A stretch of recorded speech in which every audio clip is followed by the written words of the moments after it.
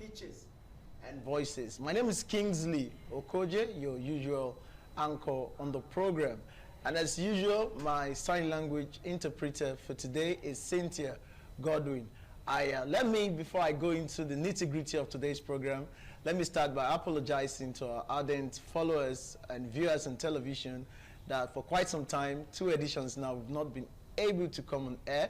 But thank God we are back now to do what we know how to do best, which is, of course, talking about disability, creating awareness on issues concerning persons with disability, not just in Edo State, but in Nigeria at large. And today would not be different as we focus our attention to NAVID. NAVID, of course, is the sponsor of this program, Hitches and Voices. And NAVID is Network for the Advancement of People with Visible Disability, a non-governmental organization based here in Benin City, Nigeria, that is advancing the rights of persons with disability. NAVID has embarked on a very noble project, and our guest for today, who's to talk about this, is indeed a noble man. He's the program officer for NAVID, and he'll be taking us through what NAVID is trying to do to support the Edo State Disability Commission. I'm talking about Mr. Isaac Noble. Welcome to Hitches and Voices. Thank you, Kingsley. I'm grateful. All right. Like it is with NAVID, one of our core mandates, like I said in my introduction, is to advance the rights of persons with disability. And for quite some time, NAVID participated in several activities, calling on the Edo State government to do the needful by passing a law for persons with disability. That was done, and NAVID was not satisfied. Together with other sister organizations, we pushed for the Edo State government to set up a commission for persons with disability that would drive the implementation of the law. And kudos to the current governor of Edo State, Senator Monday Okpebholo. He set up the commission to implement the provisions of the law. But the commission is in place now, but I'm sure NAVID is still not satisfied. NAVID has started a project to support the Edo State Disability Commission. And I want my guest in the studio today, Mr. Noble NAVID, who is the program officer for NAVID, to take us through this project. All right, thank you so much, Kingsley. I want to especially greet our viewers at home. Compliments of the season to everyone. Yes, NAVID currently is implementing the project, capacity building for justice providers in handling vulnerable groups project. It's a project that is with the support of the Rule of Law and Anti-Corruption Program, ROLAC, implemented by International ID, and supported or funded by the European Union. It's a very short project, just about 2 months, but one of the aim that we have for this project or goal is to achieve the strengthening of justice sector providers, particularly mechanisms, justice mechanisms in the state to be more inclusive and provide more accessibility for persons with disabilities in accessing justice in Edo State. But particularly at the tail end, when we did that proposal, the commission was not yet on board. So as soon as the commission came on board, we saw a need to retwork the proposal, and thankfully, ROLAC gave us that open door to rework it. And one of the things we want to achieve, which is very critical for us right now, is the strengthening of the newly established Edo State Commission for Persons with Disabilities. So part of the things we're going to be doing in this project within these next 2 months is to strengthen, we call it institutional strengthening. Yes, institutional strengthening of this commission, of the members, and of course the officials, and to ensure that this commission is able to receive the needed support to carry out its function as a commission that is representing persons with disabilities in the Edo State government. And I would want to say that so far we've been able to achieve some level of results already, though the project just began December 1st. But so far, one of the key provisions that we saw in the law, the Edo State Disability Rights Law of 2022, is that the commission is to function with the support of what we call ex-officials. That is, each of the relevant MDAs or necessary MDAs that's to work with the commission are supposed to designate a senior staff member to serve as an ex-official in the board of the commission. And so when this project came on board, we needed to do a training or a workshop where these ex-officials will be on ground. And so what we did was that we began to mobilize. We wrote to the HOS, and then right now we have these ex-officials are currently mobilized to the commission. That is a plus for us because before now, that was not there. All right, so but through this project, we're able to mobilize, and this commission right now has expanded its board to include these ex-official members. And just last week here, we had the first 2 days workshop training to train the commission and, of course, these ex-official members on what is required of them to function and to push the commission as a regulatory body to truly achieve its objectives for which it was set up for. You just said something that's very striking. You mentioned the objective of the commission. How significant is this training? How would this training help members of the commission to effectively achieve the implementation of their mandate? Thank you. You see, the commission, like I stated, is a newly set up commission, so they are still at the very base level, all right? And giving them the needed support right now is all that is required, okay, to function effectively. Yes, the government has done their part by establishing a commission, but if you notice, during the just concluded International Day for Persons with Disabilities, on the 5th, we organized, in collaboration with the Commission and JONAPID, NAVID organized the 14th Rights Above Charity Lecture. And the theme for this, for the lecture was from establishment to effectiveness, making inclusion the heartbeat of governance in Edo State. So that signifies that we know that government has played its role by establishing the commission. Right now, what we are looking at is to see how this commission can be effective. So the training we did last week was a 2 days workshop to train. We got the consultant to train the commission and, of course, the ex-official members on the statutory role as a commission. And one of the outcome or output from this 2 days workshop is the development of the operational manual for the commission. You know, for example, these are baby steps we are taking, especially as a commission, the commission level. So we are helping them take that step, like we're like providing a guide, all right? So one of the outputs is that we've been able to achieve the operational manual, which is being fine-tuned currently as we speak. All right, and also I want to also let you know that just the previous week before the December 5th, December 3rd program, we were able to even achieve the simplification of the Edo Disability Rights Law of 2022. It's still under this output from this same very project, where the law is being simplified so that the common man can access the provisions of that law without needing a learned colleague to decipher the content of the law. Yes. So that is part of the things we are trying to achieve. And one of the things you will see that at the end of this 2 days capacity training that we did, there was increase in knowledge, all right, on the part of the commission on their statutory role,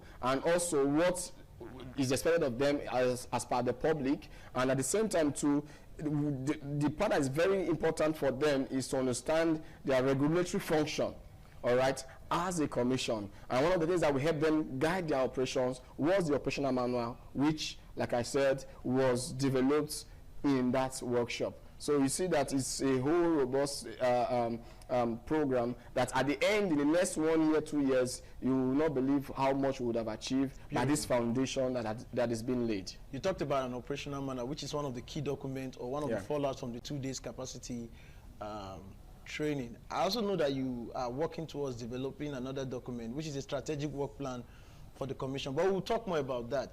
We'll go on a quick break now. Don't forget the program is Hitches and Voices, coming to you courtesy of Network for the Advancement of People with Visible Disability, NAVID, a non-governmental organization here in Nigeria. We'll go on a quick break now. We'll come back. We'll continue our conversation with our guest, Noble NAVID, a program officer with NAVID. We'll be back.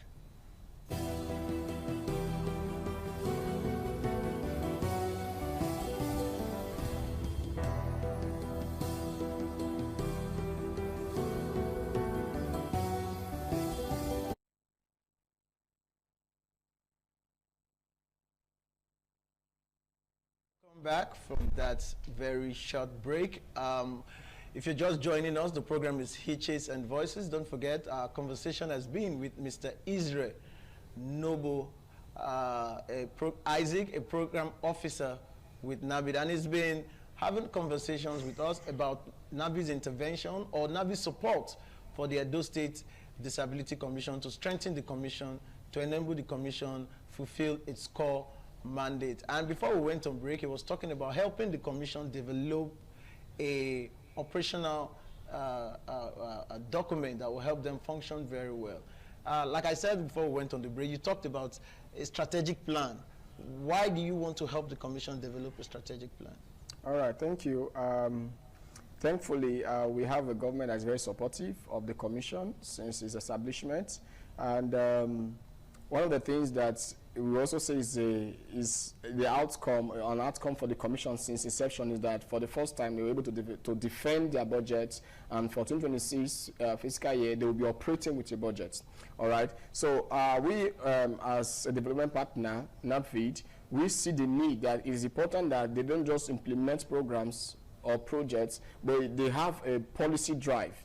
All right, so that's why we, with support from the ROLAC program, we are able to, that will be in January 2026, we'll be having a 3-day strategic planning workshop with the commission members and of course the ex officials who have just been inaugurated into the commission to develop a 3-year strategic plan and a work plan for 2026 based on the budgets that have been submitted already to the states for the commission, so that it will be like strategic plans are like roadmaps. They show you direction. They direct you on projects and programs that you do. Is a policy direction. All right. So the strategic plan we are looking at is that it's going to be for 2026 through to 2028, which of course also in addition, like a cherry on the cake, will also be including the 1-year work plan, which is for 2026 for the commission. So that at a glance,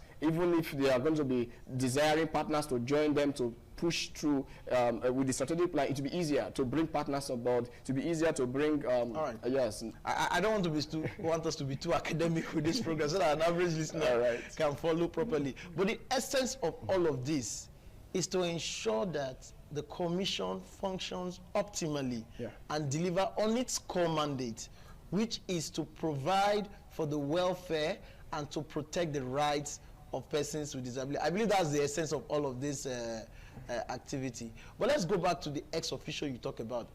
I believe these are members of various MDAs who will be working with the commission to achieve its mandate. And I like the fact that you are carrying various members of each ministry along. But I just want you to speak to the specific. Why is it important for these ex-officials to be part of the commission, to understand what the commission is doing so that they can implement it at their various ministry? How important is this? All right, you just answered it. I want you to expand on it. You just answered it because their involvement play a great role. One, at the beginning stage, when you are part of those laying the foundation, you're able to contribute meaningfully to the raising of the edifice. All right. So in this case, the ex-official coming on board right now at this ground level is very critical. They understand where the commission is and where the commission is going. And so, as representatives of these various ministries are on board, for example, Ministry of Justice, one of their rep was available throughout the 2 days workshop. When he goes back to the Ministry of Justice, his role, his responsibility is to ensure that all the programs the Ministry of Justice will be carrying out henceforth should be inclusive. It should have a disability component, because disability is a cross-sectoral or multi-sectoral issue. All right, and therefore, talking about access to justice, for example, talking about accessing the maybe family courts or whatsoever, he understands the concept, because the truth is that you can't advocate for what you don't understand. So if they are on board, they understand the concept, they understand the idea from which persons with abilities are speaking from. And so when they are at the implementation or policy level in their various ministry, they can make meaningful contributions. Okay, I'm representing this group in this capacity, and I can speak for them in this level? Can we make this program more inclusive? And how do we do it? You will now see them bringing ideas. Okay, we can do it this way because they already have ideas. They've been trained on how inclusive programs should look like. Oh, beautiful. So, for example, maybe someone, an ex-official in the commission who is a staff of the Ministry of Information, for example, if there's a policy to carry out a campaign or an awareness creation, he's going to speak for the disability community to say, look, we must make this campaign more inclusive. Thank you. Because sometimes we see campaigns on television, on radio, and they are not inclusive enough. They don't carry the deaf community along. You do jingles, there are no sign language interpreters to help the deaf community understand what you're talking about. If there's an epidemic now, how is the deaf community going to be aware? So such ex-official will help break down, unbundle these policies, and ensure that they are more inclusive, they are more disability friendly. That's a good one. Let's look at the, you say it's a 2 months program. Yes. So at the end of these 2 months, what does NABID hope to achieve with this project? Thank you. I will just run through the line of project activities that we have planned out, so that when I speak to the results, it will be clearer, especially to our audience out there. One of the things we want to achieve primarily is to increase access to justice. Oh, beautiful. Yes. For example, strengthening the commission is in a way improving access to justice because persons with disabilities will have better representation, both at the government level and also at the monitoring level, where you talk about regulatory, functions. All right. Also, we want to see that the current law, Disability Rights Law 2022 of Edo State, is simplified. Like I mentioned, we are simplifying that law. We've done the validation session just earlier this month, the 3rd or 2nd, I think 2nd of December. And part of that, what we did was to validate the simplified version of the disability law. And after we are done with the, final editing, we'll be producing even braille versions and other large print versions so that it will be available for, the various clusters to access. That's one of the things we want to members achieve. Of the public in yes, general. of course. Even the digital copy will also be made available for anyone to access it in a simplified language. All right. And secondly, we are looking at conducting a research. All right, on inclusivity of the Edo State Civil Service. All right, because we believe that the current state of the Edo State Civil Service on inclusion, all right, is not, there's no data backing. Though we know that the government have tried, the government have tried by employing, persons with disabilities. Just recently, after the 14 at Above charity lecture, you could see that the governor gave direct appointments to one Barrister Kanyes Idahosa into the Ministry of Justice. That is applaudable, all right? And we through this project want to strengthen inclusion in the Edo State Civil Service. And one of the ways we want to do this is through data research, where we can say, okay, this is where we are.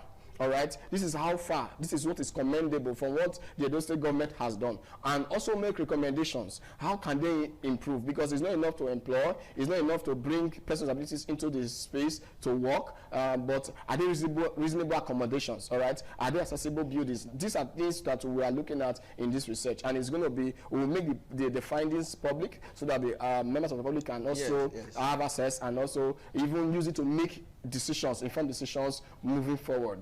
Then thirdly, we are looking at also this strengthening of the commission. We've talked about it already, the professional manual, and of course the strategic plan for 3 years that will cover the commission's operation, and that will strengthen their operations as a commission. Then also we are looking at a case where we're also going to be creating awareness. For example, this program we're having now is an awareness creation program. Of course. So we are creating awareness not just on the project itself, but also on disability issues, how front burner issues are perceived, all right, by the general public, and how they can better position themselves, in responding. You need to respond right when it comes to disability issues, all right, because that's why we are creating that awareness to ensure that there is deeper understanding. So part of the result we want to see at the end of this project is that there is increase in our awareness, one on disability law, and of course on disability related issues when it comes to access to justice. And also, let me also skip this also. One of the critical components we're also seeing here is that there's an intersection of disability and sexual and gender-based violence. Yes, there's an intersection, because most of the times, most of these vulnerable persons are persons with disabilities, but they don't speak because they don't have a channel through which they can speak. So part of this we're going to be doing this project also is that in next year, January, we're going to be training SAC workers. All right, it's part of this project. We're going to be training SAC workers in Edo State on inclusive practices in handling sexual and gender-based related issues. Yes. We're going to be doing that, and part of the result we want to see is that we'll have more inclusive practices. For example, earlier this year we did a research. When we were doing some of our findings, we find that at the state level in the SAC center, they don't have a database disaggregated by disability. So they agreed to us. To take count of persons who have been violated. So they agreed to us that persons with disabilities have been violated. They've come to report, but in their database they don't have that, because in their case form,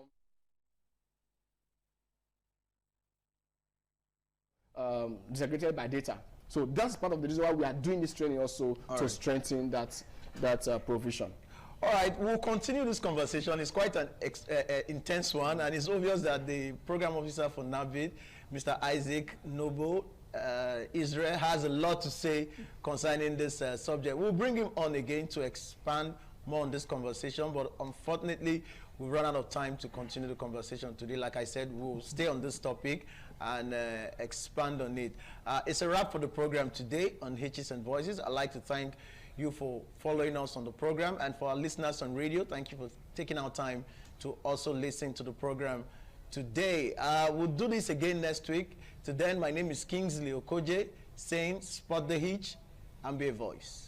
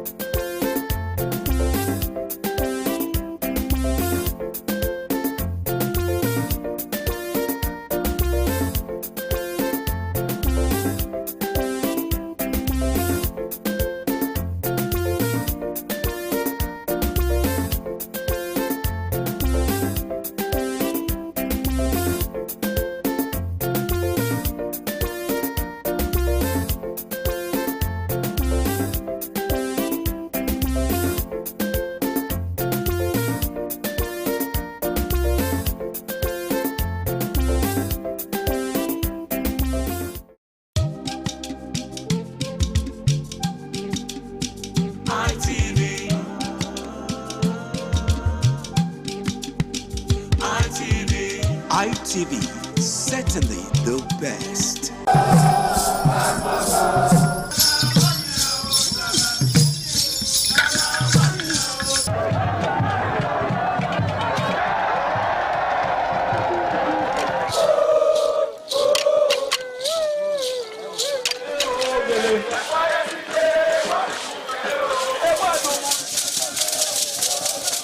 The land of Onwa is inhabited by the people with common ancestry, language, religion, economic and socio-political ties. However, irrespective of their subtitle differences in language and culture, they share common traditions. The people are known for their hospitality. Onwa traced their origin to Benin Kingdom. As a result, for a man to find a comfortable place for living.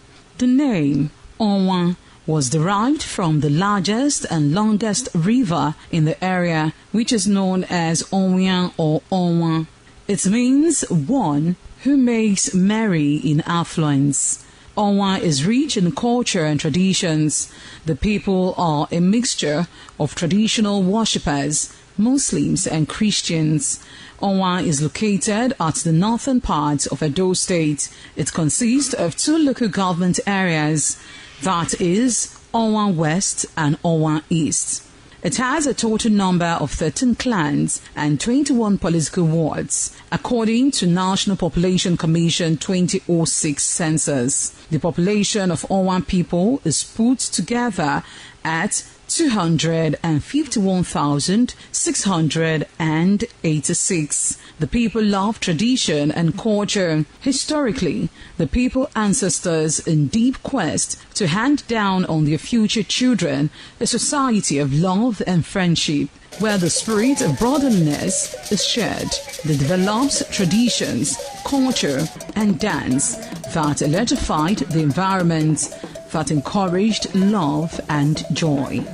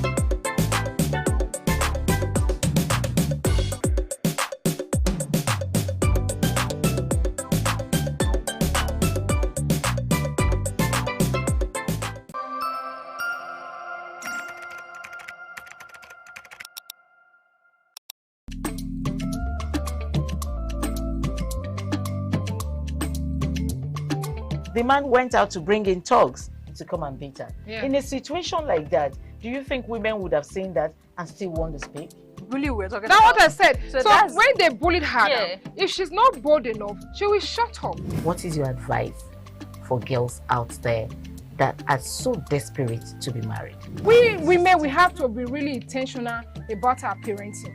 If you know a child is being abused, or you see signs, a bruise or a child, it has to be investigated. People barely even breathe when they are going for a shrebi and something. Party. You have to be They can't smart. sit If down. you see where they are dressing them up and dragging on both sides, you cannot you cannot breathe. That's what And matters. these women would stay in those events for hours just to keep up with that beauty trend. Is that healthy?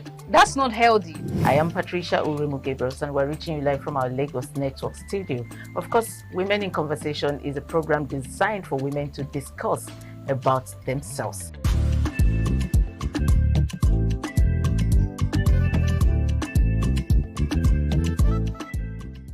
Merry Christmas and a prosperous New Year from Independent Television and Radio.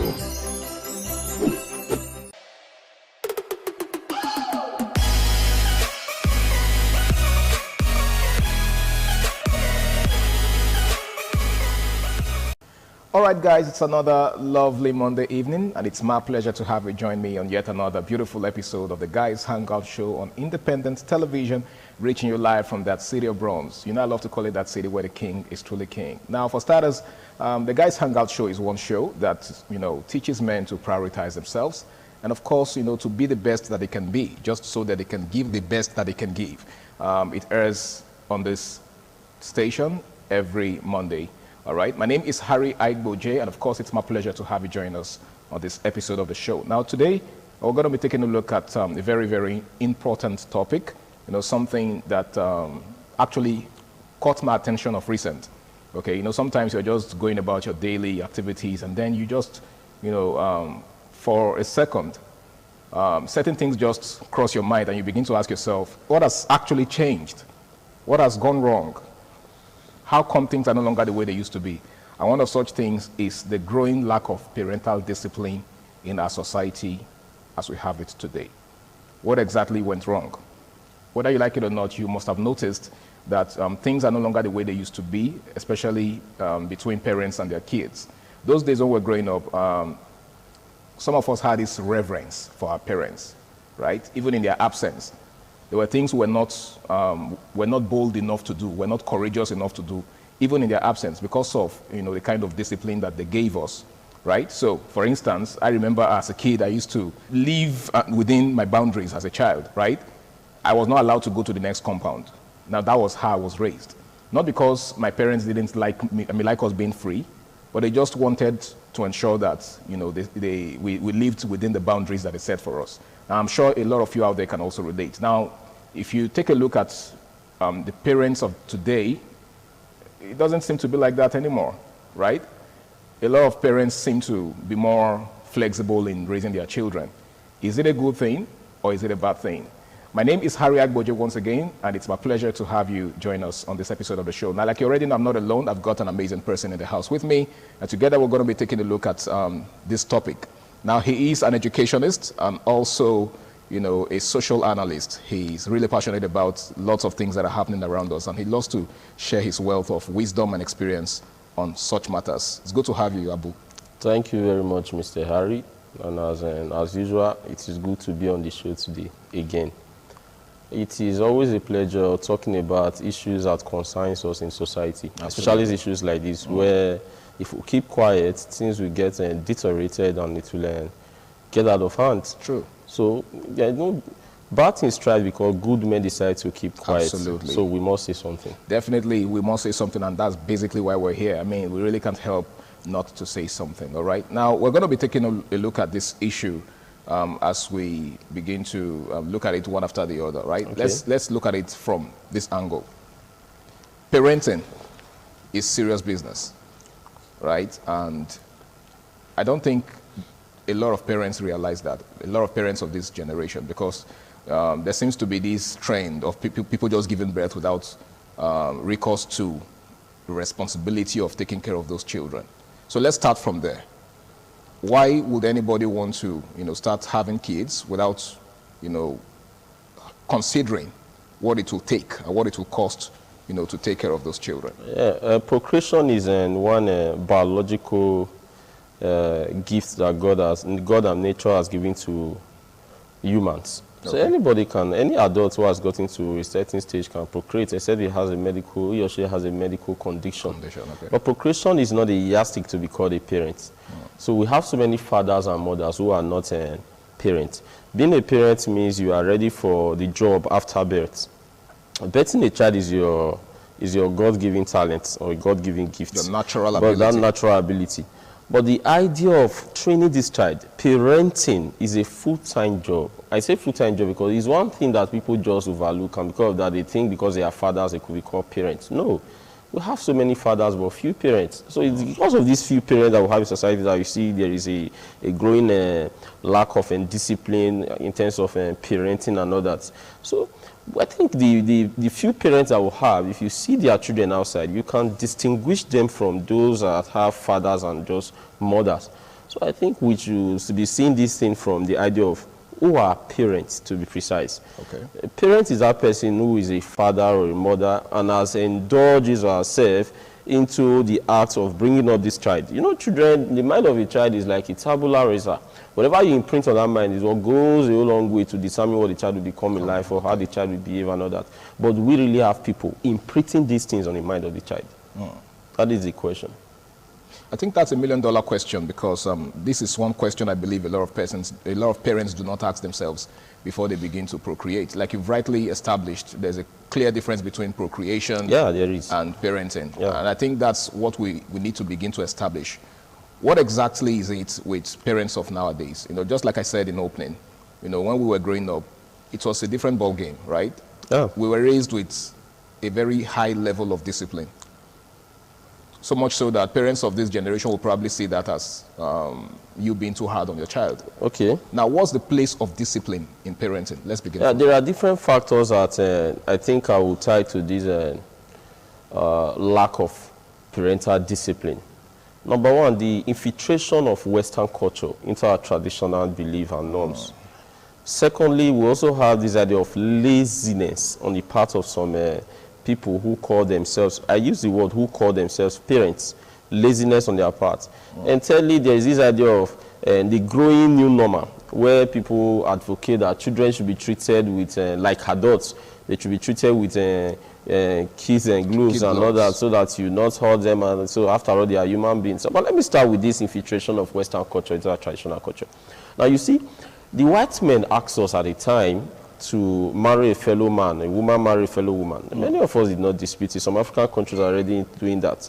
They also asked us to wear the suit, the sleeve, the waistcoat, the tie, and all that, despite our hot weather. Many of us did not also dispute that fact. And we are doing it. But very recently, they are also asking us to treat a child as an adult.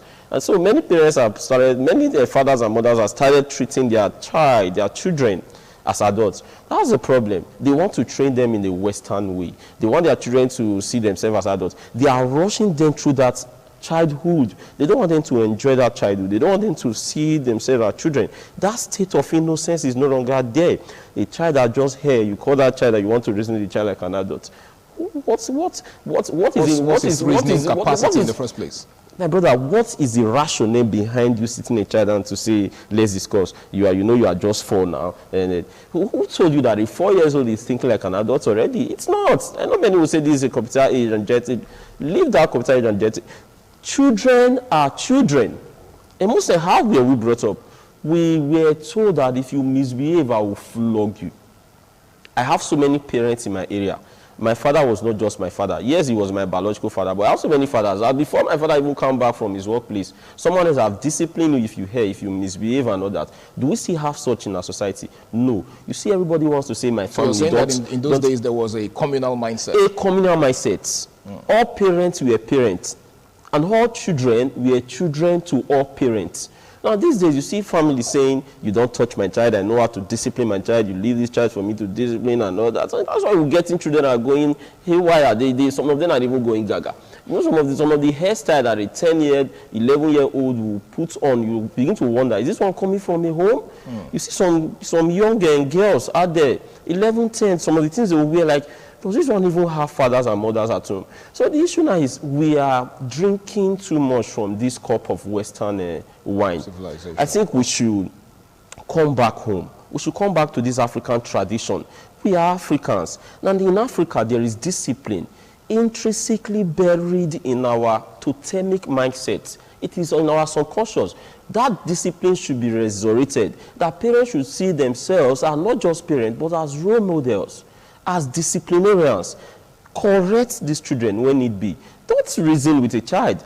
It gets to a certain stage, you reason with him, not at this stage. It is some of those things that you imprint on him when he was still a child that will model him into a very good adult. A good child definitely will become a good adult. Absolutely. Now, when you lead them, you think they can think of themselves. What you fail to tell them, their friends out there will tell them.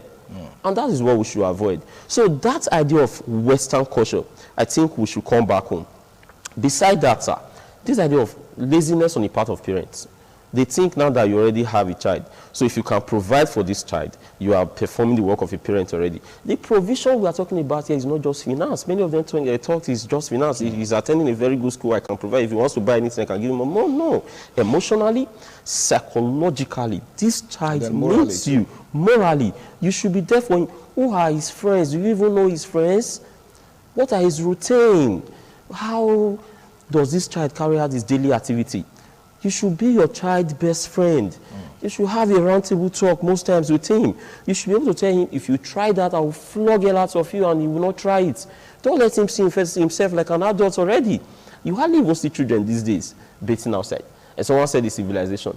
I think they know too much. Okay. Their parents make them know too much. So why they've gone past the phase of innocence. You see that state of innocence? It has been killed.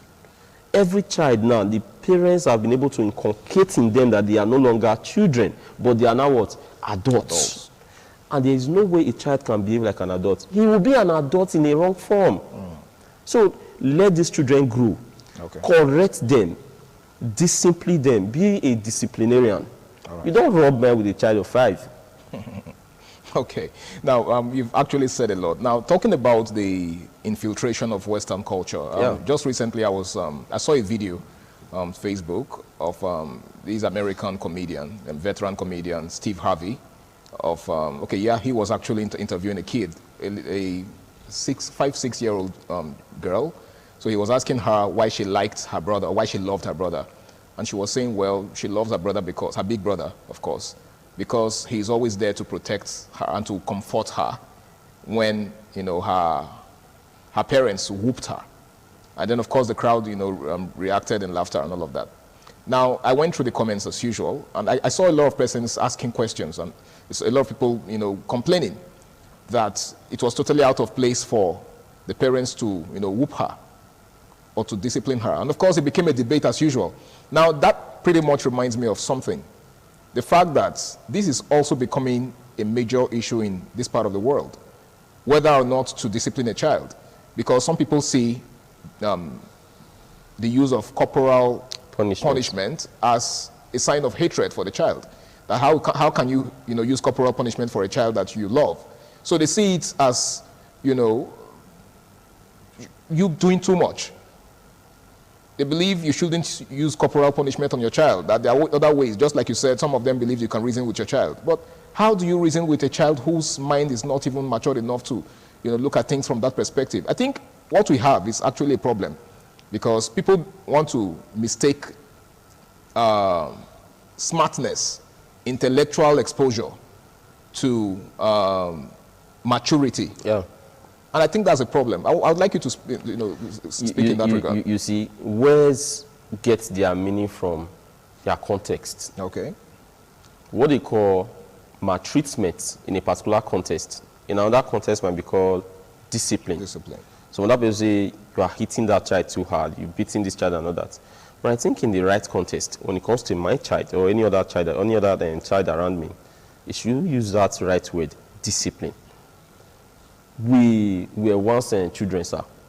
They did not kill us. Of course not. We are what we are today because of how our parents decided to straighten our life. At least our parents are not beasts. They know what they are doing. You don't expect a mother who gave birth to a child to kill that child with her own ends, except she's maniacally derailed and all that. Yeah.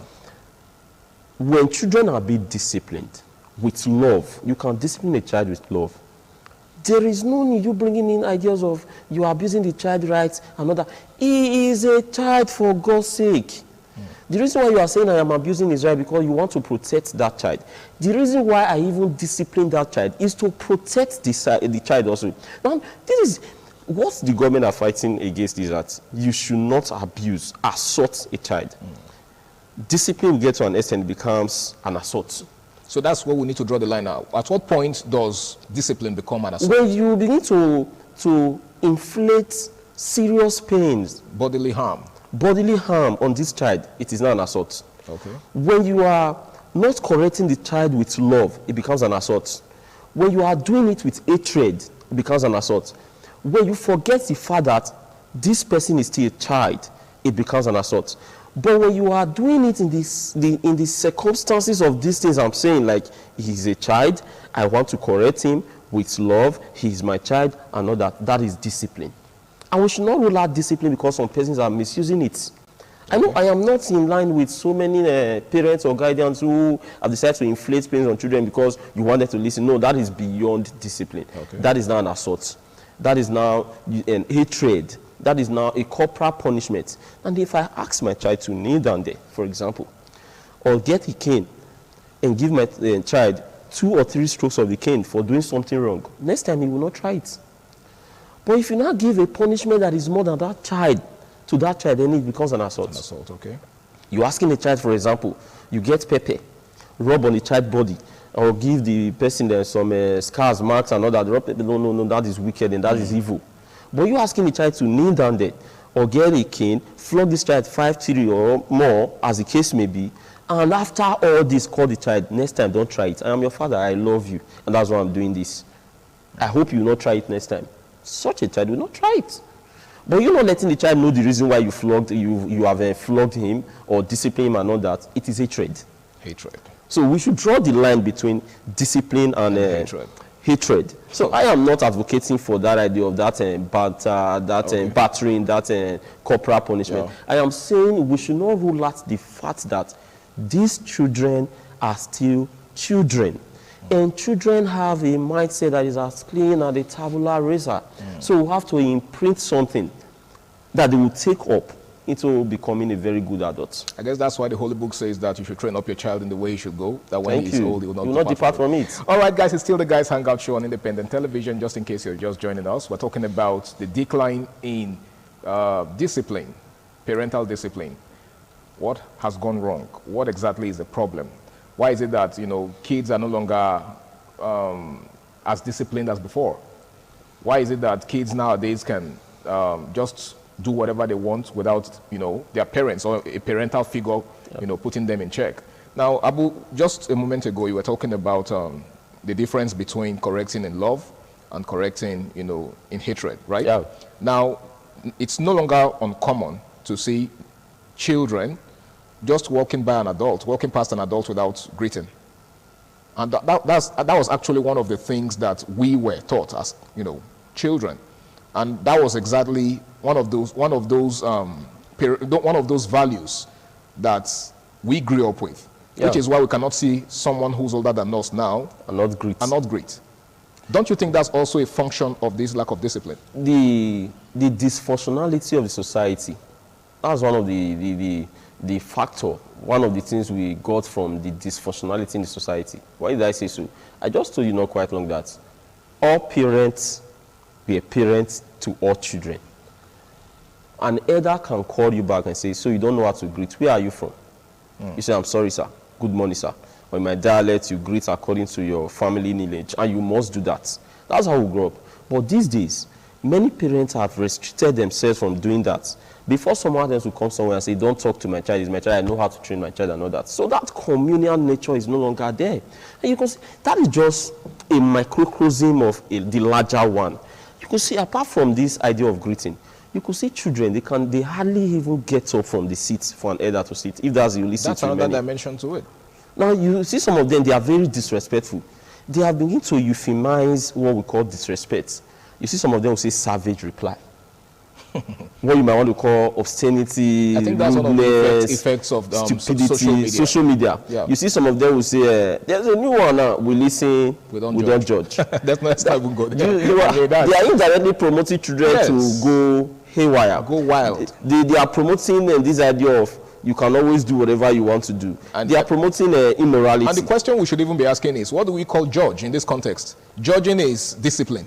Discipline we're talking about. It is a discipline they want to eradicate. When a child does something wrong, you're supposed to discipline that child. So but to children of this generation, you listen, you don't judge. I mean, you say you listen, you don't judge.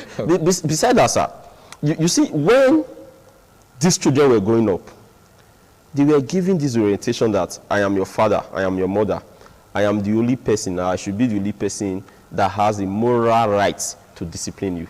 And that's bad. Let these children know that all parents in this vicinity are your parents. Even adults. even adults. Not They necessarily have the right parents. to discipline you in my absence. When I was growing up, something happened. I went home to tell my father that a teacher has flogged me in school. He said, okay, the next morning we'll go. He followed me to school. And when we got there, he took the cane himself and flogged me again right in front of the teacher. These were adults in unity. Adults having a meeting over me that I don't even know about. Their primary aim then was, this child must not go wayward.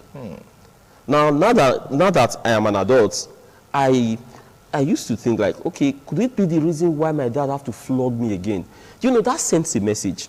The message was, you are safe in his hands and don't misbehave because I'm your father. I will flog you again. But these days, we've seen parents that will follow their children to school and start constituting nuisance. Some of them will not even ask. You'll be telling your child right from the home that your teacher will die today. You are giving that child an impression that he or she can disrespect an elder and get away with it. I'm your mother, I will always fight for you. You are creating a small problem that will blossom into a bigger one in society tomorrow. A child you couldn't discipline today will end up in prison. And they'll start crying. Discipline your child. Teach these children societal value. The values, one of the values I will hold tenaciously to in Africa is respect. They should be respectful. Leave this idea of we are in a civilized world, this is a computer age. And in America, you don't touch a child like that, they'll call the police on trust Nigeria police. Okay. They'll be very quick to tell you, no, it's not like that. You must respect your parents and all that. So that is one of the factors. Okay. Though there are other factors. There are factors that we have this single motherhood and fatherhood. Yeah. It's also a contributing factor. Broken homes. A broken home. Now, if a child is coming from a broken home, that parental care, love will not be there. Of course, it's not easy for one person to train up a child. Okay. You need a father figure, you need a mother figure, and this person is not there. Definitely, it will affect the child's psychology, and that will metamorphose into an adult that will be antisocial, okay, or that will be maladjusted in society. All right. So that is another angle.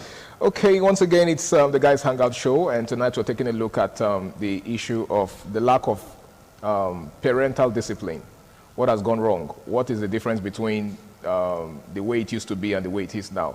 Now, Abu, in closing, I just wanted to give a word of advice to parents out there who are not living up to expectation in terms of disciplining their child. Those who think, letting their child get away with everything they do is a sign of love. What's your advice for them? In less than, They shouldn't be just a father or a mother. Okay. They should be parents.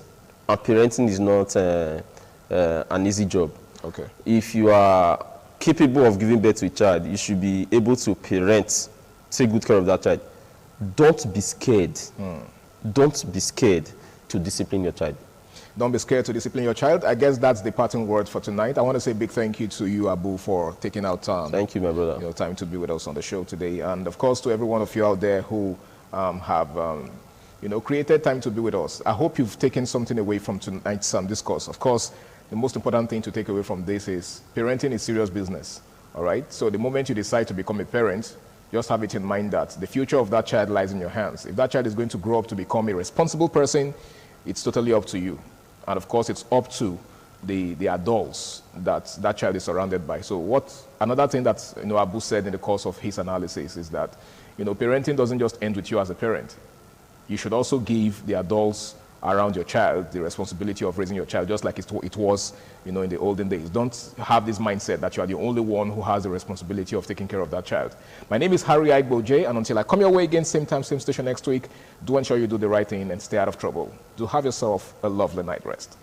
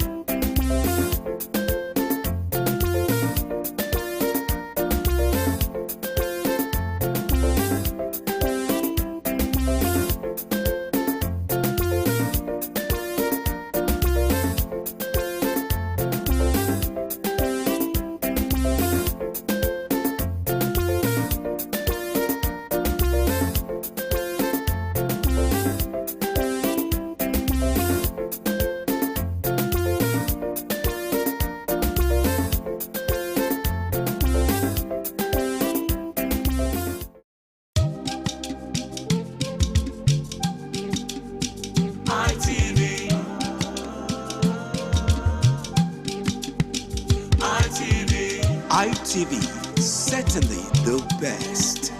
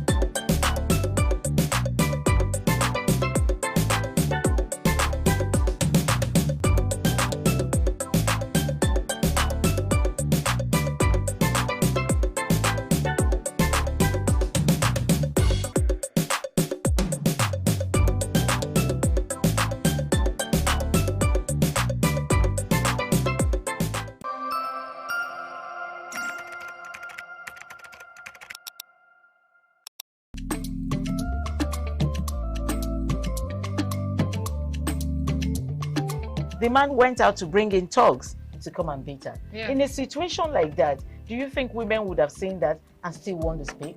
Really, we're talking That's about. what I said. So So that's- when they bullied her, Yeah. now, if she's not bold enough, she will shut up. What is your advice for girls out there that are so desperate to be married? We women, we have to be really intentional about our parenting.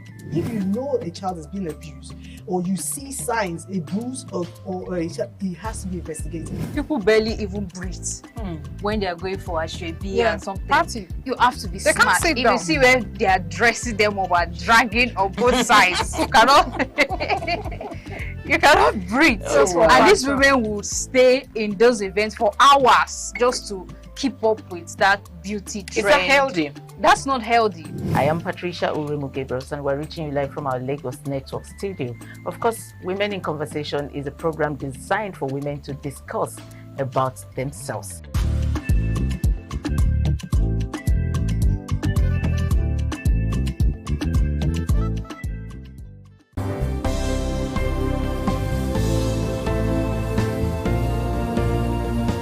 Thank you very much for joining us on the program, Healthy Living. What is the kidney? The kidney is an excretory organ in the body, which is for metabolism. Tuberculosis affects many organs in the body, but the common ones it usually affects is the lungs. Epilepsy is a neurological problem.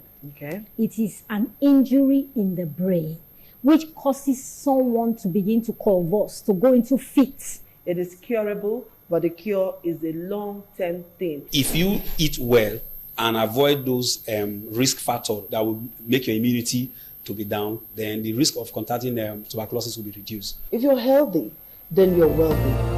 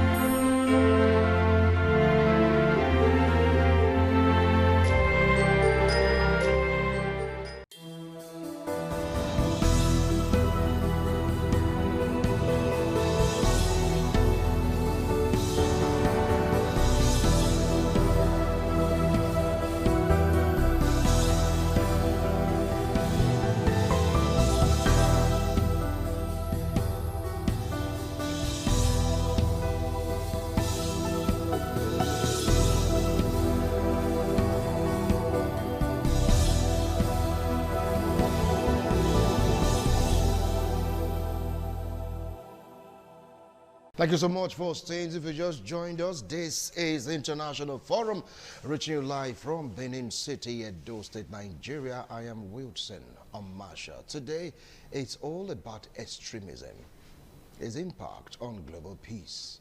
We're zooming into what transpired in Australia, where a fatherland son went berserk and opened fire on persons that are of different religion. Yes, some lost their lives, some are in the hospital. But it took someone also in that particular religion to disarm his brother in quotes, to show you that really when we talk about humanity, it cuts across creeds, tradition, religion. But still, we have extremists. With me here in the studio to talk about this, he is a clergyman, political analyst, political affairs commentator. Join me to welcome Reverend Chris Emeole. Reverend, thank you so much for joining us this afternoon.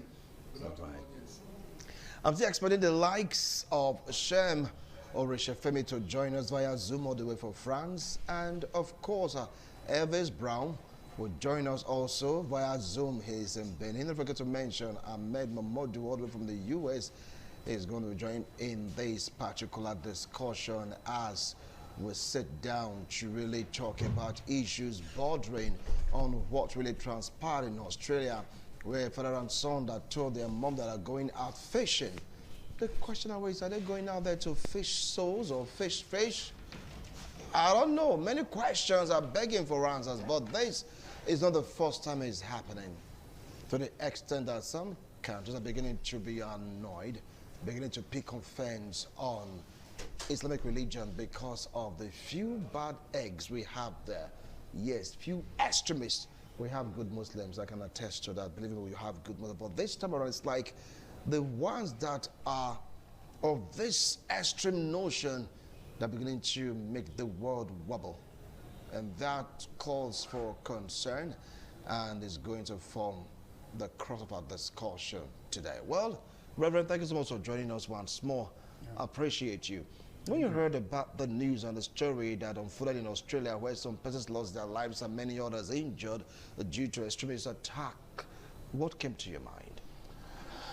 Well, what happened in Australia is condemnable. From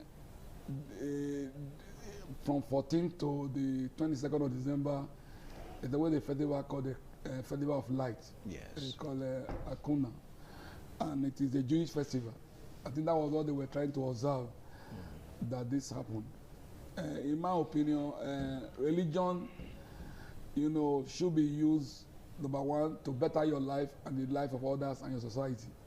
The essence of religion is to develop a relationship with God, and by that you can become useful to yourself, even to your society and to your nation. But where religion is used as a weapon of terrorism and destruction of life and properties and pain, inflicting pain on others, is highly condemnable. So you're not in support of it? I can't be in support because whatever, religion should not be used as a weapon of terrorism. Religion should be used to better lives of men. That's the essence of God.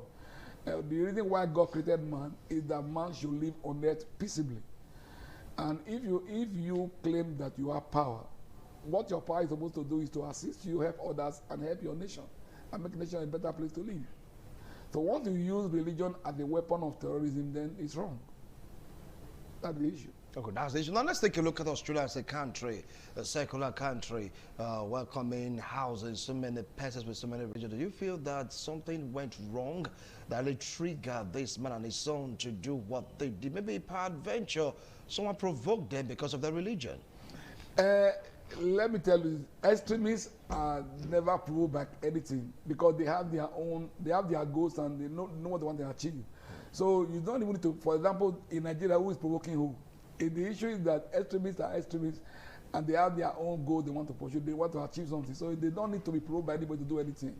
In fact, they do not even want, they are intolerant to other religions. So once they see you gather, they want to afflict you. So that is not that it's the provocation.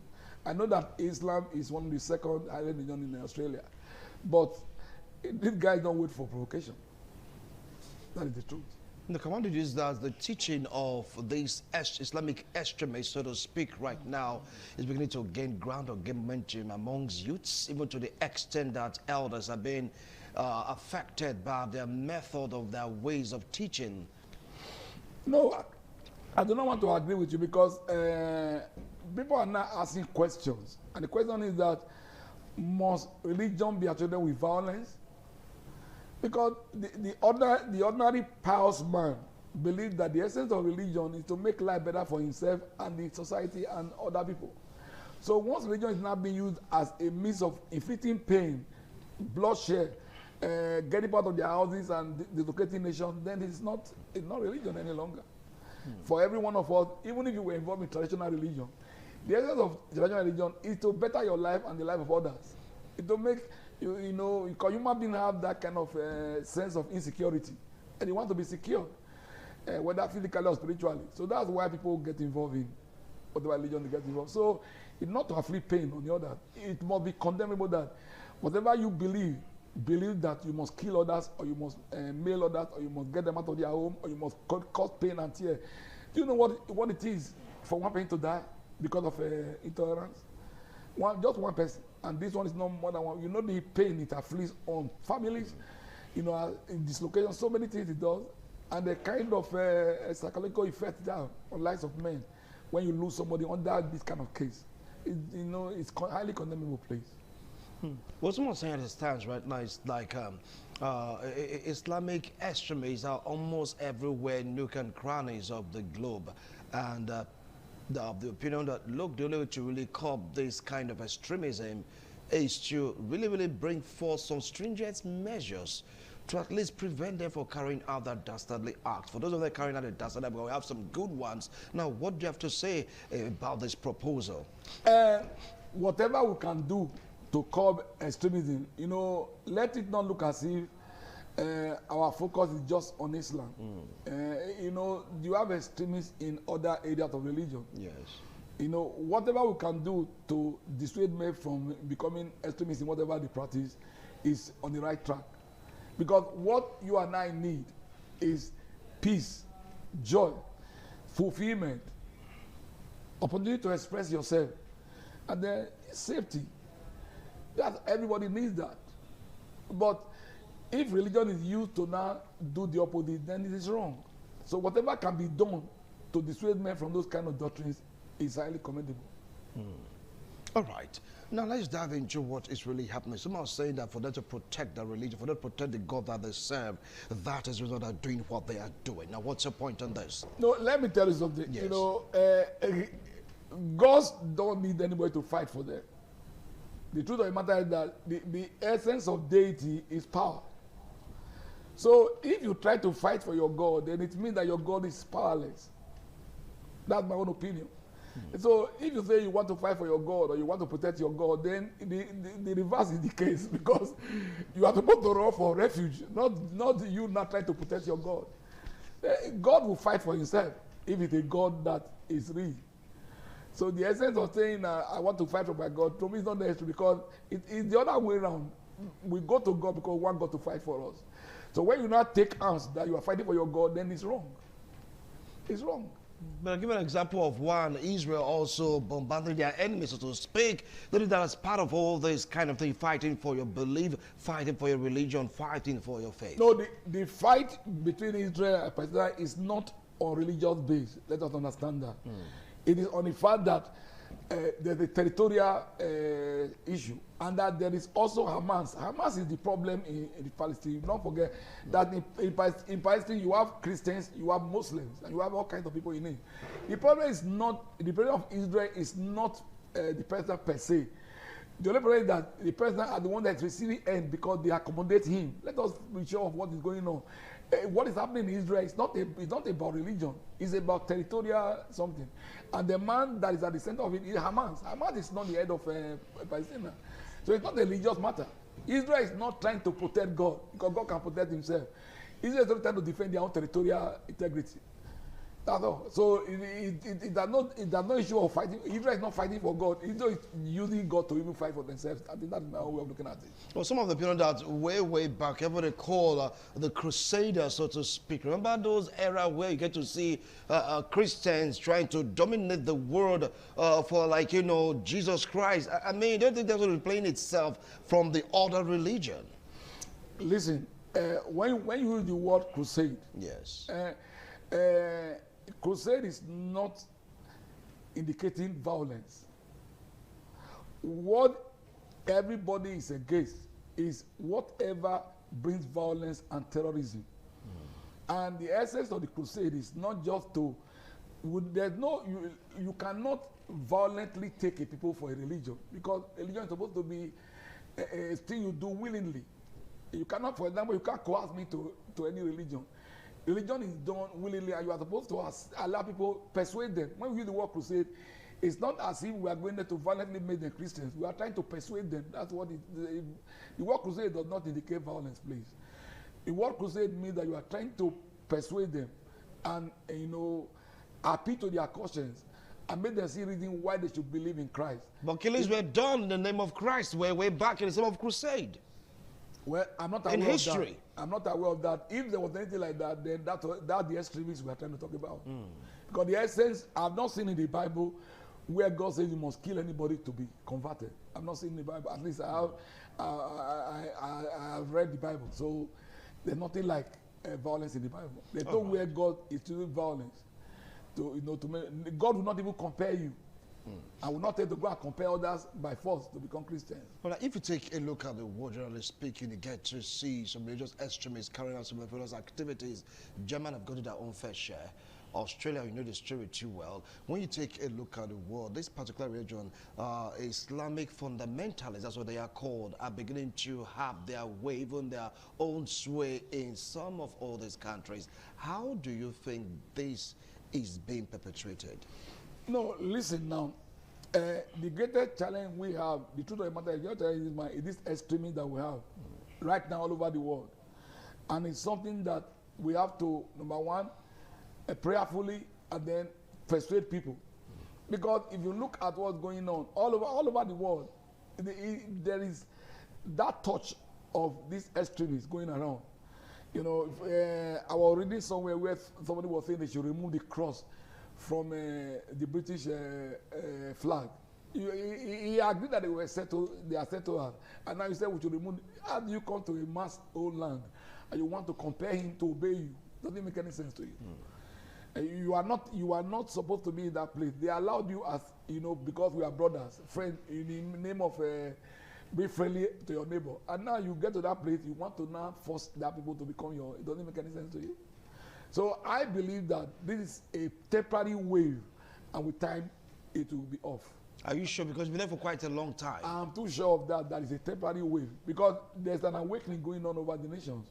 Of course, I know of an Islamic cleric that was deported that same day from one of these countries when he sees on the land. So don't think that people are not aware. I also know that in Houston, a particular land was seized from a group when they bought a large piece of land. They wanted to develop it for maybe religious reasons. But I know that property was taken over by Houston government. So there's an awakening going on. This one is a temporary wave, my friend. And people are also asking questions. Why must religion be associated with crime? That's what we're asking. And the people have the question. Because, like somebody was saying, he asked a particular religion, why is the religion associated with poverty? He himself as a part of that religion said, why must our religion be associated with poverty? Don't you look at the other religion that they are doing well. So that is the people asking to ask questions. Yes. All right. Ask the questions. All right. If you just joined us, this international forum will go on a break. When we return, we're going to expand on the frontiers of this particular discussion, taking a look at, yes, religion, extremism. How did we really get here? We have some good ones, but these extremists, they're really something to really talk about and be careful about. We'll be right back after this break. Don't go away.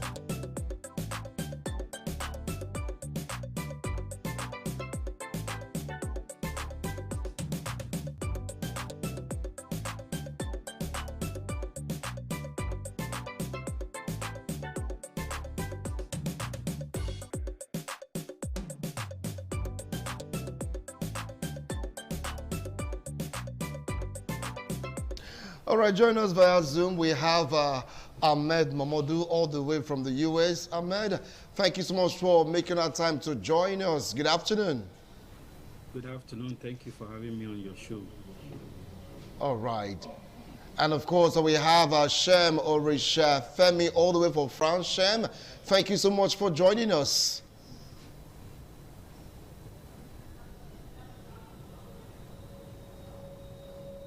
Shem, can you hear me? Yes, I can hear you. Can you hear me? I can hear you loud and clear. Thank you so much for joining us. And we also have Elvis Brown, here in Benin. He's joined virtually for the discussion. Elvis, thank you so much for making our time to join us. Thank you very much, Wilson. All right, I believe that people have been watching the discussion I've been having with Reverend Chris Emiole. Let's get to hear from Ahmed Mamadou. Now, what do you feel about extremism, its impact on global peace? Thank you again for having me on the show, Wilson. It's very condemnable what the particular instance that we are talking about is the killing of several people in Australia by two individuals who have been identified to be adherents of Islam. And one of them was killed on the spot. One of them survived and is currently being haunted or is being treated or something. I'm not actually following that. It's too distressing. But then the other issue, the highlight of some of it was that the person who attacked who was able to subdue one of the attackers was also an immigrant Muslim himself. So some of these narratives are a little bit disturbing when you take a fanatic and then ascribe a particular religion to him and then run with that. Islam in itself condemns any acts of terrorism, particularly against innocent people, and you are not supposed to be killing people randomly.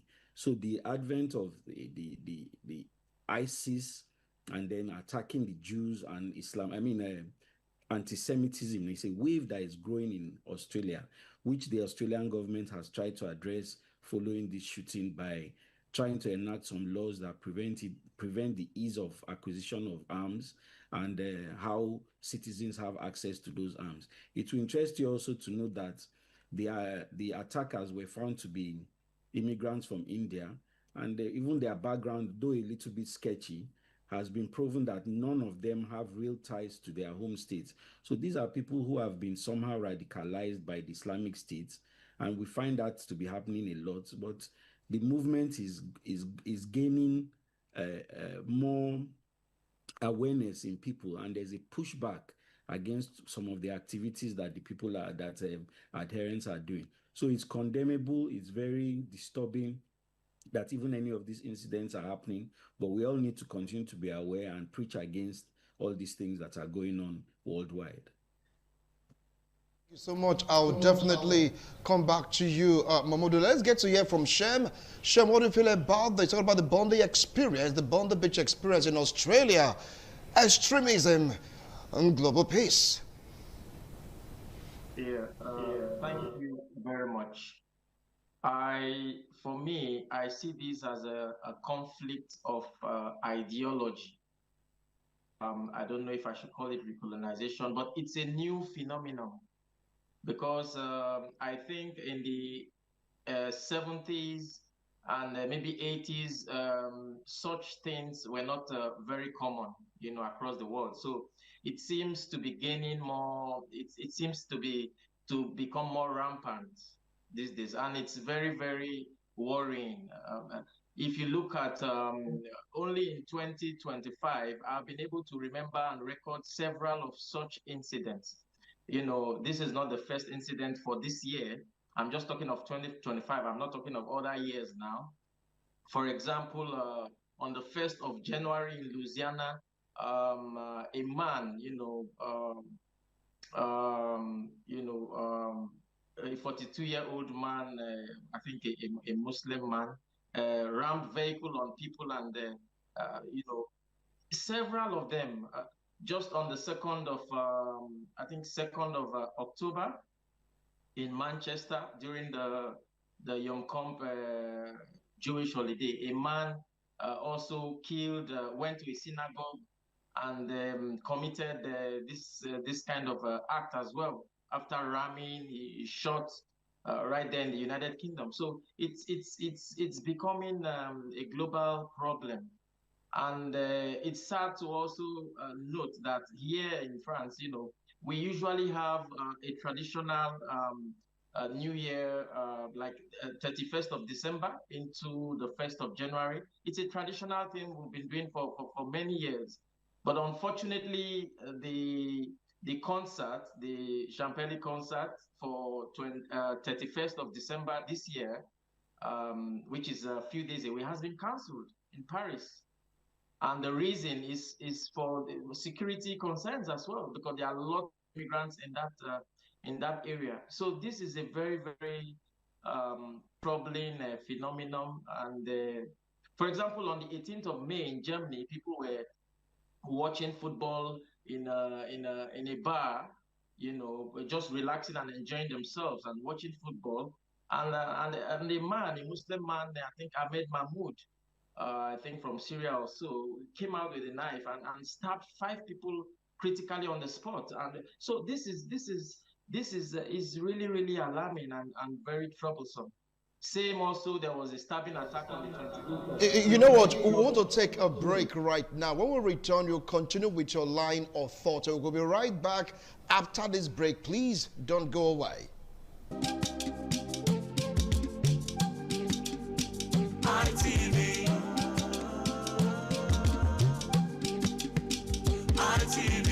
ITV, certainly the best. Thank you so much for staying tuned. You just joined us in the International Forum. Let's go through papers to get to know what the headlines are saying per time. Now, quickly, let's move back to France, where Shem is standing by to anchor the point he was giving. He talked about France cancelling the festival. It will take place New Year Day, right, 31st December. Gave examples also of some countries that have been affected one way or the other by Islamic radicalism, so to speak. So, Shem, over now to you. You have to anchor your point before we move over to Brown. Go ahead, Shem. Yes, thank you very much. So these are some of the points because sometimes when these things happen, I just memorize them, and there's also one that happened in several, but I was able to jot down the incident for 22nd of February, stabbing by 37-year-old Algerian man, in France as well, in Moulins, France, who just yelled Allah Akbar and then started stabbing. So I think it's a global challenge, and it's time for global leaders to find a solution to this new phenomenon before it consumes every one of us. Because at the moment, no one seems to be safe anywhere. These people are just enjoying. All right. I'll come back to you, Shem. I'll definitely come back to you. Now let's get to hear from Elvis Brown. Brown, I believe you've been watching, monitoring. What do you say about this? Some are saying that ISIS have been decimated, but beginning to see the remnant or impact or the teachings of ISIS, in quotes, having effect in some of these countries. What do you have to say about that notion? What we're seeing. To be honest with you, I don't believe that it is out of place to associate this act with certain religious groups, because I've not heard anyone stabbing people in Jesus' name. I've not heard anyone opening fire on people in Jesus' name. I've not heard anyone, blowing up places in the name of Jesus. So when you say that it is,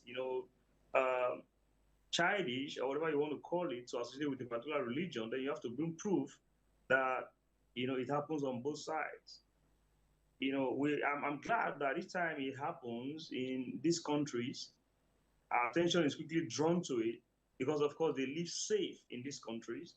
The government of these countries are working. And so if one person is killed, I understand that is one too many. One person killed is one too many. But one person is killed in these countries, You see the outcry. You see the news, the media. You see the courage. It's everywhere. But let's come back home to Nigeria. Then you understand that this extremism has been allowed to go on for political correctness. People are afraid to call it what it is. People are afraid to give it the name it actually dares, to be politically correct, not to be seen as being someone who is racist on the basis of religion. And so they are careful trying to want to be correct politically. And so you see things going on and on. In Nigeria, a community could be rounded up and over 200 people are murdered. And, you know, it's not even on the global news. Recently, a Christian girl was to be forced into a marriage with a Muslim guy in the north. And when she refused, her hand was cut off. Someone just sent me a video yesterday of 4 children of the same parents that were murdered. You know, so these things are happening on a daily basis, on a regular basis. And I thank President Trump for eventually calling it what it is, that, you know, Christian genocide and all that. But whether you like it or not, what is happening is on the basis of religious belief, religious extremism, and which I think that global leaders need to rise up to begin to do proper vetting of people based on their beliefs. A simple question that you need to ask people, you know, before they get into your country. And when they do violate the oaths or the allegiance that they do hold before they come in, you shouldn't find it difficult to send people back to where they come from. So these are issues that we actually need to critically look at. What happened in Australia, or what happened in America, what happened in any country at all when people are killed on the basis of religion is uncalled for, is unwarranted. And so I think that we need to look at it from the angle of religion. You hear people shouting Allah Akbar before they kill people, and you're saying it's not a religious thing. Somebody told you there that, you know, nobody kills in the name of Jesus Christ because, no, we can't fight for him, he fights for us. And that's something that I think is beautiful. You know, so we don't fight for our God, we don't kill for our God. We believe that he protects us, and we tender our prayers unto him. And so that is the mindset over here. Of course, are people killed? Are Christians also kill people? Yes, we've seen those cases, but, you know, very minute cases around the world where somebody will decide to take revenge on another person, another religion, because he feels that they've been killed for too long or for far too long. And so he takes that upon him, saying, here, preachers telling us that, look, you can't do this. Not to kill. It is stated clearly that thou shalt not kill. But you find some other person telling you that when you do kill, there's a crown, there's a glory, there's a reward for you. And so someone is here telling us that, you know, it's not a religious, it is a religious thing. And so we have to look at it exactly how it is. And I think that the other issue here is that I'll come back to you, Brown. I'll come back. You just hold on. I want to allow others also express their views. I'll definitely come back to you. Reverend, you've heard 3 of them, though they join us visually. Everyone is speaking from their own perspective. Now, some of the opinion that if this is to be checked, there should be a kind of a law conditioning some of these people of certain religions, so to speak, right now, to adhere to the tenets of the particular country they are going to. That might just work. Do you think it's going to work? I believe it will work. If you enter into an environment, you should know what that environment allows or what they don't allow. I know that if you enter into any country, for example, if you enter into America, you just maintain. If you don't maintain, the America will maintain you. And so that you have rules and laws put in place is good. But let us find out why it's going on. Because the extremism is due to ideological reasons, political reasons, and socioeconomic reasons. So if you look at it from this, you must not just talk about that there's extreme. Why are these people going this way? There is extremism is based on ideology. Somebody tells you that, you see, if you die, you're going to have 10 virgins, for example. You're going to get married to 10 virgins. Somebody that is not stable in his mind can be carried away by that lie. So in most of the cases, you find out that some of these things happen because of ideological indoctrination. And that is one of the reasons why it's going on. But don't also forget that some of these things are also political. You know, it is sad, but that's the truth. I found that some people just want to create a chaotic situation and have to condemn the government so that they can come in. I find it very difficult. Why will you kill somebody else because you want to come into power? Why will you stir up a crisis because you want to come to power? To me, it doesn't make any sense to me. And then you look at the socio-economic issue. There are some people who are very poor, and a little money, they can do whatever they want to do. So when the government want to tackle this, we look at the different issues. Some of them is ideological, some of them is political, and some of them is socio-economic reasons. A man who is poor does not have something to eat. If you tell him many things, if that will help him get money, he will do it. So that is the issue. All right.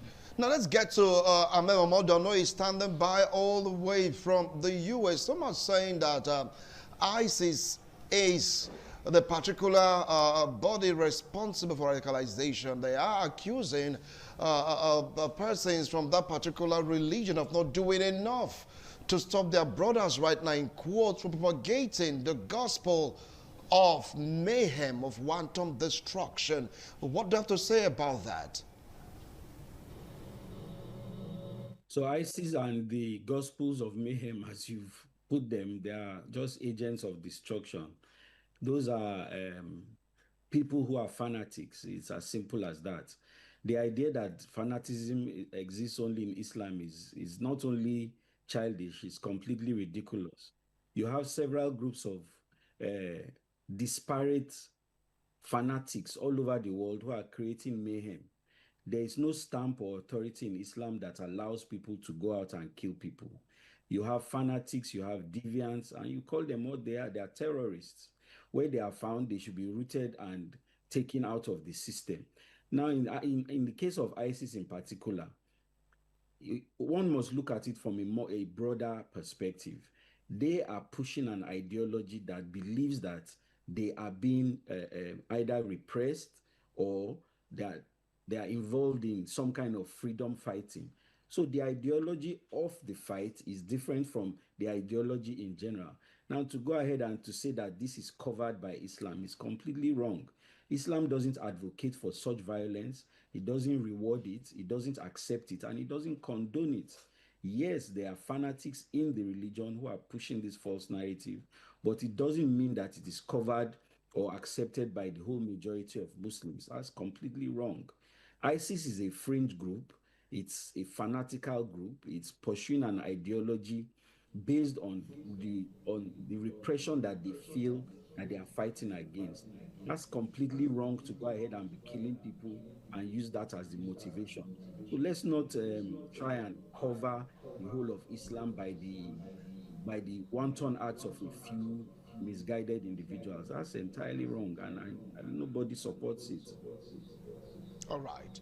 I'll come back to you, Mamadou. Well, let's get over to France, where Shem is standing by. Shem, you've heard Mamadou. He said, look, whether extremism is not only Islam. We have extremists in some other religion. So it's not good to speak right now to say, hey, fanaticism, extremism belong to that particular religion. Do you have a divergent view? Well, he may be correct, and but to some extent, because now we need to look at statistics. You know, we need to look at statistics, and we need to really be fair in whatever we are, discussing, because the statistics show more of a certain religion. And then what makes me so surprised is that these people do not perpetrate these things in the Middle East. You hardly hear of such things in Saudi Arabia. You hardly hear of such things in Qatar. You hardly hear of such people doing this in Iran or in Jordan.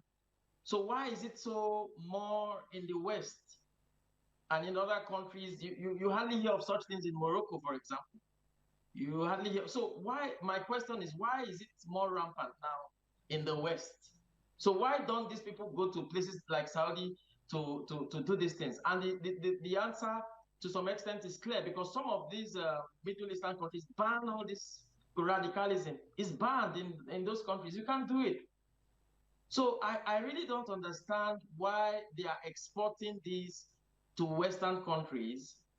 And then also, I also want to look at the area of backup. Who is backing them up? Who is sponsoring these people? Where are they getting their funds and their backup from? Because if there is no sponsor, it will not be on the rise. So these are some of the areas we need to look at. So talking about whether other religions doing this, it's like somebody once said in this program, it's very minute. We need to look at the statistics. I just mentioned about a few cases that I know of this year. They are far more than that, but the ones I was able to record, they were all from a particular religion. So this is the point now. All right, I'll come back to you, Shema. Let's get to hear from Brown. Brown, you heard him. It's like the disparity between, how would I put it now? When you talk about data analysis, from what Shem said, he said the largest chunk of, how would I put it, religion extremism, so to speak, falls on a certain religion vis-a-vis Islam. Now, Alves, now, what do you think can be done about this? Because it took another Muslim to disarm that particular terrorist killing people in Australia. Is it about religion or mindset?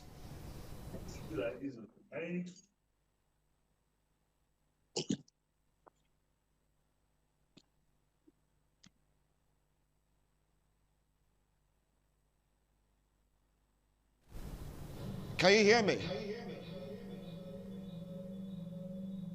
Elvis, are you there? All right, we're able to let's call up with Elvis. Definitely we'll get to it at some point. Well, I'm going to throw the question to you, Reverend.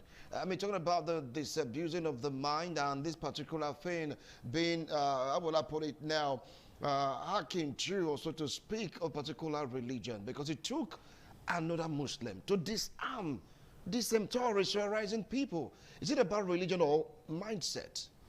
I seem to sympathize with Mr. Momo when he was trying to, explain himself about this unbelief concerning the situation. Unfortunately, most of these extremists is done under the guise of Islam. That let us be truthful. If you look at the history, what is going on, most of this is under Allah. And Allah, as we know, is a major thing in Islam. So that's the issue. So,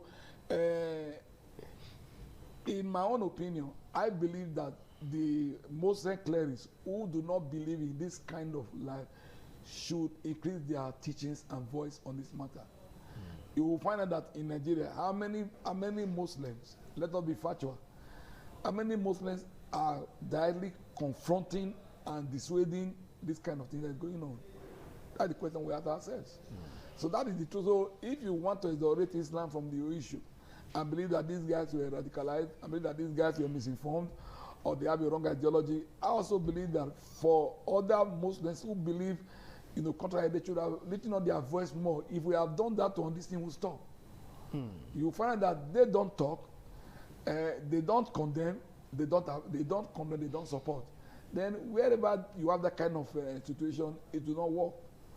It can send a signal that they cannot come in the public to say that they're an approver, but again, strictly they're not against it. That is the issue. So, if you want to isolate Islam, yes, I believe that there are some good Muslims. Yes. I believe in them. I believe in that. But what I believe will help is the fact that to exonerate the Islamic religion, one of their clerics who don't believe in this kind of thing should kick against it. That is the issue. And then on the approach by the government, like I said, there's a need for the government to deal with the issue of socio-economic factors. And that's very important. Because like I said to you, a poor man will do anything for money. And somebody that is not educated will be easily misinformed. Because you have one wife here, you can't take care of one wife. You are talking about 10 virgins when you die. It doesn't make any sense to you. If it's possible that you are going to give it 10 virgins when you die, can you maintain one wife here first? How will you maintain those ones if you get there? So, you know, you are poor here, you can't maintain one wife. They are telling you that when you kill anybody, you go and get 10 virgins. Who take care of them there if there's anything like marriage there? So sometimes you find out that between all these factors, although poverty is involved, and that's what I'm telling you, and lack of education is also involved. All right. Now let's get to Ahmed Amodu. Well, from what Reverend said, he said some Muslims don't believe in this kind of killing or extremism. They don't speak much on this particular matter. Some of them choose to shy away from it. They don't support, they do not condemn. They don't think that it's high time they started condemning this kind of killings. What do you have to say about this, Ahmed?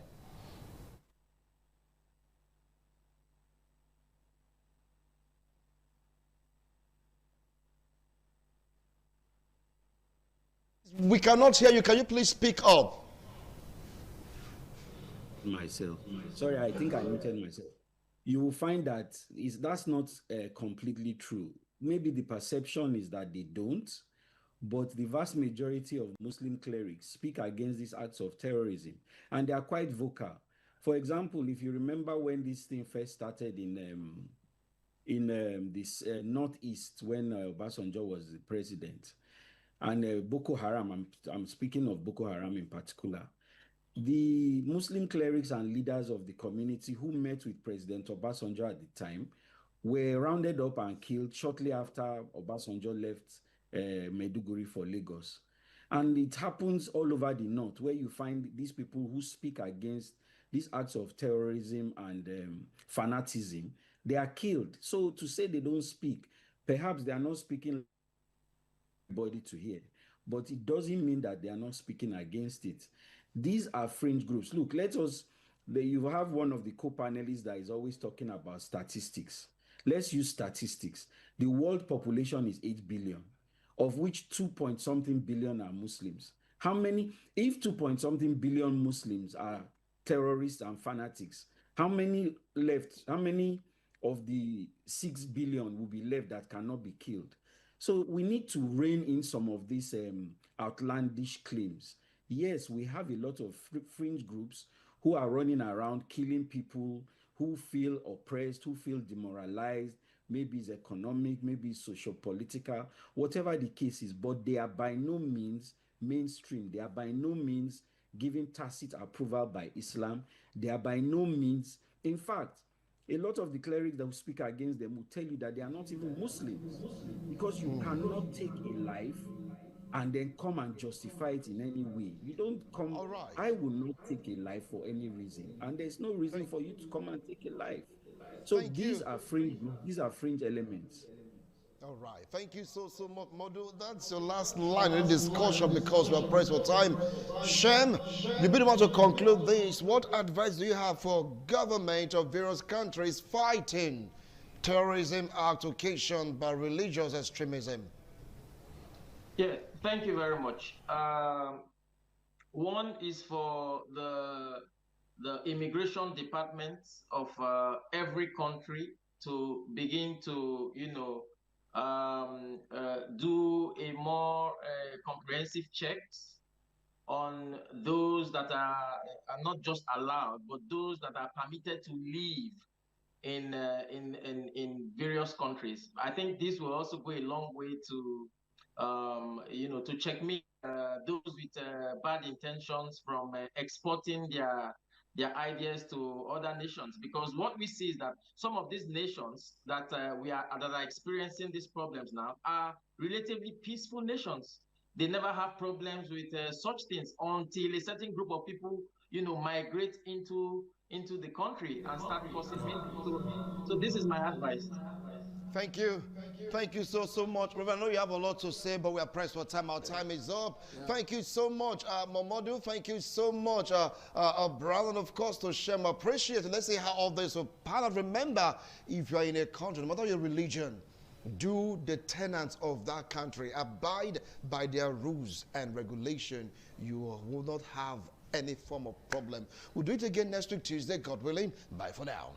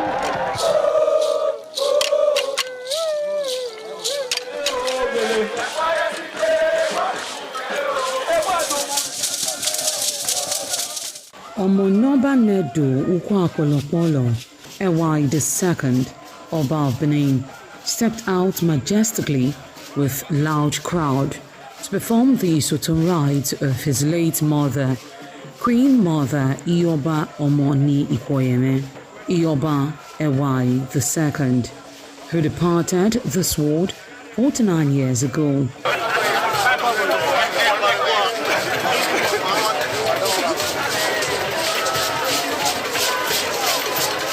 Isoton is a traditional rite of the procession in memory of the departed person's spirit in Benin Kingdom. It is usually heralded by public display of the departed person's influence during their sojourn on earth. The display of a human effigy symbolizing the departed royal matriarch was preceded by the Oba of Benin, who led the procession from his palace to the Immortal Shrine at King Square in Benin City, where he offered prayers for the repose of the soul of the Queen Mother, Ioba Ewai II.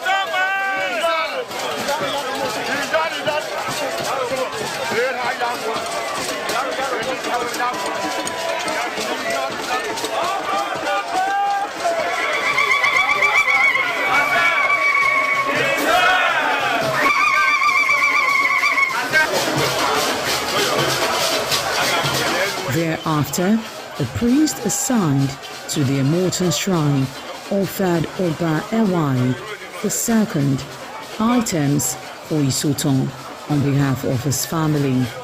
However, chalk, known as Uri, represented a mixture from royal fans after ancestral spirits were invoked to bear witness and announce his arrival.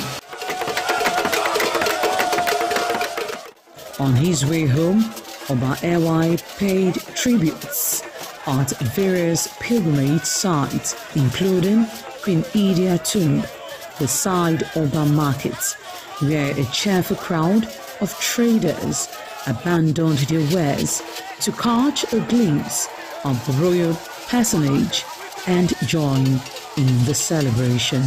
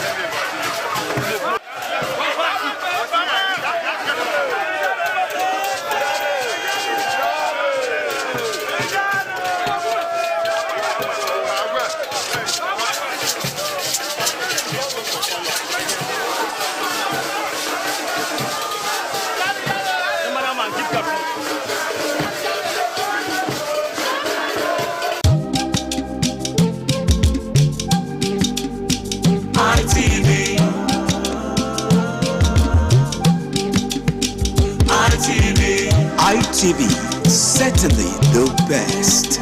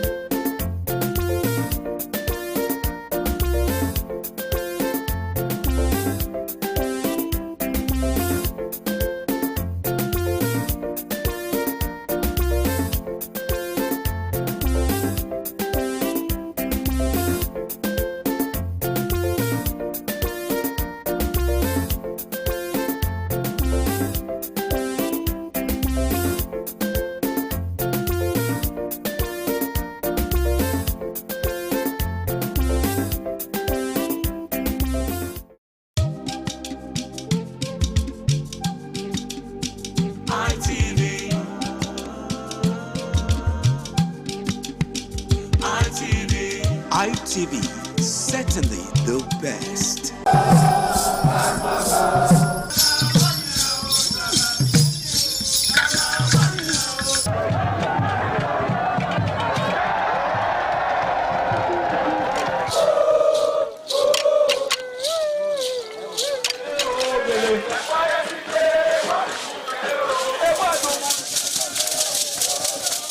The Ugewe is the final ceremony of the series of festivals. It is one of peace and lightheartedness, following the more solemn of the ritual year. Ugewe is the festival of the Ewe leaves, a symbol of good luck and joy. It is the most popular of all that heralds the dawn of a Benin New Year, new vow, newness of life and freshness of life, and a new hope for the future. In the evening, the Ewe leaves are presented to the Oba of Benin in grand style in a colorful ceremony. The Ihogbe society, amidst singing and dancing, bring the sacred leaves that symbolize good luck, blessings, peace, and prosperity. Each of the senior members of the Ihogbe proceeds to give the sacred leaves directly to the Oba of Benin, and others put theirs at his feet. If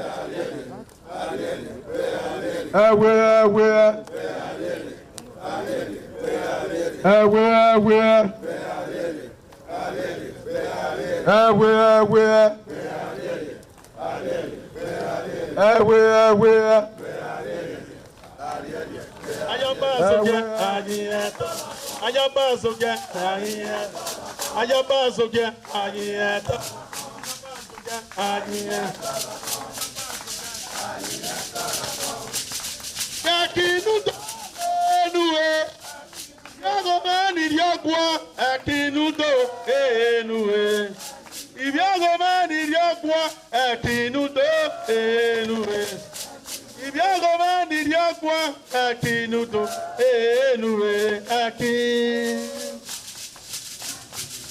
Enue. Obala Tope. Osanore. Umadogemo. Akmoye ni awode wae. Ewae noni oba. Osanore oba. Umadogemo. Akmoye ni awode wae. Ewae no bi afale o. Wapa dije. Wapa dije o. Wapa dije. Ọba Tope. Tanuki were. Baba nuki were. Abuki sirioke o. Abuki sirioke ko. Anyara na yoki. Ebi na yo ku osa yage we. Eke no ku yede to kumaka. Ọba jano.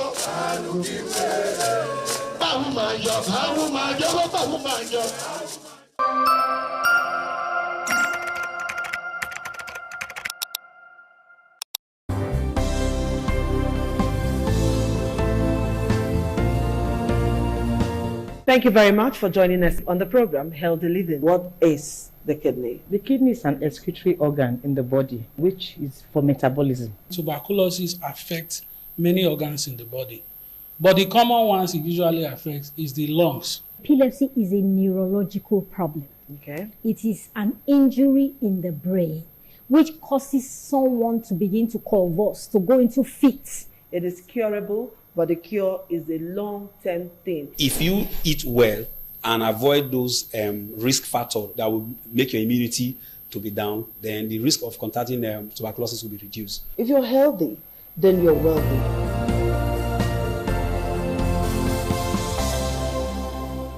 Merry Christmas and a prosperous New Year from Independent Television and Radio. 60 Minutes Nigeria, it promises to be another exciting time. I must tell you, a lot is happening in Edo State, a lot is happening in Nigeria, and we'll be talking about it. My name is Egosa Agbolaho. I have in the studio a very distinguished personality. He is a clergyman, he's also an entrepreneur, he's also an educationist. Nice to have in the studio Dr. Roya Ayimeri. Nice to have you. Good afternoon. Okay. Thank you, viewers, for being there. So this program, I know that so many of you are aware of what happened on Wednesday. That was 12th of November 2025, the 1-year anniversary of distinguished Senator Monday Okpebholo as governor of Edo State. You saw the congratulatory messages, but we want to analyze it. Has he done well? There could be areas that he has not done well. And it is our duty to comment and also expose areas that also require attention, areas probably that it needs to also look at, probably has not done well in certain sectors. There's a program to analyze that. And I know that Dr. Roya will be doing a good job because he's apolitical, doesn't belong to any political party, and we will allow members of the public at about 2 p.m. to also call in and make their comments. Do not insult anybody, no derogatory language, but just talk. If Okpebholo has not done well, tell us areas he has not done well. Tell us where he can improve. He's the governor, and as a governor, the people elected him to serve us. In other words, we should tell him areas that we need service. So this is a program to be 60 Minutes Nigeria. So we'll just get started. Dr. Roya, on Wednesday, Governor Okpebholo celebrated. 1 year. So we congratulate him on his 1 year in office. But what's your opening remarks? Thank you. First and foremost, let me say congratulations to the governor. Okay. At least for 1 year in office. Congratulations to Edo State. Okay. at least 1 year in office is like 25% of his time. 4-year tenure. 4-year tenure. So 25% is gone. It shows that time is actually counting. And secondly, from what I have seen so far, I think he has done well in some areas, and the areas that we feel he should improve, maybe as the program progresses, was also that. But big congratulations to him. And he's been in office for 1 year as a governor. It's not a small responsibility. It is a responsibility that demands everything about you, your spirit, your soul, your mind, and everything. I think infrastructurally, he has registered a footprint in the sense that, especially for that flyover at Ramat Park. But outside the flyover, I think if you enter the streets of Benin, my God, the roads are deplorable, deplorable states. We don't, at this stage of our life, we should not be talking about just road infrastructure. We should grow beyond that. It's not just, government doesn't exist just to build roads and we say, oh, he has worked. There are other areas of life. We have the educational sector, we have the agricultural sector, we have other sectors. So when it comes to infrastructure, okay, we'll give it to him, but not 100%, because if you travel, as I just came back from Delta State a few days ago, it was something else. When you leave those states, the Delta road are still better, far better than our road. So the governor, I congratulate him, but I think this foundation, that 1 year is like a foundation laying stuff, because if this 1 year, nothing good, no solid foundation, let me use that language, no solid foundation has been laid, then it means the years to come,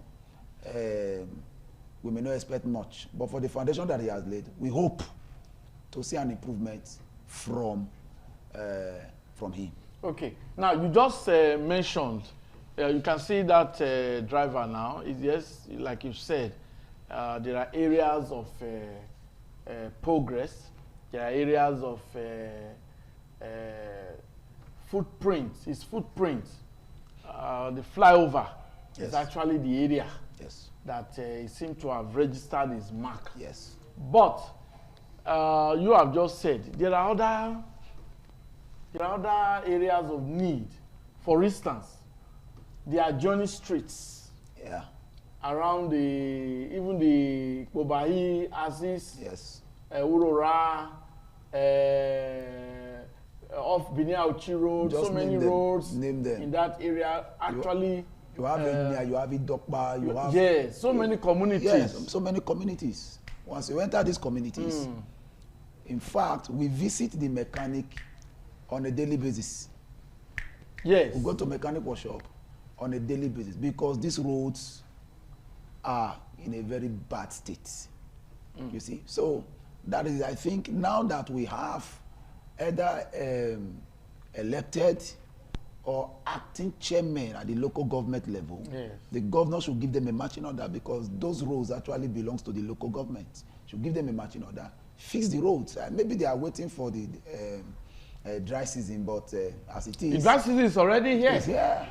It's here. Before we blink our eyes, we're entering the new year. So they should fix these roads. The roads in Benin need urgent attention. As a matter of fact, those adjoining communities, a state of emergency should be declared on those roads. I mean it. A state of emergency should be declared. If the road that leads to our church, a car that is not a jeep cannot pass through it. That's terrible. Seriously terrible. You have to maneuver. So it's not just about doing what people see. People do not live on the major roads. You know, yes, it's good to do this road so that people can know that the government is working. But where do people stay? How them coming out? The road they used to come out, it means so much. So it's not just doing a flyover and the rest of that. Nobody who come out from house go reach flyover. Okay, but those who don't understand pidgin English, it is the man that leaves the house that will get to the flyover. So the flyover is a good development. Yes. It's a landmark project, but my guest is of the opinion that the adjoining roads, not only in Ikpobayi area, go to Ewotubu. I said in Benin. Now, even where we transmit, the adjoining, the roads within the community, within the local community, I think government need to send a delegation to go around Oluku community, power line 1, power line 2, and see the deplorable state of roads, of streets within Oluku community. Same thing with so many communities. Yeah. You go to Saple Road, Ogege, people have been protesting before now, you know. So many roads that connect to the federal road, they are in a deplorable state. That's right. And Mr. Governor, the people are saying, thank you for what you have done so far, but my guest said, you need to leave your house first to get to the main road, to get to where there's flyover. So how do you leave your house if the roads are bad? You go to so many areas, Obe, go to Obe or Saple Road and see the devastation. So that is in terms of infrastructure. Like I said, we're going to allow members of the public to comment. So far, we've all agreed that the governor have a reason to celebrate. Yes. He has laid the foundation. That's what my guests have said. We've seen what the governor has done. We've seen sectors where he has revamped. Yes. But there are so many areas that actually are in their need of attention. Let's come to area of insecurity. My God. Yes. Now, because even the shine agenda of the governor is also expected to tackle insecurity, to provide security for the people. The grand norm, it is the duty of government to provide security for the people, protection of lives and property. In Edo State, do you think the governor has done well in that area? Thank you very much. Okay. You know, security challenge is not something that is just peculiar to this administration. But you see, government is continuous. Okay. You inherit both the good and the bad of the past government. But if you look at it practically, it is during the last tenure, towards the end of Obaseki's tenure, security challenge came down seriously. The kidnapping we used to hear along Benin Auchi Road, Geduma, Eho, those are Z's. The thing came down drastically. As you are traveling, you see security men, you see the army, you see the police. From this checkpoint, you are seeing the next checkpoints. You are, just like that, you could travel with your eyes closed. You can even be sleeping while somebody is driving you. You are not disturbed at all. But when the governor, this administration came on board, he actually took up that fight, and it was one of the things he actually said, because if there is no security, there will not be prosperity. Because economic drive, security is a platform for it. Once people know that the land is secure, they want to bring their money for investment. Nobody wants to invest in a place where he knows that anybody can just wake up one day and everything is gone. All right. So in terms of security, I think this government needs to beef up, because if I want to score, I don't need to start scoring, but they just need to beef up, because the thing is getting worse by the day. The rate of insecurity in not just Benin, Edo State is alarming, where you see people being kidnapped. For long we heard about kidnapping. For me, I was celebrating that we have conquered it, but the thing just resurrected again. He should wake up to his call, because the first assignment of government is to secure lives and property. Is to secure life. It is the man that is alive that we celebrate his administration, the success of his administration. So life should be secured. In the area of security, he just need to beef up. He just need to beef up. Because from what you've said now, the previous administration of Governor Obaseki, we really noticed how the vigilantes, they were empowered. And they were very active. Very, very active. You know, but under this administration, at the time, they said they are rejigging the system. Now they are back. Vigilante are back. But the kind of negative news that we hear, I think the government has a lot to really do. Yes. Because if there's insecurity, it will translate to food insecurity. Yes. Because if the farmers are unable to access their farms or go to farm as early as 5 a.m. in the morning, we've noticed our mothers, we've noticed our fathers, our brothers. I'm talking figuratively now. You know, in the villages, they go to farm very early. Sometimes you see a woman alone. She'll go to the farm and walk. Yes. In the evening, she'll come back. She'll come back. But now, no man will allow his wife now to go alone to the farm where you have acres of land because of insecurity. No man and his wife will even go together if people are not following them. Okay. They go in group now because can you enter your farmland just by yourself? You see, this insecurity stuff is not just only the work that we are saying government should fix it. We ourselves should also wake up. In fact, you are the first security personnel of your life. Every person should wake up and be security conscious. Sometimes I get up from my house in the morning, I wake up, maybe on Saturday morning, when I know, okay, maybe I'm going to stay a few hours before I leave the house. I notice some persons who I usually do not see around. I call them, who are you looking for? What is your mission here? Okay, I'm so-and-so. Where do you live? It's okay, I live so-and-so. That's why some of them I just notice they're actually just moving around. They're actually going nowhere. I say, okay, please turn back.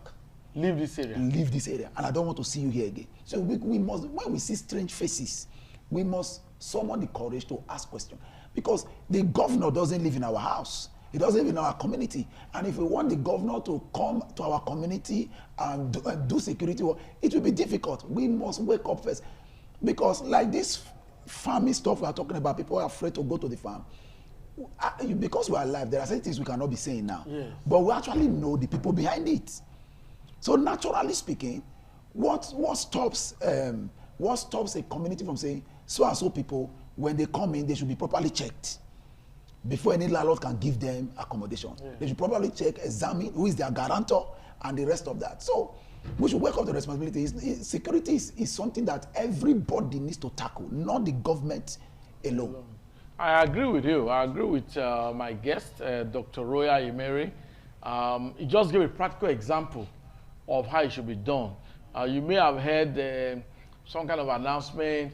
If you hear something, say something, or if you see something, say something. You know, it's just a way of government encouraging the people to support government efforts in providing security.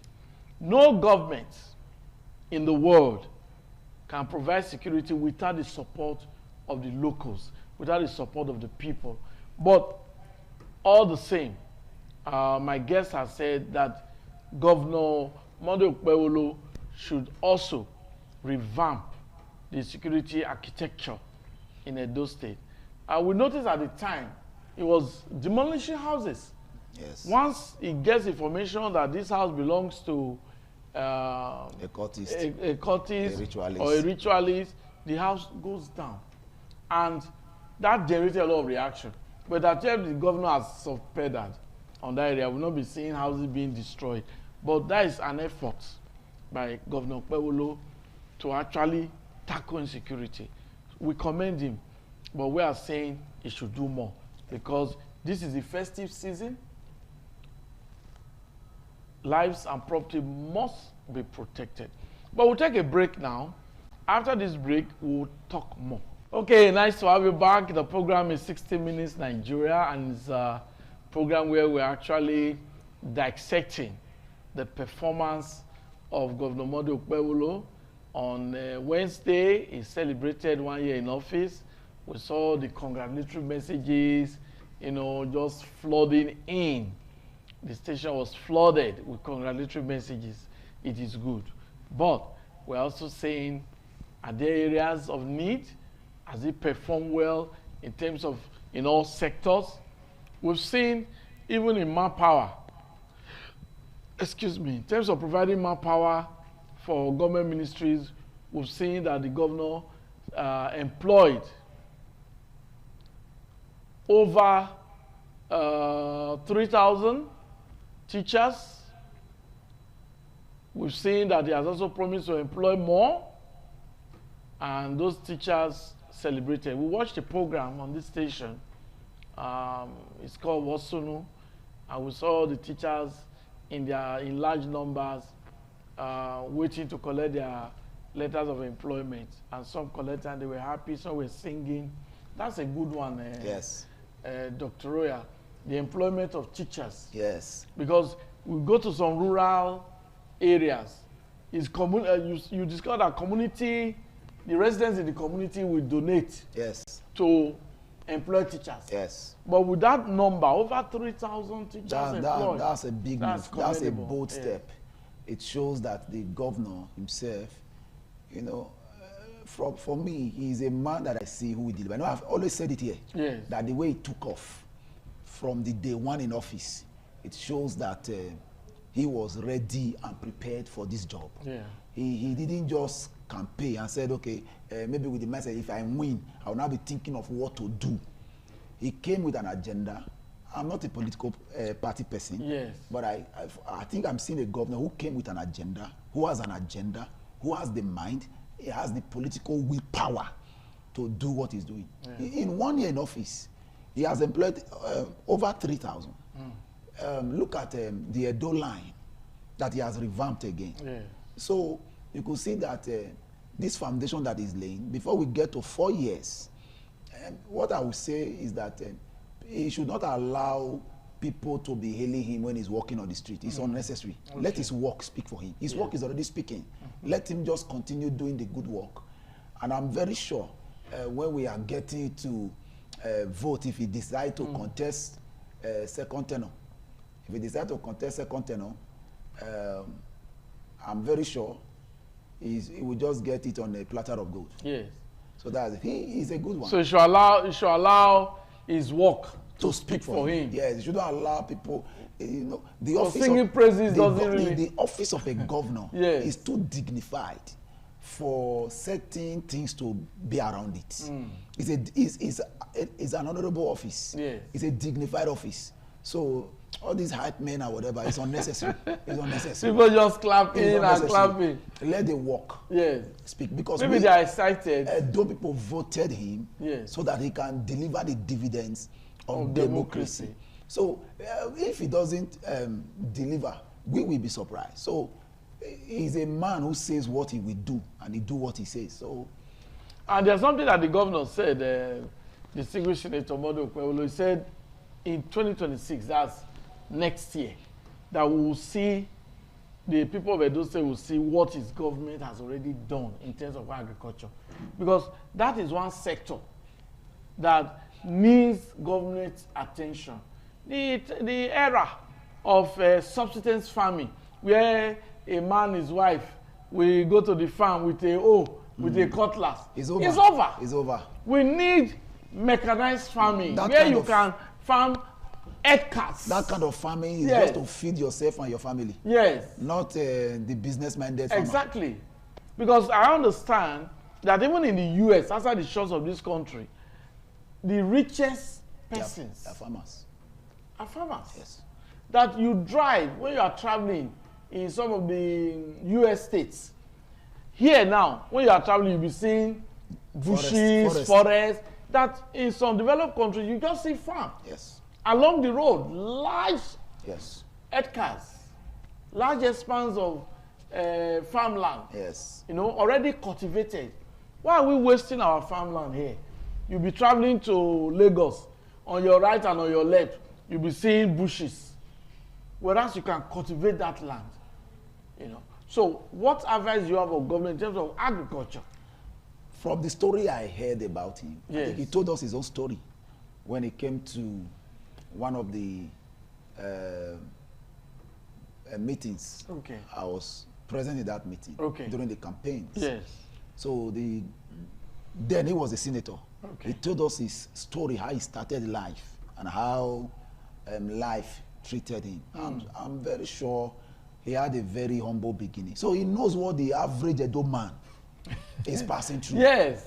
So you understand. So if a man says, I'm hungry, this is a governor who understands that language very well. You know, there are people whose parents have broken through. They just walk through. So they don't know what suffering is. They don't with know. silver spoon. Exactly. Yeah. So this governor is not a governor that was born with silver spoon. They were never hungry. Yes. When you tell them I'm hungry, it's like you are speaking something they don't understand. It looks strange to them. But for this governor, I believe he had gone through hunger stages. He had gone through different stages of life. So when the average Benima complains, he understands. I'm very sure that's the major reason why he started, and as he took over, he started the flyover at Ramat Park. Because to him, he understands the very language. The kind of hold up at Ramat is really terrible. Exactly. So he's not somebody who fell from the sky. He's someone who has lived among commoners, who God just picked out of commoners to lead the people. So in terms of agriculture, I'm very sure if the governor has said in 2026 that we are going to see what his government, his administration have done in those states should watch out, because he's a man who says it and he does it. And I will tell him to please, like Pharaoh put Joseph to handle the years of plenty. You see, in as much as you have a good heart, in as much as you want the people to remember you for good, you must also know that if you surround yourself with people who do not mean well for the people, is equal to your own failure as well. Because they will sabotage your effort, they will frustrate your effort, they will make sure that what you are doing doesn't get to the common man. So he should, as a matter of fact, as he's organizing his team, he may tell them, he may not tell them, let him have a supervising team. To supervise the project of different commissioners. Exactly, to supervise, so that he can be getting report from those ones as well, to know what is really happening. So that it shouldn't just be that the commissioner says this is it, he relaxes, he just rely on that. He should also have external supervisors who look into these things and give him feedback. Yeah, I think, Dr. Roy, I think you've just set an agenda that I think the government should actually listen to and implement. We were told that one of the reasons why the former governor of then Bende State, then Midwest State, Samuel Ogbemudia of blessed memory, during his as a military administrator, as a civilian governor, that man made Edo State what it is today, Edo and Delta. Yes. He developed Edo and Delta, then the defunct Bende State, even Midwest State that he performed. Some of the skyscrapers that Governor Obaseki eventually developed were actually started by Ogbemudia of blessed memory. Yes. Now, they said he succeeded because he would supervise projects. You won't even know with these guys and go around projects. But what you have just said, and I think Governor Okpebholo should take heed and set up an external supervisory body. Yes. Now, made up of not politicians, of persons who are political, who will go around and monitor each of the projects of the different government ministries, and that will help us. So let's take a break. After this break, we'll allow phone in and we'll discuss more. Thank you. Okay, what a delight to have you. It is 16 Minutes Nigeria. We are actually, we've been commenting on the 1-year anniversary. Governor Okpebholo in office as governor for 1 year. He actually rolled out the drums, and there was celebration on Wednesday. But some persons believe that while we applaud Governor Okpebholo, there are other areas he has not touched. There are other areas he needs to touch. There are other areas he needs to revamp so that the success story can be complete. My guest, Dr. Roya Ayemere, is a clergyman, an educationist, an entrepreneur, and he's also a leader of the youth.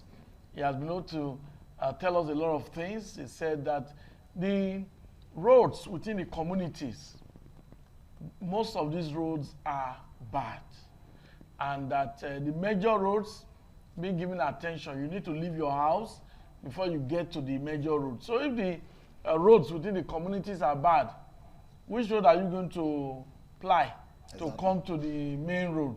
So the flyover, he said the flyover, the Kobai is good. It's a perfect idea. It's a landmark project that the governor will be remembered for years to come. But how do you get to Ramat Park? You have to leave, if you live at Turora, you need to drive through those roads, and during the rainy season, flooded, the bad state of road, and all the other adjoining communities there. So you can be a part of the program. You can phone in. The phone number has been displayed. Make your comments. Do not insult anybody. Just make your comment. As Governor Okpebholo done well, are there areas that you need to perform? So we have our very first caller. Good afternoon. What's your name? Where are you calling from? I'm calling from Edo State. Good afternoon. Good afternoon. Your name? My name is Lewis. I'm Navera in State. Good afternoon. Okay, go on. To be frank,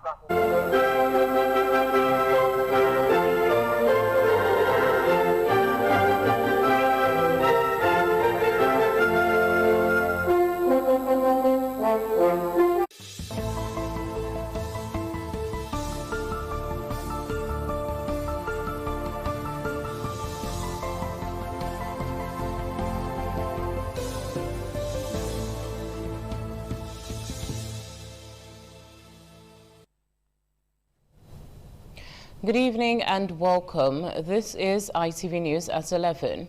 I am Chukufumnanya Digwe.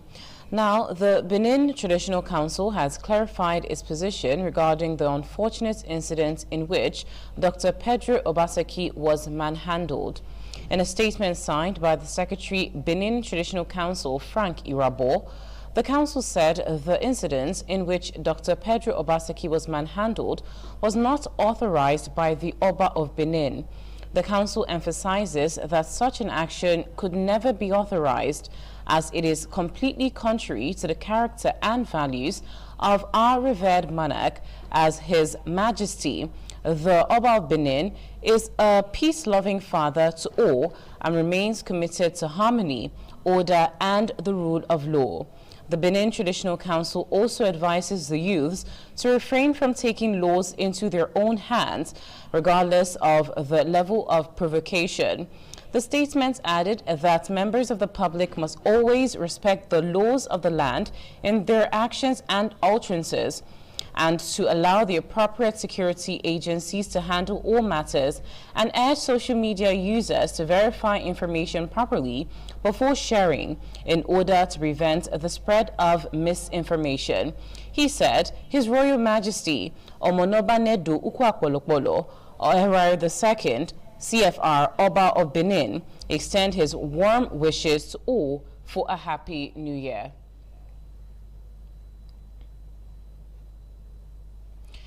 The Edo State Police Command says it has launched an investigation into the public humiliation and assault on Nigerian Nollywood icon, politician and cultural advocate Dr. Don Pedro Obaseki, which occurred on Sunday, December 28th in Benin City. The police public relations officer, ASP Eno Ikoidem, who disclosed this, said the command is on the trail of those involved in the incident, ensuring that justice will be served. Jolade Ojo reports. The assault on Dr. Don Pedro Obaseki has continued to generate reactions from a cross-section of Edo residents and Nigerians across the country, many of whom have called on security agencies, particularly the police, to identify and apprehend those responsible for what they described as a disturbing and dastardly act. Against this backdrop, the Edo State Police Command has unleashed a crack team of seasoned criminal investigation officers after the suspect for a thorough investigation into the incident. The Public Relations Officer at Edo State Police Command, ASP Eno Ikoedem, says the Commissioner of Police, CP Monday Agbonika, condemned the act of mob justice and the unlawful resolution of grievances, stressing that no individual or group has the right to assault or publicly humiliate another under any circumstance. The command is aware of the incident that happened a few days ago, precisely on Sunday, 28th of December 2025, where Dr. Pedro Obaseki was assaulted. The Commissioner of Police, CP Monday Agbonika, FDC, has ordered for the immediate investigation into the matter to unravel the circumstances surrounding the case and also to ensure that justice is served. ASP Koyedem urged residents to always seek lawful means of resolving disputes and to report grievances to appropriate authorities rather than taking the law into their own hands. From Benin, Jola Diojo, ITV News. Moving on, the Directors Guild of Nigeria has unequivocally condemned the act of brutality against Dr. Don Pedro Obaseki on Sunday in Benin City. According to a statement by the organization, Dr. Don Pedro Obaseki is not only a long-standing member of the Directors Guild of Nigeria, but also a pioneer Nigerian filmmaker who has for decades used film and culture to promote identity, dialogue, and national pride. The statement added that no individual, regardless of status, belief, or perceived cultural transgression, deserves to be subjected to mob violence, physical assault, or public degradation, and stressed that while the Guild respects Nigeria's rich traditional institutions and cultural heritage, no cultural interpretation or grievance can justify violence, humiliation, or the suspension of a citizen's fundamental human rights.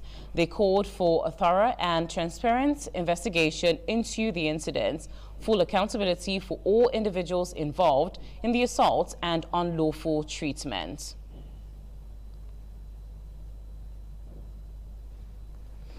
The Congress of Edo Movie Practitioners, an umbrella body comprising recognized guilds and professional associations within the motion picture industry in Edo State, hereby issues this formal statement regarding the unfortunate incident involving Dr. Pedro Osaro Agbonifo Obaseki in Benin City, Edo State.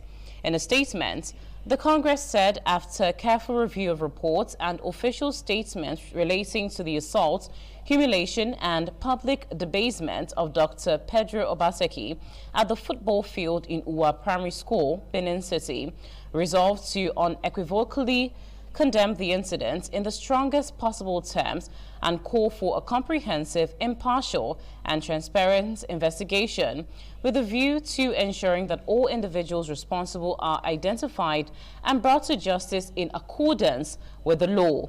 The statement said Dr. Pedro Agbonifo Obaseki is a pioneering figure in the Nigerian film industry and a distinguished cultural ambassador who has, for over 3.5 decades, contributed significantly to the promotion and preservation of Edo cultural heritage through theater, film, and scholarly storytelling, stressing that his work has played a pivotal role in projecting the Edo identity locally and internationally.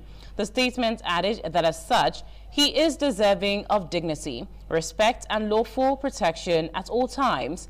The Congress expresses profound concern and deep disappointment that such an incident could occur within Edo State, particularly involving an Edo son on his ancestral soil. In light of the foregoing, the Congress respectfully calls on the Commissioner of Police and the Executive Governor of Edo State, Senator Monday Okpebholo, to use their esteemed offices to ensure that justice is served and that the rule of law prevails.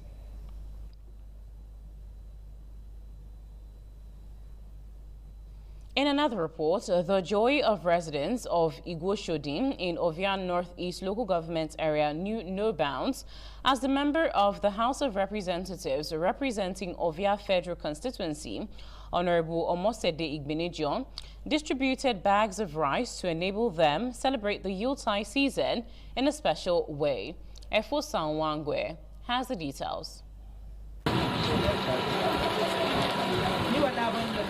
It was an atmosphere of excitement as the beneficiaries collected their bag of rice from the House of Representative member, whom they described as a leader who consistently remembers her constituents through regular interaction and engagement. A trailer load of rice was evenly distributed to residents in some communities in Ovia Federal Constituency as they expressed gratitude to the Honorable for the kind gesture. Some of the beneficiaries said the intervention was not only timely but reassuring, noting that it showed they have true grassroots representation at the National Assembly. While appreciating Honorable Mosede Igbinedion, the residents said the distribution had enabled them to celebrate during the Yuletide peacefully. Since we never see we give us 1 cup of rice, but now our mama don't come. She don't give us bag of rice. We'll go eat with our children. Mommy, we thank you. Thank you, ma. We thank Mama wait to give us this rice. So since nobody don't give us rice like this, even cup of rice, Mama they try. If that money, now everything they give us. So we thank her well. Speaking of camera during the distribution, Honorable Mosede Igbinedion, representing Ovia Federal Constituency in the Green Chamber, said her goal is to serve her people selflessly, irrespective of the religion or tribe, inasmuch as they reside in Ovia Federal Constituency. Hence, the need to provide food items and other support to make the festive season comfortable and memorable. She added that her constituents are very dear to her, assuring that all communities under Ovia Federal Constituency will continue to benefit from the dividends of democracy. From Ovia area, Efosa Wangwell, ITV News. Now, Independent Television and Radio have concluded preparations to host residents and families from across Edo State for the annual Iselugbe New Year Groove, scheduled to hold on Thursday, January 1st, 2026, at the corporate headquarters of the station, Glass House, Airport Road, Benin City. The event, which has become a yearly tradition, is designed to provide a safe and family-friendly environment for residents to celebrate the new year, while promoting unity, peace, and cultural values. Patience Osaogiwa reports.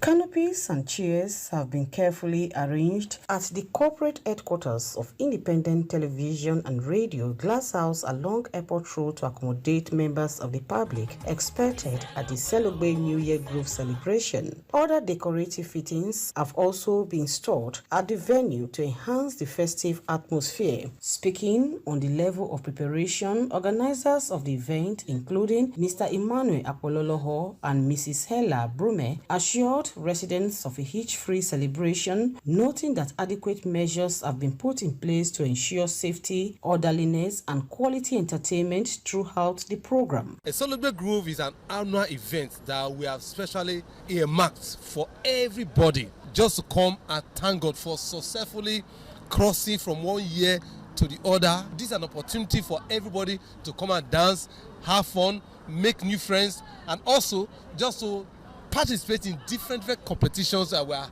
having for all of them. We are expecting in lots at the Selugbe Groove. We have welcoming gifts at the gate for you people, and most importantly, just come with your kids, come with your children to tell ITV and Radio Father Christmas goodbye, because it will be the last day for you to see ITV and Radio, aka Father Potty, next year. So just come and celebrate with us. The Selugbe New Year Groove is scheduled to commence promptly at 11 a.m. with a gate fee of 1,000 naira. The celebration is expected to feature music performances, cultural displays, games, and other side attractions as residents gather to usher in the new year in a festive and peaceful atmosphere. From Benin, Patience Osaogiwa, ITV News.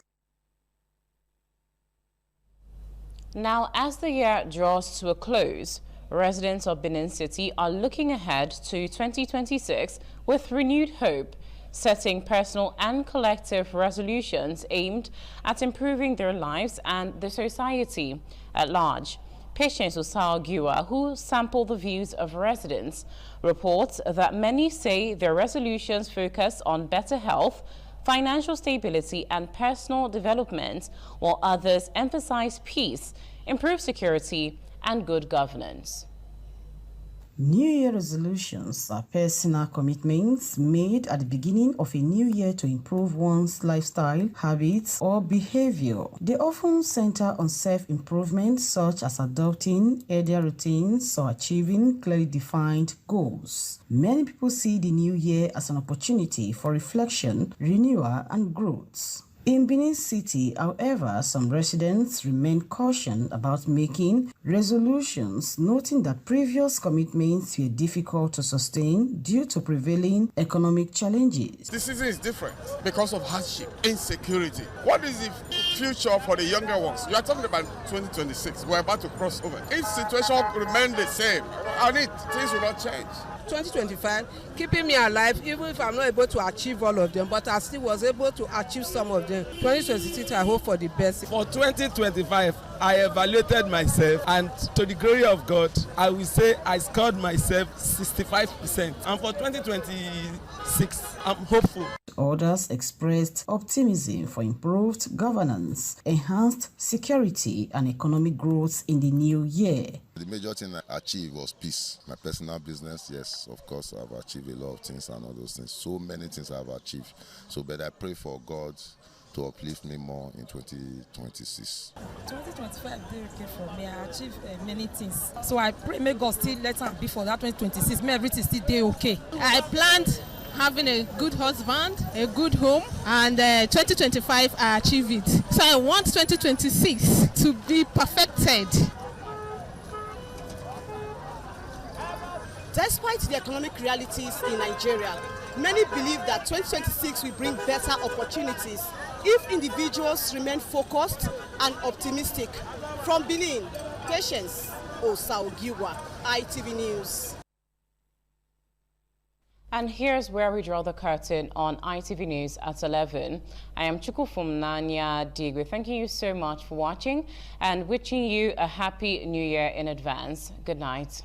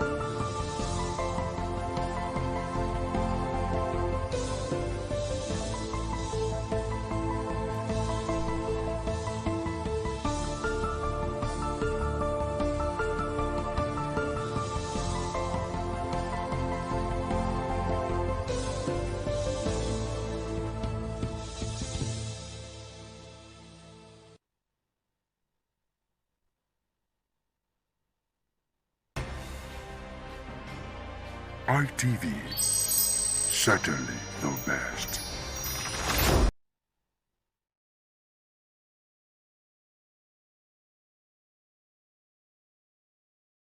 The governor has done marvelously well.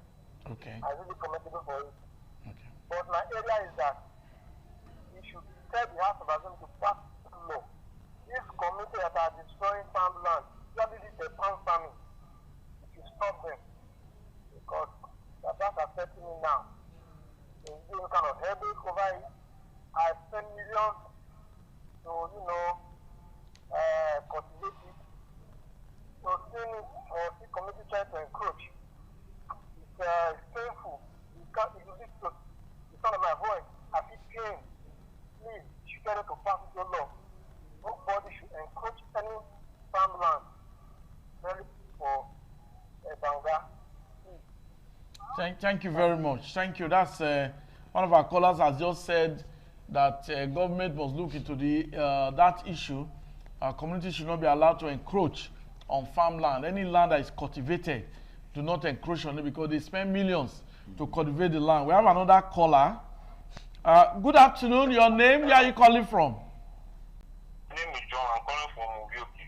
Okay, Ovioge, very close to Luku. Go on, please. Yes. The governor in the 305 days plus 1 day campaign, in terms of security, I should say he has tried. When I say security, we have various forms of vices, cultism and all that, but in terms of cultism, he has really tried in that aspect because if you can think back, yes, once in October, especially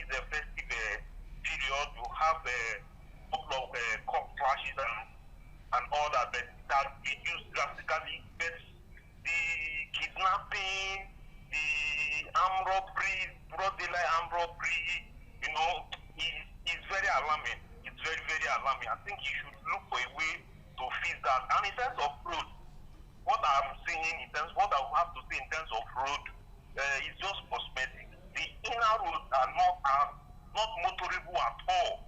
There's nothing to write home about it. I was born and bred in Delta in Akko. The roads, the connecting roads are, in short, just packed with side streams. And he should maybe probably meet the governor there and ask him, how did you do it? So that I can just do it there. Because what I'm seeing just the cosmetic road. The inner roads are not motorable at all. Thank you very much. Thank you very much. That's a very wonderful comment from our caller at Ovioge, Benin City, Edo State, near Oluku. He has said that security, a lot need to be done. He commended the governor for tackling court clashes, but he said that there are other areas and the inner roads should be taken care of. We have another caller. Good afternoon. Please reduce the volume of your TV set. Yeah, tell us your name. Where are you calling from? I am Lawrence Israel. I'm calling from Ekadolo. Okay, go on, please. Ekadolo is a community near Ovioge as well. Thank you. Concerning our amiable Senator Governor Mondo Perolo's 1-year anniversary celebration, but the man has done a marvelous job for this period of 1 year. Thank you. In terms of that flyover, right from decade, during the Jim Bender, Jim Midwestern, and all and all, Edo State is a very big state. So Edo State deserves that flyover. Okay. Because of the nature of the traffic jam at the Kuba Hill and the Sapele Road. Because as big as Benin is, there is no single flyover. But when you get to Warri, that is not up to half of Benin. You see flyover here and there. So Ukpewolo have break a record in Edo State as far as I'm concerned. Yeah. Then when you talk of other adjoining roads, see, the road was not built in a day. Okay. Just 1 year, look at what he's doing. So which I believe, if he spend there 2-3 years, he will do exploit. So Edo people should be patient enough. Let's see what is going to happen by the next 2-3 years to 4 years that is remaining. Oh, thank you very much. Thank you. I appreciate you. By the grace of God, he will do exploit. Okay. Thank you very much. That's a caller from Ekadolo, near Ovioge, close to Oluku, Benin City, Edo State. He has just made his comments. He applauded the governor. He said that Edo people should be patient. This governor will do more. We have another caller on the line. Good afternoon. Oh, we just lost that caller. So, Dr. Roya, yes. Mixed reactions. Some persons said, yes, this governor has done well, but we need to do more, just like you have said. Okay, we have another caller. Good afternoon. Oh, I think this is a network issue. Good afternoon. Okay. What's your name? Where are you calling from? It's a Masobo from Lucky Way. Oh, Lucky Way at Ikpobahi. Yeah, go on. Yes. I like the way the governor started. He was sworn. He went to Upper Mission Extension by Aduawa. He worked there. Okay. But right now, the road is bad. I don't know what he's doing. He went to Palace Road. He tried very well on that road. The road because the major work on that road, which is gutter, has been done. They want to stop it there for tying it. Okay. Don't you think they are waiting for dry season? It's not a cure. The man has a good mind to help. But I don't know whether his aides are not doing their work. His feedback mechanisms, they are not doing well. They should tell he cannot be everywhere. Okay, how only 2 months now, this year is gone. Then they will go on holiday. When they come back, rain will start. They will start using that road to campaign again. Why don't you tie that road now? They know that Palace Road is gone. QY is gone. Then this apartment station, the Nimase is not good. Covenant Junction is not good. Kara is not good. Even the one he did at the junction of Adua, why it's not even good. Huh? Don't shine. We want to shine, but the things are not, the roads are not good. The roads are not good. I don't know why they're happy. These are the Johnny It's not that don't shine. It's not shining because the roads are not bad. They are not good. Thank you very much. Thank you very much. This caller said they don't shy. What they do to shy? Yes. So, Mr. Governor, I believe that you are a governor that will listen to your people. These are callers. We don't know them. They've called into this program, and they are saying the roads within the communities, most of these roads are bad. That's what they are saying, and it should be fixed. The contractor should not be allowed to go on holiday. They should not go on a Christmas holiday. The governor should find a way if they need to be paid, compensated, so that they will not go for Christmas holiday. That's the reason for local government. Okay. These are journey roads. Yes. Is the governor cannot begin to handle these things. Okay. Good afternoon. We have a caller. Your name? Where are you calling from? Yeah, this is Comrade Aroyi Ajayi. Okay. From where? I'm calling from Obra Southwest, Obra community of that Southwest. Thank you very much. All the way from Obra Southwest. Go on. I just want to say, I am not saying the government is not doing fine, but the road to Obra Southwest is under Obra Northeast now. That is a village called between Iguatolo and Igboshoge. Can you reduce the volume of your TV set so I can hear you? Okay, go on. Yeah. I want to say that the road between the spot, between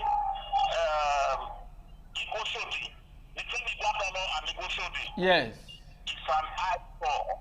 In fact, that road, that is the road that leads to the deputy governor community, Gobazoa.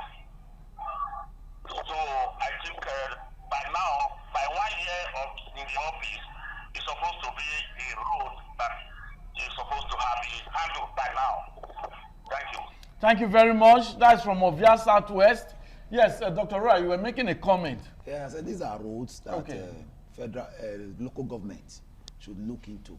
The governor should give them a matching order because the state governor cannot be everywhere. That's why he has 8 local government and commissioners and the rest. But these roads, naturally speaking, they ought to be local government roads. Okay. So the local government, we have people there now. Let them do what they need to do. Okay. So that people will not be, because the blame still goes to the governor. Yes, we have another caller now. Good afternoon. Your name? Where are you calling from? Thank you very much, brother. I'm calling from the back of Iraq. Your name? Idubo is my name. Okay, go on. Yes, I want to commend the governor for what he did at secondary school.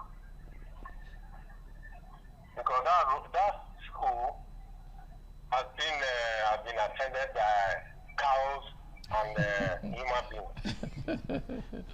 So when he came in fact, I don't know, when I passed there, I saw the school was transformed. So I just want to say thank you to him. Okay. Thank you. The only thing now is the road. Okay. The road behind the school. And the bike environment, especially the bike spare parts. You cannot even access the school. You can even, if you leave your house when you are coming back, you won't even like to come back home when you leave home. So the back of the bike, please, I want to beg the governor. Because the way it started, I want you to continue with it. Thank you very much. Thank you. You should not be deceived by all those hungry politicians. So I want to beg him. Okay. This traditional ground. Yes. The opposite traditional ground are falling so many vehicles. I don't know whether that place, I don't know why they are ignoring it. Because if you see some wires, some barbed wire, some rod that came out from the center of the road. Okay, that's the federal road near the traditional ground. Okay, Uselu traditional ground. Yes, yes, I know the place. I don't know why they ignore that place. So that place has fallen so many vehicles inside that college there. Okay. So I was thinking, I don't know who is going to repair that road, even if it is federal project. Yes. The state is supposed to find a palliative measure to that place. Because the place is getting worse every day. I know exactly where you are talking about. Okay. If you go to the front front of UBTH. That place too have started falling too. So you should find a way. All these small places that after some time now the place were marked to a large repair. Please, you should try and fix those small potholes because this is Christmas period now. We want to see good things around. We want to see good things around. You go to Ring Road, the place is not that okay. So I saw some light there, you put some light. Yeah. Which that place have almost turned to a Zoom. Okay, thank you very much, sir. So that other people can also contribute. I think you've made your points. We are grateful. Thank you. Let me just highlight some of the things he said.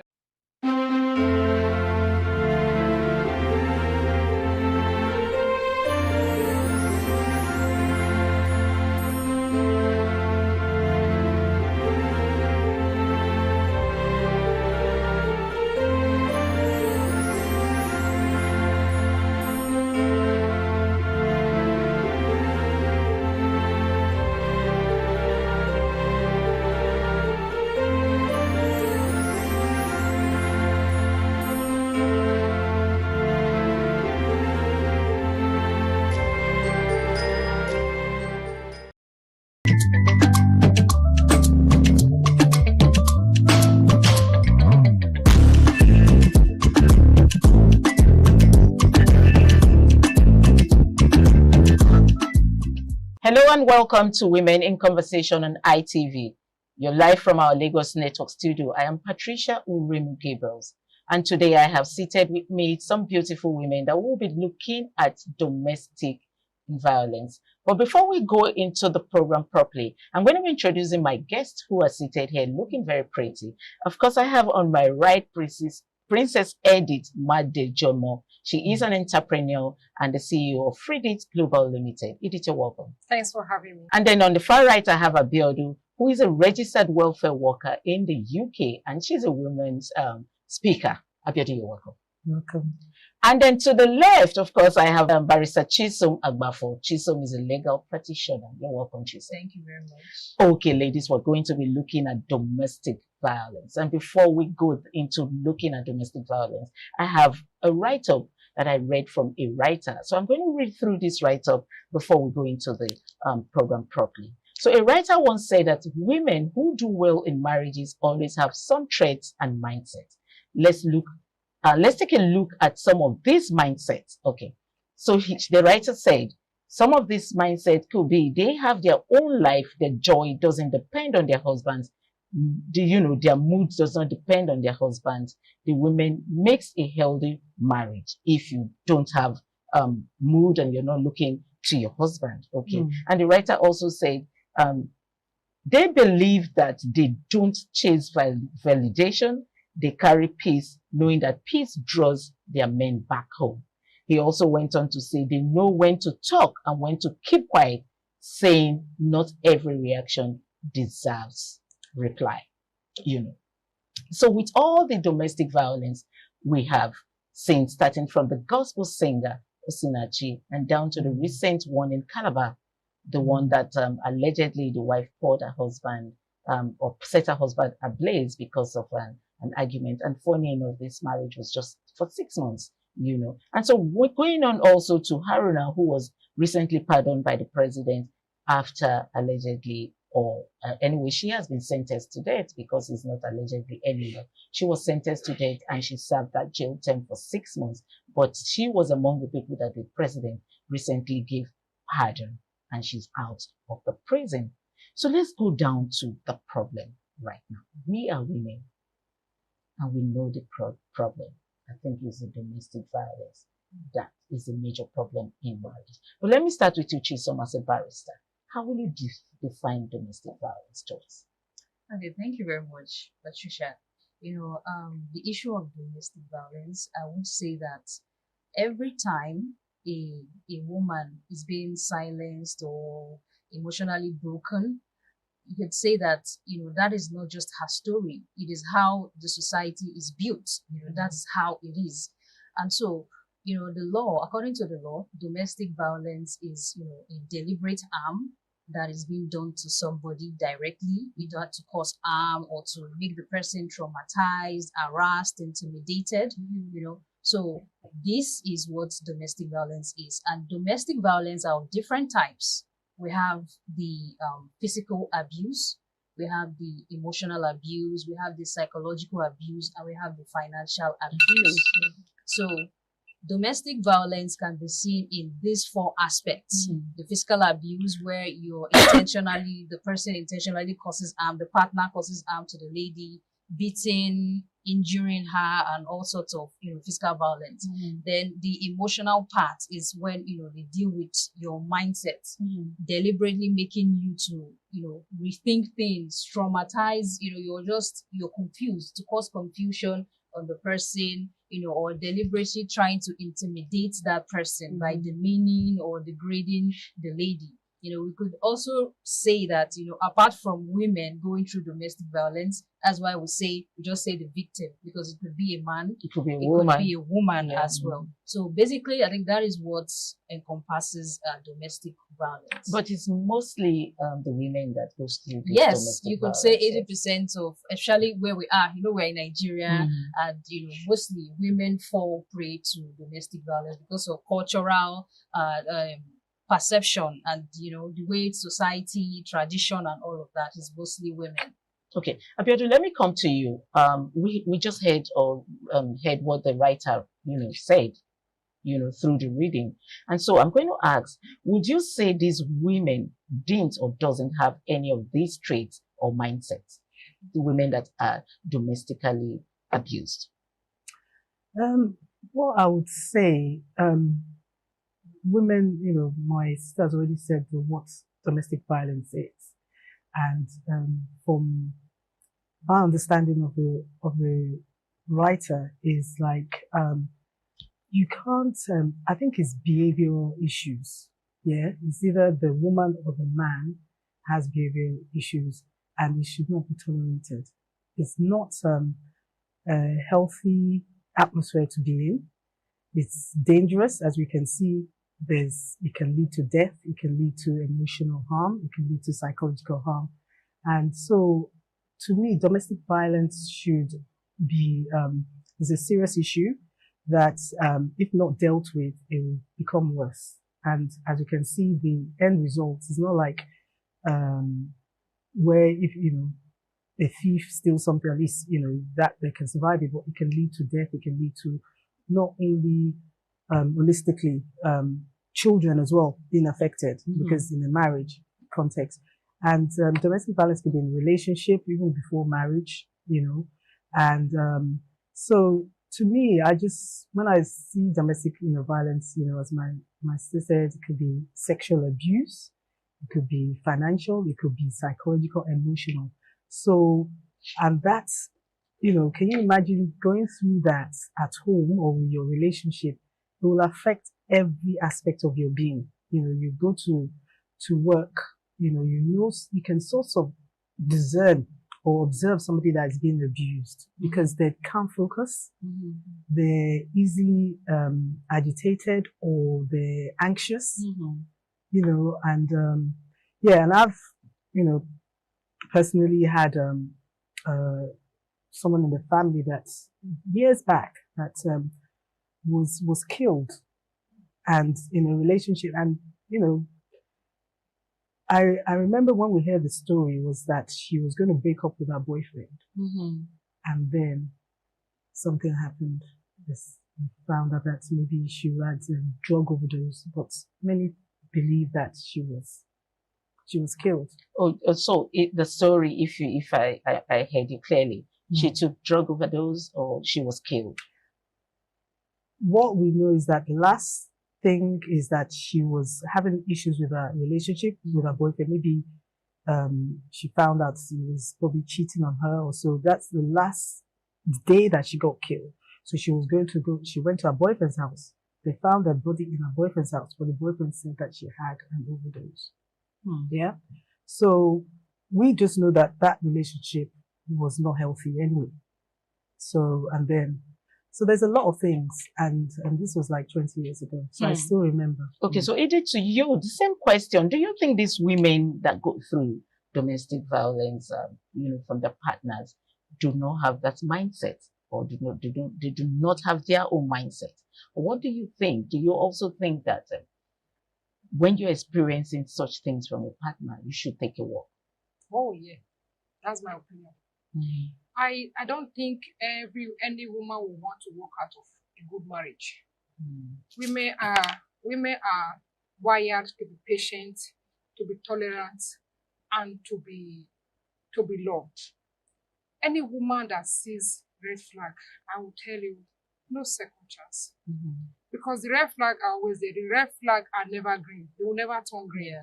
They're always red. They will never turn green. If you see the red flag, please take a walk. Talk to somebody. I don't believe in this. You listen to what people say, what pastors say, what the society will say. Why not think of what people will say when you die? Why not think of what people will say when the spouse finally kill you? You understand? So I will suggest, if you have any reason of violence or domestic violence, you take a walk. Domestic violence, like my lawyer rightly said, domestic violence is different ways. They come in different ways. Abusive relationship to marriage, verbal violence, emotional violence. So somebody can talk you down and dehumanize you. That is domestic violence to me. They will talk you down. You feel worthless of yourself. Anybody that talk you down and make you feel worthless of yourself and make you feel less of yourself is not worth standing with. Not talk of being into a relationship. True. You understand it? So that's my opinion. So they'll talk you down, they make you see yourself worthless, they make you question if you are existing, they make you question your existence. Okay, let me quickly come in here. Most women, that's when they believe that the man loves them. Oh my let me tell you why I said that. Okay, so I have a cousin who is dating this guy. And each time the guy wants her over, is to either come and cook or come and do his laundry. And then one day I asked her, I said, what is wrong with you? Why do you have to, anytime he calls you, it's because he wants you to come and cook or he wants you to come and do his laundry. That's a user. What is wrong with you? And she said, because I'm the one he chose, it's me that he loves. Because what do you guys think about that? The thing is, they want to establish control. Domestic violence generally is control.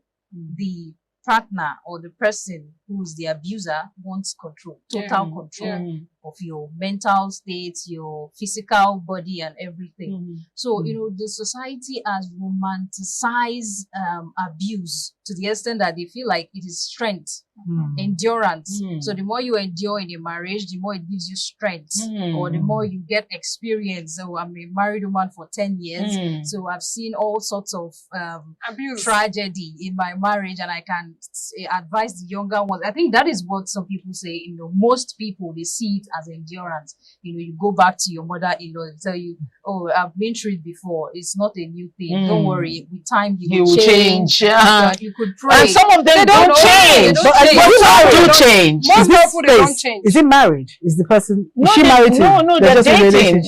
They're dating and they're... That should not even be, and then you do the laundry and do you think they change completely? Like I said, red flag don't turn green. They never turn green. They don't suddenly change. They are there. Rather, they will go worst. Yes.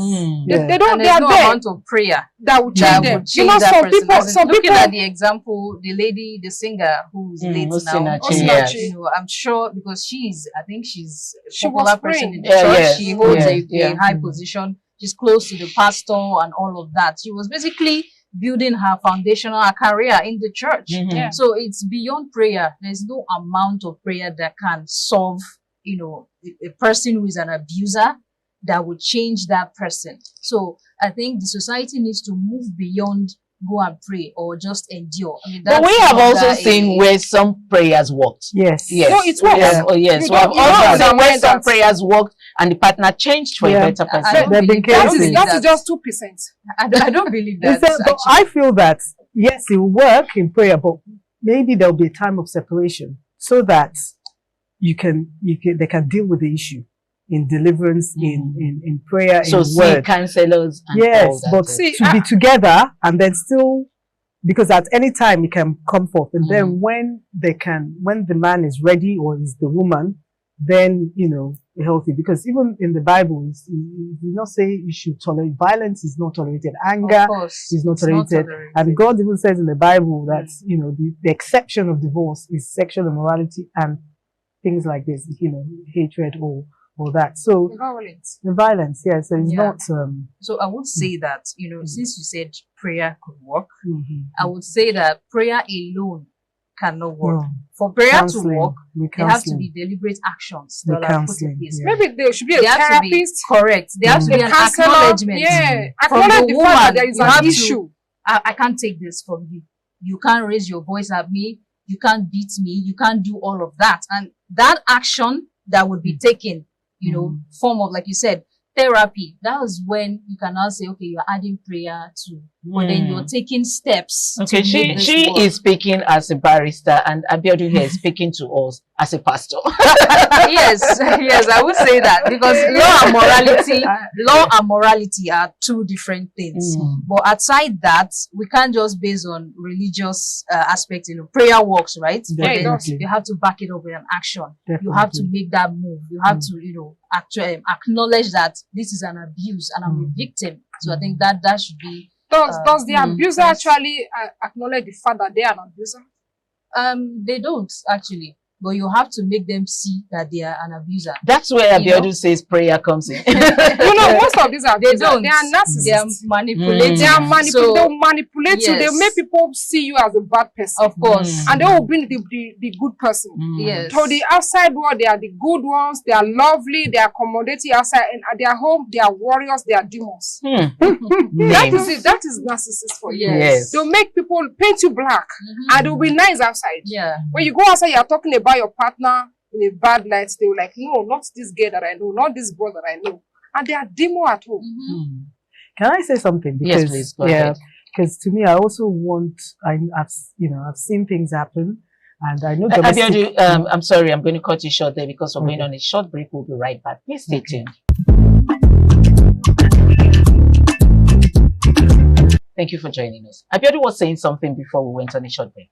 Yes, you were saying something. Yes, I was saying that I used to go to a church, and part of the administration of this man of God was that before he got saved, he had anger issues and mental health, and and he had his wife endured domestic violence for probably about almost 12 or 15 years, and his wife was praying for him and everything. She didn't leave him, praying constantly. And he was beating her up. She used to get angry and beat her, and until he got saved. And they are raising kids in that home. Until he got saved. But the thing is, what I'm just saying is that there was a turnaround. Yeah, and this is because the woman loved him dearly, and I'm not saying that, but this is what happened. She prayed, she fasted for this, her husband, and prayed to God, and God turned his life around. He got saved, and he repented. He started going to church, and his life turned around, and he started to treat her well, look after the, apologize. Till today, he loves his wife, and he's now a pastor. Yeah, doing a lot of work for Christ. A lot of people have been saved through him. A lot of marriages have been like Edith said, that could be just 2%. And then again, from your own angle, do you think the woman took a risk doing all of that because she could have been killed in that process? What's your take? Okay, my take is exactly opposite of what she said. Because I feel like 80% of women who have fallen victim and stayed for a while is because they've heard this kind of story. You understand? They must have heard some success story from somebody in the church or even pastors preach it in church. They say no matter what you're going through in marriage, you should, divorce is not allowed. This is not, don't do this, don't do that. Because not all churches. I think there was something I posted on my socials one time. I said that as a woman, if you understand your legal rights in marriage, there are a lot of things that you would not condone, and a lot of people, there was backlash. What do you mean? You're not submissive and all of that, because submissive, it's a religious term, right? But then if you look at the way it is in our world today, because your partner wants to establish dominance, there's no form of equality. There's no form of respect. And once respect goes out, then that's it. There's nothing there There's anymore. nothing there anymore. So Abiodun, I like the fact that you said, okay, he changed. He became a pastor. Is an example. But it shouldn't be a threshold, or it shouldn't I be... never said it's a threshold. I said this is what the church I went to at one point, and the pastor ministered he in this. actually preached that. And then the wife also said when she went through this, but she must have prayed, and the Holy Spirit must have told her to wait, that this is what this man is going through, and this is what he's going to become. I'm not saying it's an example for anybody, but you have to, as a wife, as a woman of God, she might have heard what she heard, that for her to continue to pray for this husband. Yes, for her to continue to pray for this man of God, that this is what he's going to become. At that time, it didn't look like it. She stayed in the marriage. She stayed in the marriage. At that time, he wasn't a pastor. At that time, he wasn't a pastor. So he wasn't even saved. The abuse continued. Yeah, she prayed, and his life turned around. And I'm just saying, she continued to pray, and it became. I'm not saying that this is an example for anyone, but why were they preaching all that for the congregation? Still, why was the pastor preaching that to the congregation? Is it trying to make it a foundation for others to follow? And why was the wife supporting it? That there should be long suffering in the hand of in a marriage. I think my problem with what she said was she was still in that marriage for 12 years, taking the abuse, why the abuse was going on, and the man with full pride stand in the congregation to preach that the men should keep abusing their wife.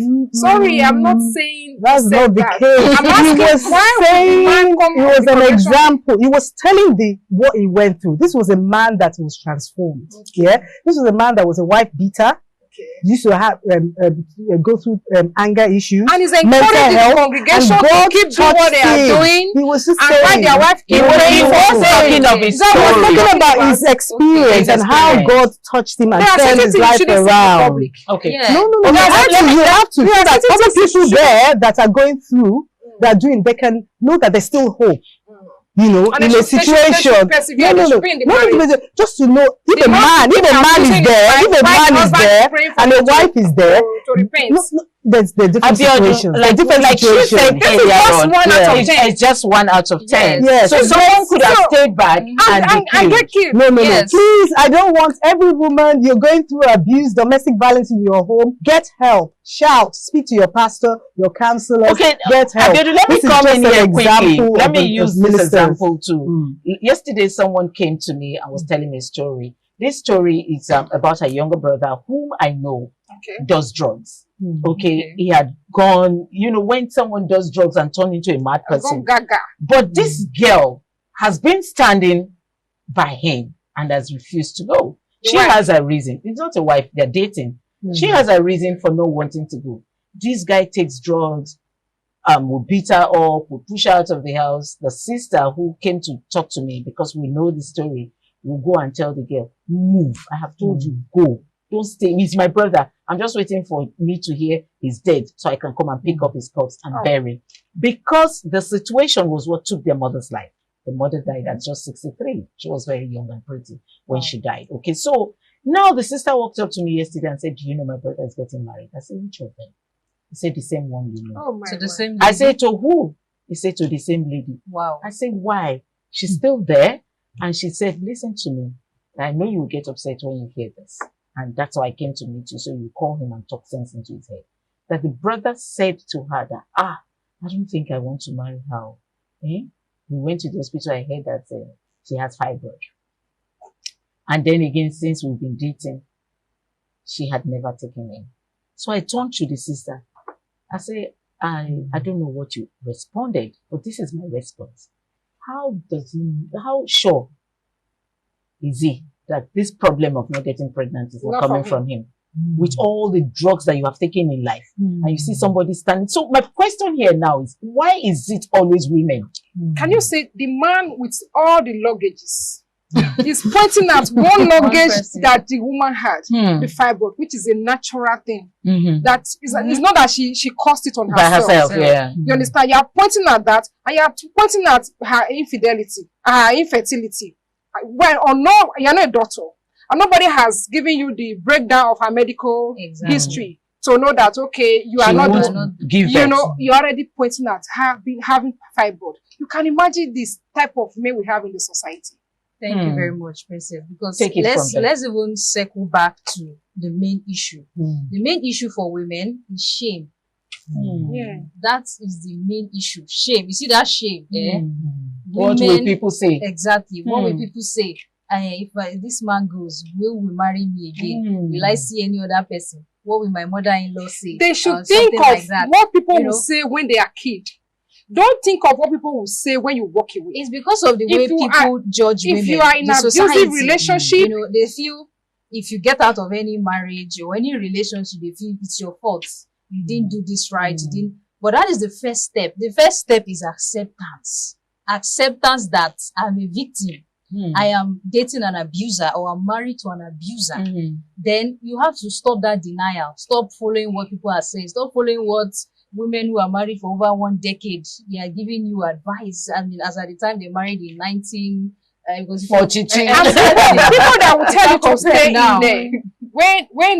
When the chips are done, when the woman is finally killed, they will not be responsible for your children. They would even your marry children another will be thrown to the street. I always say that. The children will be thrown to the street, or they will be there, and those people that advise you to stay, to be patient, to tolerate, they won't be there for your children. After 3 months, they are all gone. And just have it at the back of your mind, whether the man or the woman, when the spouse is killed or dead due to the abusive marriage, the other one has the right to remarry. Okay.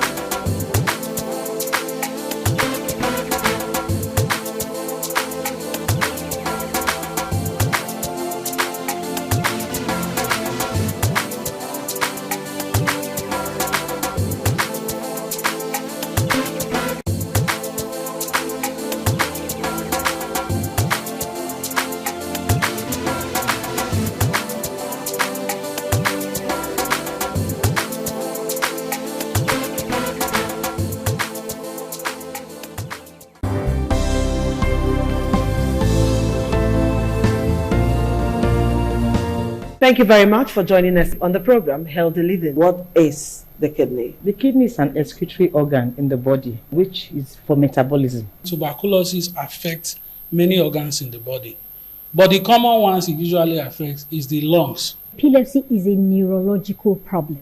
Okay. It is an injury in the brain, which causes someone to begin to convulse, to go into fits. It is curable, but the cure is a long-term thing. If you eat well and avoid those risk factors that will make your immunity to be down, then the risk of contracting tuberculosis will be reduced. If you're healthy, then you're wealthy.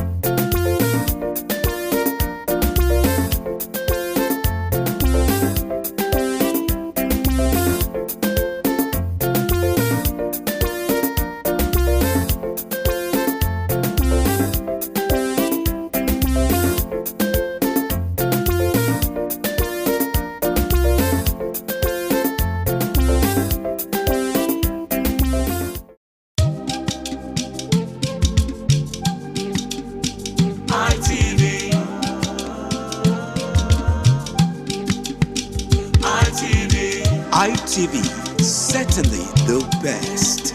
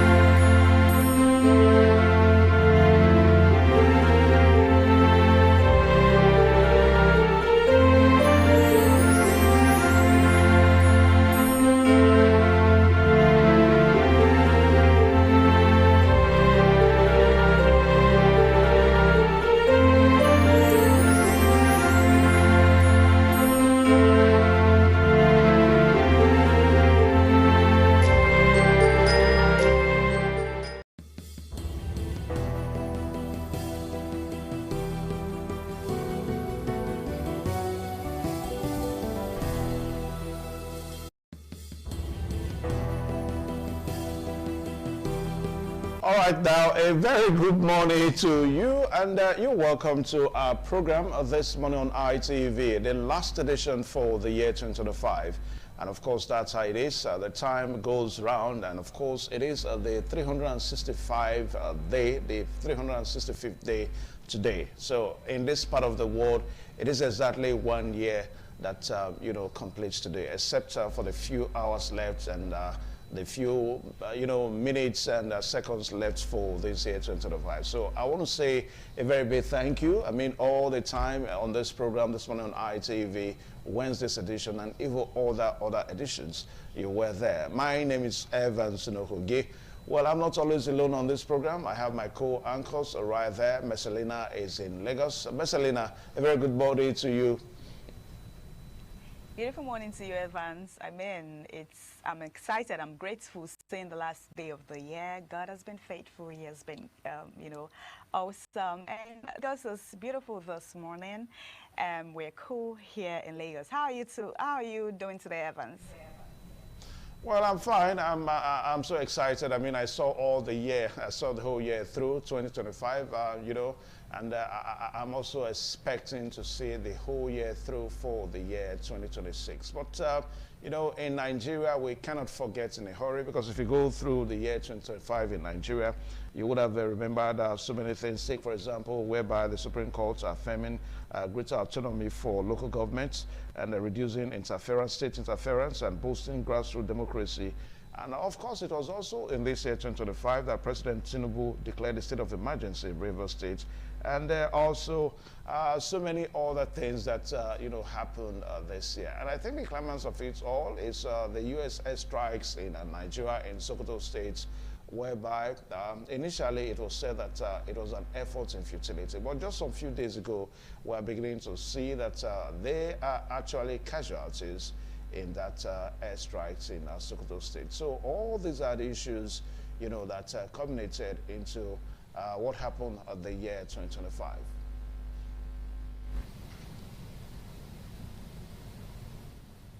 Yeah, a lot has actually happened, and in terms of politics, Nigeria, insecurity, and all of that.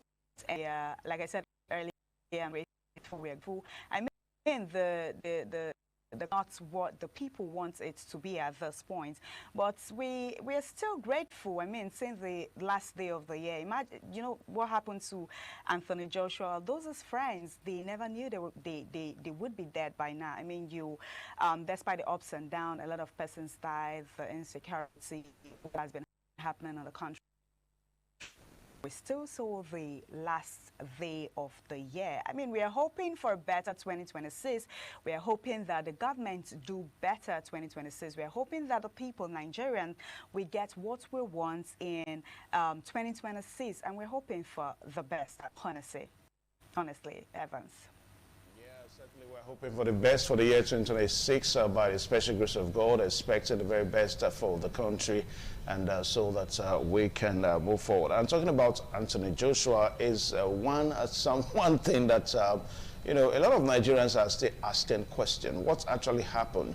I mean, it was the SUV that Anthony Joshua was in that you know, collided into a stationary vehicle, one of these articulated vehicles on the roadside. So the question that we ask is, the driver of that vehicle, was he under some influence of some, you know, substance or alcohol or something? I really don't understand. But we thank God that our own Anthony Joshua is hale and hearty. I mean, yesterday we saw that the Lagos State government, you know, confirmed that clinical investigation on Anthony Joshua shows that nothing happened to him. Because I don't know, I mean, coming home to get that kind of something. So we just pray that that you know, continues, that he continues to enjoy that good health as you know, he goes along. All right, so here in Benin this morning, we are going to be discussing two major things. We intend to join Dr. Don Pedro Obaseki. You know, a few days ago, we saw what happened in Benin City. So we intend to do some discussions on that this morning, as we intend to join Dr. Don Pedro Obaseki on the program this morning. And also, too, we also talk about the airstrikes in Nigeria. Now that a lot of persons are calling for foot soldiers, U.S. Army foot soldiers, you know, are being called for so that they can, you know, continue the onslaughts against the terrorists in Nigeria. So we're going to be discussing all that this morning as we get along on the program. Now, Abuja, a very good morning to you. We are going to be looking at the continuous grid collapse. You know, it's the fourth time in 2025. It has happened about 13 times in the previous years, which bring it to a total of 17. The grid has been collapsing since the inception of the Tinubu-led government. And things are due to human error. If it happens as a result of technical issue, it means that those who are supposed to be carrying out some routine maintenance are not doing their job. If it happens as a result of external distortion, it means that those who are supposed to secure, you know, the installations are not doing their job. Of course, the civil defense is the one that readily comes to the mind, because they are charged with responsibility of ensuring that public installations are protected. So, irrespective of which may result to the cause of the collapse, there is the need for a reform to ensure that we do not have blackouts. Whenever it happens, Nigerians lost money. Whenever it happens, billions go down the drain, and we must take drastic steps to tackle all of that. And that, of course, is the focus of our discussion on the program for today. All right, thank you so much, gentlemen, and the lady there for that. So we quickly take a short break now so that all the segments of this program will come your way. Please stay tuned.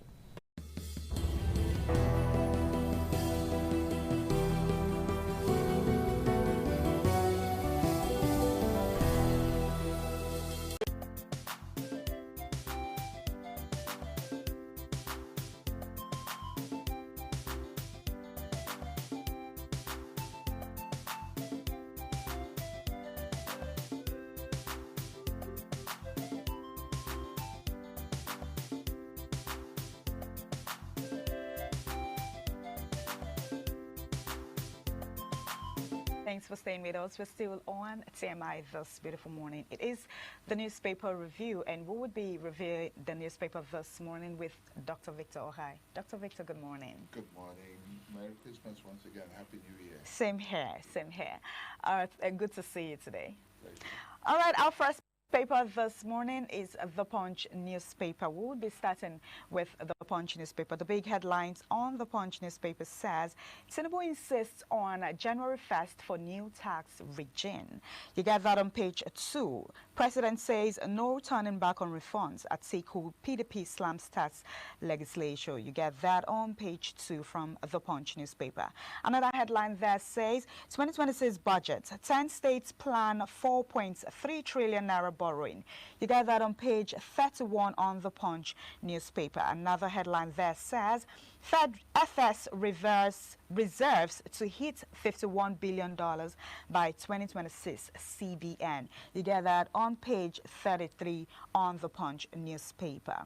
Military arrests suicide bomber recovers 189 AK-47 rifle. You get that on page 14 on the Punch newspaper. Fatah crash. Family demands access to Joshua as FRSC awaits probe report. You get that on page 14 from the Punch newspaper. Alleged money laundering. SAGF Malami wife son to spend a new year in prison. You get that on page 7 from the newspaper. PDP sues INEC over candidates' exclusion from Ekiti polls. You get that on page 14. Another headline there says, Lagos Plaza death toll hits 5 as fire raises another market. You get that on page 4 and also on page 5 from the Punch newspaper.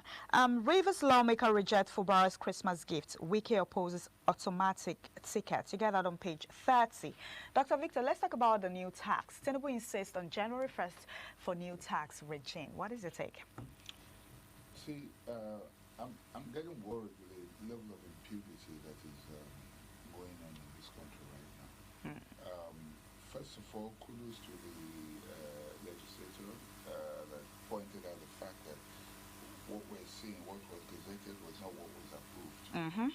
It's like saying you approve payment for to a contractor for 10,000 naira, okay, and then a check is written for 12,000 naira. Yeah. And then you insist that you know that it is okay and all that. That's what's going on. This is wrong.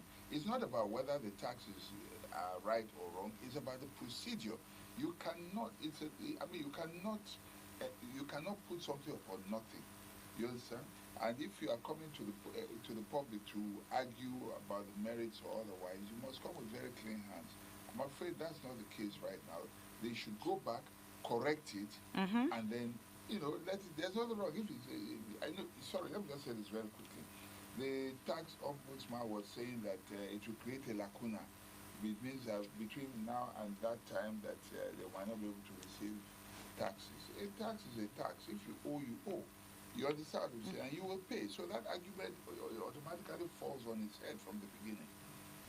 Okay, thank you very much. Moving on, we're still on the papers review. Let's quickly take a look at the Nigerian Tribune newspaper. The Nigerian Tribune newspaper has the same big headlines as the Punch newspaper that says, new tax laws take off January 1st, Tinubu says. You get that on page 3. Another headline says, federal government denies plots to target opposition figures. You get that on page 2 on the Nigerian Tribune newspaper. CBN project 4.49% GDP growth in 2026. You get that on page 5 from the Nigerian Tribune newspaper. Another headline says, alleged money laundering. Court orders remand of Malami's son in Kuji prison till January 2nd. I don't know if you saw the story, Dr. Victor, that court orders remand of Malami's son and in Kuji prison till January 2nd. What would you have to say? You know what I love about this? Karma is, as they say, a bitch, excuse my language. And the reason is simple. What goes around comes around. He was the chief law officer of this country. And the same laws that he superintended over the same laws are being used against him. Well, there's nothing he can do about it. He had every opportunity to carry out law reforms during his time. He didn't care because he was an authority and probably thought it was going to last forever. So, Merry Christmas to them in prison, and a Happy New Year to them in prison. If you do the crime, you do the time. I mean, it's alleged right now they still have to have their day in court, but I mean, it's what it is. It is what it is. Yes. Okay.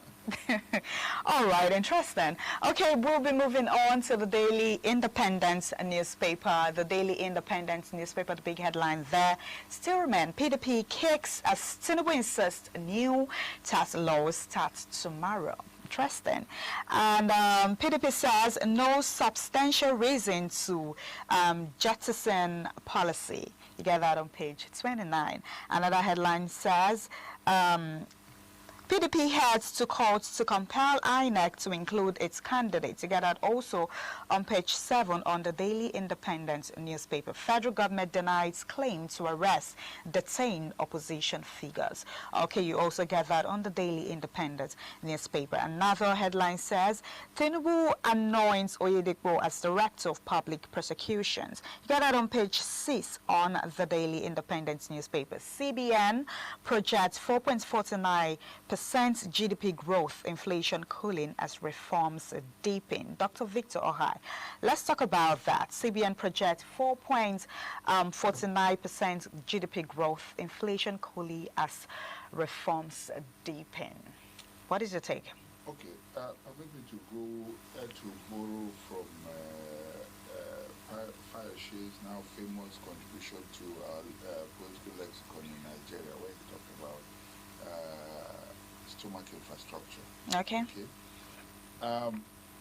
The reforms, I don't have a problem with the reforms. On the issue of GDP growth, it's all well and good, but the question for me is how much of all of these data that have been thrown all over the place are felt by the Nigerians on the streets. That for me is the bottom line, you know. There is an unequal distribution of wealth, you know. So no matter what it is and however we project, the bottom line is, do we have the interests of the common man at heart? And that to me is all that matters. So the figures may be out there, and I just found that a lot of politicians manipulate data and throw it. Until you interrogate it, you find that it is not exactly what it says. I'm hopeful. But when you talk about GDP, you talk about the products that we collectively, our output as a country. Yeah, sure. And then you look at what's happening in the north, and you say to yourself, with the security situation, so many people in IDP camps, a lot of industries closing and all that. I wonder where the growth is coming from. Is it from, maybe they're talking about what is coming from the Dangote refinery, because I don't see where it's coming from. You don't see where it's coming from? I don't, honestly. Interesting. All right, moving on, we're still on the papers this morning. Let's quickly take a look at the New Telegraph newspaper. The big headline there, still remains new tax law, no going back on January 1st, Tinubu declares. This is really serious, Dr. Victor, because, I mean, all the papers has it on the headlines, maybe because tomorrow is fast. Okay. Headlines on the New Telegraph this morning says, U.S. bombing, Nigerian military recovers boosters in Sokoto, Kebbi offer. You get that on page 3 and 6 and also page 29 on the New Telegraph newspaper. CBN projects external reserves to hit $51.4 billion in 2026. You get that also on the New Telegraph newspaper. 2027, I know how to turn Nigerian around, says Obi. You get that on page 4 and also on page 9 on the New Telegraph newspaper this morning. Dr. Victor, let's talk about the U.S. bombing. Nigerian military recovers booster in Sokoto, Kebbi, and also Offa. This U.S. bombing stuff. Let's just talk briefly about it. That they recover what? I'm trying to see the headline. On the New Telegraph newspaper. No, that they recover what? That the recovers boosters in Sokoto, Kebbi, and Offa. Okay, so let me look at this. Okay.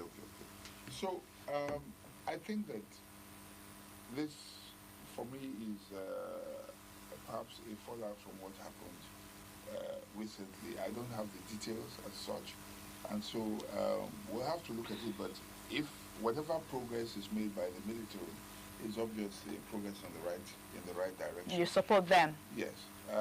The Americans have done what they've done. The Nigerian army and the military, it's their job now to clean up after.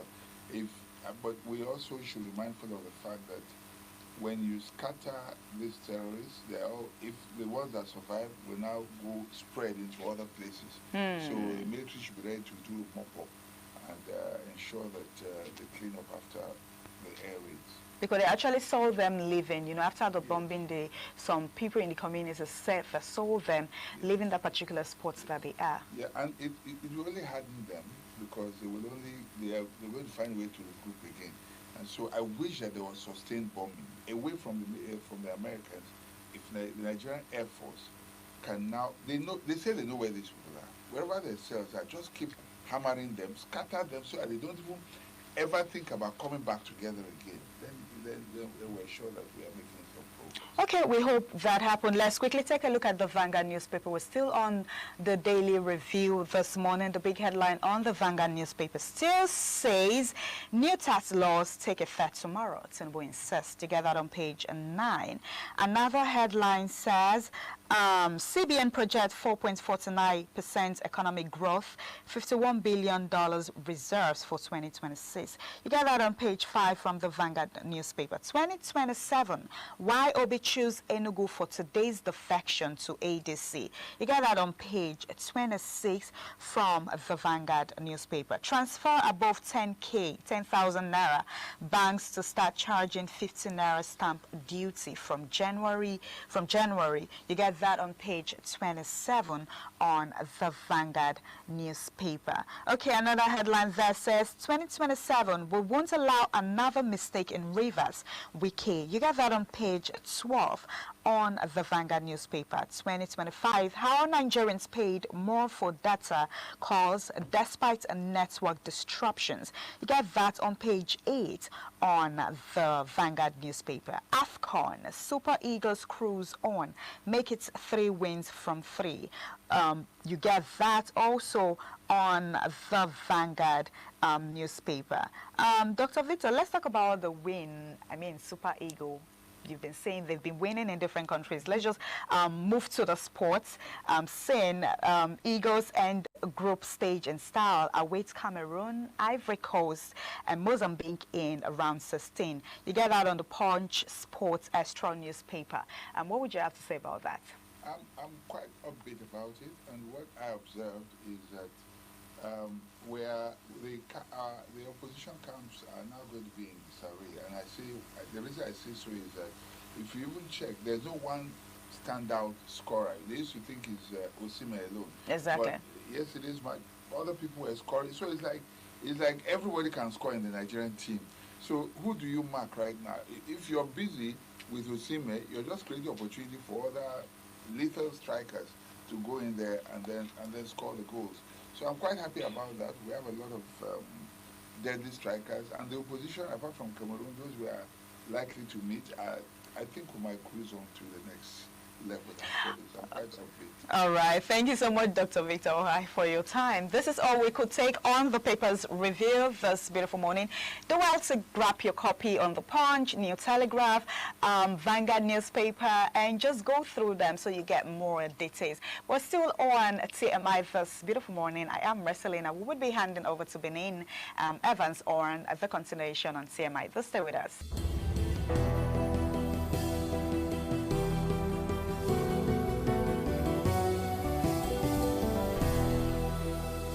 Still this morning on ITV on your television. Yes, I said it a while ago that we're going to be following discussions that you may have seen on the social media. The social media for the past few days now has been agog with issues relating to Don Pedro Obaseki and the way he was attacked, by some suspected hoodlums in Benin City. Now, on our program this morning, we are so privileged to have Dr. Don Pedro Obaseki, a veteran broadcaster, and a one-time, lecturer at the University of Benin here in Edo State. Sir, you're welcome to the program this morning on ITV. Thank you. Okay.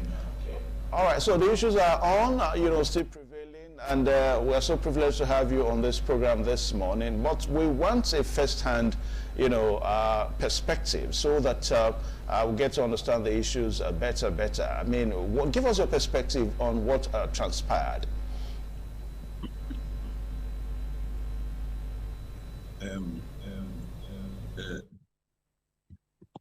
I don't, it's a shame for me to keep doing this, but I guess I have to because it is a civic situation now.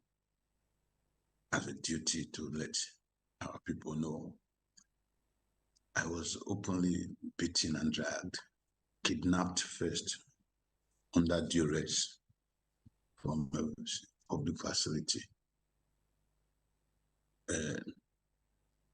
An almost 60-year-old man being dragged through the streets of Benin City, Edo State, my state. And recorded live for being an Obaseki, for going to a public function of Edo people and saying Edo Atokbe. It's just because I talk, say Edo Atokbe. So for me to come to talk, it's what I want to, and I think even the over-emphasis on speaking English and English may not get this through to many of our people, particularly those who I live amongst, because I don't live in Jare, in Benin. I live with the street. I live in New Benin. I live almost inside the New Benin market. And people have been asking again and again. Some still don't believe. Some people even think it's a movie that they were watching. And the persons who did this said clearly that they've been sent by the palace, to publicly humiliate me. We all know who they are. Kabaka Adun, who everybody calls Kapwepwe. Osayan Deoba Kawaye. Bege Bobizwa Adun. Samede Nomules. Erios. Julius Imafo. Uyigwe Obazeon. Then Samir Fan Ujo, who everybody calls a cis guy. Then drag me naked, beat me. They're not even naked. At first, when they carry me, people fool there. The people when they play ball, and boy, I go, not just say I go play ball, I go play ball. They might people when they follow me play ball every year. I go give them rice. They do Christmas. Please, everybody get 10 kg bag of rice. They do Christmas. They drag me from the whole of, from First Junction for Igbisan to the Tiagbakbava, for front of Oli Arosa, beat me, make me knee down, tear my cloth, tear my shirt, all the video fully. The one I'm happy for, we say, I don't see the video where they just totally naked me for Ring Road, just before we reach the gate of the museum. For front of Oredo, they started the video again. I don't want me to kill me. I beg them. Now maybe this Pedro Obaseki. And they say, now me they want to start before they will come begin face every other Obaseki. I reached there. I kneel down. I beg. The only thing I pay me now be 2 days, 3 days don't pass. Today now Wednesday, now Sunday this thing happened. Till today, I dey respect Palace. I respect my people. I know they cause government, not they cause anybody. Till today, 3 days don't pass. Nobody for Palace don't come say, Pedro, no be we send them. When I read Palace there, some chief come, all of Nasiam. One of them even talk say, he say today now, that day now, Holy Arosa day, they celebrate. So they will see if I be Oyomba, later they feel to judge my case. But they leave me, make Obago come back. Before Obago drive past, stop, see me, call somebody, one tall man, I hear them with Adamu or something. I was begging, Papa, I'm not going to talk about it. See me then, put me for one green hill also in the convoy with the policeman. Carry me go Oba Market police station, where they come detain me around after 11 for money. I did that till they released me around 5. Commissioner come 3 times. First time come, say make I write statement. Say somebody, the other police when carry me come already write statement. For my present, commissioner read that statement. So make I write my own. Come back. See, until you get clearance from, you won't get clearance from Palace or Oba first for the few release me.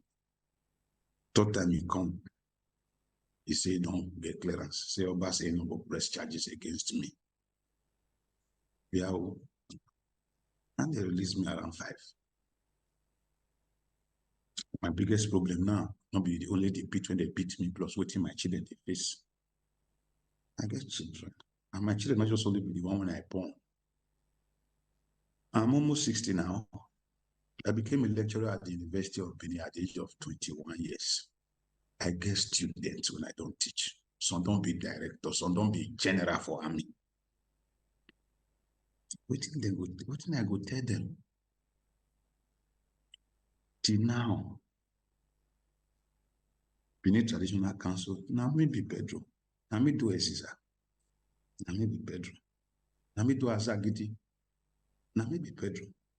Now me do their idea when they use for WAEC for 10 years. They promote my people culture. Now me be Pedro.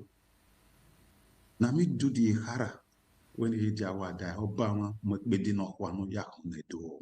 Obama Fiakba Willie Kololo Willa. Yamu leketi riba no banima kam you can totally voka wano waridika. Na mi do that pre-song. Na mi do oba no boriri ne do no oba be yamu Anati me do anati me oyumba. Who are those to declare people oyumba in Benin? Street urchins. Doctor, let's quickly, because the issues are conflicting now. We have various versions of what transpired in the social media. Now, you said that before we come to what seems to be the nitty-gritty of the issue, the use of language, Edora Tokbe, instead of Obara Tokbe. I mean, I did semantics in school, you know, the meaning of words and all that. Before we come to that, let's quickly come to where you said they were sent by the palace. What makes you feel that those guys were actually sent by the palace? I wish you were a lawyer. In this situation, unfortunately, I also want. I didn't say they said they were sent by the palace. I didn't say that. You have seen the videos. They said in the video that they were sent by the palace. They said it in English, they said it in Pidgin, they said it in Edo language. I did not say. My statements I make are only statements after the fact of what they said. So that one is in the public domain. It is. But I had ab initio given the palace and all other relevant authorities, because they were alleged publicly, evidentially, on camera, in videos I did not record. They were recorded by those who abducted and kidnapped me, assaulted and molested me. It's all in the public domain. So I don't want us to play on words and be semantic and asking versions. There are no versions. I am not here as a spin doctor. I just want the issues. So if in the public domain, 1, 2, 3, 5, 6 people are saying the same thing, it is called repeat motive. I will speak a little Latin. Say, vox populi, the vox Dei. The voice of those people are the voice of, is the truth, and the voice of God, that they were so sent. So the burden of proof and the burden of denial of same does not lie in any other person or persons. You can hear, you're just showing Kapwekwe now, Osaze Adun, stating Albert unequivocally. And that is in the palace. Let me tell you, my brother, I grew up in that palace as a child. I grew up in that palace as a man.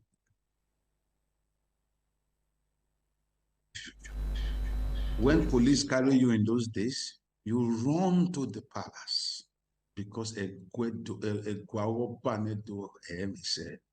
will translate. It is the palace of the Oba that everything find peace and succor. So me entering the palace, the first thing I expect is a refuge. So if they said they were sent, because they did say Albert repeatedly, I am a man of peace, but I also understand, civis pacem para bellum. He that wants peace should be prepared for war. Now they repeatedly said that they were sent by the palace. They didn't mention any other thing. So for me, it wasn't political. I don't see it that way. People are spinning it the way they want. I insist on justice. And in doing that, the exoneration process and protocol should start from those who were accused of being the originators of this dastardly act, so that I will find peace within myself and peace for my family, my children, my biological children, my four children, my 2 sons and my 2 daughters. I'm so scared now. I'm holed up in a military facility. I've been in hospital since. I'm not a frail or fragile man. If any of you take the kind of elemental beating I did take, I'm not sure at the age of 59 plus, you will be. I am shaking, but I told myself I will go through this to the end. But the recuperation and public healing process must start with those who were accused of having originated the abduction or instructed the abduction of Pedro Obaseki. They also said in those videos that I am just the beginning, that it is a systemic, serial The matter is that at a gathering in UK, you said Edora Tokbe, which means that long live the Benin people, instead of saying Obara Tokbe. Now, let me ask the question: what was your intent when you said Edora Tokbe? What was the intention? You see, anybody, it just shows the brazen illiteracy that seems to pervade the space of those who are saying this. When I also read the lexicon of all those persons who are saying some of those things online, the video is there. I had gone to the UK, not at the behest of Godwin Obaseki, the former governor, and I made that clear in my opening statement. And I told them I came there so that to settle the seeming misinterpretation of events that happened in 1897 to 1914, being confused with the events that happened between 1937 and 1952, more than 32 years after the death of my great-grandfather, Obaseki. That was why I went there to them, that to show the close relationship between Ovurame and Obaseki and our Obaseki, who is the from whom all of us are descended, and the children of Ogbedoyo. I explained it graphically based on works written and on the archives of the colonial office of the then British administration and the writings of James Watt and Pierre Maury Talbot. And I explained to them that Ovurame's sister, Etuom, was gifted to Awo Obaseki as wife. And that Ovurame, after the altercation of problems that happened while he was already in exile, to prove that he was, that Obaseki was representing Oimiame to Obaseki while he was in incarceration, while he was in exile.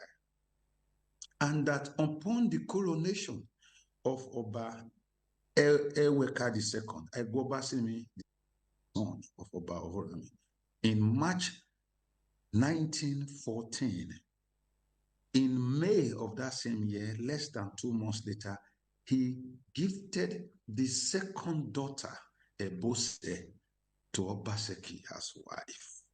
And I asked the question, if you are a betrayer, will you, as if you are betrayed, will you as a father give your daughter to your enemy? And that 3 Obas will gift their daughters to one man?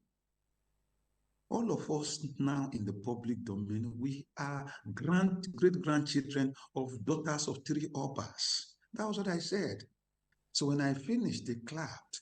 So I wanted to say, like a normal situation, Oba Atokbe is almost like a generic, intuitive statement. But the Oba wasn't there. It was a gathering of Edo people. So I had even started. I said, Oba, oh, okay, Edo ya Owayaga Atokbe, because they were seated there. So what I said was a direct reference to those gathered. Because in Benin, we all say Oba Atokbe. It is not a militant compulsion. It is a personal reverence we have for the throne, because the monarchy is divine, even irrespective of whoever sits on it. Because human beings come and go. But the throne is the uburiri that makes that throne to be revered even by those who don't know the throne or who sits on it.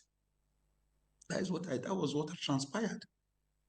Because there is no king without subjects. Let's have Abuja now. Abuja or Lagos. Yes. We have Abuja or Lagos also join us this morning on this issue. So, Messelena, you may file in a question now so that the conversation goes on. Messi. Pedro Obaseki, really, really sorry, first of all, for the humiliation. I mean, nobody should be humiliated like that. It is really, really dishuman and disheartening. You know, watching the video, it is really sad. I saw the video in Europe when you said Iviedu Atokbe instead of, okay, you wanted to say Oba Atokbe, then you just explain now, because I feel a lot of people miscalculated that statement because you were about to say Oba Atokpe, then you just said Oba, then later you switched to Iviedu Atokpe. Now that you've made a lot of people understand that you wanted to say Oba Atokpe, but because the Oba of Benin is not there, I mean, the people there, they're the people of Edo State, then you switched to Iviedu Atokpe. Do you think, apart from that statement, because for somebody to be humiliated like this, it means there's actually a lot of things under the box that nobody is talking about that probably we do not know about. Do you think that apart from that statement, is there any other thing that would make them treat you the way they treat you, like humiliated you? I mean, a person of your status, you're not supposed to be humiliated like that. And I hope and, you know, pray that those people are brought into book. So apart from that statement that you made, do you think there's any other thing that made those people humiliated you the way they actually did? Let me say this clearly. That was why I started with the issue of complexity.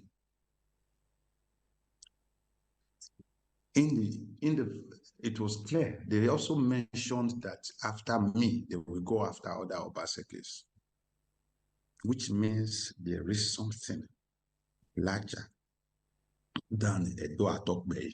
Edo Matobaito, Edo Atokbe, yes. But Edo Atokbe, very yes. Because we say that every day. Even if I greet you, Domo, Domo, Atokbe, the person will reply, oh, we have it all, we have it.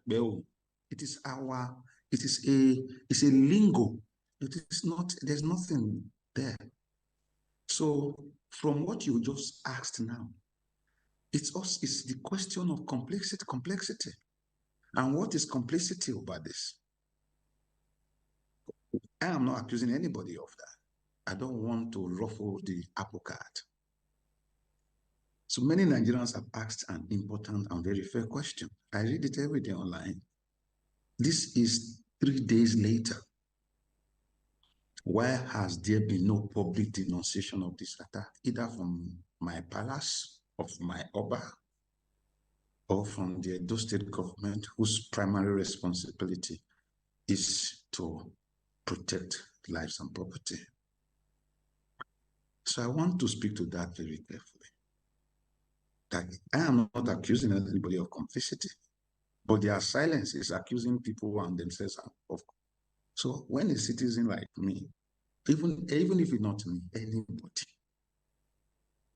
is abducted in public daylight, stripped naked, assaulted, kidnapped, and publicly humiliated, silence from institutions that are entrusted with the moral authority and public responsibility can be very deeply troubling and very deeply misunderstood.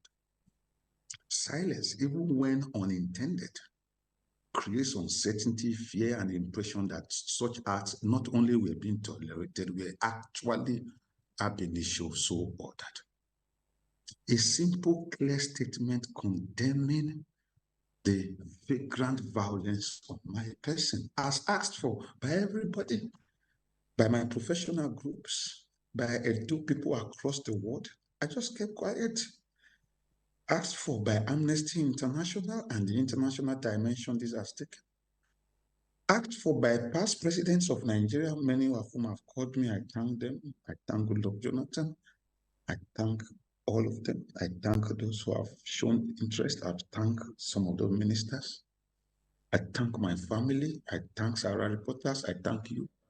I thank all those on social media, Edo men and women, because it could be you, it could be you, it could be you next. If they could do it to Pedro, who carried beneath her head.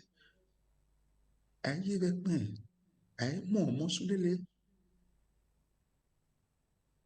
is me. So silence from those institutions.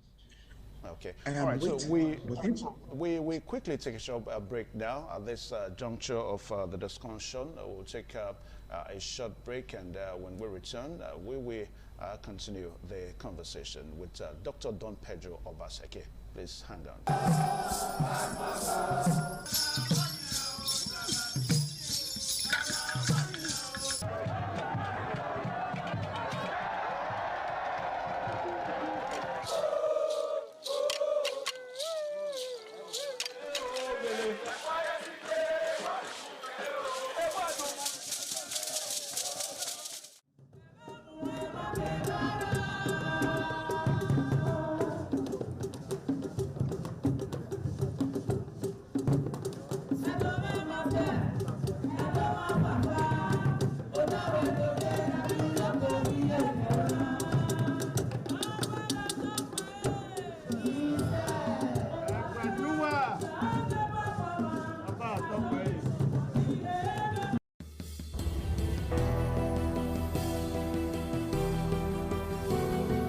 thank you one more time. The program still here on your television, and we are still discussing with Dr. Don Pedro Obaseki on the humiliation that he got recently in Benin. Now, Doctor, just yesterday, your family, that's the Obaseki Council, had a press statement, a press release and all that. So, in line with that now, what is your next line of action? My lines of action have started. I have taken the civil responsibility of petitioning appropriate authorities. I even see one of them, particularly the one to the IG, being flagged along. I also have included the Inspector General of Police. I have submitted all evidence available to me, including video recordings that were circulated to humiliate me. And my requests are simple and lawful: an independent investigation. Because I hear that the Edo State, very laughable, I hear that the Edo State Commissioner of Police, Edo State Police Command, has started an investigation. How can you, this is really funny, how can you be investigating yourself? You know, because part of it is unlawful detention. So they don't have the locus to investigate it. I know.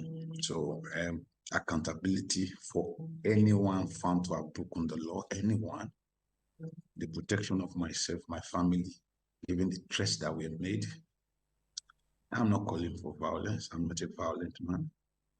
I'm not calling for unrest. I am calling for due process, transparency, and justice. Like I said earlier,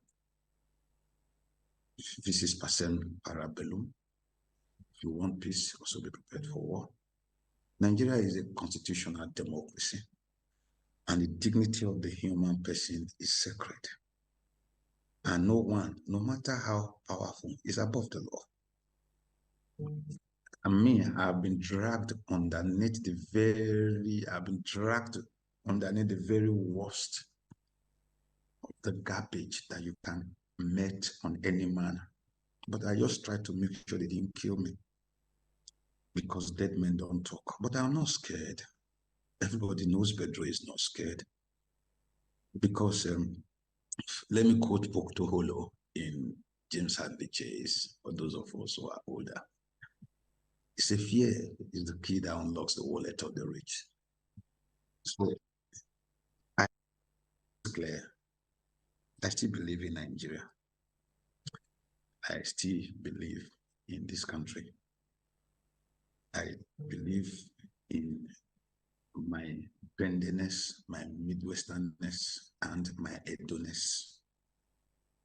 So the dignity of my person is sacred, not only to me, but to every other. Because today, if it be you, if they don't want to Pedro, maybe one day, anybody will be deputy governor now, they just do anyhow, they go drag them for street. Any of them will be House of Rep, House of Assembly, they feel say, you know, they go drag you for street. I am the last victim because I hear this is pain. I am pained. I am traumatized. I am ashamed. But I feel that I was aswaswayaniaduswali. It is the gods of our land that made them come for me so that this won't happen again. So in my mind, I just keep telling Pedro, it's humiliating. Or you could be the John the Baptist. Pedro, it is humiliating. They stripped you 3 days after Christmas. They stripped Jesus Christ, so they are also celebrating everywhere today. So, all right, so let's quickly join my colleague in Abuja now to file in his question. Quickly, because of time, we have to do some other things. Abuja, over to you quickly. By saying simply that video, when we saw it, I actually thought it was a movie until I discovered that it's a reality. It's really a sad one. But I want us to start from when you made that comment in London, when you said Edo Atobe. When you made that comment, is there anyone in that conference hall that approached you and say what you have said is wrong? Then two, you do the primary school football with your friends and at the same time do some humanitarian work, provided rice to some people to use for the festivity. And then in that process, the mob came and you were abducted. During that process, your friends that were there and those that were collecting rice from you resist the arrest, because I feel this to you can be done to any other person if it is not proper arrest. Why did they not resist? Those guys, were they armed? And what arm are they carrying? And the sad one done is when I actually, on your knees, walking towards the chiefs. Why did they not stop that process and ask you to stand up and condemn that heinous act? These are my lines of question. I will start from, I'll also answer them chronologically. Number one, if not that people are trying to read meanings that were not there to Edo Atokbe, which was a statement after the fact. I didn't say anything wrong. There was nothing wrong there. When I said it, go back and watch the video, people were clapping. Not a single person came to meet me, not one. Not until I actually got to Benin, really. I came back since the 12th, since the 11th, Thursday, 11th of December. I've been in Benin. So when I heard, and I said, oh, let me even send message to them in the palace. I said it when I was crawling. And I said, okay, if that is the case, let me go and tell about what. See, this is one cow. Don't be offended. Because it wasn't geared to offend anybody. Why should I offend anybody? I said it on my knees when they were on the street. That is one. Number two, when they came, I didn't even notice. We were playing football. The football had entered the halftime. So I just stepped out of the field to drink water. And the next thing I saw them were brandishing guns. No, they had not started recording then because the show had just started. If you even hear Kapwepwe, the diminutive, dwarfish, young street urchin, the one that now became the spokesperson and talking to the chiefs, the one that was beating me straight on the street, was wearing the white. Yes, he was screaming, if I not give my car, I will go shoot now. Go back to the video. That is the video inside the football field now. So the only thing that I don't want to start blaming those who might also be scared for their lives. And it wasn't a mob. When you say a mob is a lot of people. They were at the point that you just referred to Kapwepwe as a street urchin, because for us in the media, we try as much as possible to respect all personalities the way we respect your own personalities now. Anyway, we also understand that everything said on our program does not have anything to do with ITV. We give every person the opportunity to come and ventilate their opinion as the issue goes on. So the last is not heard on this issue because the Obaseki Council, the family yesterday just issued a press statement. And of course, we've heard from Dr. Don Pedro Obaseki, his next line of action. So we want to say a very big thank you, Doctor, for joining us on the program this morning. We want to say thank you so much, sir. Thank you. Thank you. Okay. All right, so we come up that discussion this morning, and the program is still this morning on ITV. We'll be right back. Please stay tuned.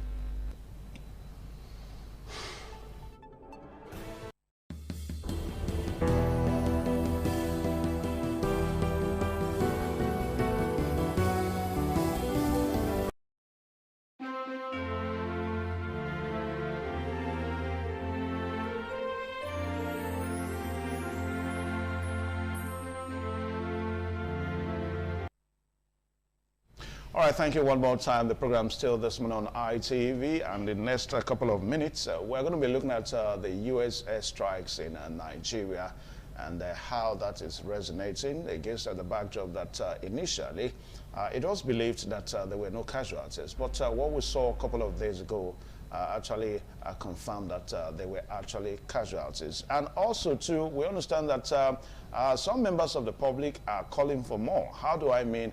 They are actually calling for foot soldiers, U.S. foot soldiers, to back up the airstrikes so that they can actually flush out the terrorists from Nigeria. All right, so that is already generating a debate. Some are arguing for, and some are not also arguing for. Some are, talking against that. So to do discussion on that this morning, we are so privileged to have two gentlemen, and we have Honorable Derek Onwango here with us. Sir, you're welcome to the program this morning on ITV. A very good morning to you. Thank you for having me. And also joining us virtually this morning from Sweden, we have Mr. Ike Igage Ikponsa Igage is joining us virtually from Sweden. Mr. Ike, good morning. Good morning. Okay.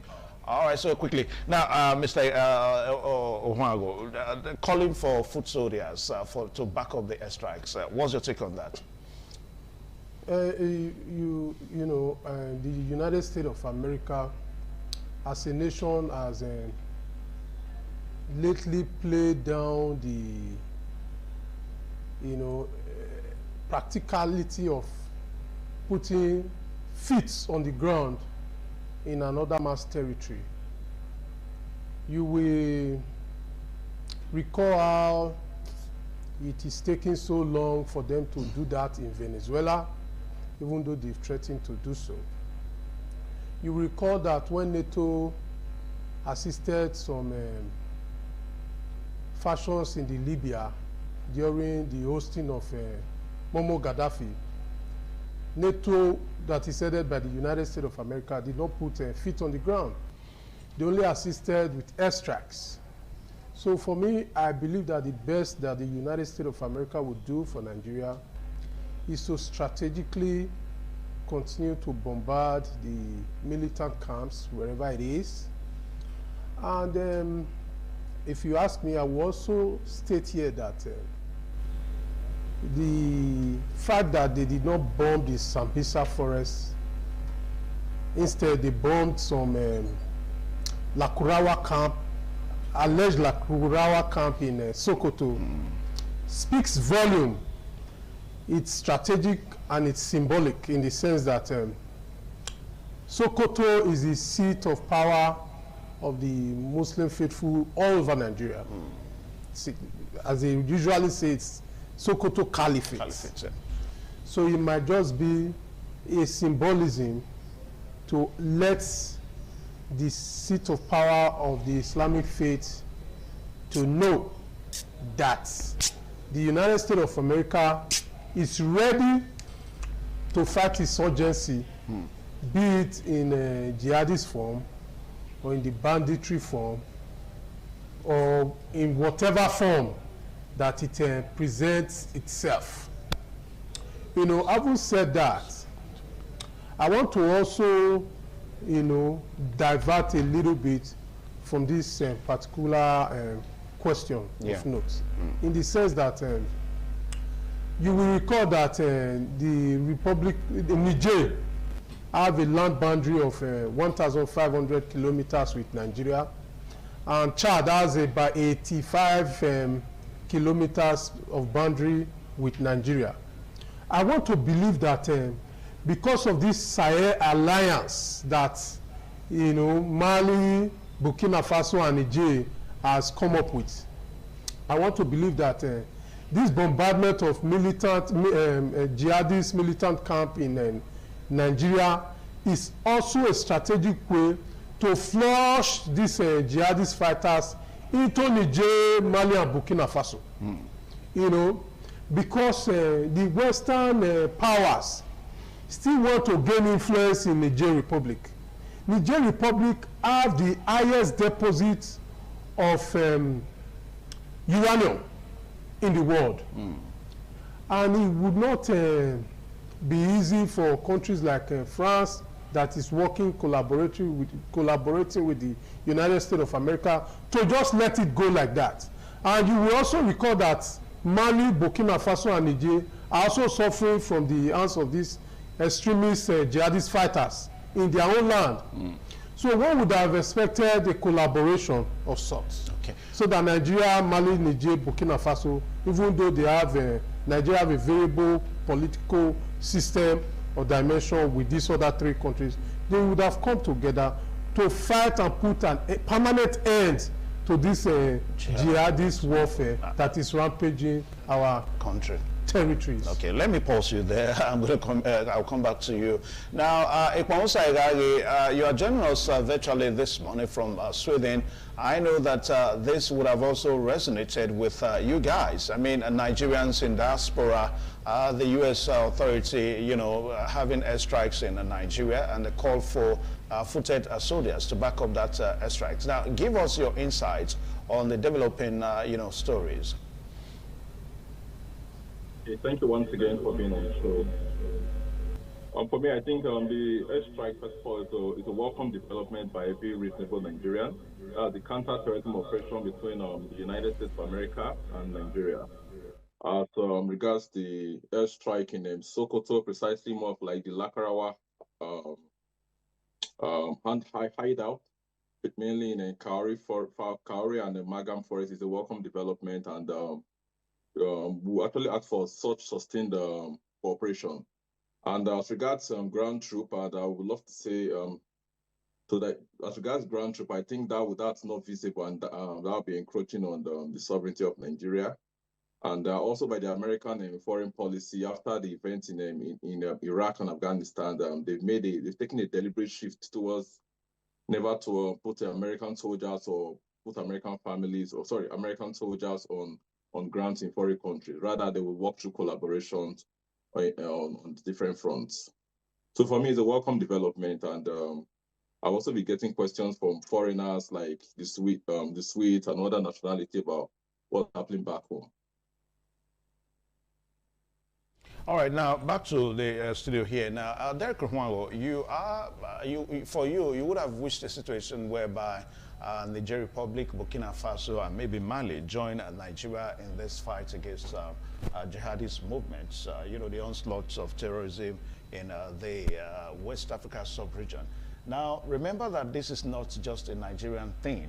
You know, it cuts across these countries, you know, the West African coast and all that. Now, as it stands now, Niger, Burkina Faso, and one other country, they've left the ECOWAS, you know, bloc, and they formed their own Sahel region bloc and all that. Now, how do you see the possibility of that, you know, when diplomatically they are no more on one page with Nigeria? Yeah, it's not impossible to collaborate with variable, you know, diplomatic blocs, in the sense that you looking at America, the United States of America, you see that it is thousands of miles away from the EU, yet they have a security pact guided under the Treaty of NATO that makes a cry for one being a cry for all. So it's not impossible. We have common challenge with jihadist militants, and it is only natural that we come together to fight it. I can assure you that the best people to put a closure on the challenges that we face, you know, with regards to banditry, kidnapping, and jihadist fundamentalists, is the people involved. The people involved. You know, so if we collaborate, it makes it more easy, because you will, except we decide to face our border with Niger Republic and Chad. If not, we will have to collaborate. With the American bombardment of their camps, they will exercise an option of going to Niger or Chad to cool off. And it will not be diplomatically possible for America to start bombarding Niger, territory of Niger, because these Lakurawa or Iswa people are fled into their territory. You know, that is an act of war. They can only do it in Nigeria now because we are collaborating with them. But if they decide to do it without our collaboration because they have what it takes, then it becomes an act of war. And you know that Donald Trump is a very sentimental individual. He's doing everything possible to clinch the Nobel Peace Prize for 2026. Is that why you think he's doing what he's doing? He's a sentimental person, and to some extent it makes him kind of petty. So he wants to do everything possible to be in the good books of the global elite. No, so are you saying that what describing Nigeria as a country of particular concern is not welcomed? Of course, it's a welcome development. So why are you trying to tie it to trying to win the? I'm trying to let you know to what extent Donald Trump will go on these fights. You know, there are some things he will not do. First of all, I stated that he will not put feet on the ground. You know, for reasons like they already have a foreign policy to only collaborate with whatever nation that requires their collaboration.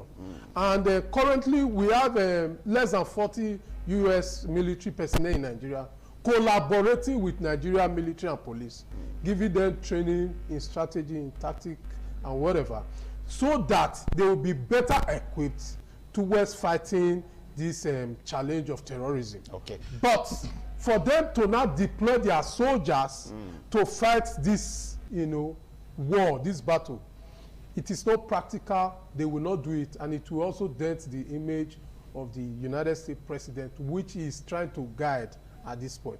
That is one of the motivating factors that has propelled him to end the. You see how he was able to bring about ceasefire in the Israel and Gaza, Gaza Strip warfare. You see how he's doing everything possible to put an end to the war between Ukraine and Russia.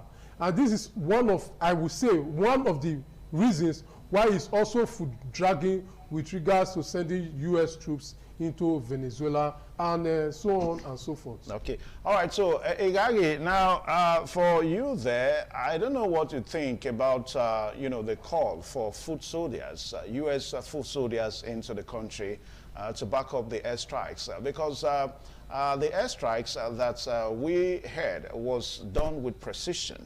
And but some of the reactions are that they are victims of, who we are not supposed to be the target, but victims. Those are some of the things that we heard. So what we are saying is that now, for us to have a more precise bombardment against this terrorist, I mean, when we have foot soldiers, the foot soldiers may be able to actually locate the enclave of these terrorists and all that, instead of just doing some precise, bombardment with precision and all that. So what do you think about that? First of all, I think the attack that happened on Christmas Day operation is a welcome development. And as regards foot soldiers, as I said, the American foreign policy over time, due to their experience in several wars, and most recently in Iraq and Afghanistan, have made clear to the world that they will never put foot soldiers on ground. That's putting American troops on ground. The foot soldiers you're talking about will be the Nigerian army who will do the ground job. They will do theirs based on.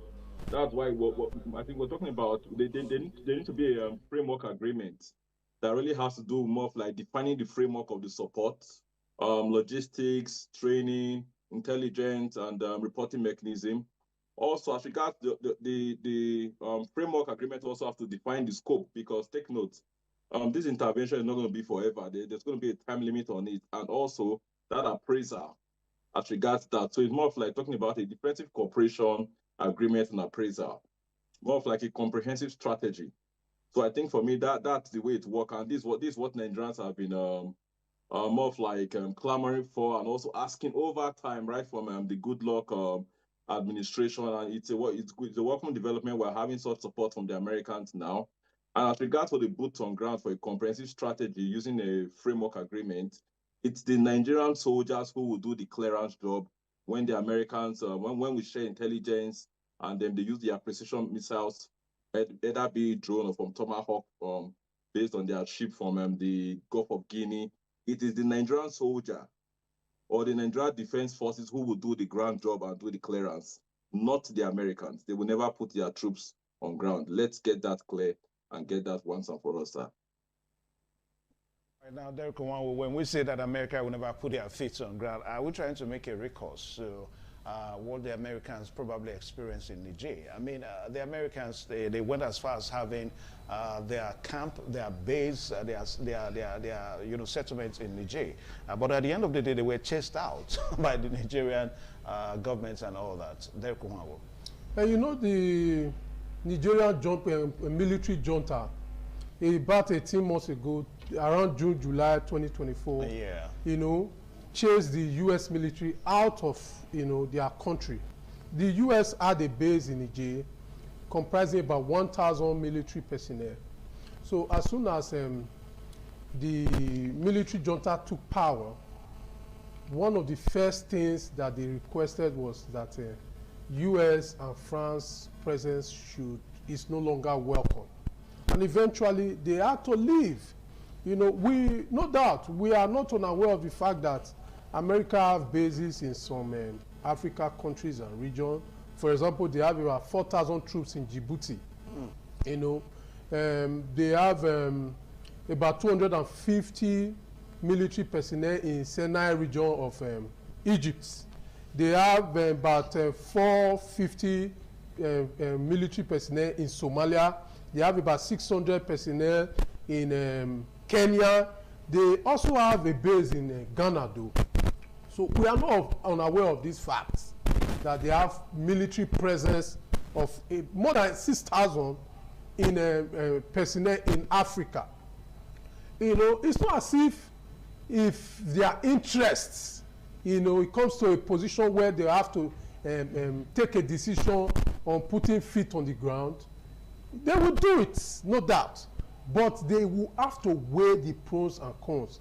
If the most of the motivating factor for U.S. engagement in global affairs are economics. You know, if the economic potential for putting feet on the ground, if it amounts to them, you know, doing it, they will do it. But we are saying it is not very practical for them to put feet on the ground in Nigeria. Why? Why is it not very practical? Well, the issue here is a proactive vision. They are working towards, if you ask me, it's a personal opinion though, it is projected that by the year 2050, the Islamic faith will be so influential at the global scale that every decision to be taken must first of all be considered against the backlash from this individual, because they will now be like up to 50% of global religious domination. You know, so you know, just like folks are now living in Hinduism, Christianity, but Islam tend to have some way to motivate you beyond passivity. Can even be seen to be coercive for you to either remain as a Muslim or for you to convert into Islam. So that gives them an edge towards growing membership. So I feel that in order to reduce the speed or rate for which people are being converted into Islam, there is need for the Western influence, who have for decades now not been interested in Christianity, which was a pivoting force towards Western civilization and Western economic dominance. But over time, they have cleared towards secularism, giving room for faith like Islam to continue to thrive all over the world. Go to UK, you know, recently a London mayor threatened Christians about the, you know, Christmas, you know, party that they were, you know, sponsoring, saying that people should participate. London mayor, Google it. So the influence of Islam is on the Western front becoming so do I say unbearable? Is that allowed? Or maybe threatening. You know, threatens some dominance of the Western influence on the global scale. So I believe that they are being proactive with regards to trying to reduce the influence of this faith on the global influence, you know, in terms of diplomacy. All right, now quickly, now Igage, as we wrap up, I'll just need you to react to this in the next 1 or 2 minutes. Now, there are some group of persons that probably think that this whole airstrikes thing are all propaganda. I mean, propaganda in the sense that the fight should not just be for Christianity, it should be against terrorism. I mean, terrorism cuts across all religions and all that. So what's your take on that? For me, I think first of all, the government of Nigeria was actually more of, like, will I say, pushed to do the right thing, because the president, as it is, was more focused on his second-term re-election and how he could depopulate or decapitate the opposition. And until that Trump tweet, which actually vetted all these responses, you could see our security managers going to the US, having hearings in Congress. So for me, I felt it was more like he was actually pushed to do the right thing because he was more focused on second-term re-election. But it's a welcome development that we're having this collaboration. And for me, I would say it's not a propaganda, because it's a reality. In as much as the Christians are also being killed, Muslims are also killed too. But I would say Christians are killed more in terms of proportion, because take note, if you look at the ethnic profiling of these terrorists, be it Boko Haram, Lakarawa, or whatever you call them, they are mainly Islamic and fundamentalists or jihadists. So you can't take that fact away. And also it's not a propaganda here, because you are dealing with human life. And also, you have to look at what's really pushing the people towards joining this group. And I can tell you, to be honest, it's also political. Because if you look at it, it's mainly around the Northeast and then the Northwest. And these regions actually have a large proportion of poverty. Because if you look at the statistics for the out-of-school children in Nigeria, 73% comes from the Northwest and then the Northeast.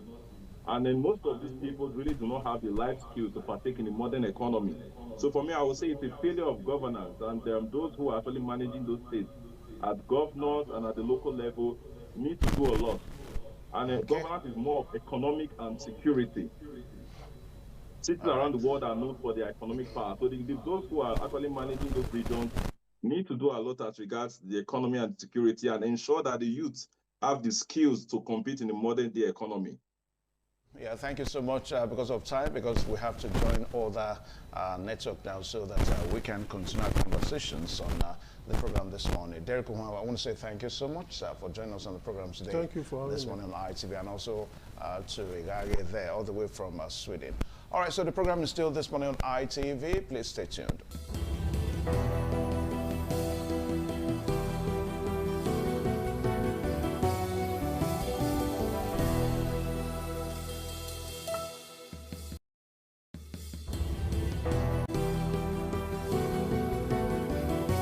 Up next is a discussion around the continuous collapse of national grid for 2025 alone.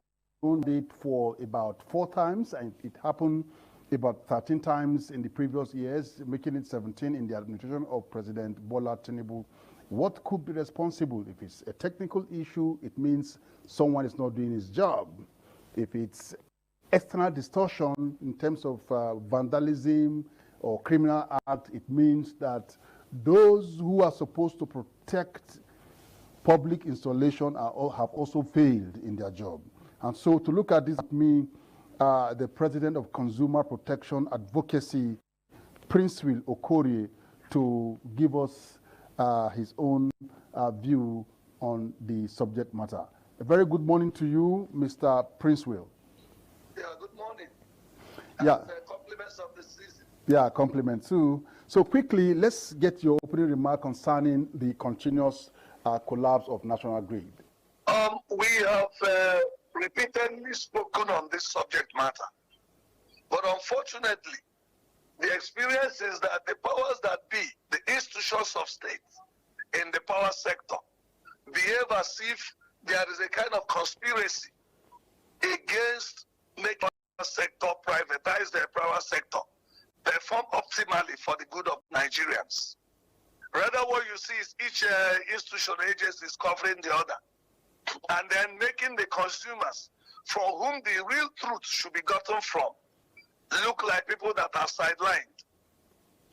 I must compliment the current ad hoc committee on power sector reform in the House of Representatives that have started to give opportunity to consumer groups to speak on what is happening in the sector.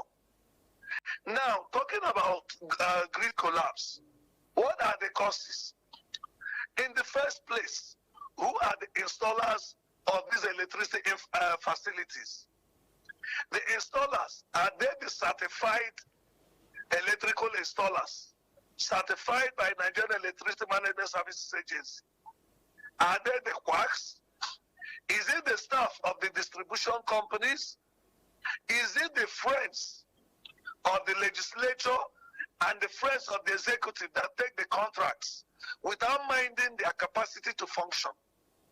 Because without competence and capacity, you cannot get quality service delivery.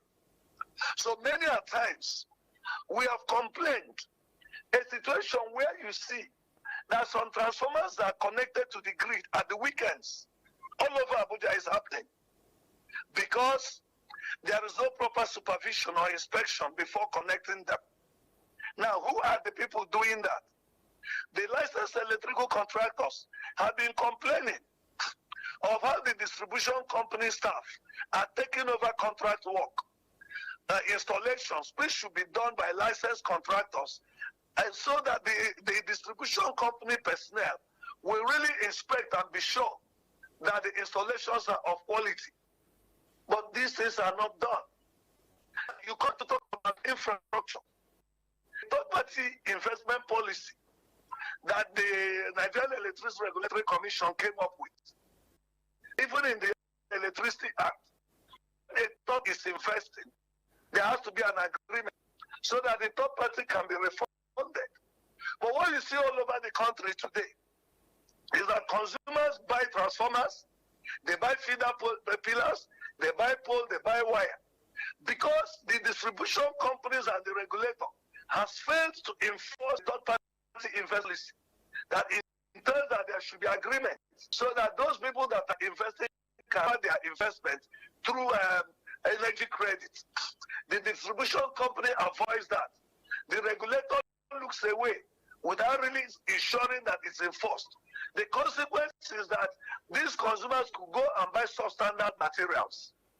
They'll buy refurbished transformers, they'll buy substandard materials, and they use them to carry out installations.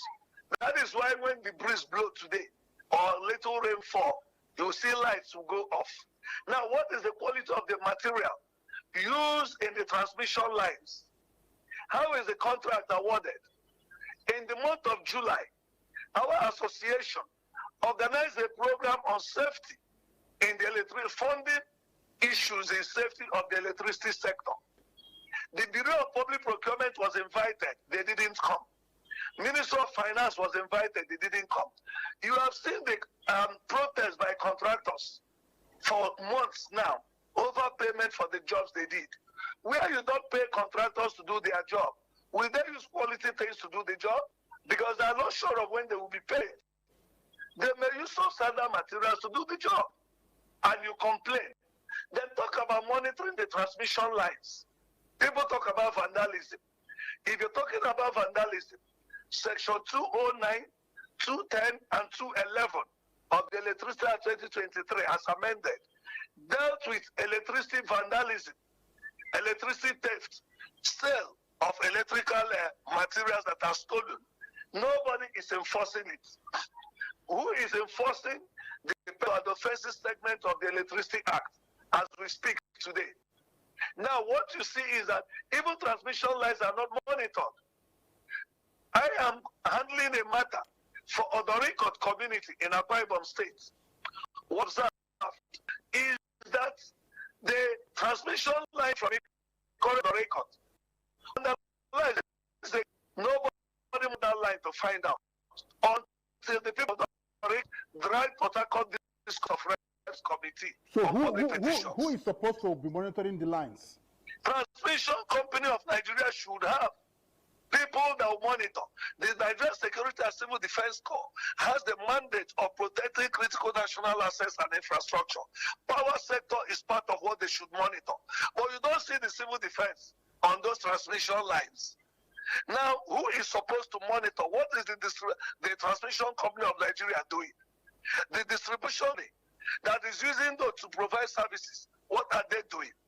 What is the security agencies doing? Rather than look at these areas, the distribution companies are allowed to exploit the consumers.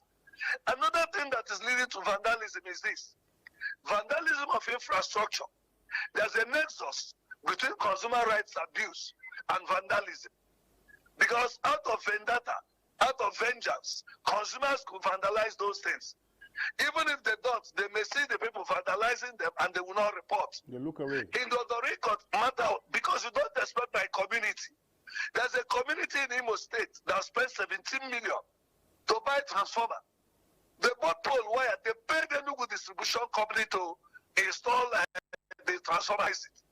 Do you know that Enugu distribution company that did not invest 1 naira went to the community? I was giving them bills without any meter on the transformer to know the quantity of energy that has gone in there. Is that it is theft against consumers by the distribution company. The community complained.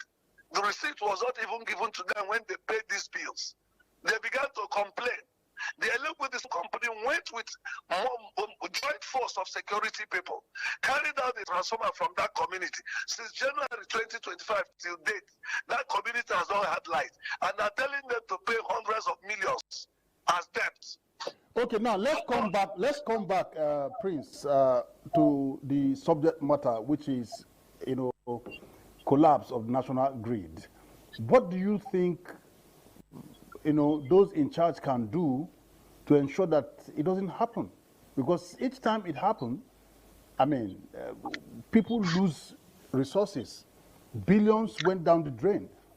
I am told that President Bola Tinubu used to take bold decisions. I had expected that when he took the bold decision to remove fuel subsidy, he would have been bold to mention those who took the subsidy and punished them. In the power sector today, how is the contract awarded for this transmission line infrastructure? Where are the companies that provide them? Where are the companies that install them? What is happening? Who has been queried? Shouldn't there be investigation of Transmission Company of Nigeria? There should be investigation. Federal government should set up a commission of inquiry on the causes of national grid, not looking at government people alone. Each time they want to do, they will say institutions under the power sector. And that is why it has continued. And if you check the institutions on the power sector, the same people that run the Power Holding Company of Nigeria, the same people that run NEPA are at the helm of affairs in all the institutions in the power sector. Now, where is the non-state actors? Where are the Manufacturers Association? Where are the Chamber of Commerce? Where are the civil society organizations that are working in the power sector? What is their opinion? Why would they not be brought in to bring in their views? Where is the Society of Engineers? Where are the the licensed contractors? Where are the rural electrification contractors? Why is it that government has failed to set up a committee to listen to them, to know what they think may be the cause of this? Because one government institution, you don't expect TCN to indict NEC, or expect the NEC to indict Minister of Power. They'll just do it themselves. And when they do it themselves, they say all is well. Who are the contractors doing these jobs? Who are the people installing them? What quality of materials are being used to do them? Which agency is monitoring and inspecting? Why is those state actors? The government, is it just for public servants? Is the government, this administration, is it just for civil servants and politicians? What is the number of the public servants and what is the number of the citizens? So for me, the first thing to do is to set up a national commission of inquiry to investigate the grid collapse. If possible, use a neutral person. Let TCN, let Minister of Power, let NEC, and they've done enough and they've not resolved this thing. Bring the non-state actors to bring in their views on this. Get the consumer groups to look into it and come up with their own opinion. That is the only way you get the truth. But when it happens, I still tell the same people that are awarding contracts, the same that are paying the money, the same people that, I mean, there's nothing you can get. Okay, but as we speak, you know, what has national security done? They will send you national security. What the national security advisor will call are still the same government people. Okay, but you know that the collapse is usually as a result of technical fault or external influence, which could be vandalism and theft. To deal with the external distortion, if the country deployed technology, to what extent do you think it can reduce grid collapse? My brother, the technology is being manipulated by human beings. Something happened in Delta State before this Christmas holiday. The Benin Disco, Benin Distribution Company, went into Asaba, started disconnecting the factories there. Started disconnecting factories, accusing them of doing meter bypass and tampering. And instead of following the provisions of the electricity, they will come and tell them they should pay 100 and something million for violating the law, which is contrary to what the law says. No investigation, no independent investigation. Now, if the consumer, they say consumers should report to the disco, because they'll take laws into their hands. Why will the distribution company take laws into their hands to shut down factories that has employed over 1 million persons in that state? And they are all idle. The factories are idle. And then the distribution company that didn't invest in any of the meters or transformers in those areas is now asking them to pay hundreds of millions. The sector is operating like a criminal enterprise. We shouldn't continue that way. Number one, who is enforcing offenses that deals with this energy theft? Which unit is dealing with it? And what have they done to prevent vandalism? The security agencies, civil defense and co, what are they? Now the community resilience is of importance. How has the government engaged community leaders in this matter? How have they engaged the consumers in this matter? Can a person that is ignorant, according to technical fault, can an ignorant person enter a transformer? Can an ignorant person who doesn't know about electricity enter a transmission line? They cannot. So within the distributions, within TCN, within all these institutions, investigated. Why is the regulator complicit? Why are they negligent of these things? Why are they docile? And they're only interested in tariff increase, but they're not interested in this. We have made a suggestion to NEC to say let there be state electricity safety engagements. They threw that letter away since August. We've written a reminder, nothing done. They're telling you it's not safety. When you extort consumer and don't care about them, so, okay, look at Abuja. Consumers bought the transformers in most areas there. In the estates, consumers bought. Abuja Distribution Company will take them over. Start using them without refunding the people.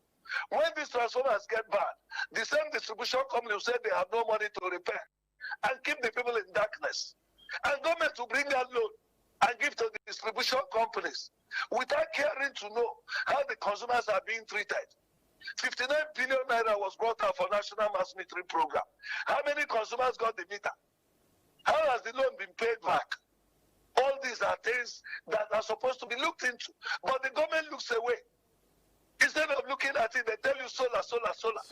So where do we go from here? Our time is flying fast. Where do we go from here? Number one, if you want to deal with vandalism, there has to be a national committee that will enforce Section 209, 210, and 211 of Electricity Act 2023 that deals with vandalism, theft, and all those issues. Then there should be a commission of inquiry, investigative committee to investigate TCN, investigate DISCOs, investigate NEC, and other agencies in the power sector to see why, irrespective of this grid collapse, solution has not been found. Let the licensed contractors, let society of engineers, let consumer groups, let them be brought together. Let community leaders be brought together to look into this with the security agencies.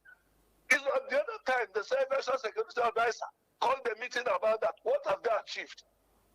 All the committees and the meetings they've been having within only government institutions. My brother, it shouldn't be so. Section 14(2)(c) of the Constitution says participation of the people in their government shall be ensured. Section 24(d) says it's the duty of the citizen to contribute to the advancement and progress of the community where he resides. Section 24(e) says it's the duty of the citizen to assist lawful agencies of government in maintenance of law and order. All these sections gives rights to Nigerian citizens, and they shouldn't be done. And few people in the government and the level of the companies will now hold Nigeria to ransom. Electricity is at the foundation of our economic and social development. So if the Tinubu administration want to get it right, they should shift and look at the past. They should shift and investigate what the institutions in power sector, the minister for should be set to step aside. He should be removed. Yeah. Another person should I don't think it is an issue of sacking those who are head of affairs. It's just to strengthen the existing laws. For 17 times, you have not strengthened it for 17 times. No, there are areas we should look at. If civil defense is not doing their job, we should ask them why. It's reporting to the Federal Executive Council on the power sector. Has the right to ask about policy implementation. Is it not the ministry? So what has the ministry? How many times has this grid collapsed? You should answer that. But that if the ministry doing well, if not for power, should we be going through all this? In the Ministry of Power, let me ask you. In the Ministry of Power today, you have a unit on transmission, you have on distribution, you have on generation, none on consumer protection. Prince, you know the issue about grid, the issue about protecting national grid. The grid cannot be separated from consumer. If the grid is stable and working, consumers will be happy. Then if the grid is not stable, consumers are losing. And then if you are vandalizing the interest of consumers, they can equally do otherwise. If you cooperate with consumers, it will be resolved. That is the truth. So you cannot keep consumers away. After all, private power sector privatization was predicated on the consideration that consumers will pay for efficient supply of power. So why is it that implementing the power sector privatization, consumers are kept away? Why? No unit advises the federal government on enforcement of Section 119 Electricity Act, that national performance standards. Why is the minister keeping quiet? These are the issues. We shouldn't leave the truth and just be scratching it. Okay. We won't let them not be sacked in their job. No, please, I'm not saying they should not be sacked. What I try to say is the fact that everyone has a role to play. The consumer has a role to play. The power ministry has a role to play. And of course, the civil defense, they have a bigger role to play. If you have vandals going close to public infrastructure, it is their job. If it happens and again, something is wrong. So if a job that is meant for the Ministry of Interior, where civil defense falls into, and the blame is now transferred to Ministry of Power, I mean, it's misplacement. So we it is not. It is not. Let me tell you, it is not. Odorikot community in Akwa Ibom State took their matter to Public Petitions Committee in the House. They complained that Port Harcourt Disco gave them bill of 50 million and denied them electricity since 2019. When the committee came into that matter and directed the Port Harcourt Disco to take action on it, do you know that when the place was visited, it was discovered that transmission line was vandalized? Then the community had to draw the attention of the local government council. They deployed some youths to that area area. Not up to 1 week, the vandals were caught. As we speak now, they are in prison. What was civil doing all the years? It was not discovered. Many of the vandalized in those areas. The distribution company would not even care to deploy people to clear the transmission environment or the transformer environment. It is still consumers that do them. Consumers will buy them, consumers will build wall to protect the transformer, and the distribution company is only taking money, and the ministry is looking away. And you are saying the ministry shouldn't be blamed? So what are you saying? The issue here is you didn't get we me cannot listen I'm saying, propaganda and media coverage to stop the truth cannot make this sector work. We must say the truth. The minister should be sacked. Okay. And there should be a review. That is noted, Prince Okokore. Our time is fast spent. We have to reschedule for another discussion, and then we'll look at who should be sacked and who should be retained. I must thank you for your time with us on the program this morning. Thank you. Thank you so much. So this is the much we have on this discussion segment, looking at the frequent collateral grid. We hope the relevant authorities have listened, have taken note, and will walk the talk around. So we end it here, and then we'll move to Lagos Network Center for continuation of the program, TMI. Many thanks, Kadri. All right, from our Lagos this beautiful morning, I am Marcelina Unko. Thank you all our viewers for staying with us. Our guest this morning that would be helping us analyze today's topic is Dr. Victor Ohai. He's a UN humanitarian ambassador. Hello, good morning. Once again. Thank you. And thank you for always coming. Okay, we saw that President Bola Ahmed Tinubu has approved the write-off of over 5.57 trillion naira and $1.42 billion in legacy debt owned by the Nigerian National Petroleum Company to the Federation account. The government says this move is meant to clean up long-standing financial records and improve transparency in Nigeria's oil sector. But critics are asking tough questions. Is this genuine fiscal reform, or are Nigerians being asked to look the other way? Today, we examine what the decisions really means for government revenue accountability and also the future of Nigeria's oil economy. You know, how it affects ordinary Nigerians, state allocation, and also the future oil revenue expectations. Dr. Victor Ohai, all right, we would have to get your take on this.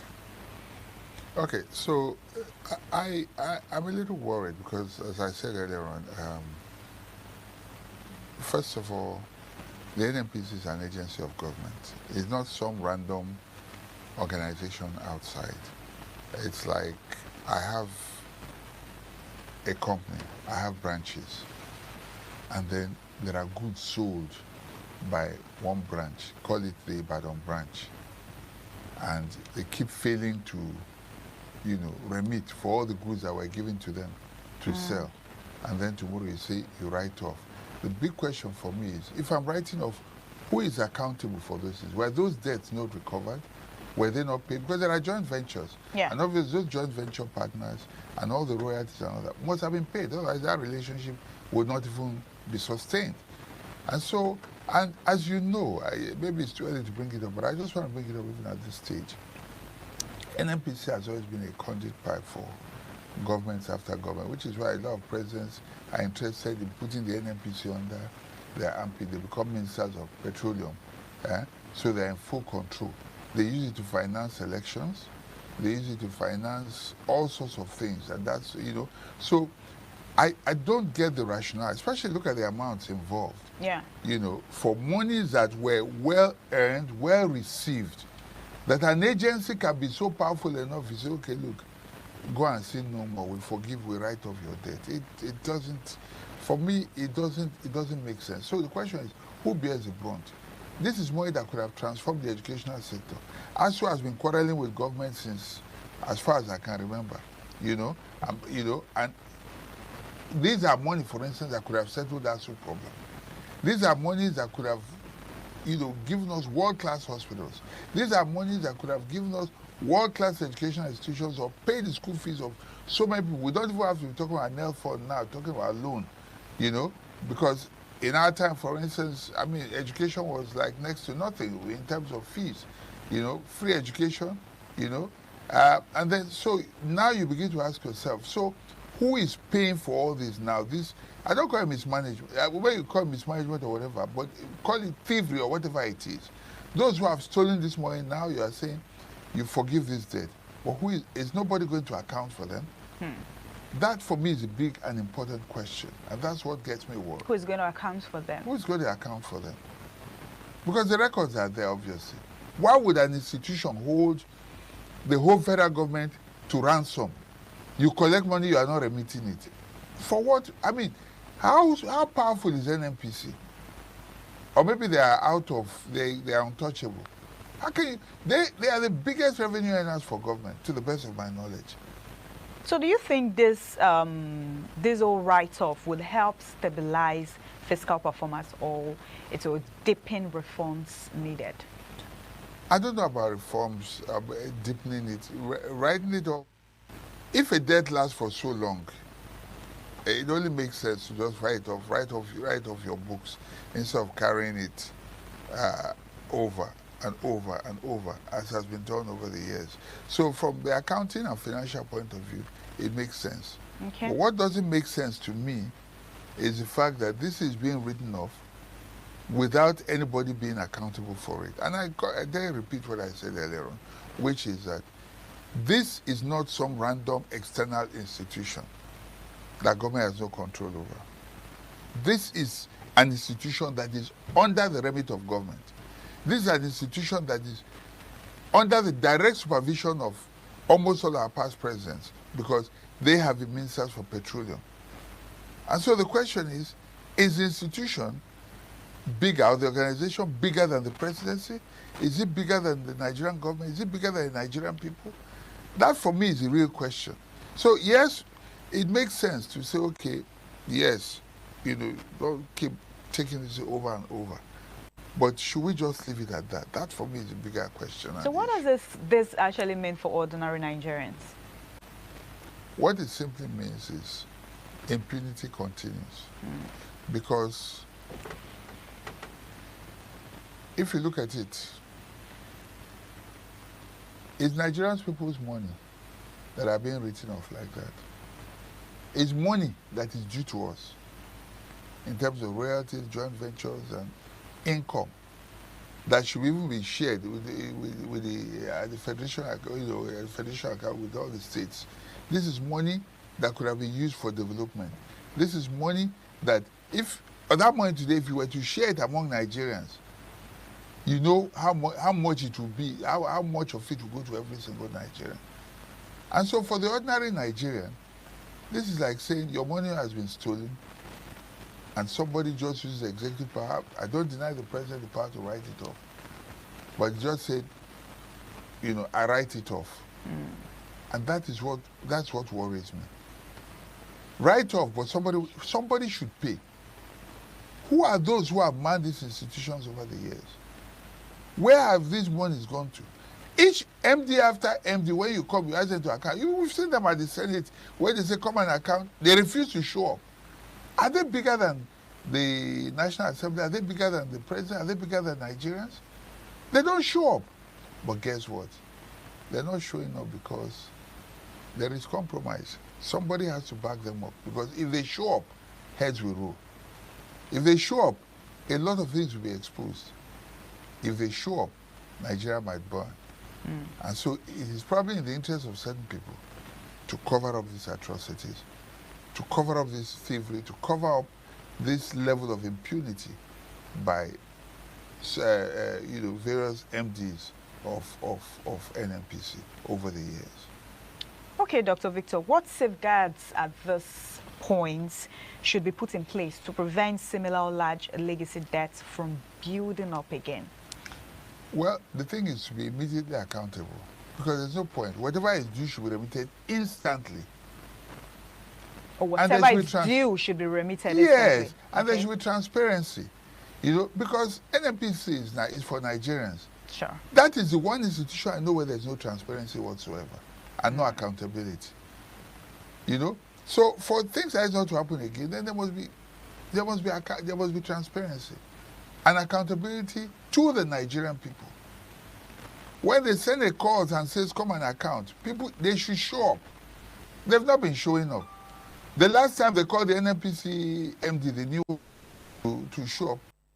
When he even showed up at all, he threatened to resign his appointment. And then after that, nobody said anything again, and it was go and continue with your job. Does that not tell you something? Granted, he was new on the job, so he may not have participated in some of the things that happened in the past. But maybe somebody somewhere is saying, mind your business. Which is why they might say, don't show up, and they have the effrontery and the boldness not to show up. Is it that somebody is sending people at National Assembly? That's a no-go area. If you touch them, will touch you. I don't understand this country. Nigeria, our country. Okay, this current NNPC, Dr. Victor Ohai, this current NNPC reform, do you think it is strong enough to prevent another debt build-up? Well, hopefully so, because NNPC itself has not just only been onboarded, but with the PIA, a lot of innovations and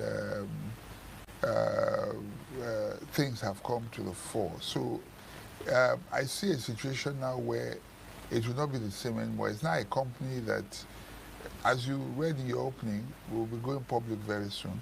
So which means that there will be shareholders and they will be accountable to not necessarily government-appointed boards, as has always been the case anymore, but to a shareholders board, people who have a stake in it, who will be ready to say, look, hey, don't tell me that. We want to know where is this money, and if there are any debts whatsoever, these people will be able to say, look, we need the money, because if the money comes, it means therefore that they can get their dividends, you know, and return on their investments.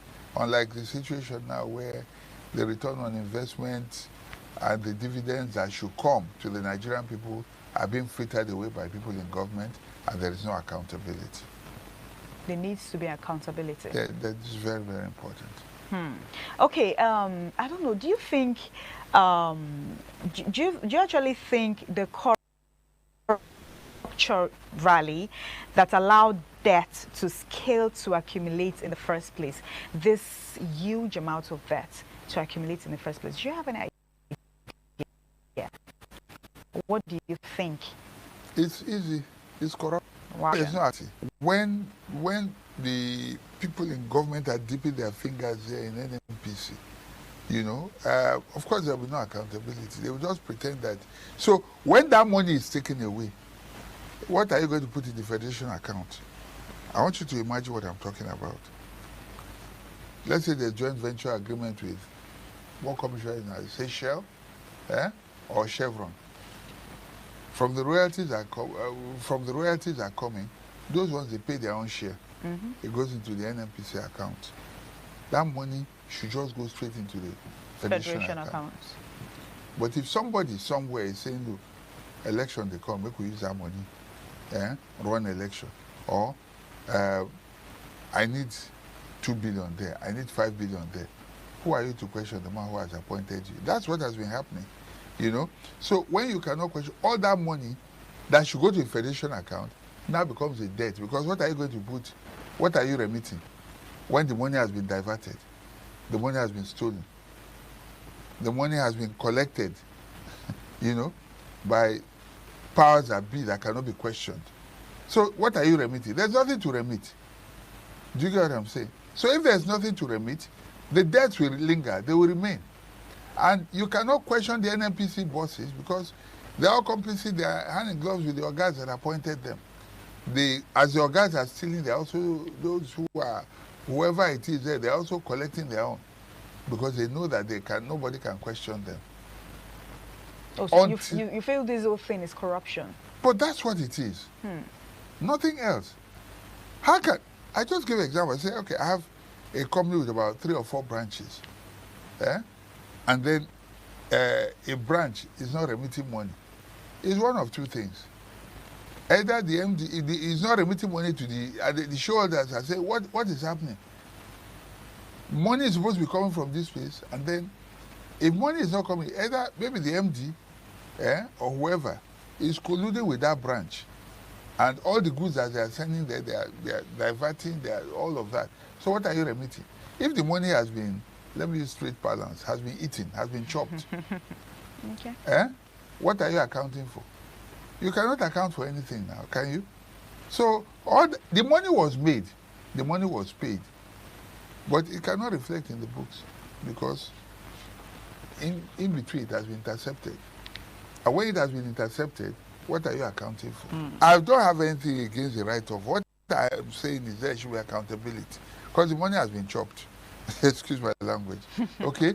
So for investors, why would I come to a company, for instance, where I'm buying into a company and say they are owing 5 trillion or 2.1 or 2 point something billion naira? I'm talking about 5 point something trillion naira. And I'm coming to buy shares. If those debts have been, if you begin to settle those debts, when will I ever get my money back? Sometimes I'm buying a liability. I don't know if you get what I'm trying to say. So to show up investors' confidence, that was a necessary step. And I don't quarrel with that. Okay? But my quarrel is, should that money just go away like that? It pain me. Should it just go away like that? Should we just let people just steal that money and go away like that? That is the part that bothers me. But yes, I understand. If you're going to get investors and all that, then you don't want to burden them with it. You know, you have to, for them to acquire it with the liability, it will be too much. Nobody will want to buy into a company like that. Because you enter and then the company is owing so much. When will you ever get that means your money will be issued. The money you bring, first of all, they will start settling debts with it. Then when will you ever start getting any dividends? So that's probably why. Okay, because at this point, the NNPC, they have signaled plans to attract new investors and possibly sell stakes in some assets, part of broader efforts to reform and strengthening Nigerians' energy sector. They are certain at this point that they can attract new investors, of course, because the debt has been written off. I told you that was the objective. It's not bad by itself because I won't put money in a place I know it's owing so much. Do you get what I'm saying? I want to get in there, my money hits the ground running. Let my money hit the ground running. So when I invest, I know that yes, I'm not that I'm going to be inheriting debts that you cannot explain. You know, so that's what it is. So at this point, you mean the government needs to come out and give accountability? Well, NNPC needs to government give accountability. Should hold NNPC accountable. The Nigerian Senate and the National Assembly, on behalf of we the people, should hold some people accountable. Call them and say, yes, the debt may have been written, but who do it? Yes. Because the money was said, obviously that money came in. So the question is, where did the money go to? You can write it off all you want. Say, okay, federal government, you are no longer interested in the money, no problem. But should the thief go free? If you do the crime, you must pay you must do the time. So the president writing it off is not a problem. The problem now is those people need to come out and give accountability on where the money. People should be held accountable. So Nigerians would at least know that, okay, this is how the money, this is where the money went to. Yes, who are those? Who are the snakes that swallow the money? Who are the snakes that swallow the money? This is the only country where snakes swallow money. You just remind me of that. Monkeys also swallow money. I don't get it. Nigeria, my country. I don't get it. So all these things with what has been happening in the country, do you think corruption will ever end in this country? It go hard though. It better end, Abby. It go hard. It go hard. Okay, it go hard. There has to be a willingness, first of all, by those in authority. And do you see it? Do you see it? I know they're doing their best to get money from taxes and all that, but what are they doing? It's like a game of football. You are scoring 10 goals, but the defense is letting in 12 goals. Of what use is that? You know? You are collecting, whilst you are scoring goals. We're in the football season right now. But there are people in the defense who should be defending this thing, to make sure that we have surplus, but they are stealing. So how do you explain that? It's not about scoring goals. In fact, it's even better if they don't let in any goal at all. Better than a draw. Not so. So you don't lose anything. But you score 100 goals and then you let in 120 goals. Who down help? That's a problem for me. Okay, so the government, the people in charge, they need to come out and give accountability. That is, for me, is the bottom line.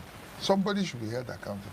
Some persons, over the years, unless government is complicit. I mean, Nigerians still has a lot of debts.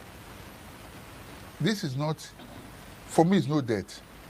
It's a government agency owing government for money that the agency collected. How is that a debt? It's a mismanagement of funds. That's what it is. I send you, you are working for me, go collect money, come. You collect the money, you know, pay them into bank. You chop the money, and you are calling that, I mean, I don't know if you understand what I'm saying. And I cannot hold you accountable, and you call that debt. All right, Dr. Victor Ohai, thank you so much for helping us analyze this particular topic. Dr. Victor said some persons need to come out and give accounts of where the funds went to. I mean, it is okay for the president to write off the debt, but accountability, people need to come out to give account of this particular situation. All right, thank you so much, all our viewers, for joining our Lagos Network Studio this beautiful morning on TMI. I am Marcelina Unkwa. We will be joining our Benin Network Studio for the continuation on TMI compliments of the season.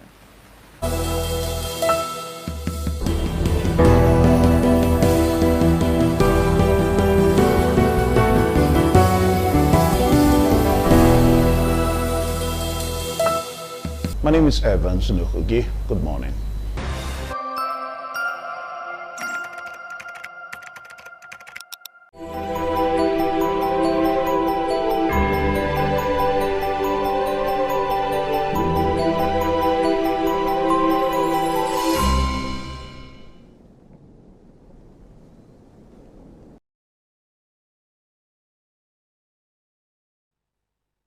People for us, they go tell you, say the time now, we'll do it at o'clock.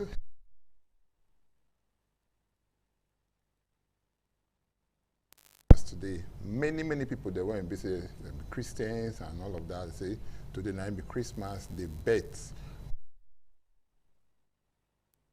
But we want to ask ourselves, waiting person they gain from the celebration of Christmas, how Christmas they come?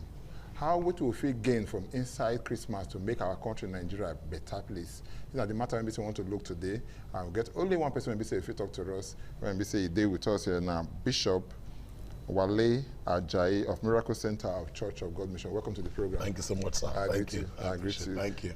My name is Thomas. I do never change. What's a change? Now you go first. No, say yes, it does change. Make I start like this. I'm gonna start with you as Bishop Wale Ajayi. Waiting be Christmas.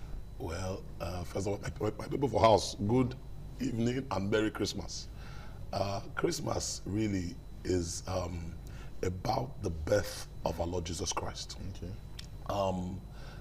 Yes, argument day about the date, and this argument on this is many years. We'll come for dates and the rest. But you see, what Christmas is about really is the birth of our Lord Jesus Christ. Why would they celebrate his birth?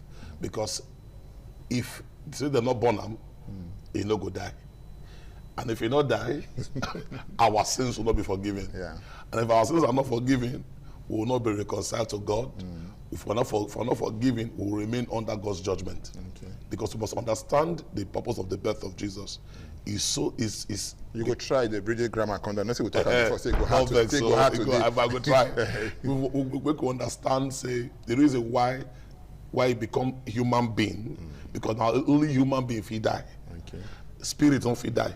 So Jesus become human being. God become human being And that human being we God come become, now we they call Jesus. So, yes, Jesus, a human being, he can't die. When he die, God say, that death which Jesus died, not the payment for the sins of the whole world. Okay. So because of that now, God not hold anybody's sin against them again. Okay. God say, because of Jesus, we don't die, so he don't remove all our sin, come out for insight. Okay. John chapter 1:29 say, behold the Lamb of God that taketh away the sins of the world. So Christmas now say we dey celebrate, say Jesus come in human flesh, and it's actually a miracle, because if you look at for Bible, now Mary mama no meet man to born up. When Mary they say I go be, angel say na Holy Ghost will come upon you. That this speaking when you carry, so na Holy Ghost na important there, na Holy Ghost speaking, you know. So we celebrate that, because if not for if he didn't come as a human being, we will not have a savior. Okay, make I remove Bishop from your name now. Yes. Make I take you go back to yesterday, way before you become Bishop. Waiting Christmas meet to you before I become Bishop. Before when you small picking that time, when you be Wale. All those. When you never know say your son in Ajayi, when you be Wale. Okay, I was talking about church Wednesday and say, you need to enjoy Christmas. Okay. Because even as children, we go wear all those glasses, we get different color. We go carry bisco. We go to walk out from streets. We go to jump from house to house. So I mean, Christmas is a time of joy, time of peace, time of celebration, time to unwind. You know, we walk throughout the year, January, February, March, April. You walk. At least there should be a time in the year where you should unwind, where you should relax, where you should be happy. Okay. And I think Christmas serves that purpose. Okay, man carry go. Man still remain for that yesterday. That time, you know, they move, walk out from place to place and all of that. But we know they see all those kind of things again. Now, because now we are the drive, be that one. Because when we small that time, we go over cook food, go give other people. Other people still bring their comfort. Don't be say they don't get food to eat, but we'll carry the food, go give them. They'll give us their own. We'll cover the plate. We take one chiffon, take cover and that. You know that's how we do. But waiting they happen now. Where we can't get them wrong when they say we know they do that kind of thing. And every day, you know, they come and again. So I want to make you take Bishop Wale Ajayi I take look at now. No be Wale before you become Bishop. I think that it's. I think that it's. Society has evolved. Evolve means things don't change. Things don't change. People not trust people like before. You know, in those days, people trust people. People, the community. Now, everybody don't build fence. Fence high. Everybody different. You know, they see each other work out for area like before. Say so. I believe it's the effect of change in times. That one has good change too. Well, it's good small. It also has a negative side because the good side, the negative side is that people now are not as involved in the community like before. You know, say like before they were saying our community, and they raise a child.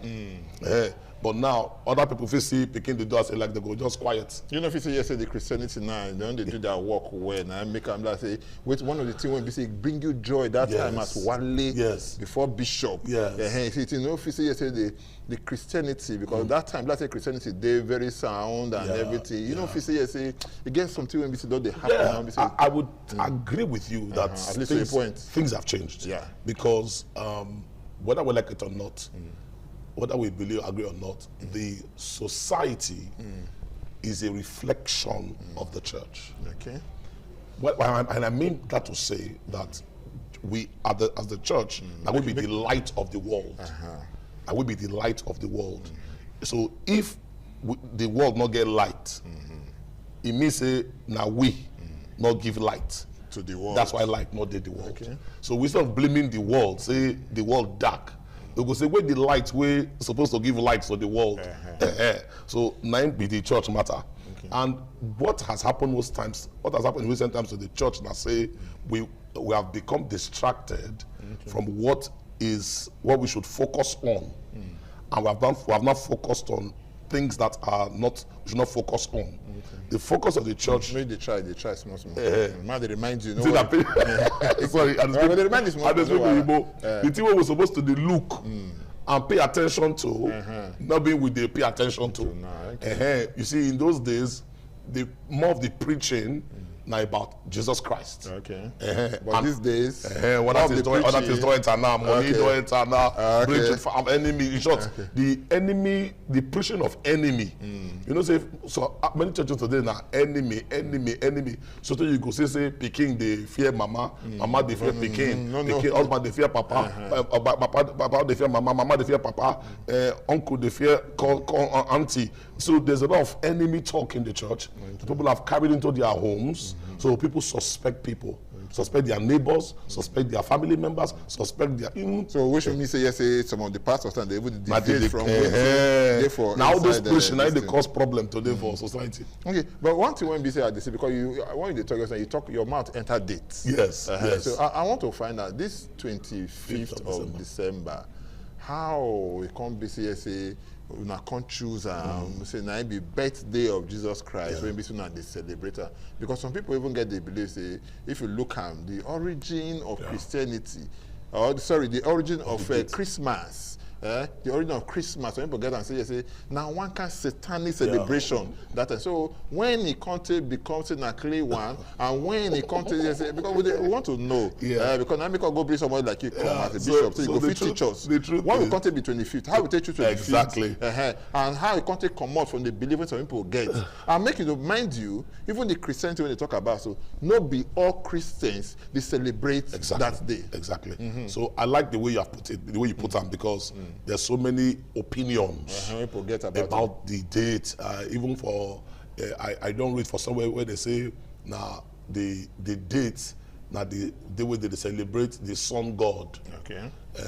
So that the date of 25th, so that pagan religious beliefs, so as they embrace Christianity, they can replace that date when they celebrate their main god to the day they go celebrate the birth of Christ. Say with that kind of knowledge now, that kind of thought now, not be the way they born them, but also cover it that bad and got to put to the good work. So you don't sure say this birthday now we know they celebrate for the day when they so that is what you lead me to my first talk. The world has generally accepted it as 25th of December. Because what people need to realize, we say, even Monday, Tuesday, Wednesday, are named after gods. Okay. Like for example, Thursday now is from the the Greek mythology of the god Thor. Okay. So Thursday. Okay. Monday, moon. Okay.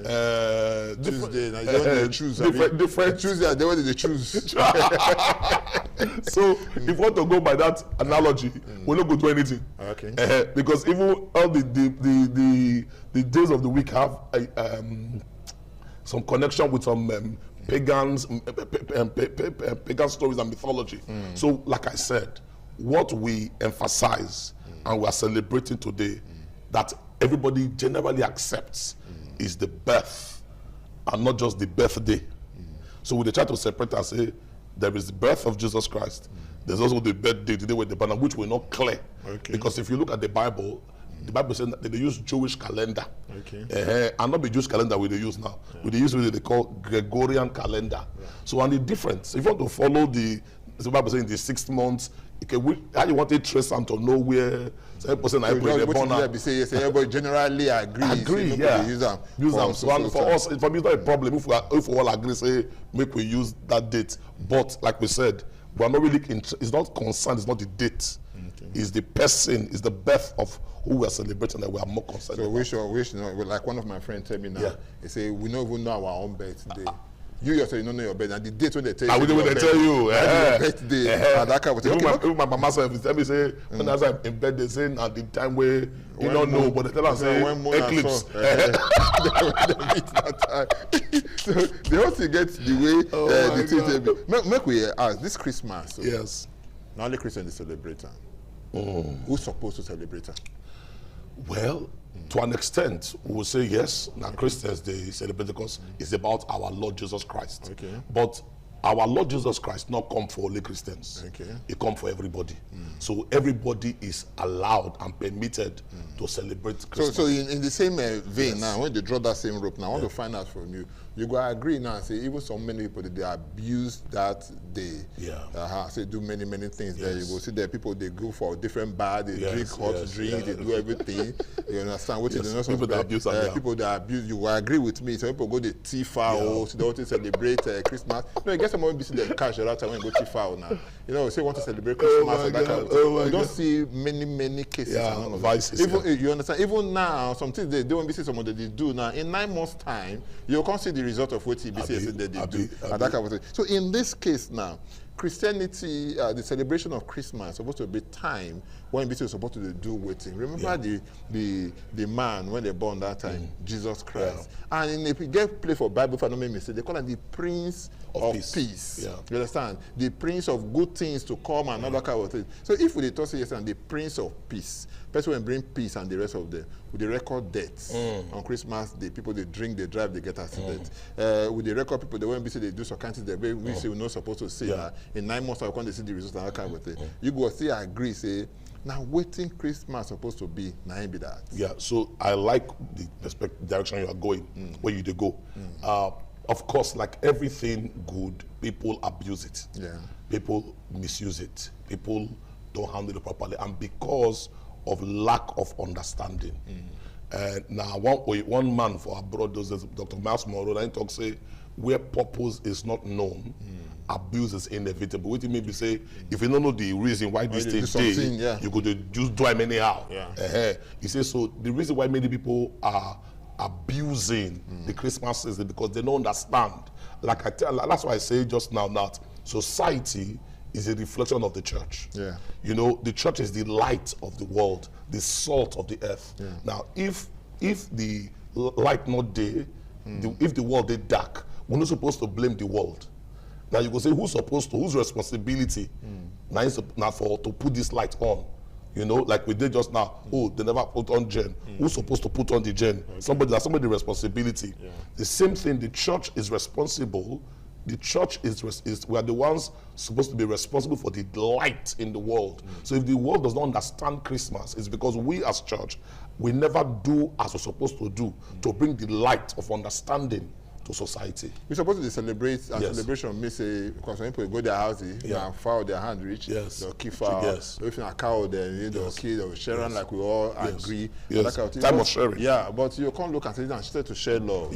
To share and the rest to spread love. Good. When we say Jesus Christ stand for. But you can't look and say, in some areas, and at that time we say, morning go come day. Some things they come day. Who can't sit down for their heart at that period of time? We see they come to do bad. Like just yesterday here now. Just yesterday for Meduguri, whether we like them or not. There was bomb blast. You understand? There was bomb blast. It's down. Suicide bomb blast. When we say 5 people die, then about over 30 people and don't record say they get injury. And some of this one get injury, some of them they critical condition and all of that. So where it be say we can't they miss them. When we're supposed to celebrate, people they mourn. First of all, my condolences to all those who were affected by the bomb blast. We greet our brothers in Meduguri. I even made some calls yesterday too when I heard. But the truth is, you cannot, just like now say, you say, make cat, they bark like dog. Cat no fit bark like dog. Even if you wear the cat dog cloth, you give am dog cloth wear, it can't look like dog. But if you open the mouth, you can say, this one not be dog, na cat it be. Now same thing with dog. You see, the issue of the human soul, the human being has to experience a change to be able to live in a certain way, you know, and that change can only happen. Now, Christmas when they celebrate, that's what Christ came to do. That change can only happen to a man who receives Christ, and he will experience the change in his heart to be able to live as God wants him to live. You see, nobody for this world feel live as God wants him to live. Sorry, sir. Except by except by accepting the gift of Christ. So that makes us say, that's why they talk to say, now we will be church, light of the world. Now most of them, they tell people, say, see, this Christmas season, not be about just eating rice or eating or party, not about Christ. And they say the thing what Christ can't do. He came to save. He came to die for our sins, so that anybody will receive Jesus Christ. Not only will you receive forgiveness of sins, that transformation of your soul will only happen by receiving Christ. And that's what we must be preaching to people. Okay. As the Christmas the waka they go, which one you feel say we as Nigerians, what we supposed to do? Because like I talked just yesterday now, where you say even make calls. The bomb. Somewhere. What you will feel, say yes, be the lesson will feel gain from inside the celebration of the birth of Jesus Christ, when the Christmas, to make Nigeria a better society. Like you said, I mean, it's so important. We must begin to look out for one another. Okay. I mean, I was telling somebody, say, I like Christmas because Christmas, people give without looking back. People give without looking back. There are many of us, but now people they refuse to take, and they look back, but they refuse to take these days. It's the period where many of us who have been blessed by God will look around and give. So one of the things I believe Christmas should do for us as a nation is, and that's partnering after Christ, really, to begin they bring them down. Yes, we will begin to look out for one another. Look out for your brother. Look out for your sister.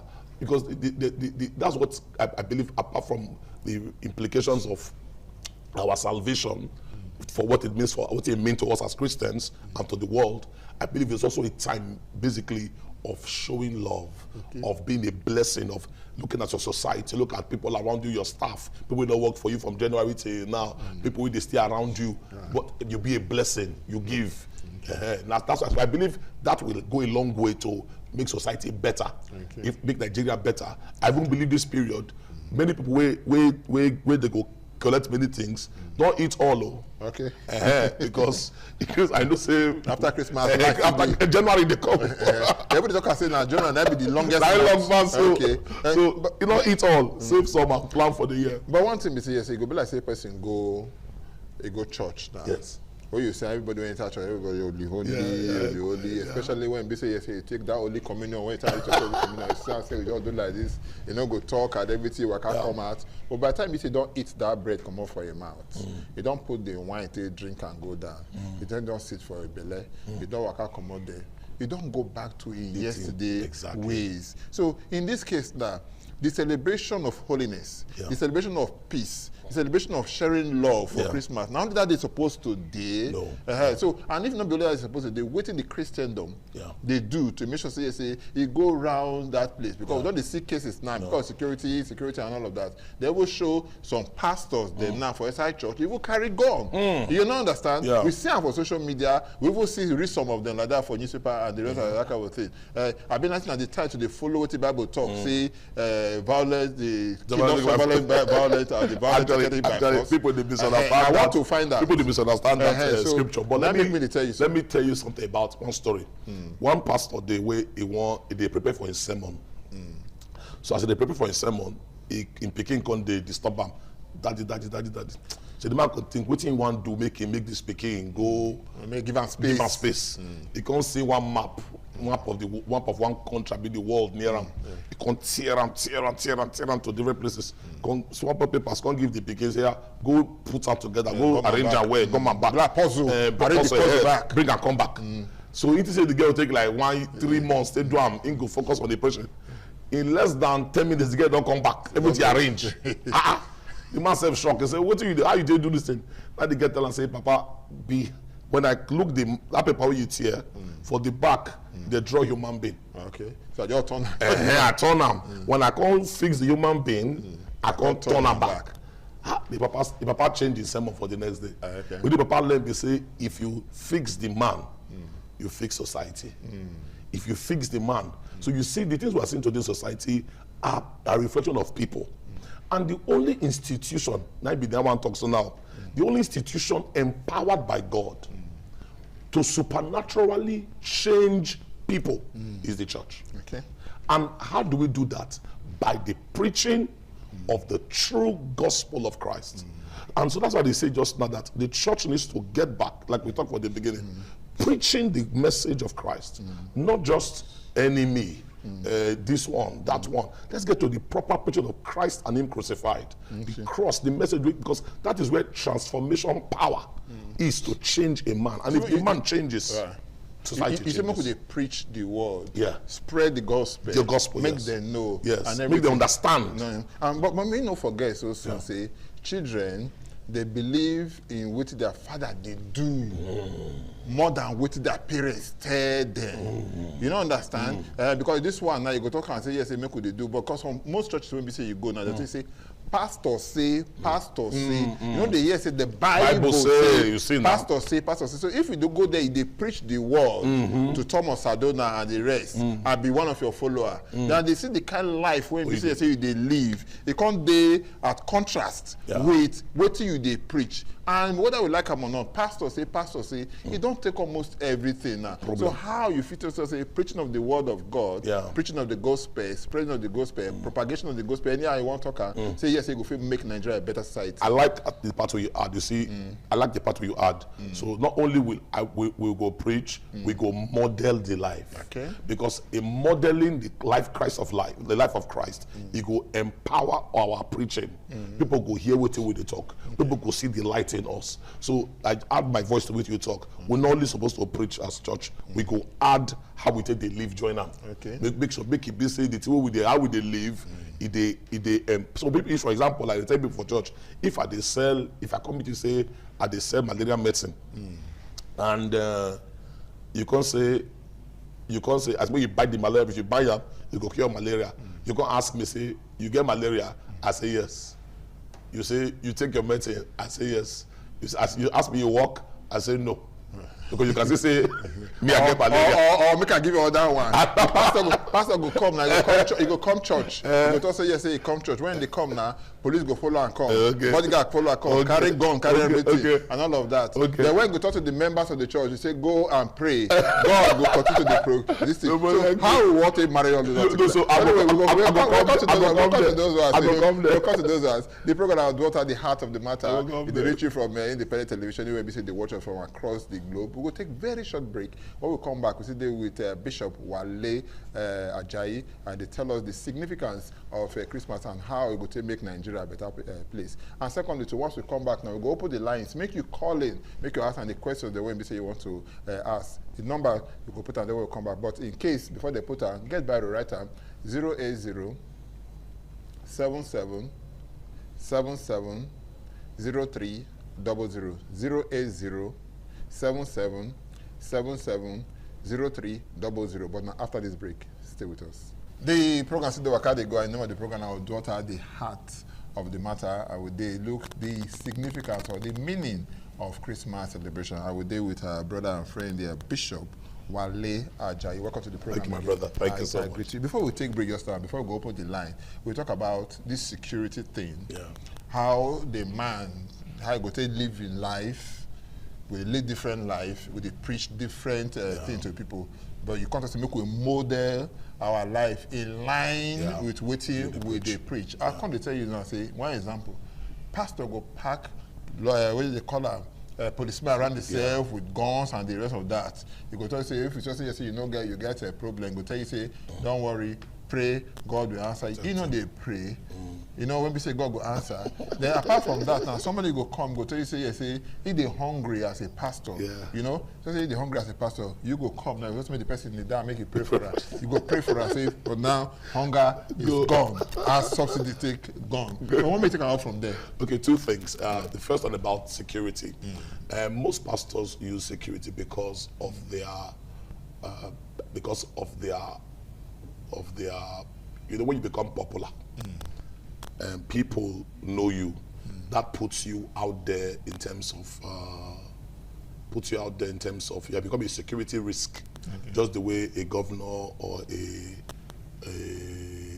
politician is. You have become popular. A pastor who is not a popular person might not need a security security. The time when Christianity, when Jesus Christ, they push them, they call. I know. Now you get this thing. When you work out, they go, people, they will follow them. And that kind of even somebody touch her. But you know society. Somebody touch her that time, say somebody touch me. You understand? But you know society we live in now. Things are not like at that time. Okay. Society we live in now, that they kidnap pastors, that they do things. So we need to be careful. That's why pastors. I'm not putting my saying it's wrong or it's right. I'm just saying missing the reason why many pastors who are popular need some security. Now, for the other one about what you said, the second thing you talked about. They're hungry now. So, first of all, I think most, and I can tell you for free, most churches are very heavy on welfare. They see they come back. Most churches today are they try well for welfare. I can tell you what many churches are doing for welfare. I can tell you with this Christmas period what the churches don't do for members, for non-members. So with the drive past which when I'm a Catholic church, I see that they are only close St. Peter's for GRA, there's St. Peter's Catholic Church. People fool the streets because of the charity work where they do. May not be Catholic pastor, Catholic priest, but I see them and I liked it. And many other churches. So the truth is that you hardly get church where you go away and say you're hungry. They go say bless you. Most churches I know, they go give you. They get good welfare. Thank God you say most where you know. Which me say someday whether we like them or not. Now the one we say no too good. People go see. Come on because we don't see something like that. Yes. When we say somebody did like more take this call. Hello, good evening. Hello. Good evening. Good evening. Yeah. Why did you call? Whether I know you go always call into the program. Merry Christmas. Merry Christmas. I agree to you. Yeah. You say Jesus Christ when he come love, now he bring come. Love, now he stand for. Even other faiths we don't come. Even like Islam, it's on love. So we hope that we serve our society. We will follow love of the teachings of these great masters, like Jesus Christ. If we love our neighbor, we don't go plan to go kill him. Okay. We don't go plan to go stand for road and do bad things. He's there before they born Jesus. Okay. He's there before they born Abraham. He's still there today. Okay. He no change. Only say media don't deal very now when they say we dey see many of the bad things. Many see them we will never even see or hear or we will be put for television. Okay. But we will beg people, I beg, make we follow love. Try to love yourself. Okay. If you love yourself, you don't want to commit suicide. Try to love others. Okay. And let them be peace. Okay, if you love others now, you see me you try to love others, you love others and the others not really love you back. How it be say because it's not that easy. When they talk say if they slap you for this side, give her the other side, make it slap. Before you notice that all your teeth don't throw away, come out for your mouth now. And there is somebody there for lie. Hello, good evening. Good evening, sir. Good evening. I better reduce the volume of the television. I can't come out there bed. Can you hear me? How would they hear you? So what will be your name? My name is Vincent. I'm coming from Ekenwa Road. I bet Vincent, come up for your television. You don't already day on. Vincent from Ekenwa Road, talk to us. Okay, now. But there's something I want to ask the man of God. You there with you? They hear you. Because I discovered that most of these pastors, even when I do No, see, I'm not going to stick to the celebration of Jesus, the celebration of the birth of Christ. Now be this one they say what they do. No be matter say the pastor did this one, pastor get 2 wives, they no agree marry, or he marry one sister, he marry. So not just to the celebration of Jesus Christ, because that's one break. So a topic for another time. Okay, now let me ask this question first. Because in the Bible, I did not see where it's written 25th of December as the celebration of Jesus Christ. Okay. And which Christians are celebrating it. So this is what I want to ask you. Okay, thank you so much. But I go tell you, say, be like you no follow from the beginning of the program because in the put mouth for that issue. That it's not the time when we say generally accept, so mean they take down because actually I agree say there was a festival there. So when they come to the people, so mean they remove for that kind of bad thing to make their mind know there again. I can put that time. Say yes, and that time to the celebration. Let me say you talk. Well, close. Close. Okay, make a put a situator. So what I said was the different schools. What I talk, we say different opinions about that the birth of Jesus. But what I know is that that particular day was celebration of the sun god. And then when Christianity, as Christianity grew, it was generally accepted to put the birth on that day. Okay. But like we said, that is not, we are not celebrating a date. Okay. We're celebrating a person. Okay. Not the person where they born, that way they focus on. Not the And actually, dates. Christmas is every day when you follow the truth. Okay, hello, good evening. Yes. Hello, good evening. Yeah, what will be your name? Where they call us from? Yeah, my name is Engineer Ima Omogwe. Engineer Ima Yes, Omogwe. Omoigui. Where are they from? Call us. From Benin. Okay, talk to us. They hear you, engineer. Yeah, what I want to try to talk is that... No try to talk, I just talk. That December to be is actually the day the born Jesus Christ. He don't answer the question. He don't answer the question. I don't know why they talk about this, because let's say this date that be the most controversial. Very controversial. When we say yes, very controversial. Inside. I mean, you know, verse Oga engineer. The argument. Now a long argument. Maybe you go call back. He said now, you don't talk and say now the date when we say they choose, say a good make with they do in this period. Now be say according to where in for gather to. Hello, good evening. Reduce the volume for television. We can't come out there, I beg. Hello, good evening. Hello. Okay, you know, see some children once they say daddy don't come out, then you carry phone. Because, or maybe don't they, like ask that man do the daughter now go arrange this thing. Yeah. You know understand? So maybe daddy don't say okay, take phone, go play. Now you see number then I say yes, they quick they use the number. Before I go answer my next question, move to this call. Hello, good evening. Hello, good evening. Yeah, what did you know where they call us from? My name is Engineer Ima Omogwe. Okay, thank you. So you call back. If I cut off just now. Okay, yeah, I said we should forget about that issue, Abi. No, I don't say forget about this. You don't fair answer that over. Don't more than twice now. You never answer that. Okay, but what I'm trying to say that most pastors they try and stick to try and show love to one another. Members of the church. Okay. Getting it done. Okay. Because if you look at it now, some of those people are members now they are passing through hardship. Even you see that even members see the foul job, they will carry foul go give pastor. And pastor collect the foul for him. I don't see many like that.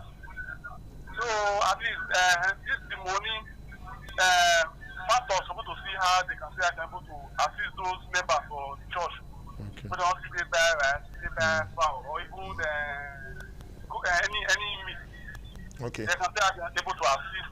Maybe they assist there. Okay. Now okay. Collect the small when the member gets. Pastor go to collect them. I know say that member not get at all in the manage. Not okay like that, man. Okay, no wahala. Thank you so much. I should say just a collection of offering, tithes, and all of this. Maybe we could discuss some other time yeah. and the rest. But one thing when we say in the talk now, say yes, because whether we like them or not, I answer that question. Bishop here talk and say yes, welfare. Now one thing when we say yes, the church put for up where according to them when goes to sit down, they for the top draw for most of the things. When we say they do, so don't they play with them at all? Most churches. Yeah, most churches. Hello, good evening. Good evening, how Nabi, your God Thomas. I greet you. Who they call us? Who? Dixie from Ovia Southwest. How Nabi? Oh, Dixie from Ovia Southwest. How you doing? We thank God for this. Merry Christmas. We thank God for that. Thank you. We will go to the significance of the Christmas where we talk about. Thank you. If we look at it well, does it mean say on the Christmas before we could help ourselves? Okay. Before we could love each other?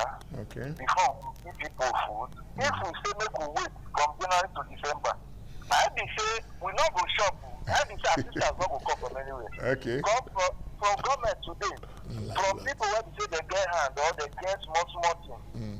They go like to the come at this kind of time, say now they won't help everybody. Not be so supportive. Okay, thank you so. We're supposed to help each other all the time. We not go wait until so time. Okay. Another thing they say. Okay. We said make we look when did they happen? The period where we did so the thing can even make some of us tired. We say we dey happy. At that time when we say we won't go happy now, we go dey fear our head. They make them not kill us. Now many things don't close down. We not go fit they come together again. Either they kidnap, either they throw bomb for inside church. Even people where they worship God, so they not be free. Okay. So when the government go fit do, make everybody free. Because we're not going to celebrate, we go call the fear ourselves. Okay, thank you, sir. Thank you so much, my brother. If you leave, you make a you talk until you no go rest. He ask one question. Yeah. Not only on Christmas Day we go to show this love. Yeah. Because that be one thing, because you talk just and say if they give you this period of time, make you keep up, because January long way. That means now only Christmas Day. Now you want to show love to people. No, so so I like that. And I want to make you marry the other one join now. Because you talk one thing, you say the people they fear. Yeah. You a man of God. Yeah. And I know how now get some kind of plan for the meet as men of God. Yeah. Tell never show business go sit down with government. Tell government say Sasi B, Sasi no B, Sasi no B. Make we don't become commercial pastors. But make we think of the way when we say we will take it. Now advice people they give. Yeah. So you take the two stories. The first one is that it's not only on Christmas time. Not be only Christmas. Not be only Christmas, sorry. We go they show love. I like what he said. Okay. And I agree with him very well that it's not be only for Christmas time. We're supposed to show love. Every time, every day. And like I told you, like I said, like I talked about before, most churches where I know get very strong welfare program. Yeah. And not only for Christmas, throughout the year. I know what churches do throughout the year, many churches. But like I said, this season is also that season of giving. Okay. So many churches too, they take advantage of the time of this season to give. But I can assure you, not be only Christmas time churches they give. Okay. Most churches they have what they call they have a welfare plan. Okay. So churches sometimes, most of them they go beyond the scope of their work. I know churches where they go prison, go help prisoners, help them, give them food. So some of them they pay their fines. Some even serve they pay their fine. Pay their fine, exactly. I know many ways we serve as our church. We will not release. Church of Admission. Yes. Okay. Yes. So we just celebrate 50 years for our church anniversary. We build primary healthcare center for a Evoro community to support more than 6 or 7 communities where not got access to healthcare. That's what churches are doing. So, but I like when the man talk, not be only Christmas time. So anybody will be pastor or church where they hear me, so make you know say not be only Christmas we go to help. Okay, you like what the man talk. What of the one we say me ask take John and say what they do as the Christian community exactly to make a hand. This now they see the government there. Now tell they want here make it here. No. Let you have here. No. Here make it. That's why we have PFN and CAN. Okay. And I can assure you that CAN and PFN are doing, they do their work to engage the government in terms of security of the nation and the society. So make you know what the CAN and PFN, which is the umbrella body of the Christians for CAN, for Pentecostals, that PFN, they do their work. I know the leaders personally. Okay, hello, good evening. They are doing their work to speak to the government. Good evening, sir. Yeah. Good, God bless you. Yeah, who would they talk with? We will talk to Mr. Patrick Omieme from Mugbowo. Patrick Omieme from Mugbowo. Yes. Okay. So I thank you very much for this program. Thank you so much. I love her. Thank you. God will bless you. Bless you too. We are wanting to greet our governor, and I know happy Christmas to our governor first. Okay. The love, what you mean of Christmas. Of Jesus, what we are doing today now. Not only today.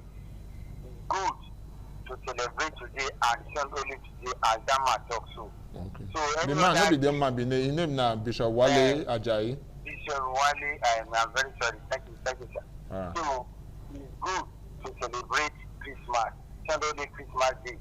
Are we Christians supposed to know not only Christmas Day they celebrate, so that other people will see the followers the way we do. All right, thank you so much. Thank your neighbor as yourself. I want to thank you for one way. I do too. I want to pray for our governor for which he do for see, I know if you allow you pray for the governor, but take it as short as possible. So if you continue for it. Just short. Okay. God will bless her for the work what they do for Edo State. Amen. So all the work what they do, God will bless her. Amen. Anywhere you go in peace, you come in peace. Okay. Thank you. The work what they do, everybody know. God will bless her in Jesus' name. Amen. Thank you so much. You see, everybody gets an opinion when it comes to things like this. I will go try to see how we could make them, because it also say, yes, Jesus Christ can be the reason for the celebration and love. Jesus can be love himself in human form. You understand? Now be Jesus Christ. I say good make we share them around this. Before I go take the next question, I want to ask you. Maybe we'll take this call because people when they call it, go more they take their calls. Yes. Hello, good evening. Thank you, my brother Pololo. Sado, not my name. I'm very happy Christmas. My name is Sado. It's Sado, yes, Sado. Thank you. Another Christmas constitution. Thank you. What will be your name? My name is Costa Moriaki. God's time, Moriaki. Yes, I'm waiting on Okay. Thank you. Wesley, the only thing I want to say is that these bad people, don't bless you. The volume of your television is they high. Waka come out there or just okay, let me put it down. Sorry, my brother. No wahala. Above it all, this bad we they give these people. We dey pay me for body. They take on the rope now, my brother. Okay. What you happen for near balance? See the bad by just carry the post for the woman. Okay. That one shows you yesterday the man they show love for Christmas. Okay, we have what you talk now. Not be a matter of insecurity to talk about. Now we talk about the love when we say yesterday the meaning of Christmas and the rest. So maybe next time when we say we talk about security, you go call them to talk about this matter. When we say a concerned person, when we say a carry bike, go they do and people they talk say yes, I mean they celebrate Christmas. Other people they use them, they do bad thing, they inflict pain and other. So if you look this kind of issue. The celebration of the birth of Jesus Christ, the Savior of the world, in line with Christianity and that kind of thing, people not be abused, they abuse that. No, we talking just now. I'm saying people they abuse, and the reason why they abuse them is because they don't know. Okay. And who's supposed to tell them? Now me and you will be church. We understand. We need to be people know say, now Jesus Christ come to die. The reason why they born them, now make it die for our sins, so that we will be forgiven of our sins and also be free from the hold of our sin. You know, make I talk this part. People need to understand them. They're not the feed day, just as you did so now you be Yoruba man, be Igbo man, be a Sako man. Now you don't say the reason why you be a Sako man. Now because of your papa and mama, your papa na Sako. Yeah. You not get how you want it. They not be advice. It's Sako come for your body. No. The reason why you be a Sako na say papa na Sako. Now so sin na be. The reason why all are sinners is because of Adam. Okay. Adam sinned from the beginning. And Bible say because of that he died spiritually and passed that into all of us. The only person who will free us from that condition, not Jesus Christ. Okay. That Bible they call born again. So that's why I say now pastors, now we will be church. And we're supposed to explain that way to people. Say, see what Jesus Christ can do. So that people go hear him, they go believe him, then they go experience the change of life. Because nobody feel, just as you be a sacco man, so you not get how you want to change from a sacco. Even if you determine, you begin speak Oyibo like Oyibo, you be a sacco man who they speak Oyibo. Okay, well, if I can't go naturalize. You still be a sacco man way naturalize. Okay. Time no be our friend. We'll take one or two more calls before we say yes, we will call this program.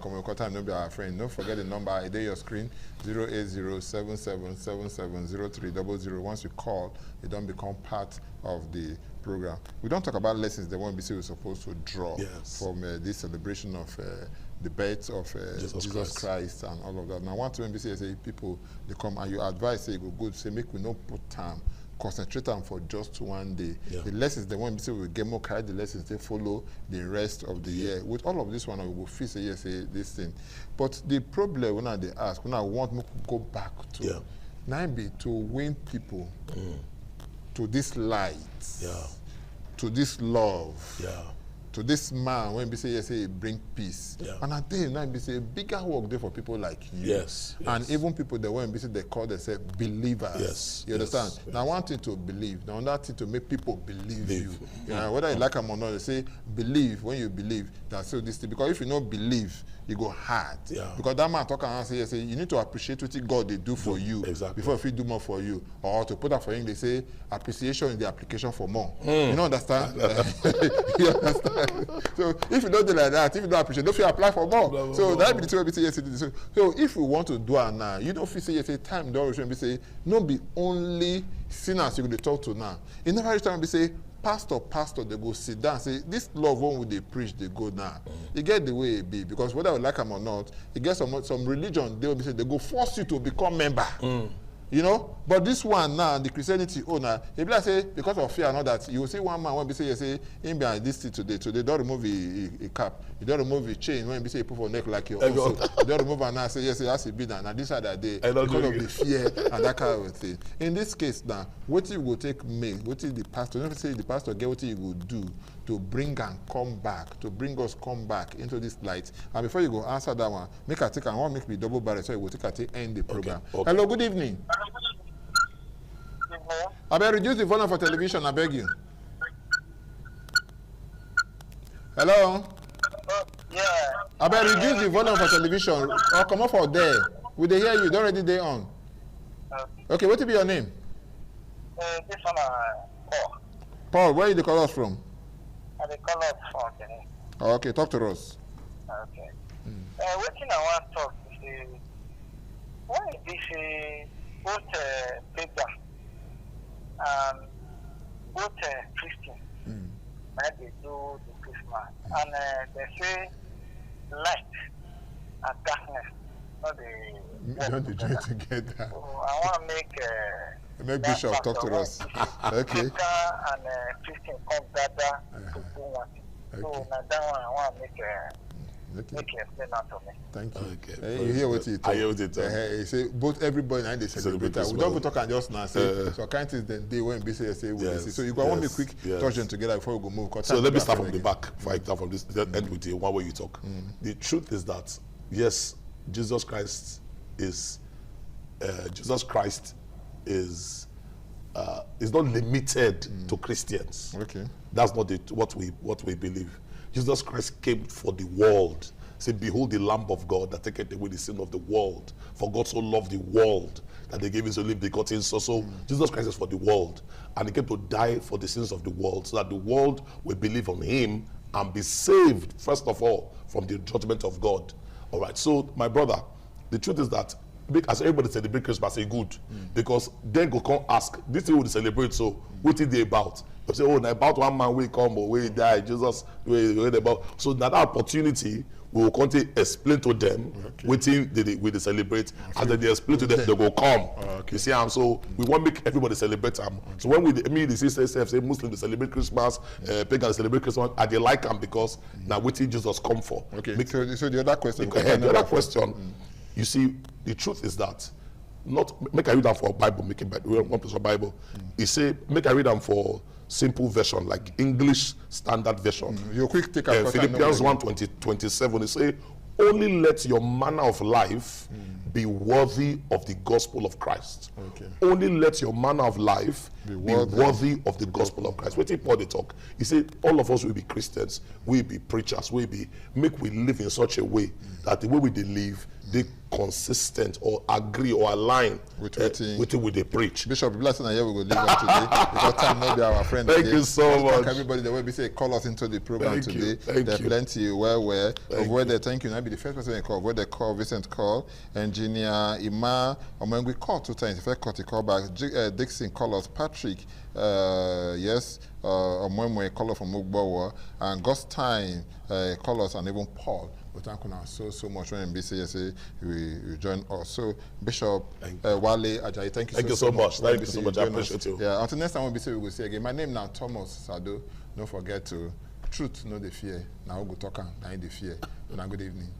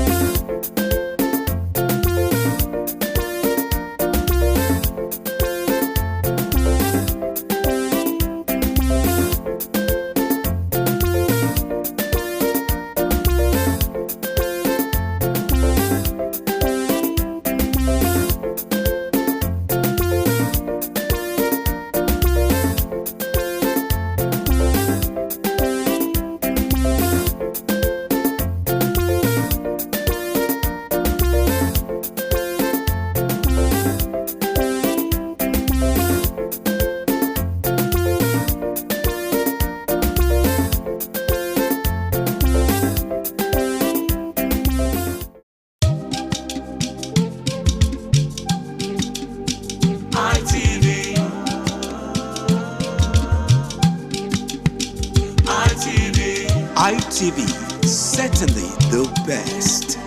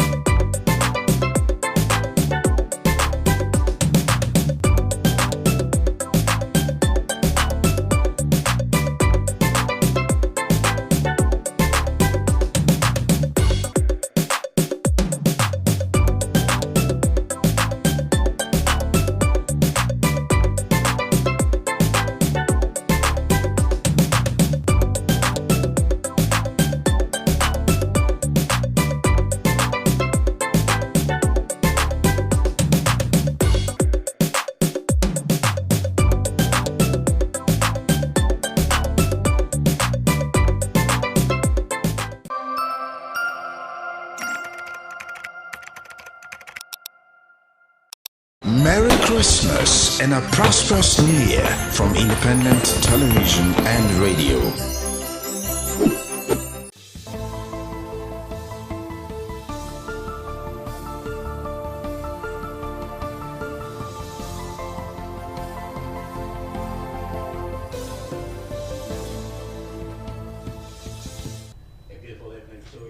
The end of year 2025 to the audience. My name is Philip Omo Gyupon. Welcome to the Network News tonight. And joining me from the Legal Center is Patricia. Good evening, Patricia. Beautiful evening to you, Philip. Lena, good evening. Good to have you join at the end of the year 2025. And quickly to the first story on the Network News tonight from the Benin Network Center. The Benin Traditional Council has clarified its position regarding the unfortunate incident in which Dr. Pedro Obaseki was manhandled. In a statement signed by the Secretary Benin Traditional Council, Frank Erabo, said the incident in which Dr. Pedro Obaseki was manhandled was not authorized by the Oba of Benin. The council emphasizes that such an action could never be authorized, as it is completely contrary to and values of our revered monarch. As His Royal Majesty the Oba of Benin, regarding the unfortunate incident in which Dr. Pedro Obaseki was manhandled. A statement signed by the Secretary Benin Traditional Council, Frank Erabo, the council said the incident in which Dr. Pedro Obaseki was manhandled was not authorized by the Oba of Benin. The council emphasizes that such an action could never be authorized, as it is completely contrary to the character and values of our revered monarch, as His Royal Majesty the Oba of Benin is a peace-loving father to all and remains committed to harmony, order, and the rule of law. The Benin Traditional Council also advises the youths to refrain from taking the law into their own hands, regardless of the level of provocation. The statement added that members of the public must always respect the laws of the land in their actions and utterances, and to allow the appropriate security agencies to handle all matters, and urge social media users to verify information properly before sharing in order to prevent the spread of misinformation. He said His Royal Majesty Omonoba Nedu Ukwakbolokbolo, LY II, CFR, Oba of Benin, extends his warm wishes to all for a happy new year. The Edo State Police Command says it has launched an investigation into the public humiliation and assault on Nigerian Nollywood icon, politician, and cultural advocate, Dr. Don Pedro Obaseki, which occurred on Sunday, December 28 in Benin City. The Police Public Relations Officer, ASP Eno Ikoedem, who disclosed this, said the command is on the trail of those involved in the incident, assuring that justice will be served. Jolado Joe reports. The assault on Dr. Don Pedro Obaseki has continued to generate reactions from a cross-section of Edo residents and Nigerians across the country, many of whom have called on security agencies, particularly the police, to identify and apprehend those responsible for what they described as a disturbing and dastardly act. Against this backdrop, the Edo State Police Command has unleashed a crack team of seasoned criminal investigation officers after the suspect for a thorough investigation into the incident.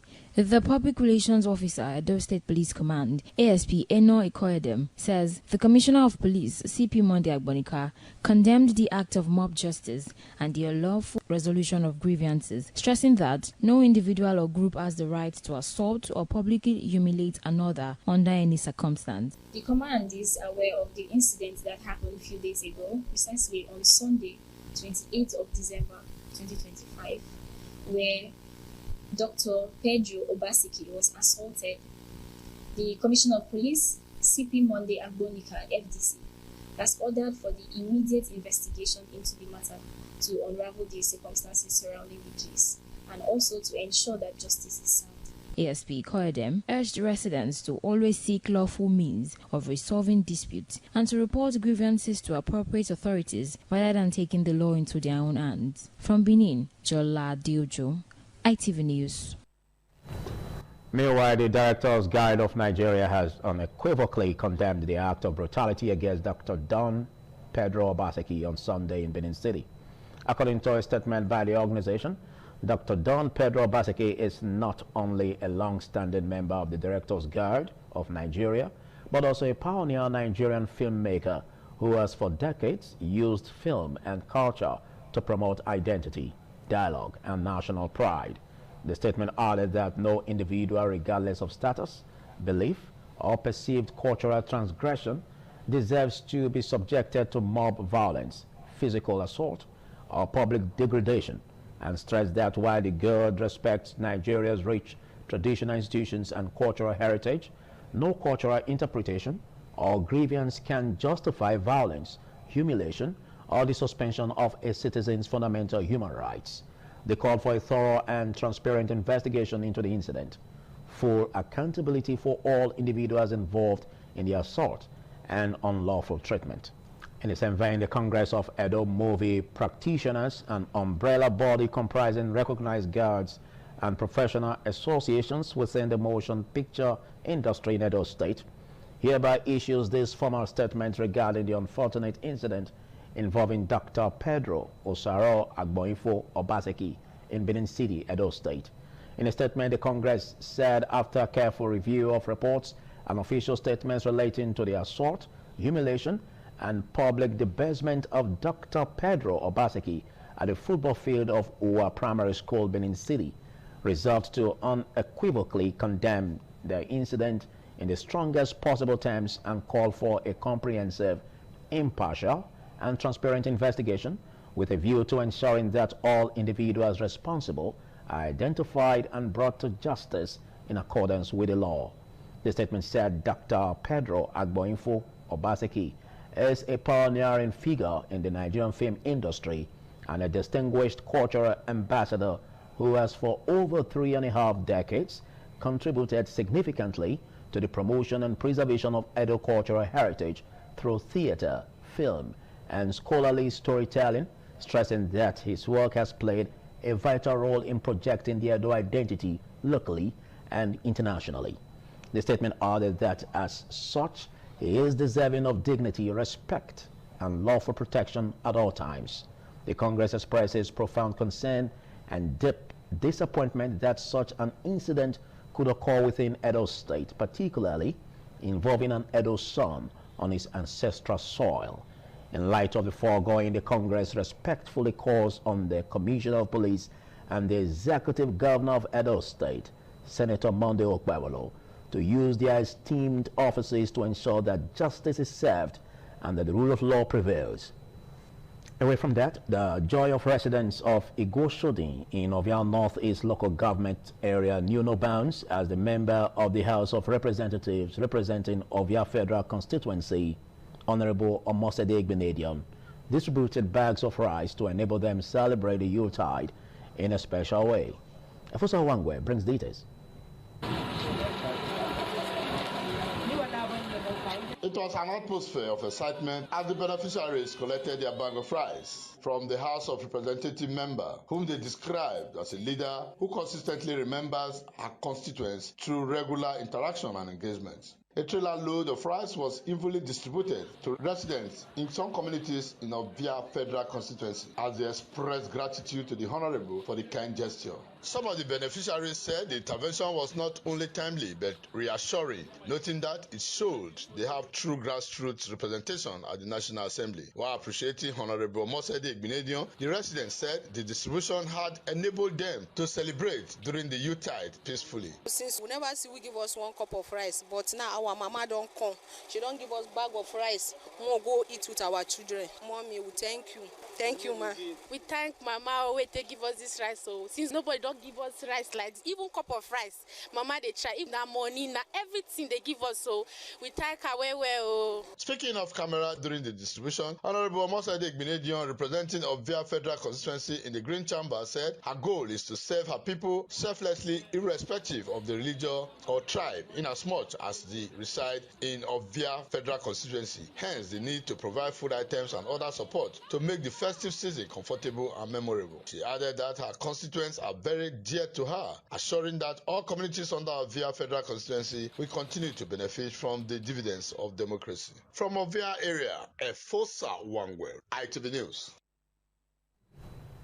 Independent television and radio have concluded preparations to host residents and families from across Edo State for the annual Iselogbe New Year Grove, scheduled to hold on Thursday, January 1st, 2026, at the corporate headquarters of the station, Glass House, Airport Road, Benin City. The event, which has become a yearly tradition, is designed to provide a safe and family-friendly environment for residents to celebrate the New Year while promoting unity, peace, and cultural values. Patience Osaogiwa has more. Canopies and chairs have been carefully arranged at the corporate headquarters of Independent Television and Radio, Glass House along Airport Road, to accommodate members of the public expected at the Selogbe New Year Grove celebration. Other decorative fittings have also been stored at the venue to enhance the festive atmosphere. Speaking on the level of preparation, organizers of the event, including Mr. Emmanuel Apololoho and Mrs. Hella Brume, assured residents of a hitch-free celebration, noting that adequate measures have been put in place to ensure safety, orderliness, and quality entertainment throughout the program. A Selogbe Grove is an annual event that we have specially earmarked for everybody just to come and thank God for successfully crossing from one year to the other. This is an opportunity for everybody to come and dance, have fun, make new friends, and also just to participate in different competitions that we are having for all of them. We are expecting in lots at the Selogbe Grove. We have welcoming gifts at the gate for you people, and most importantly, just come with your kids, come with your children to tell ITV and Radio Father Christmas goodbye, because it will be the last day for you to see ITV and Radio, aka Father Potty, next year. So just come and celebrate with us. The Selogbe New Year Grove is scheduled to commence promptly at 11 a.m. with a gate fee of 1,000 naira. The celebration is expected to feature music performances, cultural displays, games, and other side attractions as residents gather to usher in the new year in a festive and peaceful atmosphere. From Benin, Patience Osaogiwa, ITV News. You're watching ITV Network News, the last edition for the year 2025. Over now to Messalina of our Lagos Network Center for a continuation of the network news.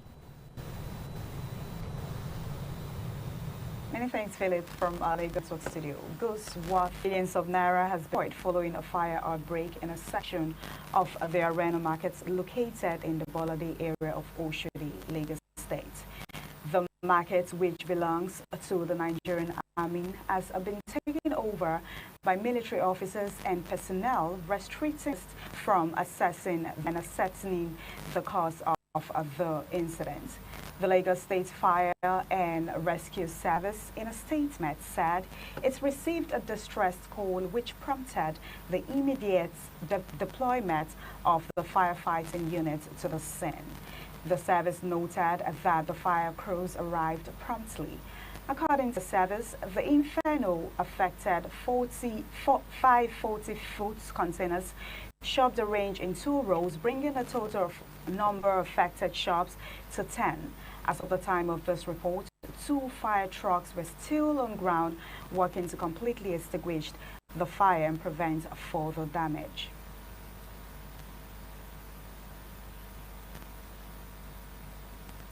A Lagos-based civil society organization, the Center for Human and Social Economic Rights, CHRXR, has strongly condemned the alleged brutal attack, intimidation, harassment, and assault of peaceful women protesters at the Kwara State Government House in Ilori over the weekend. The organization stated that women were neither criminals nor agitators, but grieving mothers, wives, and daughters.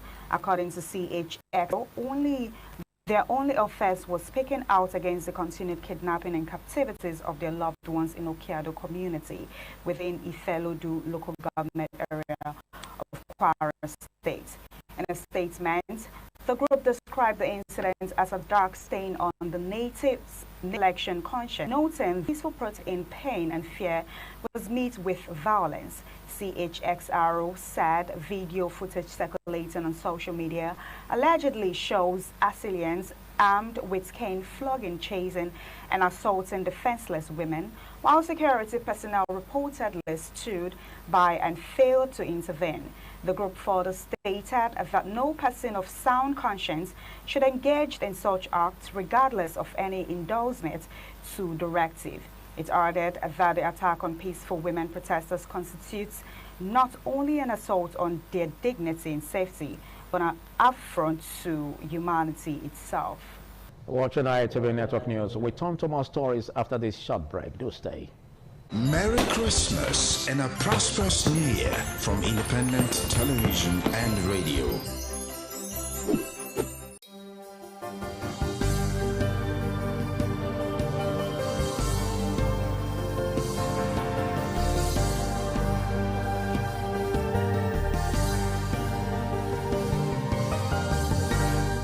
Thank you for staying on.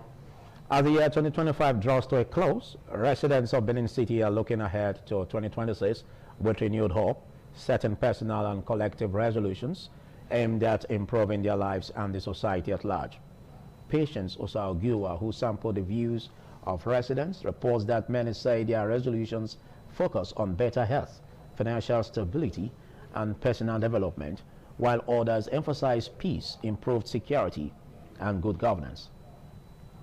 New Year resolutions are personal commitments made at the beginning of a new year to improve one's lifestyle, habits, or behavior. They often center on self-improvement, such as adopting healthier routines or achieving clearly defined goals. Many people see the new year as an opportunity for reflection, renewal, and growth. In Benin City, however, some residents remain cautious about making resolutions, noting that previous commitments were difficult to sustain due to prevailing economic challenges. This season is different because of hardship, insecurity. What is the future for the younger ones? You are talking about 2026. We're about to cross over. If situation remains the same, things will not change. 2025, keeping me alive, even if I'm not able to achieve all of them, but I still was able to achieve some of them. 2026, I hope for the best. For 2025, I evaluated myself, and to the glory of God, I will say I scored myself 65%. And for 2026, I'm hopeful. Others expressed optimism for improved governance, enhanced security, and economic growth in the new year. The major thing I achieved was peace. My personal business, yes, of course, I've achieved a lot of things and all those things. So many things I've achieved. But I pray for God to uplift me more in 2026. 2025 did okay for me. I achieved many things. So I pray may God still let it be for that 2026. May everything still do okay. I planned having a good husband, a good home, and 2025 I achieved it. So I want 2026 to be perfected. Despite the economic realities in Nigeria, many believe that 2026 will bring better opportunities if individuals remain focused and optimistic. From Benin, Patience Osaogiwa, ITV News. Scrap markets across the Federal Capital Territory suspected to be outlets for stolen public property are now under increased surveillance as the FCT administration intensifies enforcement activities in key Pantaka markets. FCT correspondent Joy Igoche Eyakina reports that the move follows repeated cases of vandalism of newly installed solar street lights and a rise in the theft of critical public infrastructure, including manhole covers. The enforcement exercise is being carried out by the Operation Sweep Joint Task Force, established by the FCT Minister Nyesom Wike to curb insecurity and the theft of public assets. The focus is on scrap markets within the FCT suspected of serving as conduits for stolen items, particularly manhole covers and vandalized solar street lights. Speaking to journalists after inspection of the international scrap market in Apo and the Jabi Panteka market, the Director of Security Services FCTA Adamu Gwari, represented by Dr. Peter Olumuji, says the operation is part of an ongoing effort to consolidate the achievements recorded by the task force. We all know that sometime last year we had this spike in the vandalism of critical infrastructure and national assets, especially manhole covers and the rest. We've been getting reports that some of these solar streetlight batteries have been removed by unscrupulous enemies of the territory. The reason why we are going out is not just to effect arrest, to also remind the Panteka operators that they should not allow any person that will come with stolen items into their Panteka market. Responding on behalf of Apo Panteka market leadership, the Vice Chair, Hassan Mohammed, described the visit as timely and significant, while welcoming the FCT's efforts to safeguard public infrastructure. We have a strong task force. Before you enter this market with anything, you have to brief our task force at the gate so that we can see the receipt. Then if there is an agreement, we can collect that agreement and keep it in our office. And we always enlighten our members. Whenever they come to buy a car, first you have to call the contact that own that vehicle. If you call, then you can speak with the original owner. After you spoke with him, then you have guaranteed that he is the one that permit or authorize the selling. That's the normal process. From Abuja, Joy Igoche Eyakina, ITV News. The Nigerian military has assured Nigerians that details of the impact of the Christmas Day joint United States-Nigeria missile strikes on terrorist enclaves in Sokoto State will be made public after the completion of an ongoing battle damage assessment. Defense correspondent John Tenner reports that the Director of Defense Media Operations, Major General Michael Onoja, made this known during the end-of-year press briefing in Abuja. The joint U.S.-Nigeria missile strike on suspected ISIS terrorist enclaves in parts of Sokoto State have continued to generate reactions with public debates focusing on the effectiveness and impact of the operation. Addressing journalists during the end-of-year press briefing in Abuja, the Director of Defense Media Operations, Major General Michael Onoja, confirmed that a comprehensive battle damage assessment of the Christmas Day strikes is currently ongoing. General Onoja explained that the outcome of the assessment will be officially communicated to the public once concluded. On the issue of the United States strike in conjunction with Nigerian forces, there is a process of battle damage assessment. We are still in that process, and I can assure you that once that is completed, we will communicate to the public all our observations. However, for now, let us rely on the statement that was made by the Presidency and the Ministry of Foreign Affairs. Let it suffice. But I can assure you that in due course, we'll give you all the information that you require about that strike. The military also maintained that the strikes were carried out on confirmed ISIS terrorist enclaves, despite claims in some quarters that the terrorist group does not operate within Nigeria. Terrorists are ubiquitous, and we cannot confine them to one location. Of course, there's evidence to show that they are in the Sahel. So we can also take it further. Since the proximity of the Sahel to Sokoto, we can also take it further to Maine, and intelligence reports have confirmed their presence there before those strikes were conducted against them. Meanwhile, the military disclosed that its operations across the country in 2025 led to the arrest of 4,375 suspected criminals and the rescue of 2,336 kidnapped victims by troops within the year. From Abuja, John Dana, ITV News. A short break beckons. Don't you go away.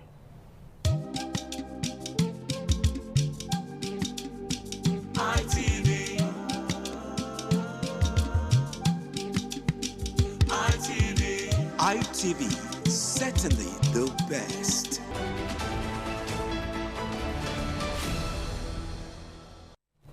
The 20th year remembrance of late Madam Janet Omozuwa was marked with grandeur and warmth in Benin City as family members, friends and well-wishers gathered to celebrate her life and enduring legacy.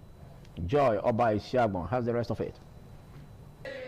At the residence of the late Madam Janet Omozuwa, opposite Oka Market in Benin City, distinguished guests from far and wide converged to pay tribute to the revered matriarch. The memorial service held in her honor was attended by her children, grandchildren, great-grandchildren, in-laws, and other members of the extended family, all united in remembrance and thanksgiving. In a sermon, Pastor Thaddeus Iradia admonished the family to uphold the values of love, unity, and togetherness. The late Madam Omozuwa exemplified throughout a lifetime. Your parents' blessings are greater than the ancient words, mountains.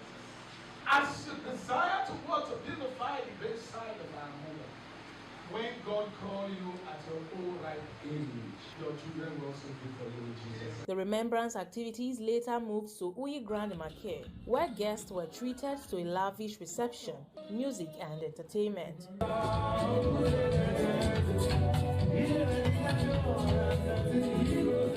Family members and children who spoke at the event paid glowing tribute to the late matriarch, describing her as an enigma, a pillar of strength, and a true mother whose life positively touched many. She was very assertive. She does not tolerate any form of oppression. I'm privileged to be her son. My mother is a loving woman, a kind-hearted lady, a go-getter, a leader par excellence. I benefited tremendously from her life, from her influence. She was loving, very generous. In fact, whenever we needed anything, we run to her, not even our parents, because she was welcoming. The event stood as a testament to the profound impact Madam Janet Omozuwa had on her family and community, with her cherished memories continuing to inspire generations. From Benin, Joy Obaisiabo, ITV News.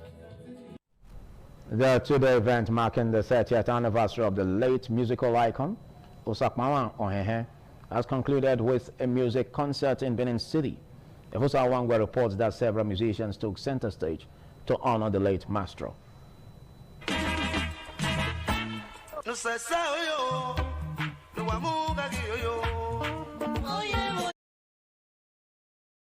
Music maestro Osakpawa Ohen passed on 30 years ago at the age of 35. Though he's no longer alive, his music continues to resonate within and beyond Edo State, owing to his unique and professional style of performance, which distinguished him during his lifetime. To round off the two-day remembrance event, his children organized a musical concert featuring notable artists such as Bernard O. and Bakba Olita, Talents of Benin, and several others.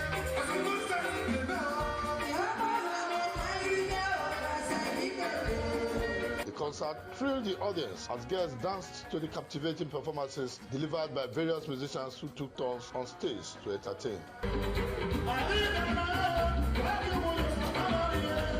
Some of the performing musicians described the late Osakpawa Ohen as a musical legend who made remarkable contributions to the music industry in his lifetime. Osakpawa Ohen is a legend. Everybody knows that. And I'm very, very happy that he's my master and also my brother. Speaking at the event, some of the children described their father's early death as painful, but expressed joy that his legacy lives on, noting that some of them are following his musical footsteps. He was a lovely father. For that, I will never forget his love. Yeah, Osakpawa was a great man who has done so well. Osakpawa cannot be compared with no one. Indeed, my father was a great man. My father was a good man, great man, loving father who cared for his children. I miss him so much. He's the best father in the whole world. The event climaxed with guests and family members taking to the dance floor in celebration of the 30th remembrance of the music icon. From Benin, Efosa Wangwe, ITV News. A chieftain of the All Progressives Congress Akoko Edo Local Government Area Chapter, leader Paul Afagase, has distributed thousands of 5 kg bags of rice and sums of money to the party and the 10 wards executives to celebrate Christmas. Edo North Bureau Chief McDonald Ronokai's report is presented by Ikwamusa Ugiagbe.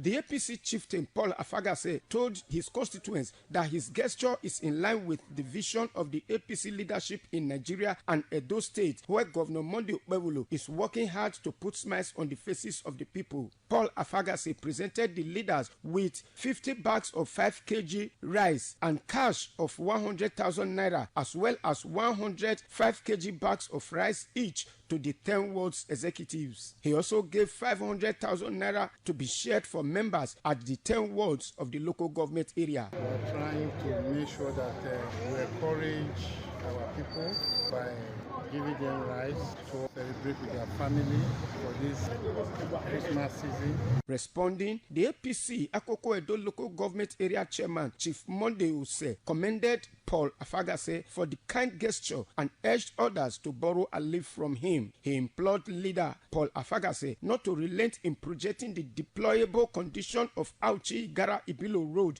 to the state governor, Senator Monday Okpebholo, for urgent repairs. The only area that are all our people in the whole Akoko, both even the unborn baby, the only area that they have focused their attention on is this road. We have people who God have been using in this party, and you are still the people that God will use to go and meet the governor. The ward chairman also commended their leader Paul Afagase for the gifts. This thing has done to go far in every ward as far as Akoko Edo is concerned. I appreciate Honorable Afagase for what he did today, because this rice will go a long for us. The beneficiaries all appealed to their leader to kindly sustain the gesture. Ikwamusa Ugiagbe, ITV News. The need for unity of Edo people prompted members of Otuomogui as lawyers from Benin extraction to gather to strategize towards enhancing opportunities for themselves and fulfilling their corporate social responsibility to the society. Wellington Akodija reports that the end-of-year party of Otuomogui witnessed presentation of awards to deserving members in the legal profession.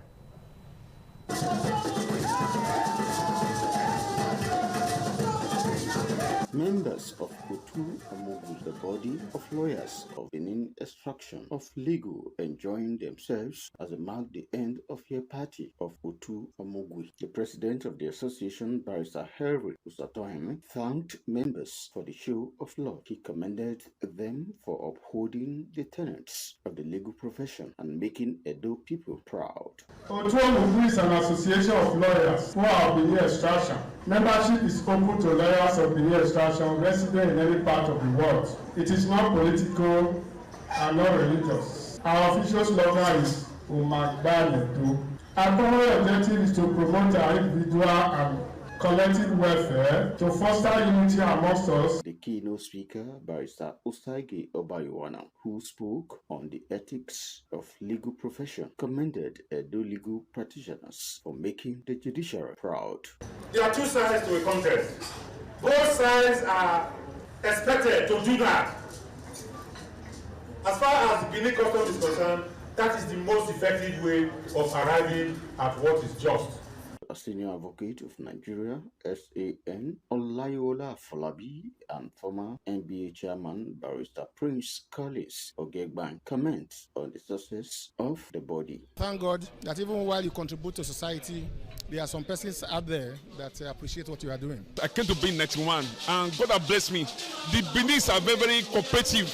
They are accommodating. It's occasions where we come together as a body to honor those persons who has done so much to promote the legal profession. High point was the presentation of awards, while Olayiwola Folabi SAN presented unique law paraphernalia to some deserving lawyers. From Benin, Wellington Akodeja, ITV News. We'll take yet another break.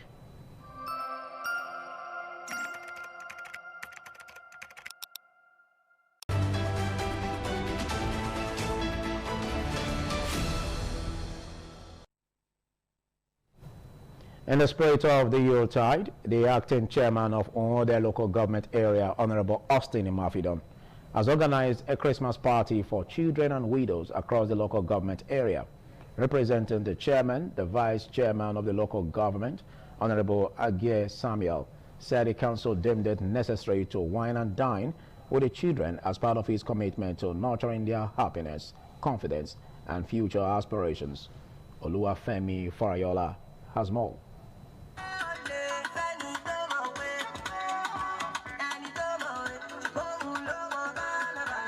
The well-attended event held in Heho was aimed at spreading joy, love, and inclusiveness during the festive period. Declaring the ceremony open, the Vice Chairman, Honorable Agie Samuel, encouraged the children to remain focused on their education even after the festive celebrations. So that they also feel the good governance of our dear working governor. My message for them is to focus on their education because that is the key. In a special show of compassion, the chairperson, Mrs. Faith Imafidon, represented by Mrs. Ekonwe Abigail, also spent quality time with widows who were presented with bags of rice and other gift items, reaffirming the council's commitment to supporting vulnerable groups within the local governments. The chairperson is a lover of children, putting a smile on children's face. That is our feed. So seeing the children smile today, I'm happy. A major highlight of the event was the cutting of the Christmas cake, led by the chairperson's representative, Mrs. Ekonwe Abigail. An event like this has never taken place in this council for a very long time. So I want to thank the organizer. The children hold very important position in the heart of the chairman of Uweda local government. The interests and development of the children of Uweda local government is very dear to their hearts. The celebration featured various entertaining activities, including games, dancing competitions, and other fun-filled engagements, with several participants winning prizes.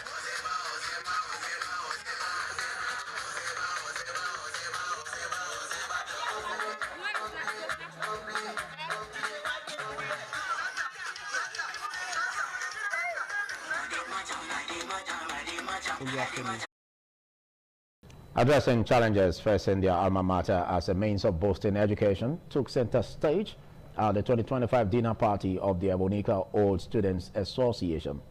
The event, which was attended by the current principal, selected students, and the secretary of Ebonika Community, Cardinal Ehoiswahi, who represented the Odionwe, provided members and their spouses the opportunity to relax, unwind, and reminisce about their secondary school days.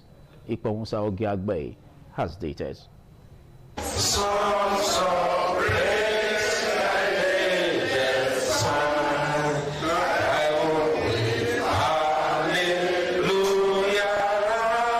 The rendition of Ewosa Chapel hymn set the tone for the 2025 dinner party. In his remarks, the president of the association, Professor Robert Urwe, emphasized the need for old students to unite in addressing specific needs of their alma mater, noting that greater achievements are possible through collective responsibility. Professor Urwe encouraged members and their spouses to enjoy the evening while reflecting on the past achievements of the association and looking ahead to the task before them. Contributions for your residents for not abandoning the school. I appreciate every one of you. That school is the school that made every one of us. A lecture titled Proper Planning, a Panacea to Difficulties in Post-Service Retirement Life was delivered by a distinguished member of EVOSA, Eda Benson Idehe, FCA. He highlighted common mistakes to avoid in retirement planning and advised on investment choices capable of ensuring steady cash flow. Retirement planning is the process of preparing for life after one's employment. It comprises both financial and non-financial aspects of life. It is a strategy for long-term saving. The event also featured a raffle draw for members and their spouses, after which guests took to the dance floor.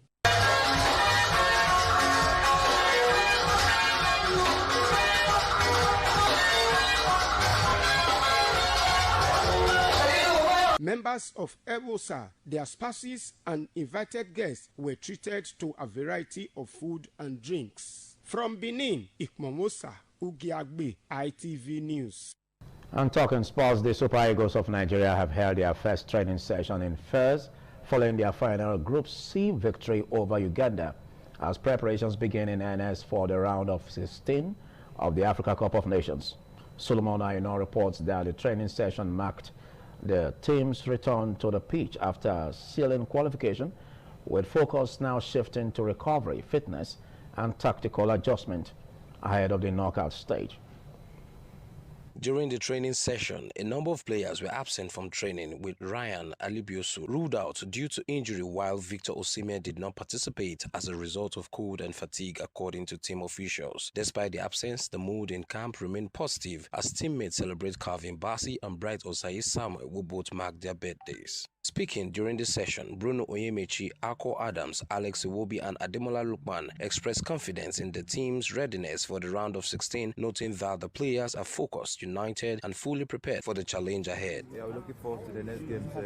We are ready. That's the most important thing. As a football player, I would say we are grateful for all the support, and through the year 2025, today is the last day. We're fortunate to be here. We're blessed to be here. 3 games, 9 points. It's positive for us. Going in the right direction to continue this way. The players also sent special messages to Nigerian fans at home and in the diaspora, appreciating their support throughout the year and wishing them a happy and prosperous new year as the tournament continues. Thank you all for the support. I may not have seen many of you for a very long time, but it keeps me going, and I'm grateful for my roots and where I came from. With the knockout stage fast approaching, the Super Eagles will continue training in Fez as they aim to build on their group stage success and push further in the competition. From Fez, Morocco, Solomon Aino, ITV News. And our update on the last edition of ITV Network News for the year 2025. I am Philip Omo Gyupo, and I'm urging you to spend the remaining parts of the hours of the year 2025 wisely, preferably in God's household. Happy crossover. Good night. ITV, certainly the best.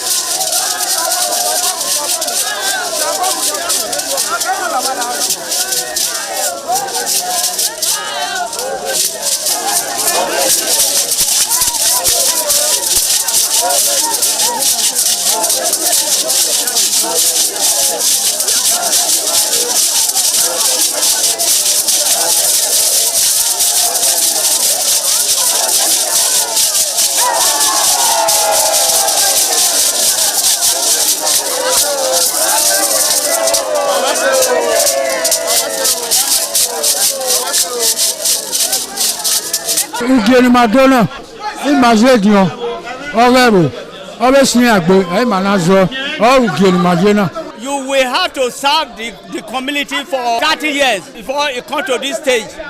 They will ordain you ordain title. Then by then you are one of the elder. This year now, we don't read the year, so that's why we can do this year.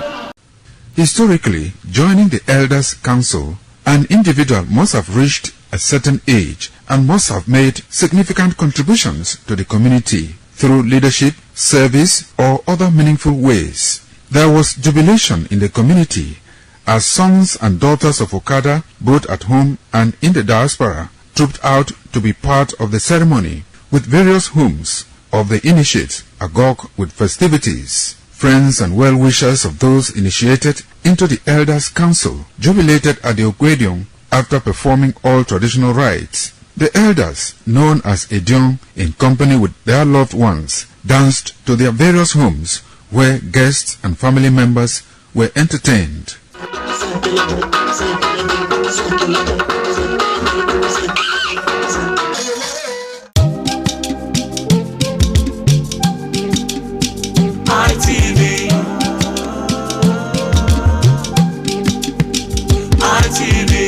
ITV, certainly the best.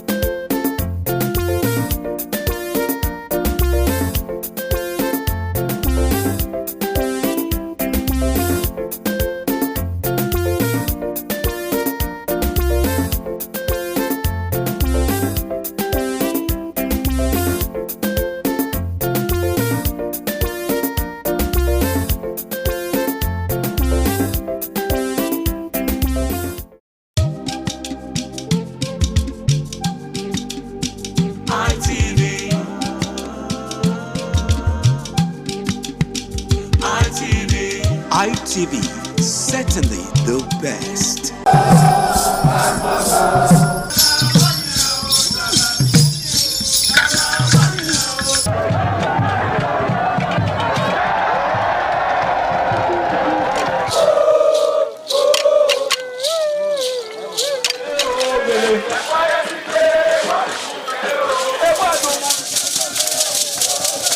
The new Edion expressed excitement as he danced and rejoiced before the Esama of Benin, Sir Chief Dr. Gabriel Osawari Benedion, who also joined in the dance.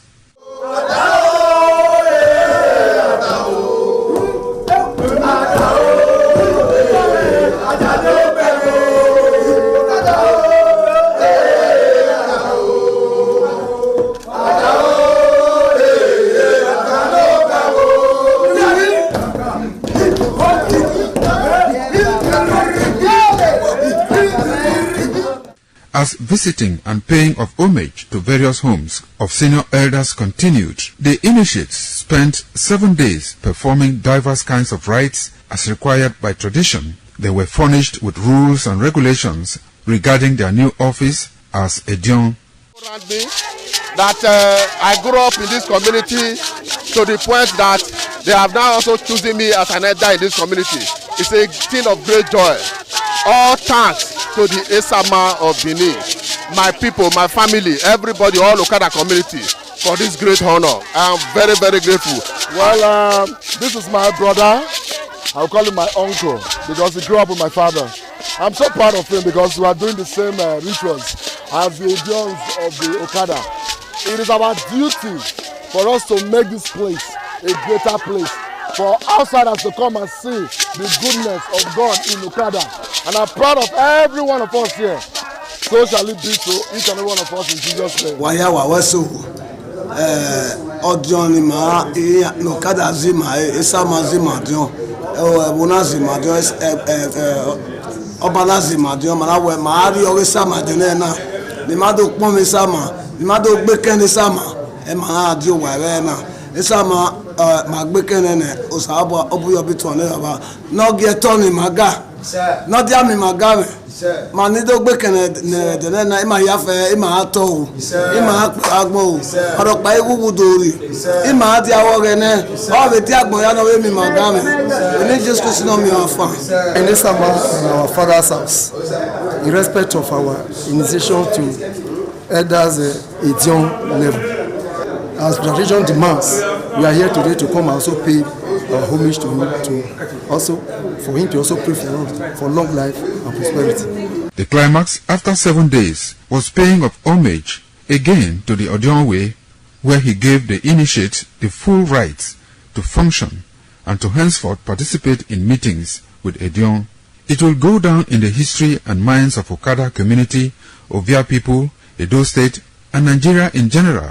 The ambience, style, and the colorful ceremony associated with the 2025 initiation into the Edion Council of former Governor of Edo State, Chief Lucky Nosaka Igbenedion, his brothers Bright Ayamekwe Igbenedion, Honorable Charles Osenwige Igbenedion, Peter Osawari Igbenedion, Dr. Fred Osawuni Igbenedion, Barrister Mike Osayene Igbenedion, Executive Director Operations, ITV and Radio, Chief Elder Gwede Onwunse, Honorable Efosa Douglas Igbenedion, Ukponwa Igbenedion, Osawe Igbenedion, Edosa Igbenedion, Dr. Daniel Omorige Igbenedion, as well as Agbong Steve Igbenedion, among other sons of Okada.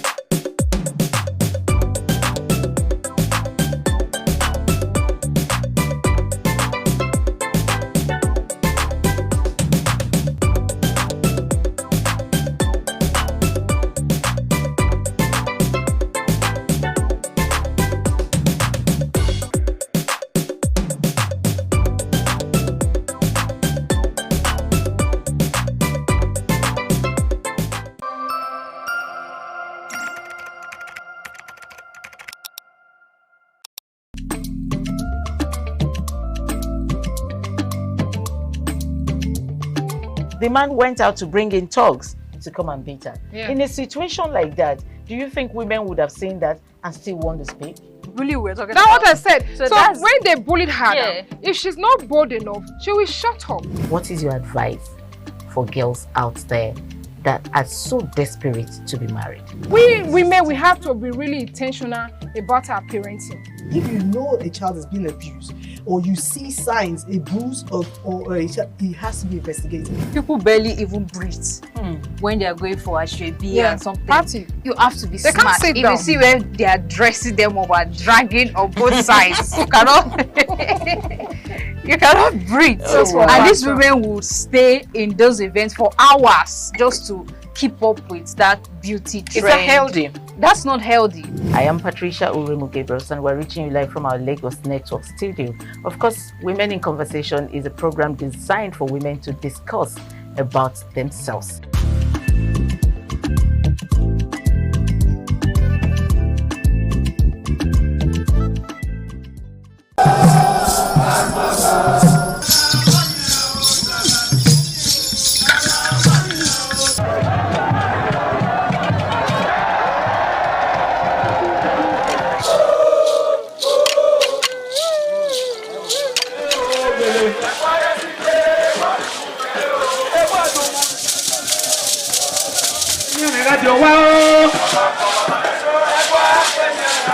Radio wa o kanya me kerule o ora koko banedo egwa kebe me radio wa o kanya me kerule o Omo number nedo ukwa polo Ewai II Oba of Benin performing during the 2025 Ododua Festival. Ododua Festival is unique as it was organized in honor of Ioba Omoni Hwoyeme, Ioba Ewai II, as part of activities for her burial rites. The rich traditions and cultural heritage of the Benin Kingdom was showcased when His Royal Majesty Ewai II engaged the floor to perform during Ugie Ododua in the palace ground in Benin City. In the dance performance, the Ogbelaka royal drummers supplied the needed impetus and rhythm for the dance. However, tributes are paid by the head of Benin deities to the monarch, who was the cynosure at the event. The event can best be imagined as the spiritual rejuvenation, stunned, spectaculars and guests at the colorful ceremony. 7 masquerades representing 7 spirits and deities conveyed different meaning in company with the head of the deities of Benin, with the Oba of Benin, who exhibited a grand cultural dexterity in his dance steps.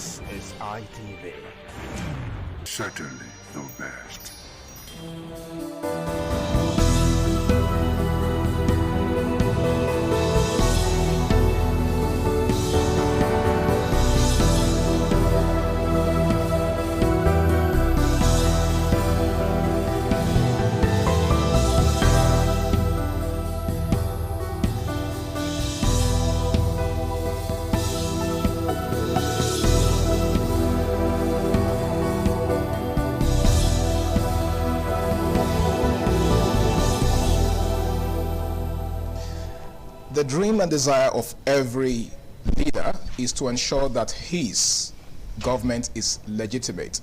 Now, democracy has been defined by the government of the people, by the people, and for the people. And if you take a look at Africa today, I think much of the African continent is ruled by democracies.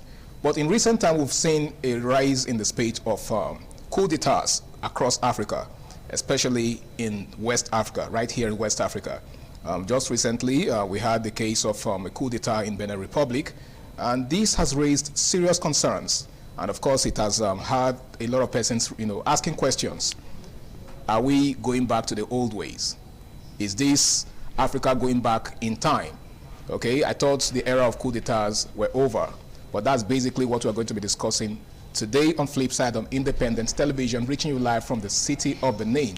Now, for those that are just joining us for the first time, Flipside is a unique show that tends to, take a look at issues by, trying to strike a balance by looking at them from different angles. They say variety is the spice of life, so it's important to, put a flip to issues sometimes, especially issues that are rarely talked about in the society. It reaches you on this station every Wednesday. My name is Harry Aigboje. It's always a pleasure to have you join me on the show. Now today, we are discussing something really, really interesting, something that has to do with the rise of military coups in Africa. A return to old times? Is it a return to old times? Are we going back in time?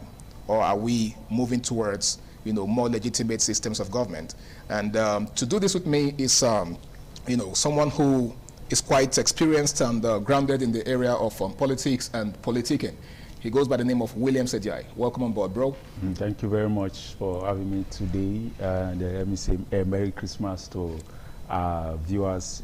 Merry Christmas in advance. A Merry Christmas indeed. Yes. Christmas is just a few hours away. Few hours. So please, everybody need to be very careful. Please be careful. Drive safely. I tell you. The rush hour, it cannot justify. Just yesterday, I was scared on behalf of a lot of road users. Exactly. Because beyond the traffic, there was also this tension in the air. Yes. And it really beats me that people have to put themselves through so much pressure just because of the Christmas. I mean, Christmas is supposed to be a positive thing. Yes. And it's just a one-day affair. So why do I have to endanger my life or, go through so much stress just because I want to celebrate something that will just pass in one day? After tomorrow, it's over. Yeah, well, let's say just one day we are back to working day. Back to working day, right? And then the next excitement is the New Year celebration. New Year celebration, yes. Anyways, let's get right to the business of the day. The rise of military coups in Africa. Are we going back to old times, just like I said in opening?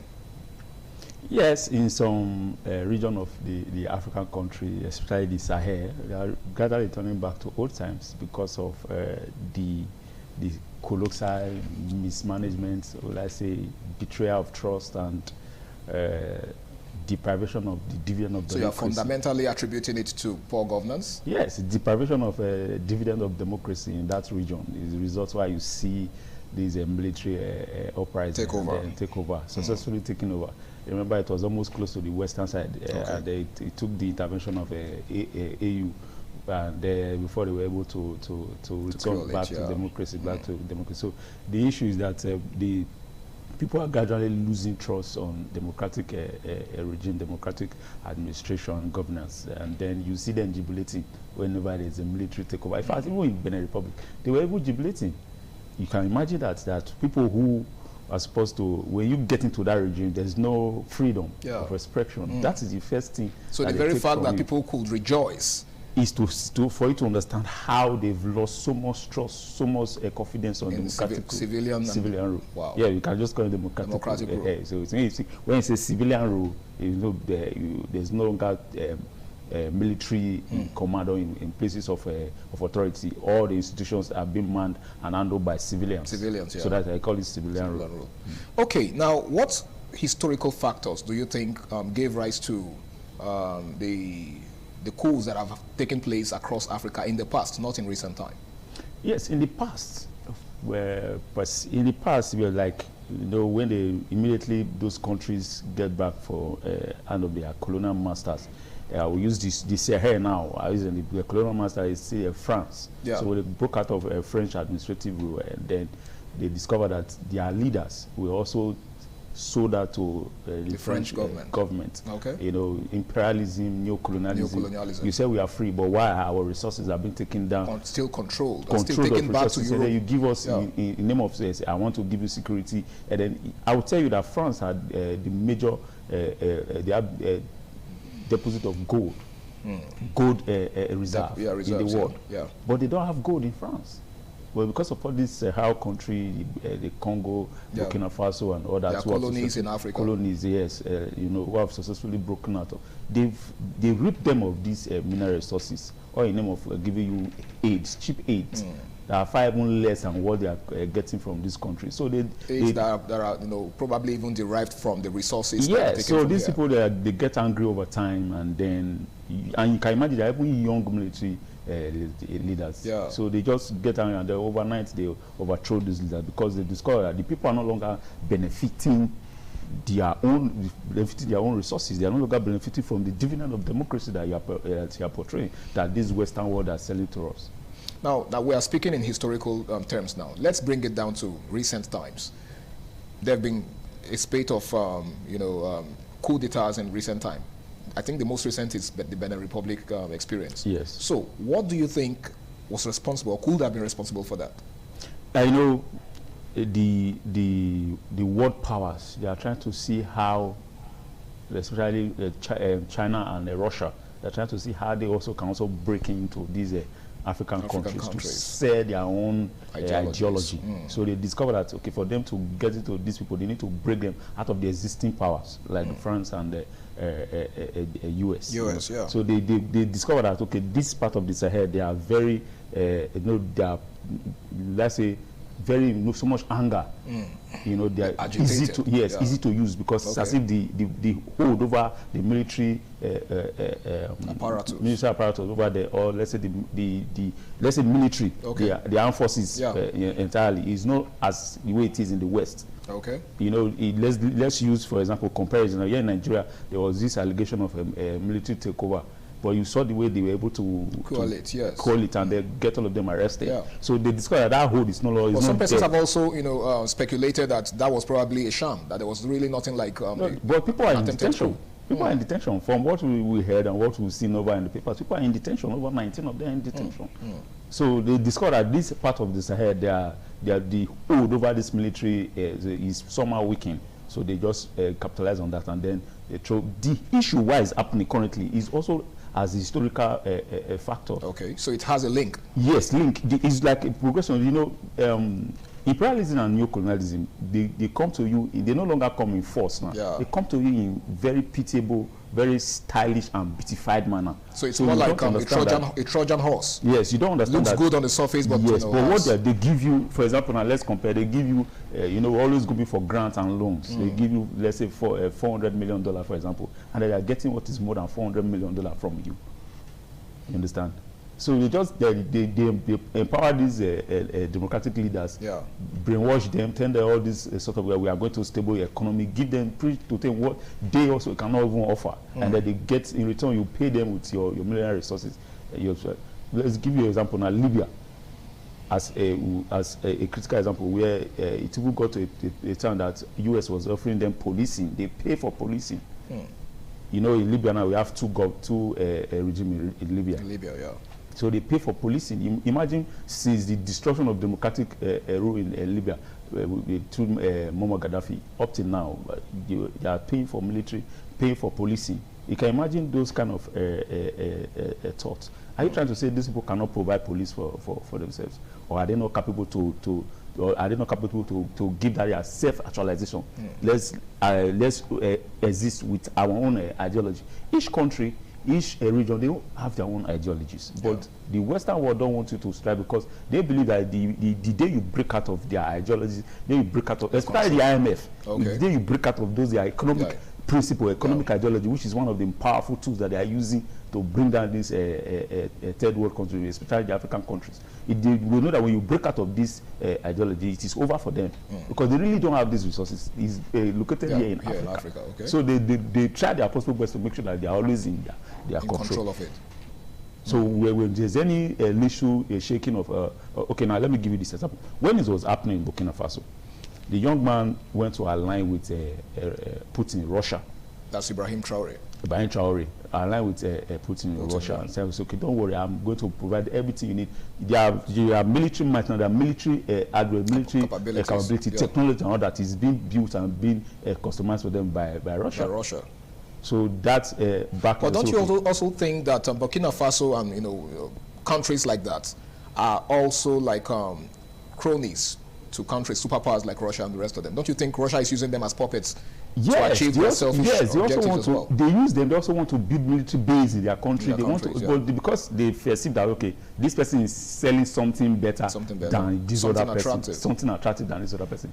But they don't want to liberate you for your own selfish, for your own gains. They want to liberate you per se for their own gains. In other words, nothing goes for nothing. Yes, but they present as if this is even more or less. I'm not interested in your resources. Just behave the way I want you to behave, and then probably when they need a base, this powerful country, they're trying to expand their military influence, military prowess. So they're looking for countries that they can easily build base to also checkmate another.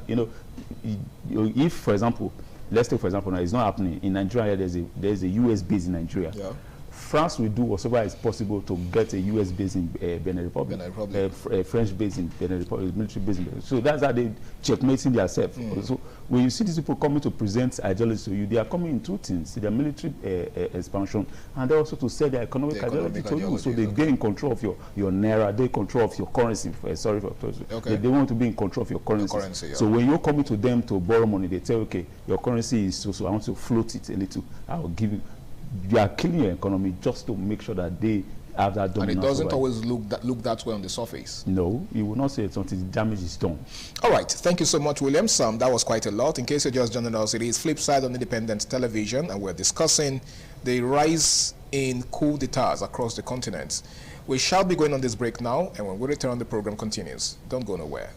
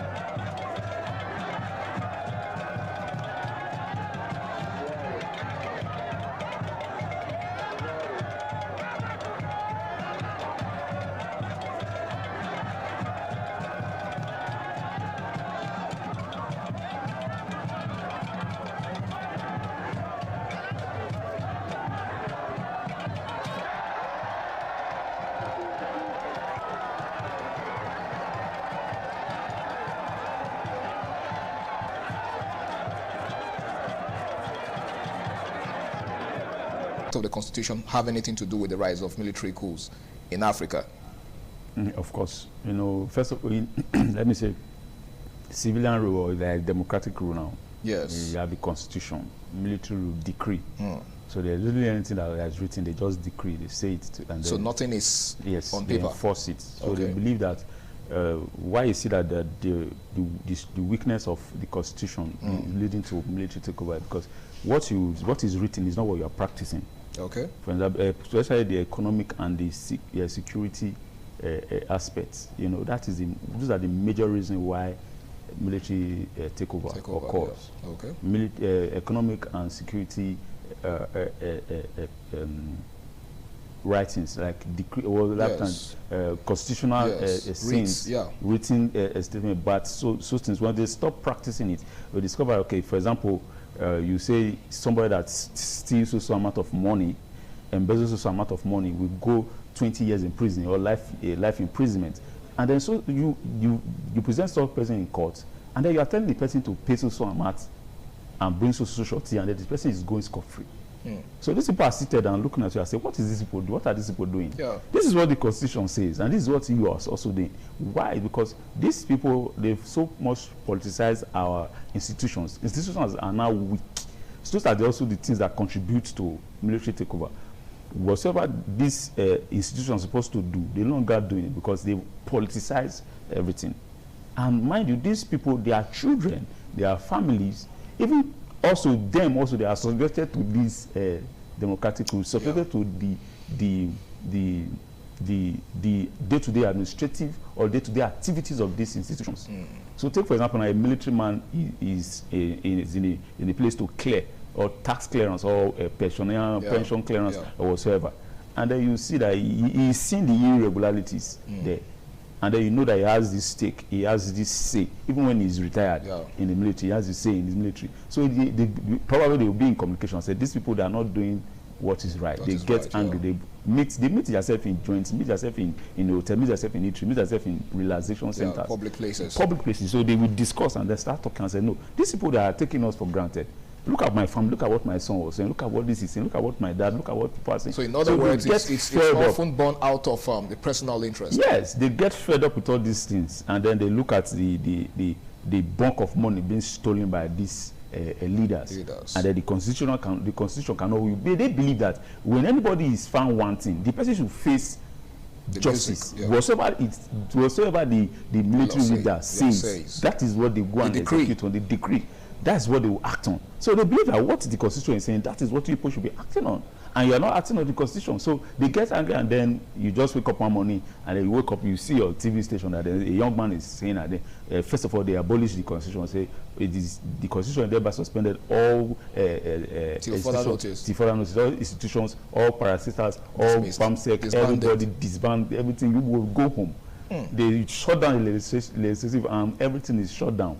Even up to the legislature, everything, legislative arm, everything is shut down. And then they say, okay, they are now in military decree. That was whatever they say. And they start giving orders. They give orders, give the decree. You understand? So the issue why they use war is as a result of the weakness of the Constitution and our institutions that contribute majorly to the rise of coups. Now, you mentioned much earlier that most times when there is a coup d'etat, right, there is usually this excitement on the part of the people. The people are usually very excited. Now, in the long run, do you think the people benefit? Yes, what they benefit is that everything that they are supposed to gain as citizens, they're supposed to benefit as citizens. They get it. But the only thing that you take from there, which is very, very important, which is the reason why the Western world, the reason why Africans, EU and ECOWAS, they are trying to refuse or go against military takeover, because they seize your freedom. Your freedom of expression that you get in the democratic rule, you don't get it in more or less like fundamental human rights. Yes, but there's also some democratic regime that we are seeing that they are even also gagging the press and also people. Taking away the freedom of the people, freedom of expression. So you're saying that there's really no much difference between some civilian regimes and... There's really no much difference. Take for example, if for example now I choose a military regime over a democratic regime, but the resources, everything is supposed to benefit, I benefit, but for me not to say this man is not doing well, all those insults that he gets, I probably won't say anything as far as what I'm getting. But the democratic regime that I'm supposed to express myself, I'm supposed to benefit, I'm not seeing the both. So you understand? So these people find themselves in between.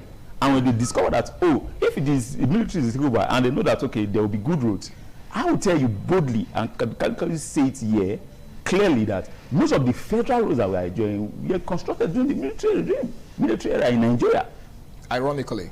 Yes. They were constructed to regime in Nigeria. What you're saying in essence is that the military regime is not necessarily as bad as some persons make it out to be. It's not bad, but the only problem there is that that's the freedom that they take from you, and the instant judgment.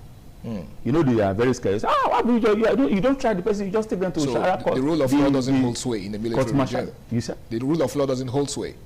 Of course, no. You don't even get a fair hearing. Like you take you to the court, military court martial, and then when they find you guilty, they don't even give you for an appeal. You are straight condemned to death, or whatever it is that the if it is life imprisonment, you are gone. If it's death by hanging, you are gone. If it's death by firing squad, you are gone. Okay, now, does insecurity or terrorism have a role to play in the rise of military coups in Africa? Of course. That's why I once mentioned the issue of security, economic issue, and the security. And now the major reason now is that foreign intervention, economic principles. Most of the economic policies that these African countries are using, this is not a blueprint of their own based economists. Okay. It's a blueprint of IMF. And those blueprints is not for your economy to prosper. Your economy to prosper for them. But that's the primary purpose of IMF. Yes. The International Monetary Fund is parroted to be, a body that is poised to provide some sort of financial relief to countries. But it's not. They just give it in the physical way, yes. But on paper. Yes, but the background have a serious damage because when you are going for loans, do you know how they float your naira? Do you know how they ask you there's a word I'm trying to economic word I'm trying to do to devalue your currency. Okay. Yes, devalue your currency. You know, there's some time my dad used to tell me that you see this 1 pound to one naira then was 1 naira was way bigger than 1 pound, but over the years, and then there were there's this ideology. Let me say this. What will I put this now? There's this trend. There's a video that was trending. Okay. There's a word I'm trying to use for it, but there's a video that was trending years back of one man in the Senate when they were doing this constitutional review. It was the business aspect, and then the man was telling us how they devalue our currency over the space of 40 years, continually. How do you come and say no? It's too high for you to take so amount of load. They devalue and devalue that the naira is no longer be compared to the pounds. These things are very provocative. They are very provoking. They are there seated looking at you because you want to satisfy your own personal interests. You go borrow, you devalue our currency, you float the naira. They are there seated looking at you. So when this thing comes up, then let me now bring the security part of it. You say the Western world, they are offering security. Okay, so let's give you, we'll secure you. No rebel will raise their heads. No rebel will raise their ugly heads. Where you need to fight your border issue and those stuff. The aid I will give to you, military aid and those stuff. They are doing it not because they want to do. They are doing it because at the back end they are getting resources. Understand? So take for example, you remember how the rebels were troubling this Sahel. Most of those rebels were sponsored by the Western powers. Okay. Western powers to also destabilize. So they come set a security ideology for you.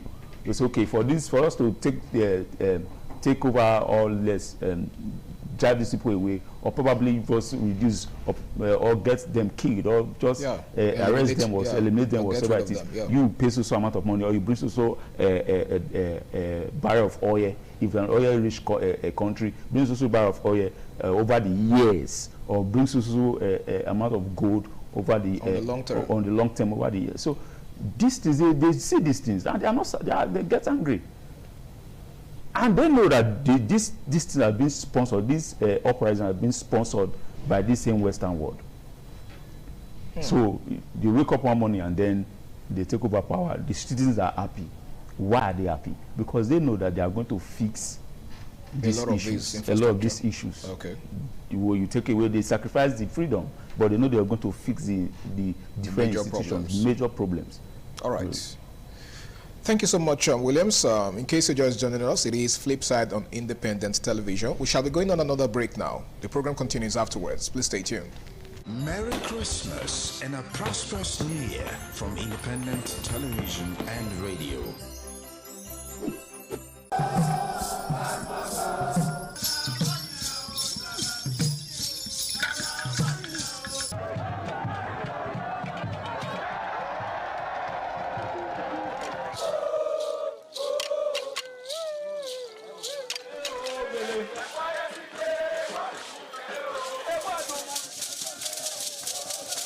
The new Edion expressed excitement as they danced and rejoiced before the Esama of Benin, Sir Chief Dr. Gabriel Osawori Benedion, who also joined in the dance.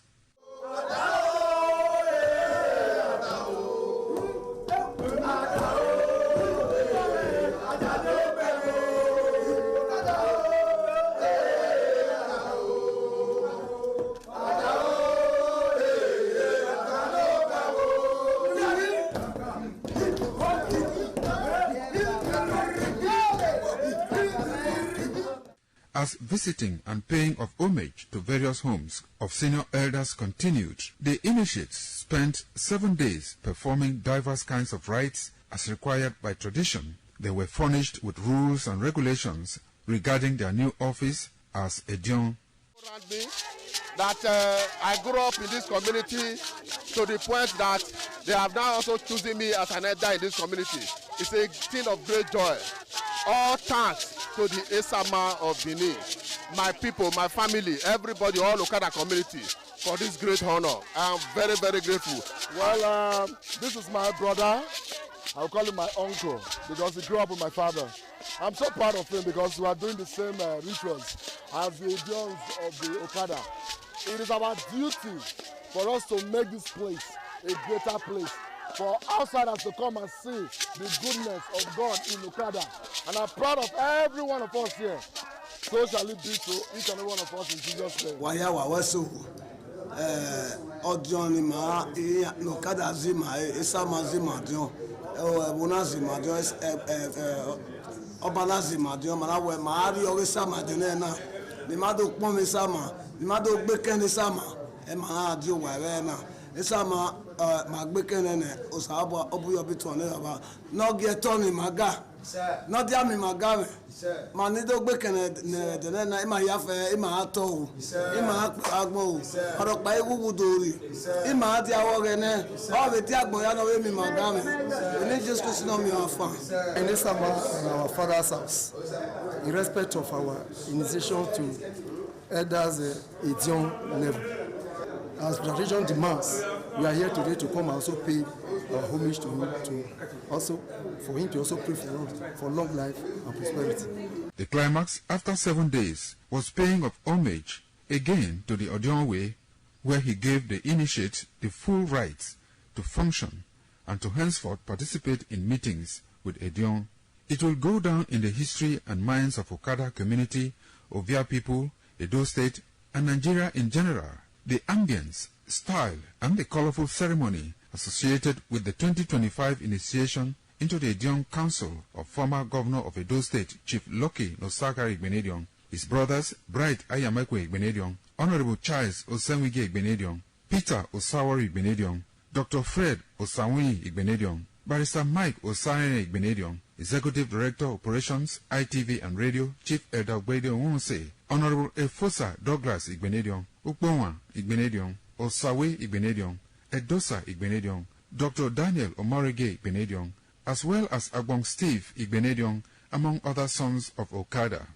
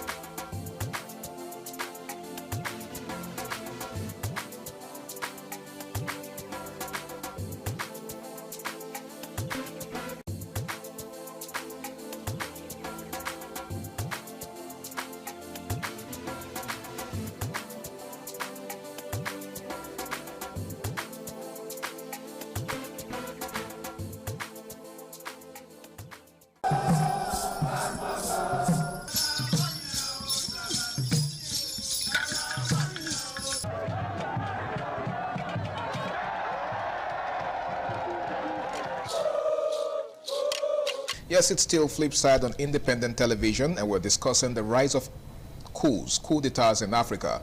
Is it a return to old habits? Now, I'd like to ask you this question, Williams. What role do foreign powers play, directly or indirectly, in the rise of coups in Africa? Do they sit back and just watch, or do they even support, such coups, such moves? The word direct or indirectly is two-way thing, or they go hand in hand concurrently. You can say direct, you can say indirect. Well, the two major ideology in the world is capitalism and communism. Yeah, communism. So, the West and then the North and the Asian world. Yes. Russia communism, US capitalism, and then, Russia believe that the means of production should be in the hands of the citizens, and why they control the government's regulator and control. So they look at these other countries and discover that these people, they are suffering. They are supposed to be the one in control of their resources. Yeah. So they look at, okay, how do they break them out of this other capitalism this ideology. Yeah. So they go to any leader who they know how to scout any of the military young minds or advanced mind who is interested in doing that. So they penetrate that person and then empower the person. Then okay, when you are done, we'll come over and then announce, flag you out of. So would you consider that a direct involvement or indirect? Indirect. Okay. So I'm coming to the direct. Okay. So when these coups they succeed in taking over power, they announce, and then you relax and observe the bubble movement of that particular military leader. You discover that any country that is first aligned with, that country was involved in indirectly sponsoring the coup or supporting the coup. Okay. So when they now come directly now and say, okay, they tell the other superpower that we are interested in this government. We support this government. So anything they need, we provide for you to succeed. Okay. They tell other organizations, they back at, we are in this. So this is a powerful country. For example, Russia is telling America, telling France to back out of Burkina Faso directly, and then he is saying it. Brent Trade is saying it. That he is in alignment with Putin. You understand? There was a time he had meeting with Putin. Yes. And then a few months later, he started building military hardware. Technology started flying around. So that's to tell you that they already striving on the ideology of Russia. You understand? So this a powerful nation play the very vital role in country military overthrow in each of these takeover of this country. Now let's go back to the international world. What is happening? You saw the issue between Russia and Ukraine, how the European countries, what the role they played.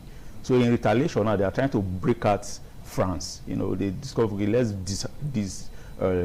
dismantle this France dominance over these northern African countries, the Sahel. Yes. Let's dismantle it. And Russia is the one backing them, foiling them, telling them that you people can be self-actualized, can break out of this dominance of this French government, and they are doing it. And France, they are getting angry. Now there's this ideology, this thesis that is flying around. This saying that is flying that immediately Benin Republic, the coup wanted to take place in Benin Republic. Why did EU using Nigeria to swiftly cure the issue? And then people are now saying, okay, can you link the relationship between the president and Emmanuel Macron? Because he was almost losing Benin Republic. Okay. And I said, okay, can you just help me try to restore? And when I heard that, and then one of my friends, I also editing one of these big commentators, and I was thinking about it. I said, yeah, this could be true. The sudden relationship between France and Nigeria, you understand me? So I think this, because it was very sweet. Yes, I remember why we're having this issue of bandits invading kidnapping of school children in Niger. Yeah. It was almost the same period the thing happened. Why the swift response to Benin Republic? Why not that swift response to our own internal issues? So you see the issue of international power play that, okay, please help me, because they don't want to be involved directly. You understand? So they ask, okay, help me do that. In politics we call it dirty job. Okay. The section of that is do this dirty job for me, just take over, clean up the mess and those, make sure that a democratic regime is restored. And they did it perfectly. I was surprised. Why can't you handle this? I will have some internal issues. Yes. You can't handle it this way. So it's more like fighter jets trooping in Benin Republic. So it's more like, you know, our benevolence is only, it only finds expression outside and not home. Exactly. We have that power, but why can't you just treat the ones that's happening in then as other people, a lot of people, charity begins at home. Yes, a lot of people are not saying, okay, is it complacent? Are you is there any relationship between what's happening and the government of the day? We are so surprised.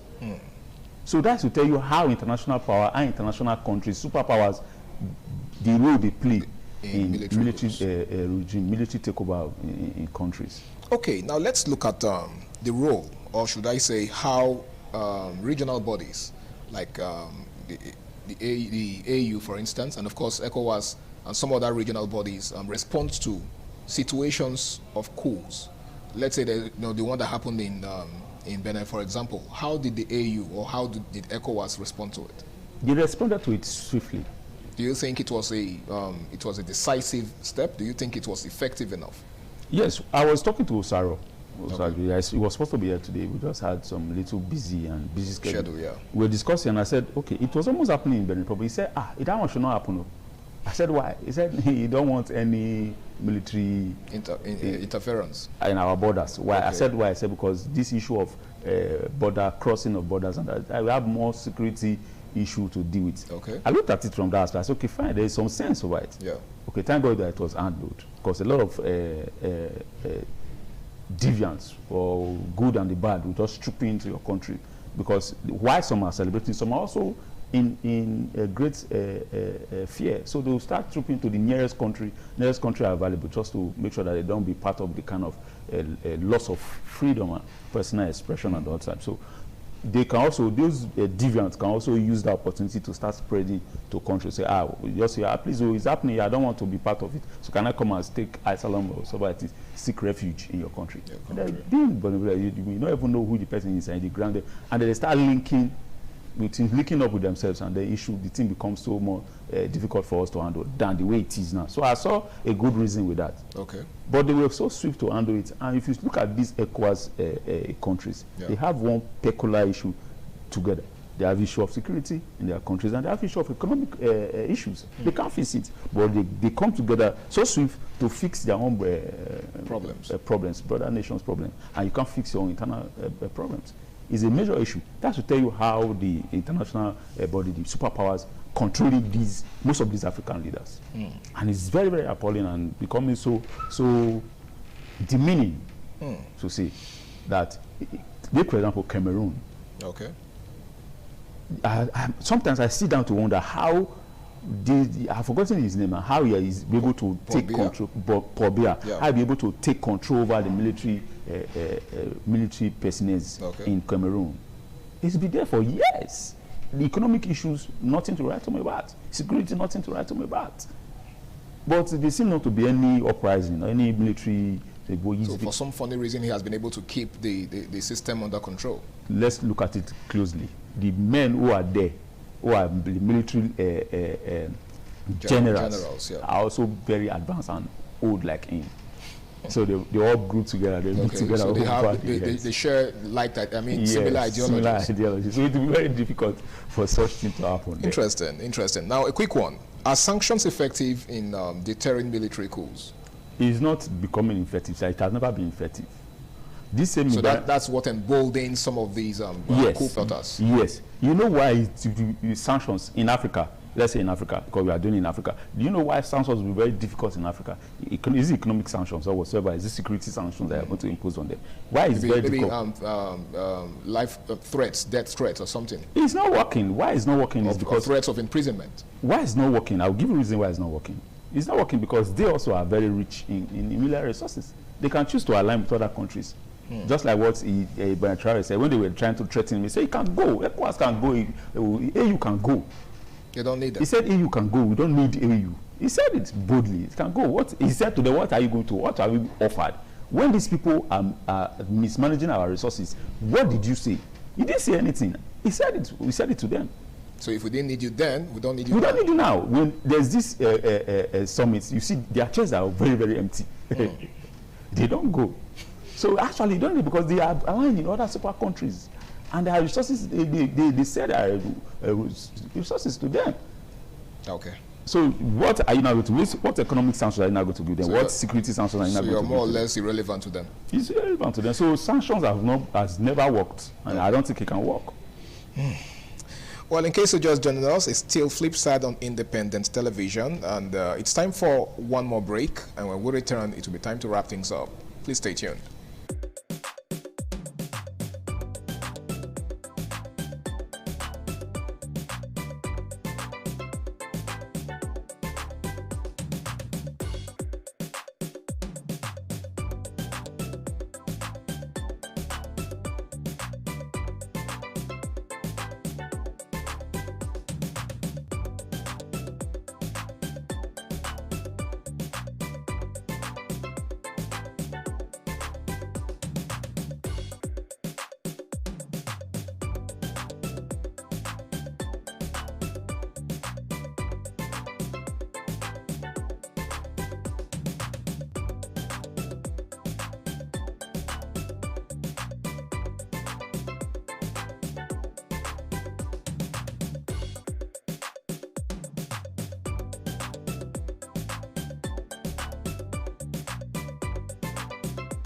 Yeah, welcome back, beautiful people. This right here is the final lap of Flipside today. Now, Williams, most times when military personnel take over a government, they promise a temporal control, right? They do not tell you that they are here to stay. They just tell you that, well, they noticed some, discrepancies and irregularities within the system, and they are here to fix it, right? So the impression is that it's a temporary affair. But in the long run, it's discovered that it's a different ballgame entirely. Why is it so? You know, the word power corrupts. And absolute power corrupts, absolutely. Corrupt, absolutely.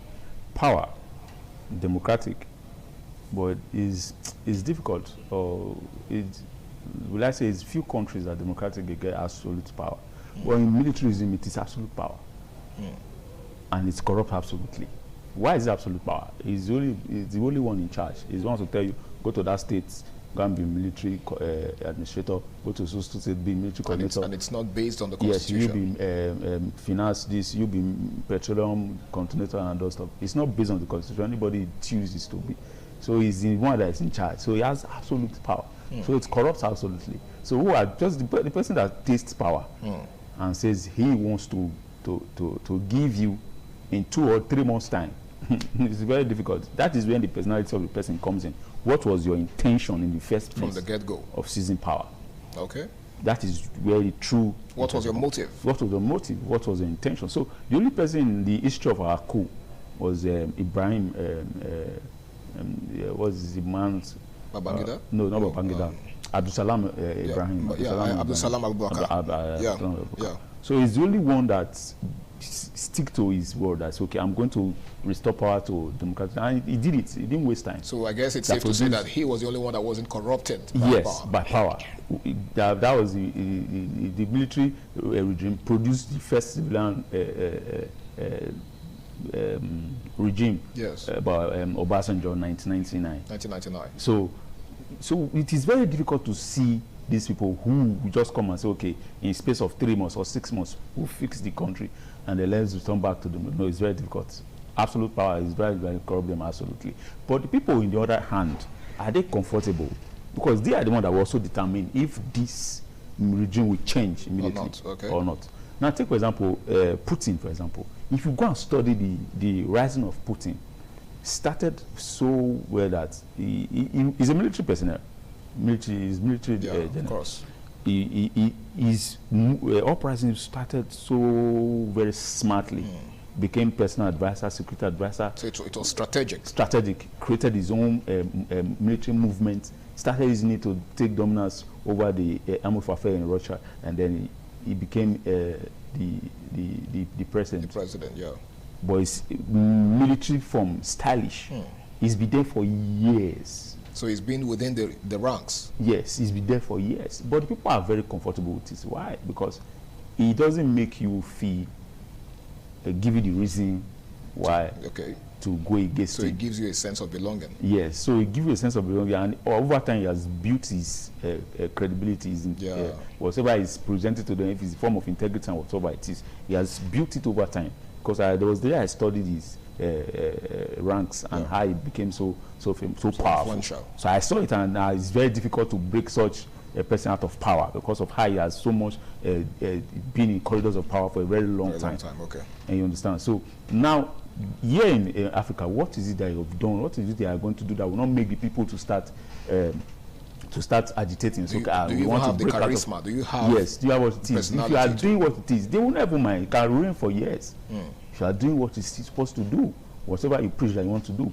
You know, could that also be the reason why Gaddafi ruled for exactly? I was coming there. You know, he was doing so well that people didn't have any mind issue. That he had been there for a long time. Yes, but also America needed something to happen. Okay. So they actually now explore just one issue that has been with him. Okay. Using his family to run the affairs of government. That he said he only trusts his family. His children and everybody relative to the one running the government. That was the weakness that America exposed to the rebels that were created, and then that was how they were able to train up. All right, because of time, because we're actually pressed for time right now. Do you think constitutional reviews could limit the tendency of military takeovers in less than a minute? Yes, it will. You know why? You strengthen the various institutions, democratic institutions, and then let it live up to expectation. Whatever it is that institution is supposed to do, let them do it to the latter. If it is the police, whatever it is, the judicial system, the legislative arm, pass these laws and they let it work. And then constitutional review, let everything that is supposed, what the constitution says per se, they let it be effective. Let it go run freely as it says, and then there will not be need for coup d'etat.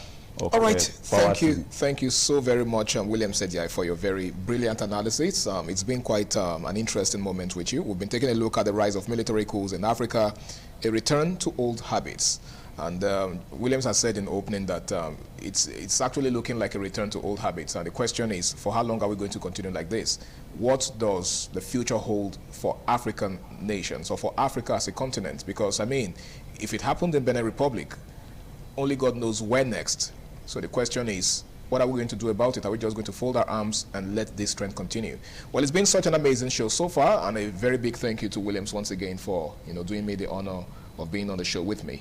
Thank you very much. Thank you so very much. And once again, my name is Harry Aigbo J.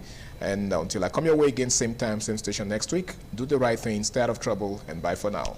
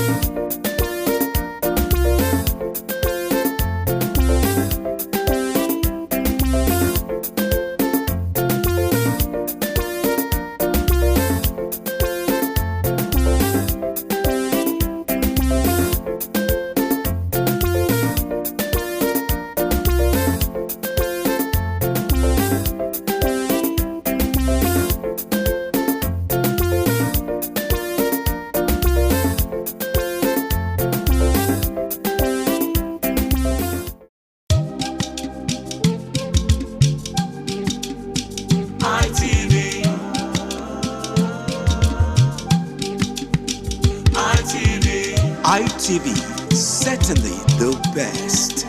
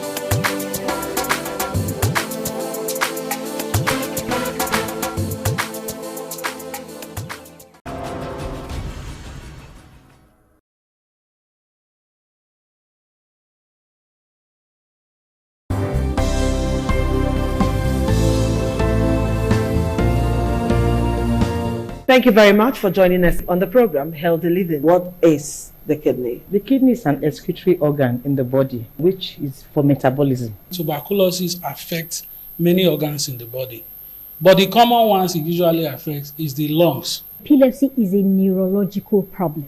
Okay. It is an injury in the brain, which causes someone to begin to convulse, to go into fits. It is curable, but the cure is a long-term thing. If you eat well and avoid those risk factors that will make your immunity to be down, then the risk of contracting tuberculosis will be reduced. If you're healthy, then you're wealthy.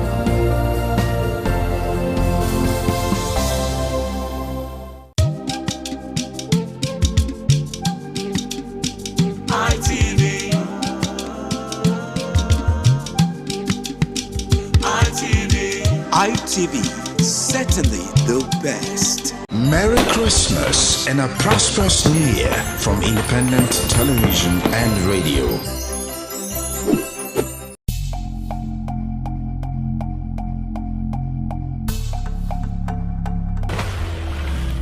Also, waiting day up. Make it better pass like this. So make it better pass like this. So make it better pass like this. And I pray one day.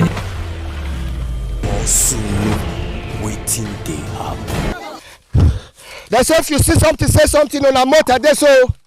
Na moat, I did so. But who they put that tea, they put that tea.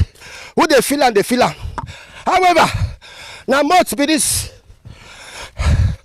This side, na Ewabogu. This side, na Obe. Obe na Ribo. This side na Obe. This side na Ewabogu. But people don't they block the moat. As they block different moats for different area. Ministry of Environment, Edo State government, make a show now something. Community, na moto.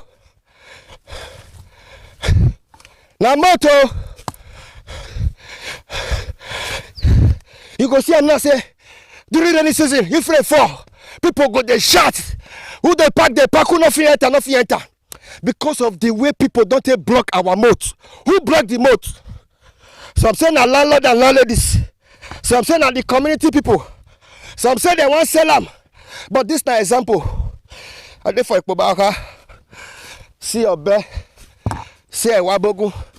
Hey, whoa! Who they throw away dirty for moat? They throw away dirty for moat. If government catch you. But see this one now.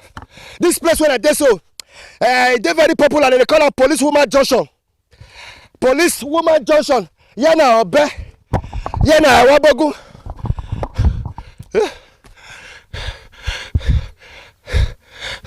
Now the moat be they come. They don't they put sand. Eh? My people, share them. Drop your comments. Like them. Edo State Ministry of Environment. Edo State Government. Town and Planning. Now one of our historical monuments. Name be this boat. Okay, the moat see they go. But they don't block here. Hey, what? Hey! Hey! Hey! Hey! Hey! Hey! No fear, no fear, no fear, no fear, no fear. No fear, no fear, no fear. As they watch me, so how you dey? Area journalists, national journalists, international journalists. I did for Ekpobaka local government. Here na Wabogu, this is our Obe. Here na moat. So that the water where they go, they gather for this area, it go they pass here, they go Siriri wherever. But they don't they feel them. Then they feel them, they feel them, they feel them, they feel them, they feel them. Then they feel them, they feel them, they feel them, they feel them. Now so it be. Now so it be for different area. People don't feel moat. Build house on top of moat. We go they shout. Erosion, erosion, erosion, erosion. Hey, what? My leg. You better say my leg does this for you. But community chairman, how can I really? Who can say the moat? They sell them. Who they feel them? Ojewe, how can I really chairman? Who they feed the moat? But this place, now be that popular Police Woman Junction. Moat. That side now Obe. This side now Wabogu. But hey, he give me. Come. Let's see. Help us! Somebody will help me here. Come with this guy. Come try to drag me. My leg. Come. My leg shook for a second.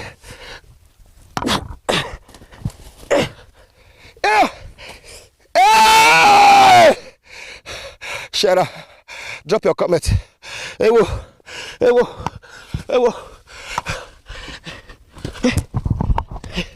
Thank you, my guy. Thank you. So the months they go, that they feel them. They feel them. Ministry of Environment.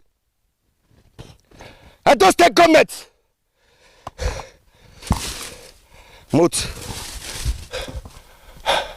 I not pass here. I not pass here.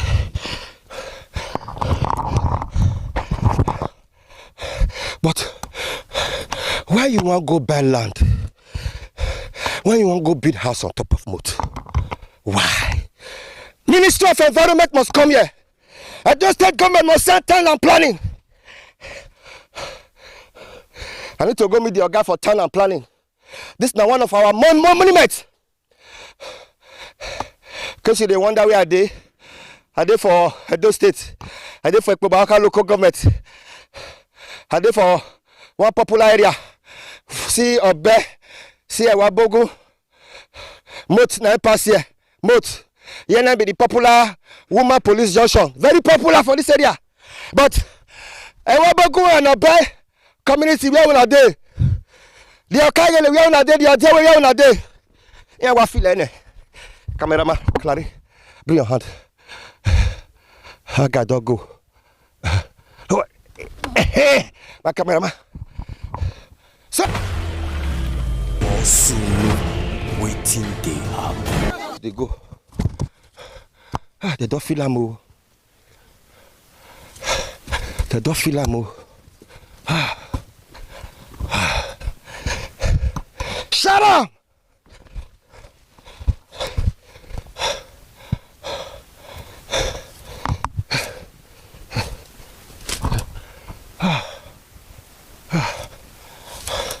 Now different things they happen for the moat.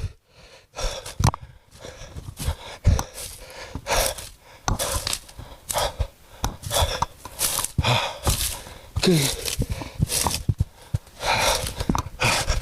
Now moat today, moat. For Kobara. They all the filler.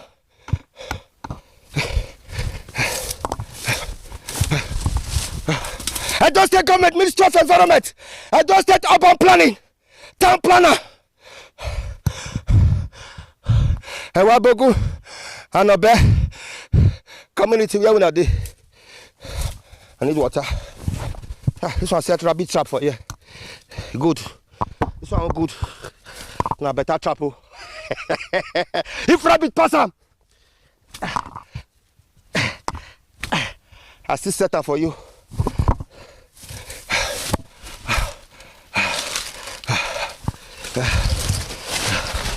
Okay, this one I will put the plantain and put entire with red and white. You see the plantain, you see I see the plantain red and white here. Any attempt, you see any attempt for you to cut this plantain. Now red and white the type to both pampas and different yama things. Tenant and landlord with this area, they don't turn the moat to their dustbin. But if you still support me now, call my number 080 55 40 73 59. This journalist work. I pledge to Nigeria, my country, to be faithful, loyal, and honest. Some of us are not faithful. People go to say Nigeria. Now we will be the people where they say Nigeria. And when they make things hard for ourselves, this country. Report all this kind of yama. Motor they don't cover. Build house on top of moat. Put dirty for moat. Put different things. Welcome to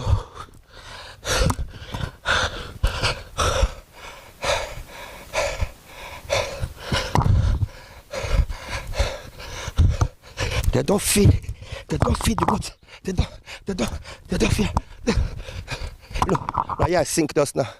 You give me rhyme, I'm not passing. So people get house, see house.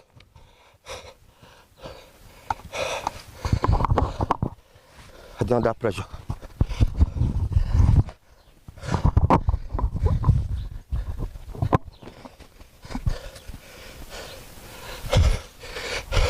Only God can do what no man can do. Unchangeable,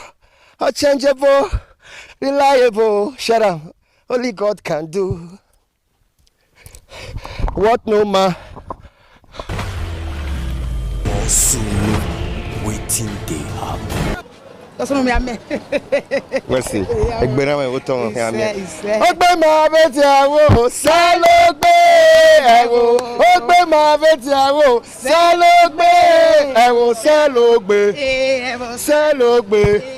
Salogbe.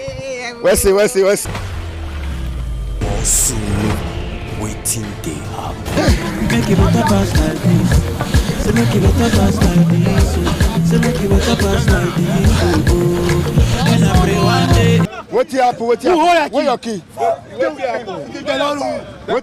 happen? Where your key? Where your trouser?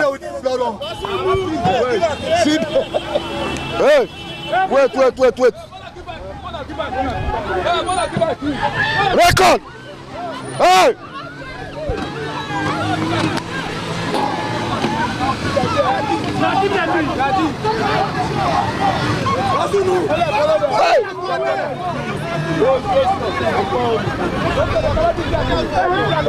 What happen? For what now? For the vigilante again.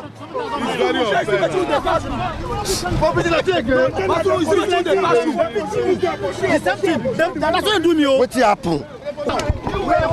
Calm down. Wear your cloth. See your charger. Calm down. Wear your cloth. They don't collect your key now. I don't do anything. You collect my money. You wear cloth. No collect your money. Wear your money. They don't come on here. You wear cloth. They don't come on. Wear your cloth. Now make you naked. Now make you naked. Now make you naked. They oppress me. They oppress me. Not only you. All drivers they pay these people. Not only you. You get one day for this Aduawa market. I just park on the However, I want to those state government. Now these are those state task force people, Abi. Okay, those state task force. I go talk to Aneto for Aduawa side, Abi. I don't know why not from Aduawa to this side. That will not be so something to do work now. People to the opposite say demand they make a demand.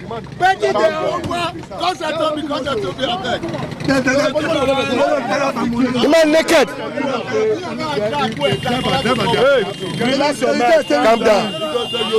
See your money, gather your money, calm down. But money when I don't want for here. About 3,000 they remove her. They collect your money. They don't remove her. All those people wait on those stuff. Yeah, they're wrong. They're wrong. We don't wait now. If what they do is according to the law, don't wait now. Why they see the wrong? They don't see me, they just have to do wrong. Now our government finds something to do for us. At least there should be bus stop in Edo State, please. There should be bus stop in Edo State. Bus stop. There should be bus stop in Edo State. Bus stop. You cannot just come and hold vehicle wey just park like this, and you know say they no put bus stop. They no put no parking here. Normally for Oselu, they go mark somewhere like this. You cannot park above this place. After government should come and visit us. Come. I don't do. Enter motor. Calm down. Lock your door. The door don't hook. Where key now? I don't got key now. Let go in my cage after it. No one will kill me. They carry the key come out now? Yes, sir. Money Call this side. What are they with me? And they don't know with the key. Where they wrong?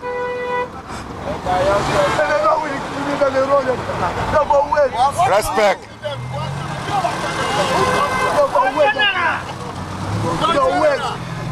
I don't come out to. Paper, I want to take my key. Calm down. I'll monitor them. I'll go look for them. Aduawa. You have Aduawa. Upper Mission Road. Inside, they all motor necessarily. They don't pursue me. I'll go track them. Don't worry, I'll go track them.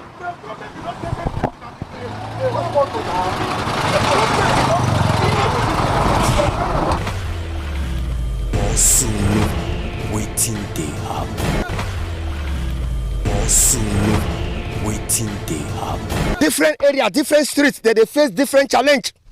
You know, saying when we go to tell governments, gully. It get the way gully till they start.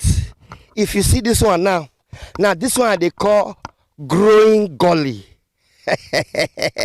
But my people, how are they? Not be smart, you know. They say if you see something, say something. And they from one the local government, that Summit Road, and the people they within that area, they go surprise see their house now that they show online. But this not growing gully. They say if the water they come now, but it don't they cut and because state erosion control. My very good friend, the General Bramo.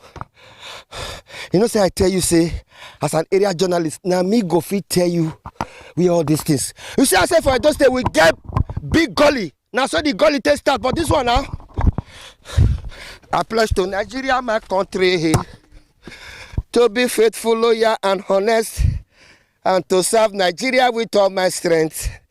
Now so it's supposed to be. Now so this thing go to grow, go to expand. Before you know, all these houses were there. They will enter. Before you know, All these houses were still there by the left side. All of them go enter. But the landlord and landladies were there the area. They say they don't try. Okay, come. Okay, you there? We thank God. Well done. Where this water? Where they cut this gully? Where they come from? They come from a coffee. From 3 years ago, it not come. Then from about 4 years ago, no water here. From 3 years ago, now water they come from a coffee. Where they come from now? It's from that side now. If you reach there, now you go see and I about they go. More they suffer the waka they go. Now I cause this one where we did so now. So they don't finish here everywhere. I not fit drive out now again. My motor dey there now, not fit drive out. But una will be the landlord for this area. Una don't try. Una where una dey? Where this thing they cut and where una dey? Come see am now, come see am. Where una dey where they cut like this? We don't try, General. We don't try. This one not be. This one man load. They say SOB not be one man load. We had over tribe ourselves. They did overpower us. Now I make us say make we call Senator Ochobole. He Okpeboro make come assist us for here. Senator Mode Okpeboro. Sunday Okpeboro make come assist us for here because they think don't overpower. We get local government chairman. Then I want there with this so. Okay, now growing gully be this so. Now this one. Now so gully tell they start. Exactly. That's all. Now with this so. Now with this so. Don't see up that now. No feet. Hey. See the bag when we take feet here the other day now. Here now it don't go down. Oh yes sir. Now my wife with that attention with one. So this one now we done the pillar that day. Now rain went just for the Saturday night carry everything. See growing gully is another one oh. Yeah, I said that small. How would they go so now? Where they go? Hey. Tell me say friend they fall. You not come out, you cannot come out. Like. Cannot come out. But you will they watch us now. How your area be? How your community be? We not go feel liver for government. And we need to also inform government. So that we go let government know. Bros. I just say now only in the area. That's everything. Mama, may you still call this, may you still call this. May I just say now only you did the area. But that's everything now. More they waka, you know, come out to the you just they come here from shop. From shop? At this area you dey stay. Now the area they stay. Not say we not get road again. If rain they fall, I dey pay for this place. If you see the erosion when they here, you don't see the one we happen for Philippines. Now like this, I saw you just be for this place. For Philippines. You see that erosion that yes. I saw you just be for. If you fall for here, you don't feel pass. You don't go allow yourself. Me, you will concern. You see, say houses now they cut. The things they cut, they go. Before it happen, these people don't go even enter house. See growing gully there. Oh. Exactly. You don't know grass or gully. You go check front. You go check. More they go. Waka they go. You know say this. These people for this area, they not let me rest for the past 2 years. Call me Dokpa. Console me. But I won't call on the Oga engineer, the man with the charge of erosion control. Oga engineer, you get a lot of work to do erosion control for Wode, for Bobaga, for Oredo, for Esako, for Esalan. Where una dey before this thing they cut this like this. Yeah. Yeah, una dey. We try ourselves. We don't every year we spend millions on self-contribution, self-effort to try to make sure we do this thing. But all this house they go enter inside though. That's small email. Not see this one now, not the enter house again. So that we dey try self-effort, we dey try, but we not go fit control erosion. No guy, our power no go fit this one. This one na government project. Okay, your house go enter inside here oh. It's also they don't see and a person motor be down enough enter company. They want to well for television. Correct. Okay, see growing gully for your front, growing gully. Watch see this one. This one's not the free enter house again. This one's not the free enter house again. I want beg Edo State government. Send your engineers, Ministry of Environment, Edo State Erosion Control and Watershed.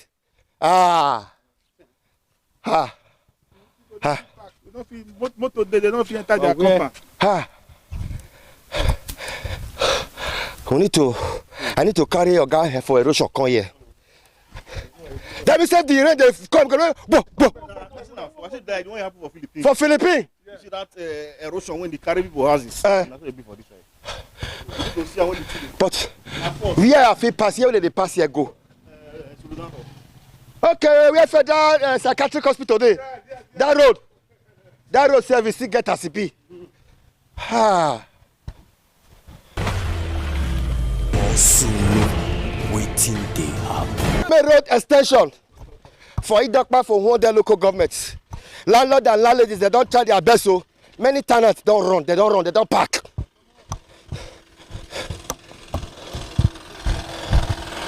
Hey, whoa.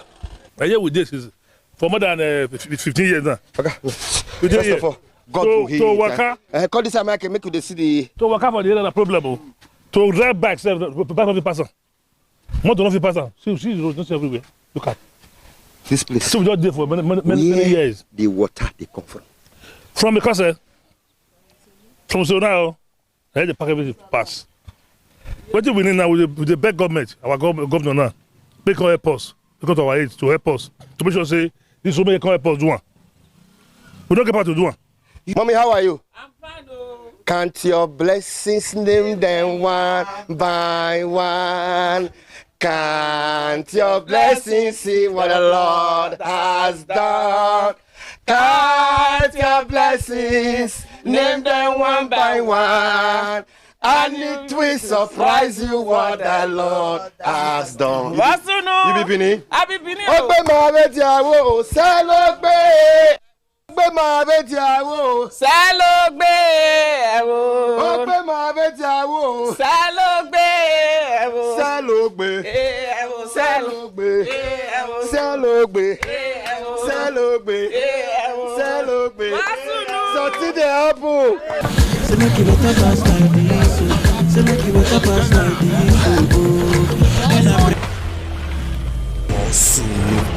Waiting they happen. Daddy, for the past 2 years, you not let me rest.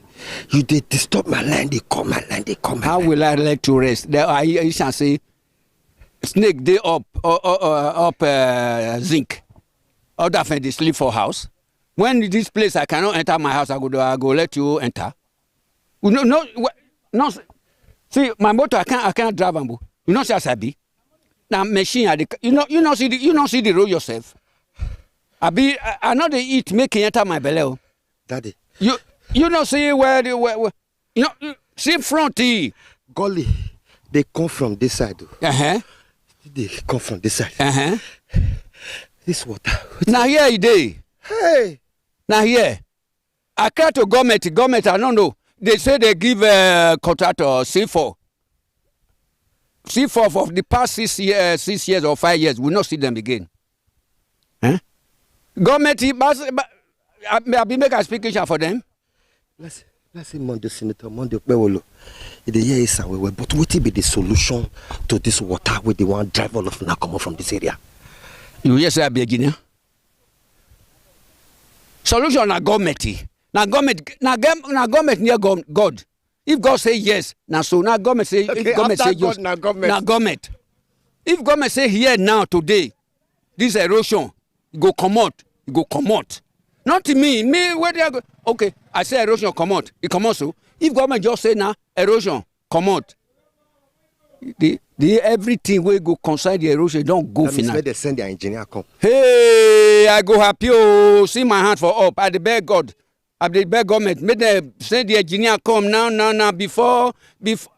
I know give date for 2026 budget. Now go call international. January. The if big rain they fall for this area, high they be. If you see that motor so, it go swallow him. It go swallow and move. If you see, not see machine now because this one yesterday night fall. Not as machine they pass here now. The other day, if 4 woman where they go clinic, he carry baby. This road. I call my boy. I say, I better come help this woman come up for floor. What you not don't do now? We be landlord. What you not don't do to help yourself? Okay. Hey? You see this fence where I make so. Now to make sure say water no enter my house. And I saw that we other landlord. We don't try. The more we try, the more they go back. If we are 100% front today, the next year it will be 200% 100% backward. I beg, what's you? Talk to Senator Monday Bawolo with this side here. Oh, me, man. No, do me working now, Gawa. If I'm beginning an hour, say when I will go, I kid the Guanyo honking, he had the Guanyo know when I will. But say, when they were in the dollway in the dollway, now man, when I banaba, oh, me milking. He am beginning an hour. I also know where come you and now one, when we go to me. Can you get your motto of a city? Why, my son? Okwebo, my woo. Tell me my family now, Mamudia Hell. Sawmill Road. Sawmill Road, Idokpa, Sawmill Road. Who the local government? All in. So make you better pass like this. So make you better pass like this. And I pray one day. Also, waiting day up.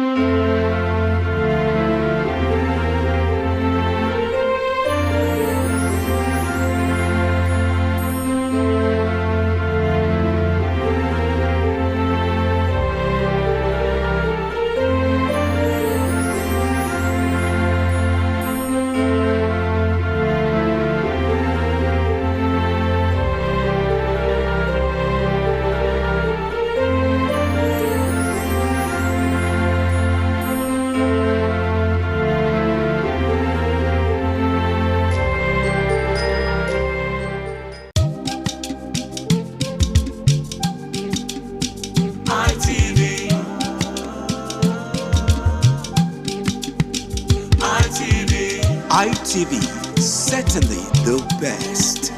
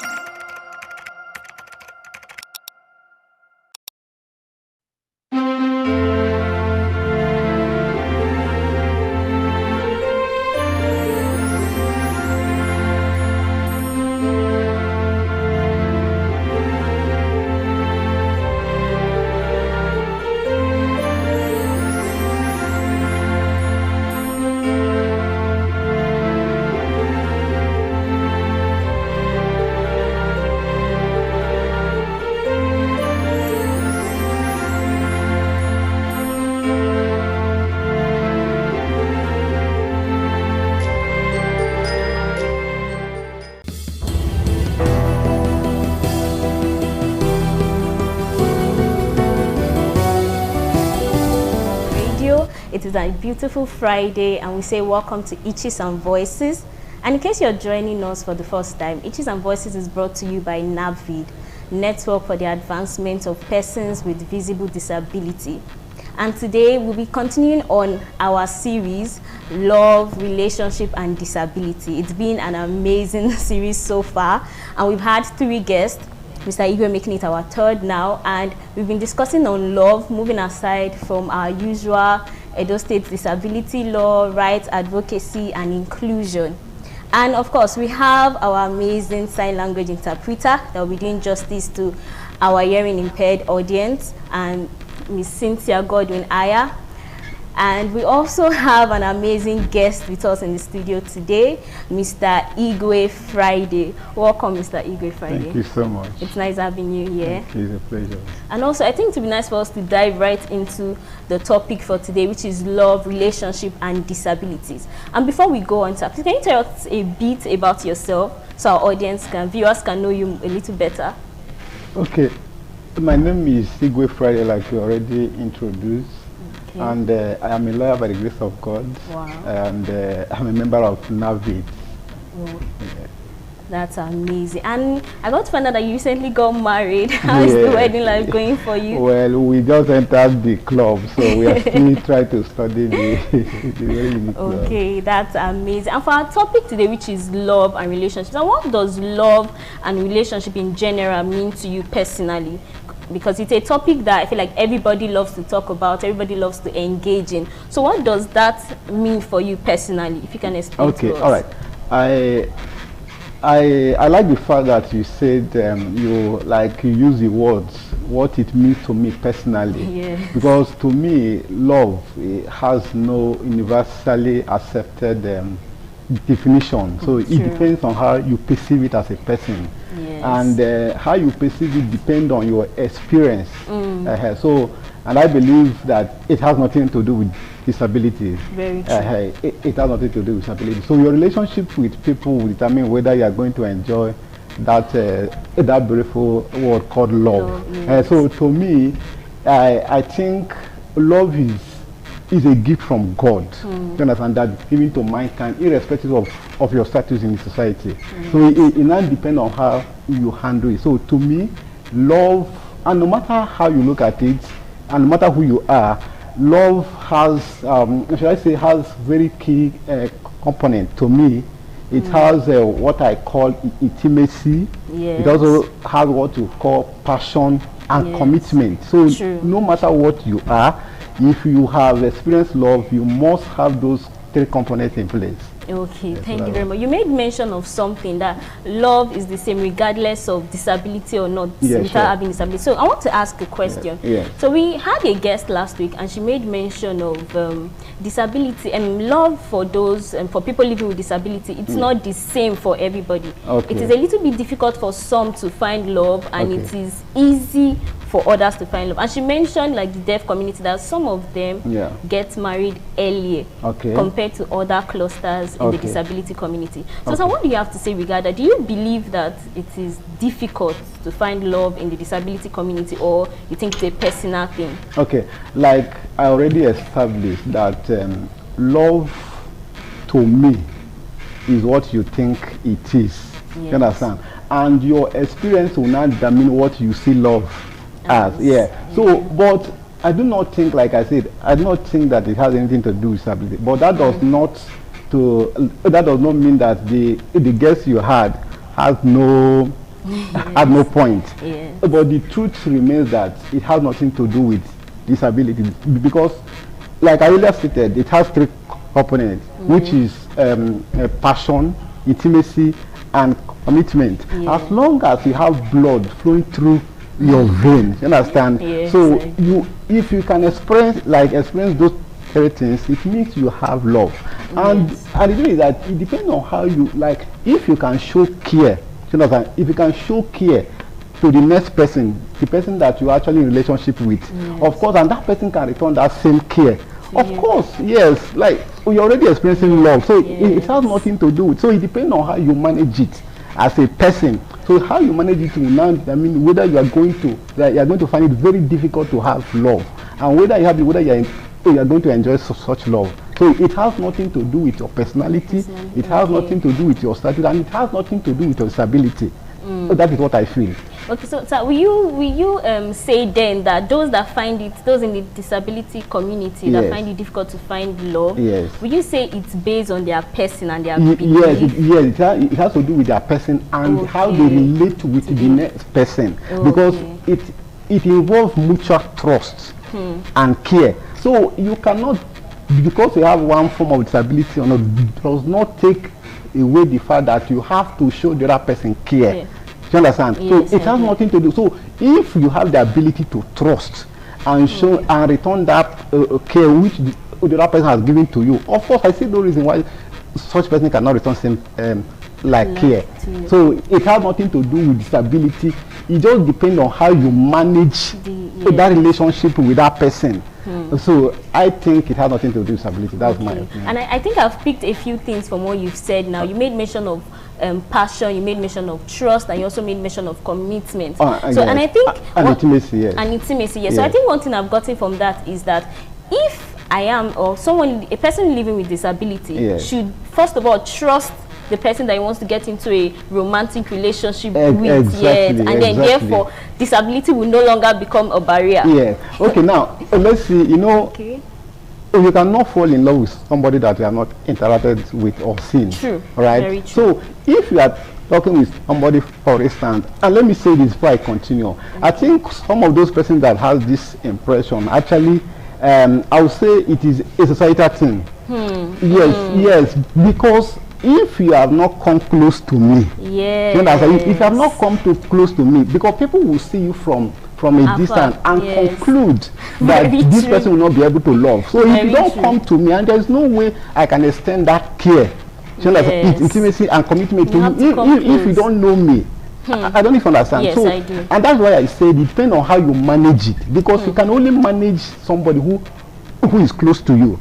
So if you fail to manage it, that's the way you will begin to say, okay, maybe it was difficult for you to get love. Because if you are interacting with somebody that you have not met, at that point the person would not be able to detect whether you have one disability or not until you are able to. So it is a society. Okay, it is a societal something. Do you understand? Because if I can talk, I can be communicating with you for 5 years without letting you know if I have one disability or not. There is no way, as long as I will be able to express that love to you. So yes, so that's what matters. That makes sense. And the society, I feel like society brings a stereotype sometimes. Exactly. Because you've not met someone with disability and you just feel like they feel sorry and they cannot find love. And love is for everybody. For everybody. Everybody wants to That's why I started by saying that it is a gift from God. And when God gives that gift to mankind, God did not say, okay, this one will go to person with disability and this one will go to persons without disability. So love is a gift to mankind, so you can enjoy it depending on how you view it. Okay, let's dive a little more personal to you. Okay. So you're married, sir. Yes. Your wife, is she with or without disability? Is without any form of disability. Oh, wow, that's amazing. So that before you got married, in your dating phase, did you date a person, like person living with disability, before you got married? I never dated a person. Wow. You see, I feel like society sometimes make it seem like persons with disability should either be married or date a person with disability and not come close to people without disability. And that's okay. Sorry. And it's it's very nice for us to see now that it should not be like that. And you said you've never dated, you did not date any person with disability before getting married. Wow. So sir, talking about a little bit to your wife now. When you guys were getting married, did like family come as a barrier within that period? Okay, like I said, if you don't go close to someone, you will not be able to know whether this person has the ability to express love or not. And love is not just about mere words, I love you. It involves those 3 things that I mentioned earlier. If you can show that commitment to a woman, the woman will forget automatically that they have one form of disability or not. All right? So when we started, to answer your question, when we started, she saw me somewhere and she was the one that approached me. Wow. And when we started, she went home to inform her parents that this is the kind of person she was about getting married. Yes. So such, so it was like, are you sure you're going to cope? I didn't say a word. I didn't even go with her.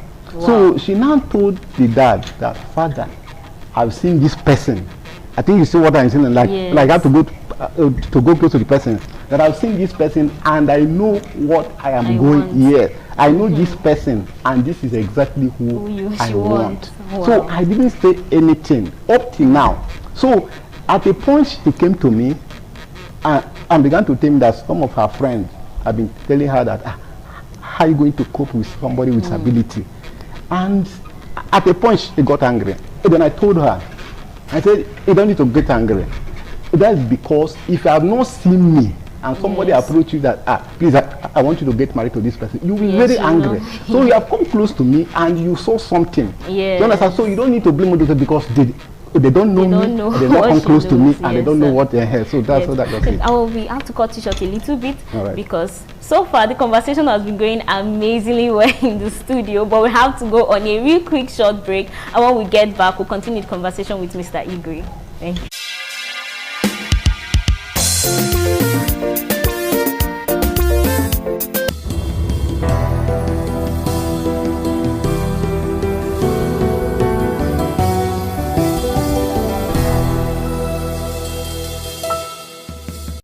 Welcome back from that very quick break. The break we talked about NAVID hosting palliative for persons with disability this December, because everybody has to celebrate this December, and as NAVID we'll be sharing palliative for members of NAVID and persons living with disability, and you can also support and be a huge part of this movement.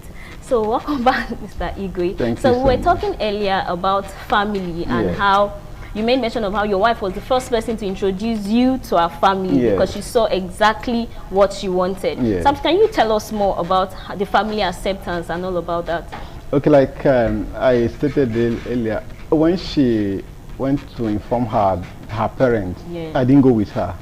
So it was when she came back and she started telling me the reservation that the family member had. So the following day, she had she was invited to come home over the same matter. So she now told everybody that I have seen this person, I've lived with this person, all right? In fact, this person does almost everything at home. So this is exactly the kind of person. Yes, it's not because I have money. I don't have money. You understand? So she saw something. And she she saw something and she knew what she wanted, and that's what is important in every relationship. Yes, you mentioned that she made mention of seeing you could do things. So I want to talk about domestically at home. What is it like? Because I know a lot of persons are usually very curious on how getting married to a person living with disability or living with a person with disability, what's like the day-to-day activity or is there like a struggle? Or just tell us about the domestic life and what it's like. Okay, like I stated earlier, for you to enjoy love or relationship, you have to show some level of commitment, irrespective of whether you have disabilities or not. Something must keep you, like you may use prayer to get into a home or to get a job or to get married, but other things will have to keep you in that relationship, right? Yes, very now true. I'll say this, I don't know if my wife is watching. You understand? We hope she is. Yeah, so but I will tell you that we got married on the 6th of September. Wow. But I can tell you that my wife has only cooked 4 times since we got married. Wow. That's 4 interesting. times. So that's good. In fact, there is an argument in the house now whether I cook better than my wife. So that's how I'll end it. That's interesting. It will not look as if my wife is not cooking for me. No, not at all. We love the fact that this made me quite happy, because I love the fact that you're also very involved. And this is something that even persons without disability argue. You see men without disability that do not even want to cook for their wife. It's different now. Of course. So yesterday I was at the High Court, like with a colleague, and we were discussing about family matters. So I told him that for since we got married, that my wife had only cooked with our house for that. He said, he said he will never try it as long as he's married, that he will never go to kitchen. So it is an individual thing. So how if you know what to work in your marriage, you just do it. That makes sense. Whatever works for you. This is so for love. It's more of a personal thing, not any disability that's come with it. And even for couples or persons without disability, they have to still be commitment, because if not, the marriage or the relationship will not work. So commitment is the main and the principal thing. And it was one of the things that my wife saw before he liked me, that I could do. You know, once a woman sees that she's coming to your house to add more problems, stress, they will not come. True. I wash my clothes myself. Wow. So sometimes when I see that my wife is very tired, I help her clean the bedroom everywhere. Wow. You understand? So Yes, it is, yeah, it is something must he must show some level of commitment. Yes. You don't need to let her know that, okay, she's coming to carry all the stress. Yes. Well, and I think that's one thing a lot of people are afraid of, coming into a marriage and carrying all the burden by themselves. And I think we should divert a little bit from the home and let's talk about like in society. Okay. For instance, are you a Christian? You're a Christian. I am a Christian. Yes. So what was like it for members of the church? Okay. Were they open to the marriage? Were they supportive, or were there objections here and there for you in church? Okay, I was personally. Yes. Before we got married, a pastor of the church actually liked me very well. You understand? He knows my capability. So and the daughter is also a member of the church. So it was something that everybody was actually looking happy. So you understand? Even though there might be some side talk, he's getting married to somebody there. So, but I can tell you that, in fact, that day, everybody, like the whole hall, was here. So it is something that everybody actually was happy about. Yes. Oh, thank you. So from that, we know that nothing is don't be afraid for what church will say, what family will say. Mr. Igwe's story is a perfect example that disability is not the first thing. It is first commitment that counts. We'll be going on another short break, and when we come back, we'll say more about the topic.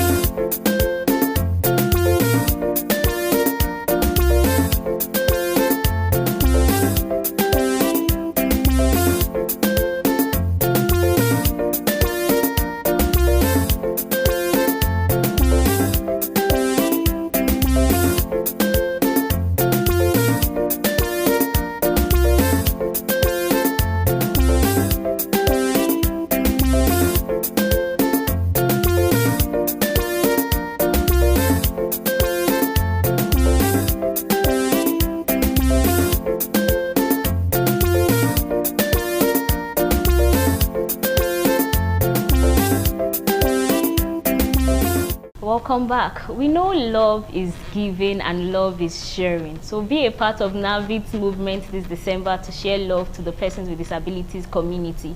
You can support us by sending funds to the account number we displayed before. You can visit us at 34 Arosa Street off Sankomba Road. Thank you. And Mr. Igwe, as we round up, what is one word or something you like to say to persons with disability that are looking for love currently?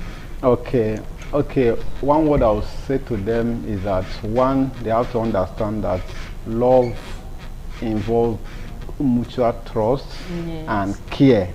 You must show love to the person that you are expecting love from. And secondly, you have to work on yourself. You understand? Yeah, you have to work on yourself so that you'll be able to attract exactly what you want. Yes. Thank you so very much, Mr. Igwe Friday. It was amazing having you on the studio today, and I'm sure we had an amazing session today. And also, we'll say thank you to our sign language interpreter and Cynthia Godwin Aya. And also remember that this is the season of love. Make sure to share love to those around you. And remember, spot the itch and be a voice. Thank you for joining us today.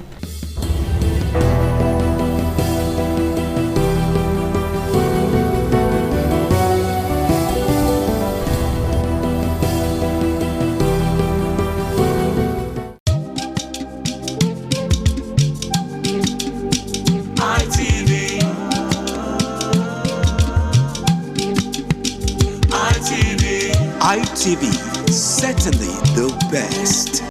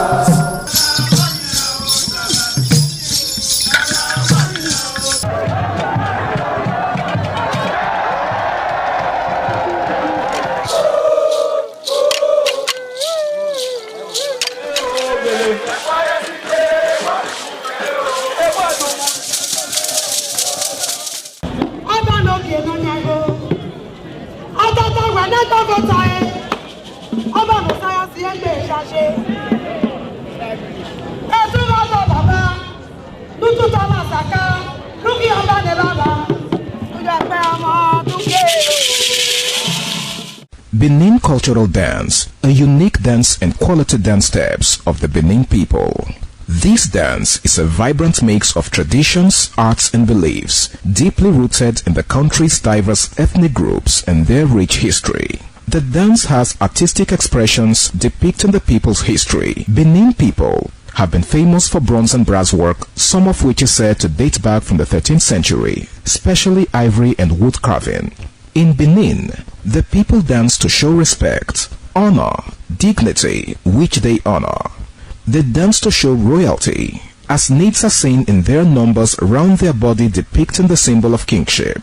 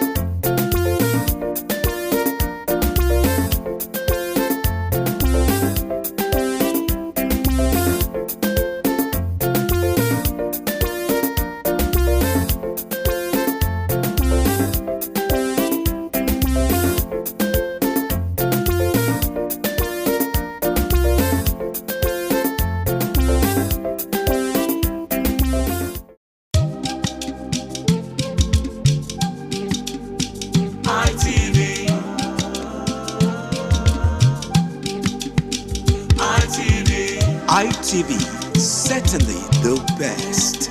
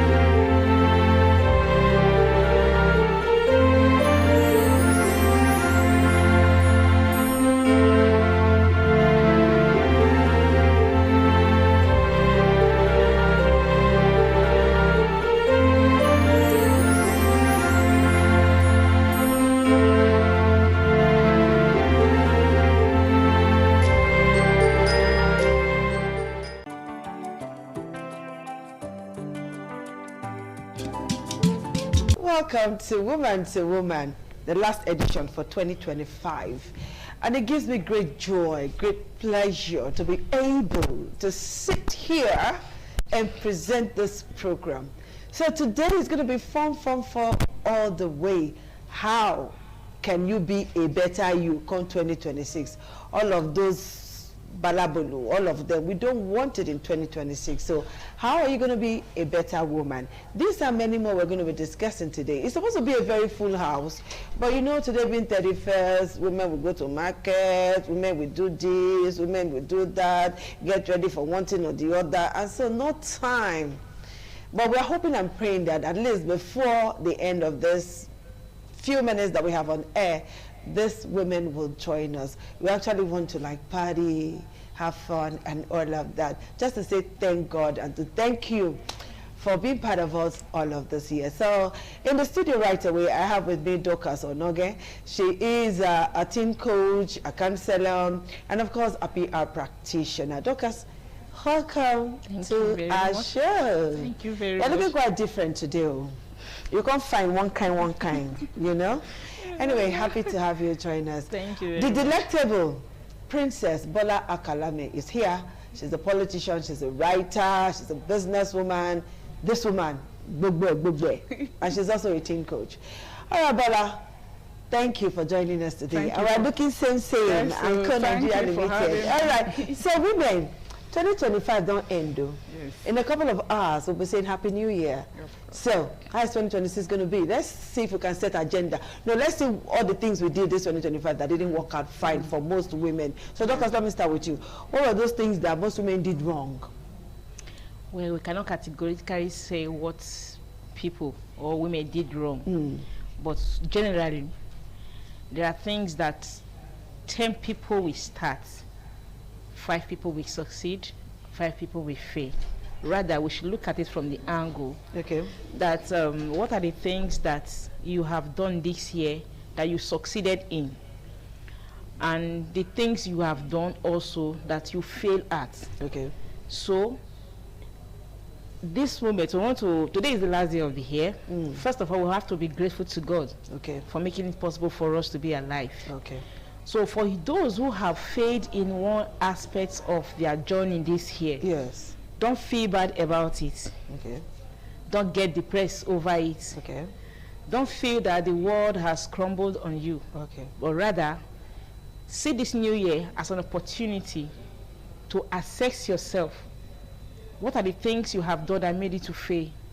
What are the things you failed to do? What are the things or what are the places you went to that has affected your progress this year? Assess your first of all. Okay. After assessing yourself, then set out to make plans for the new year. For the new year. All right, Dorcas, I will come back to you, but let's quickly take a short break. And when we come back, we'll be talking with Bola Kalame, and let's hope one or two are going to join us again. We'll take that short break.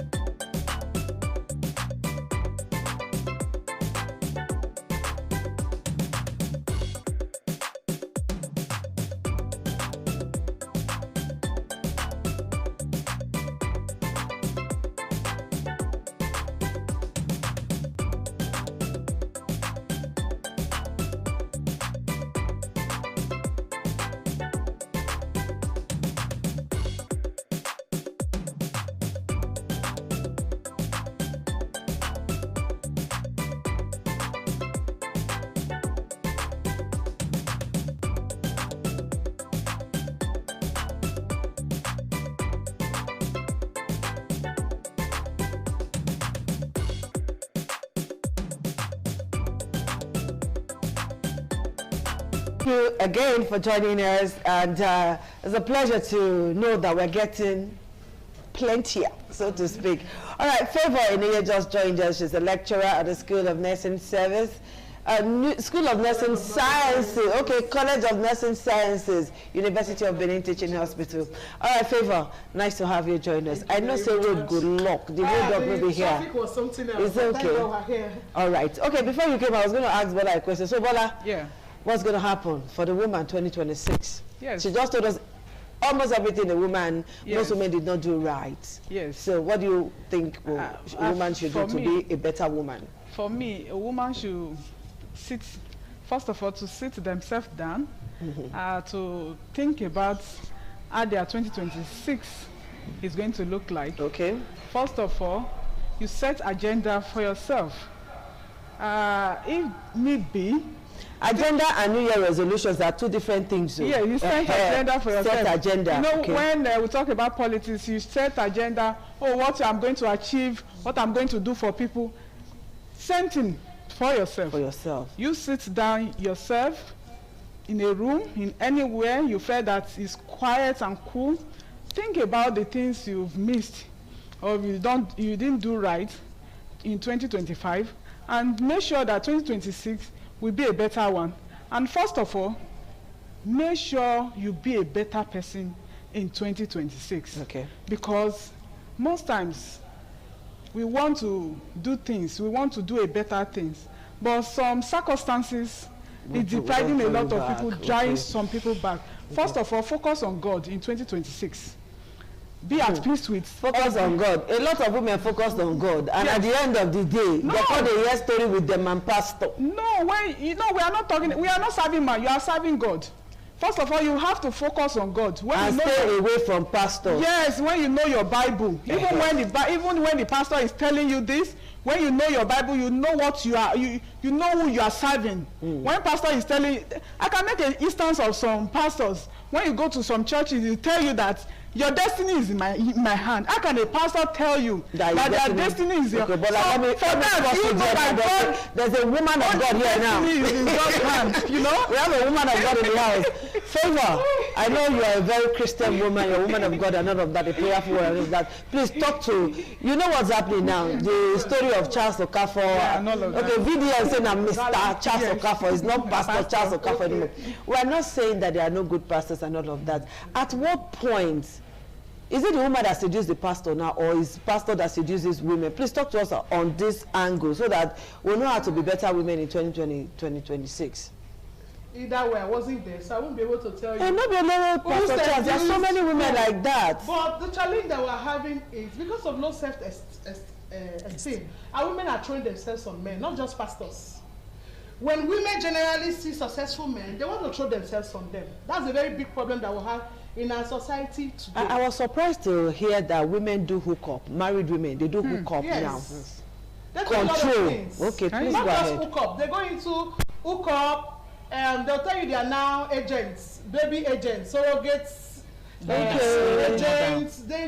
lure young girls to sell their eggs. They do many bad to things. sell their ovaries and their ovaries, and then you know when these young girls grow up, they become infertile as they grow older. But they just entice people. A lot of things that women do. So how do we get it right in 2026 in this aspect? Getting it right in 2026, I think women, we need to talk to ourselves. But we are very religious people. We need to talk to ourselves. We like to go to church a lot. Religion, we are very emotional people. Oh. We put religion and emotions together, and it becomes a very tough mix. Okay. You know. So as a woman, just like she said, you have to be a better person in 2026. Okay. Who am I? What do I want? Have your boundaries. Be intentional about your personal growth. Because some of the things that our women fall for is because they are not knowledgeable. If you have an idea, know that God is your father. Just the way he's a father to the pastor. And he's answering everybody's prayers alike. Then there is no need falling over a pastor or hitting your head on the ground and doing some rituals that are not biblical. Okay. Dorcas, I read from somewhere that women, whether who seduce you now, I don't know, that women go for pastors because they believe that their business will boom. Their market will spread everywhere if they do it with pastor because there's anointing. They also believe that their marriage will be successful if they do small with the pastor and then do the rest with the husband. You know, they just, I don't know, like Bola said, some pastors will tell a woman that her destiny is in his hands, and that woman will so believe. We have had instances where women could nap with pastor. Allegedly, they go off husband. Women will connect with pastor, they will leave marriage. Women will connect with pastor, they will do many things they are not supposed to be. But in this 2026, and women will kneel down for papa in church, and then stand on top of her husband's head at home. And so if you cannot just eat, they will use left hand now. If you are hungry, you go to kitchen and you know that kind of thing. They control the man. But once they see their pastor, like 100 meters away, they don't kneel down. They don't genuflect. Papa, the food you will not give your husband on Sunday, you will cook it and go and give your pastor. This 2026, I got my eyes on you. Okay, baby girl, talk to me on that issue. On that issue, just like she rightly said, it's lack of knowledge. You don't need pastor. We are made to know, understand in the Bible that we have one mediator between man and God, which is Jesus Christ. Okay. Just as God answers the pastor's prayer, God will also answer your prayer. I'm not saying entirely that it's wrong to see pastor, but there should be boundaries. Okay. Those questions of those. Are you not reading your Bible? Pastor will make the business boom now. What is? Falling over your pastor or going out with your pastor is committing adultery with him when you know you're in a husband house. Which the Bible preached against. Okay, let's address the issue of paternity fraud. Because in 2025, we read a lot of studies. I read a lot of studies. I saw quite a number of things on the social media. You know, the social media have come to stay, and it is opening our eyes to a lot of things. There are so many things that women were hiding. We saw a lot of stories of paternity fraud. Some women have children with their husbands, but those children are pastor get them. Some women have children with their husbands, but those children are gatesman get them. Some women have children with their husbands, but those children belong to their bosses in the office and all of that. And maybe it is during, maybe the child may fall sick, or they want to travel, they need to do DNA and everything. You now discover that the pikin is not for the husband. How do you think that man is going to feel? A man has been training other person's child. It's not as if it's wrong if the man is in the know. But this one, you committed paternity fraud. Please, let's address this issue as we end this year. How should women behave in 2026? First of all, women should be disciplined. You know, self-discipline. Discipline? Yes. Okay. Because most times, things we see outside attract a lot of women. We talked about ladies want to buy, even women are doing competitions with themselves these days. They want to buy hair, they want to buy shoes, they want to buy, even when they know that their income is not enough. It's not enough. And their husband's income is not enough, but they want to do or to be above their income. By so doing, they go astray. Okay. And another self-discipline is sexual urge. That is another issue. Because when we talk about gatesman, gatesman, you know. So self-discipline is everything. You know, a woman came to me on Cupid. Yes. She came to, I'm not calling your name, so don't be scared. She came to confess her sins. It was the process of Igbenyo. And I was like, what is that Igbenyo? And she said it was the moment of, a moment of it, and the moment of, she used the word, the moment of weakness. The moment of weakness, that if she dresses, the husband does not tell her that she's looking fine. Beautiful. The husband does not validate her. The husband does not say I love you to her. The husband does not tell her sweet things. You understand? And that is why when she now saw somebody who was rearing her, who was dying her, like they say. yes, she didn't know. In the moment of weakness, it now happened. And I said, how many times? It didn't just happen once. It kept happening until she was found out. So how can a woman defeat that moment of weakness, that moment of Igbenyo? How can a woman defeat that moment? The Bible says flee. Flee from every appearances of evil. Okay. At that point where you know that you are already becoming vulnerable, escape. Look for a safe place. You know, either at that point, if you are alone with that particular person, step out. Step out of where other person's heart. Why would you even be alone with such a man? You never can tell. Situations can make them come alone, together alone. Step out of that unsafe environment. And then at that point in time, you can just call. You can carry your phone and make a call. There are some kind of calls, you know, there are some places that you can call when you are in a shit, when you are in a very tight corner. You should just call and say, sis, I just said I should call you. This environment is not just, but then let me, at that moment when you are making that call, an escape for you. You know, You're right. will go down. I listened to a pastor on social media, a pastor who said she almost committed adultery. I think she met somebody at a place, I don't know how they met, but somehow they met again in Lagos, and the man said, let me give you a ride. You know, in the course of that ride, she saw that, body don't go. Suddenly, she prayed inside, and the Holy Spirit, according to her, ministered to her and said, and then she just told the man, I forgot something from where we are coming from. I said, oh, I can take you back. He said, don't bother to go and make a U-turn. Let me just quickly cross the road and go. And that was how she escaped. This is not pastor. That means no woman is too strong enough to resist. So, Dorcas, you know, there was a time we talked about dealing with an ex. So how can a woman create that escape route to flee from Igbenyo? One of them is a communication, just like she rightly said, communication. You don't have to create room for that. Okay. Sometimes when you create an environment for something, you create an enabling environment for some communication, like creating an enabling environment for a seed that you have planted, it will grow. Okay. So when you should know your boundaries, set your boundaries and stick to it. Okay. Nobody is almighty. Anybody can fall victim of anything. Yeah. So for that, because of our weakness as human being, know your boundary. When the call starts coming, just be smart enough to define the call and know when to end the call, to stop the messages that are coming in and know when to stop it. All right, this is fantastic. Ladies, money is very important in our lives as women. Yes. So how do we up our game to make more money in 2026? Yes. And for those who are not making money at all, how can this question is for three of you. You give me your views, you give me yours, you give me yours. For those who are making money already, those who are working, how can they up their games?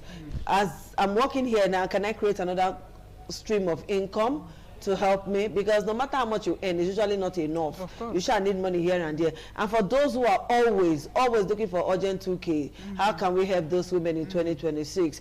And then for those who have decided that any business where this my husband open for me, I must chop him.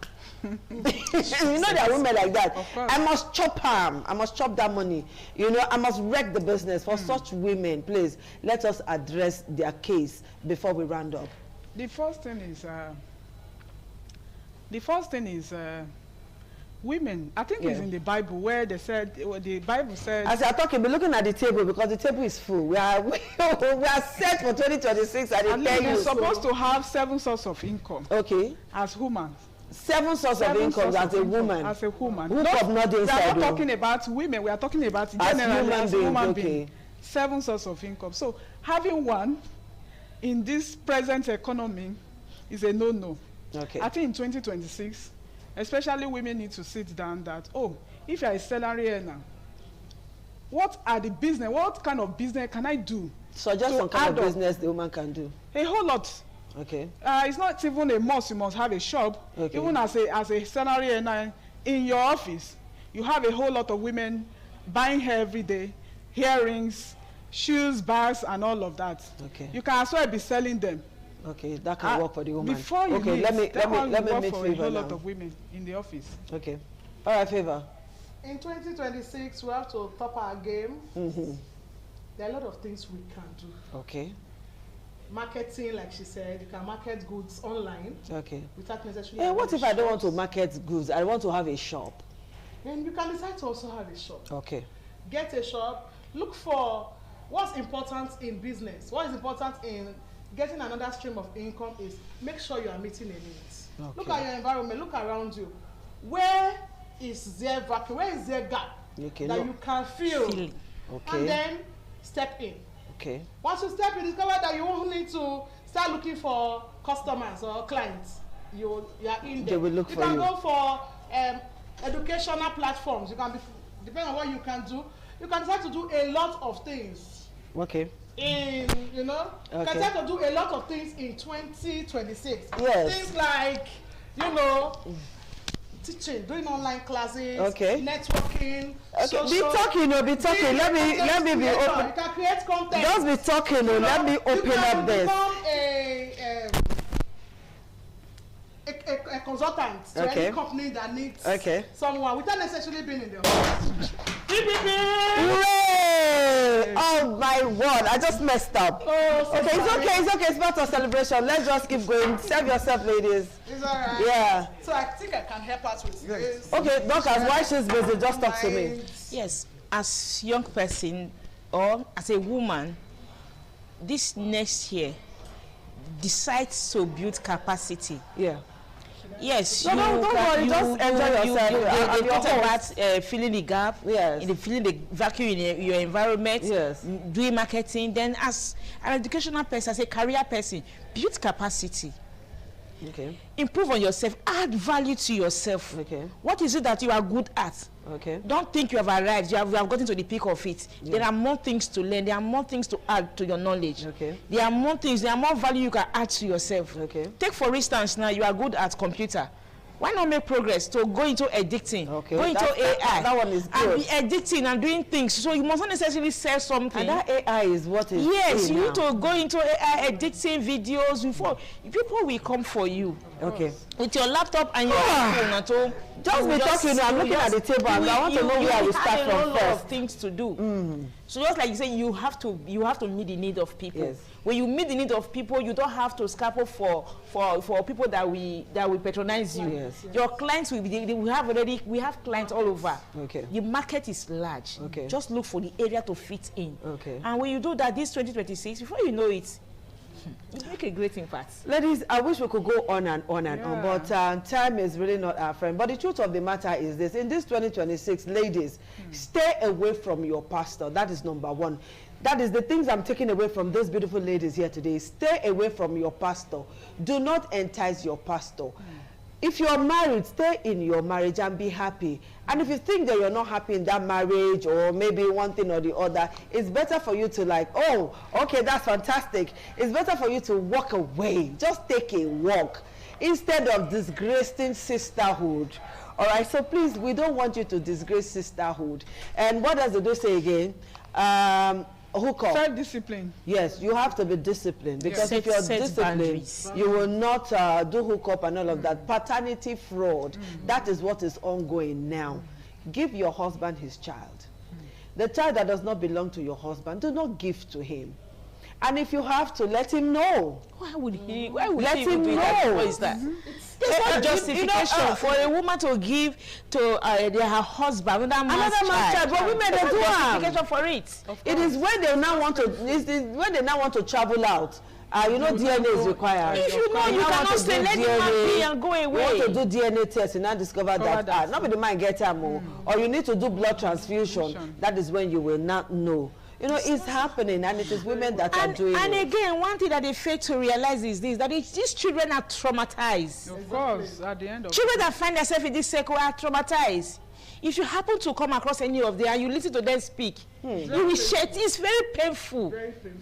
So mothers should put these children into consideration when they are taking this their action, or when they are taking this their decision. It's not healthy for a child to grow to a point calling somebody daddy only for a child to be made to understand that person is not your daddy. And at the end of the day, the child will not grow up to know that the mother committed an adultery while in marriage to give birth to him. In most cases, that child is an abominable child. Of course. The child is a product of our abomination. You cannot discriminate against any child. You cannot discriminate. So you say, but you don't know what. Generally, that's what you say, but these are the usually the women feel cool about it. But that's what I'm saying, that they should consider the children involved in this, in matter like this. That is why we are talking about 2026. Most times we do things for ourselves, but we also put other people that thing is affecting into consideration. We're talking about the children here now. Okay, in 2025, there's something I forgot to mention. You know, girls that marry, and within 6 months they're out of that marriage. It's short. It's 3 days. Very rampant. What is happening? Especially in this 2025, very rampant. I think it's especially in the midst of our celebrities. When they are in, within 5 months, they are out of the marriage, and it's very bad. And our girls are copying it. Copying it, you know. So 2026. For companionship. Okay. They are marrying for people. Okay. You know, when you live your life for people, you have a tendency to not check the pros and cons. Please pass me the bottle because we need to cheers. Okay. So you must know that any decision you make this year as a woman, it's your decision. Okay. And then you must count the costs. Count the costs before you take any step. All right, ladies. Imagine somebody giving extra time. We invite somebody for your marriage. Yes. The person will spend like 200,000 to buy a Ashwebi. The person doesn't let you see the Ashwebi. The marriage is marriage. You should stop it. All right, ladies. Let's cheers to 2026 as we wrap up 2025. We want to thank God Almighty for making it possible that we're seeing today. Yeah. And we'll see the end of this year with grace, with pop and pageantry. And then in 2026, I'm going to be a better me. I don't know about you. I'm going to be a better me. They're jealous of me. They're copying me. All right, cheers to 2026. Cheers. Cheers. All right, thank you, everybody. I wish I could invite you, but if you can make your way to Local, there's plenty to eat and drink on Woman to Woman. I will see you again next year. Bye bye and Happy New Year. Cheers to a better life. See you.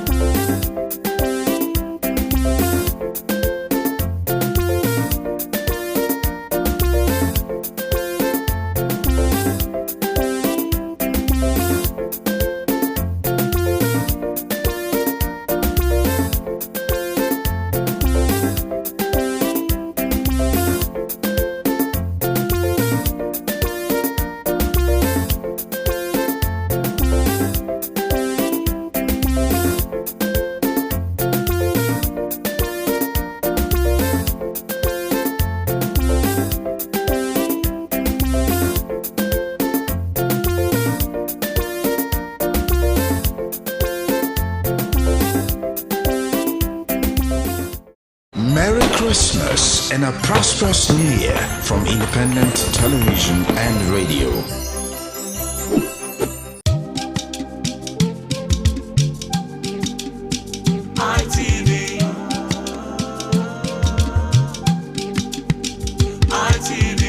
ITV, certainly the best.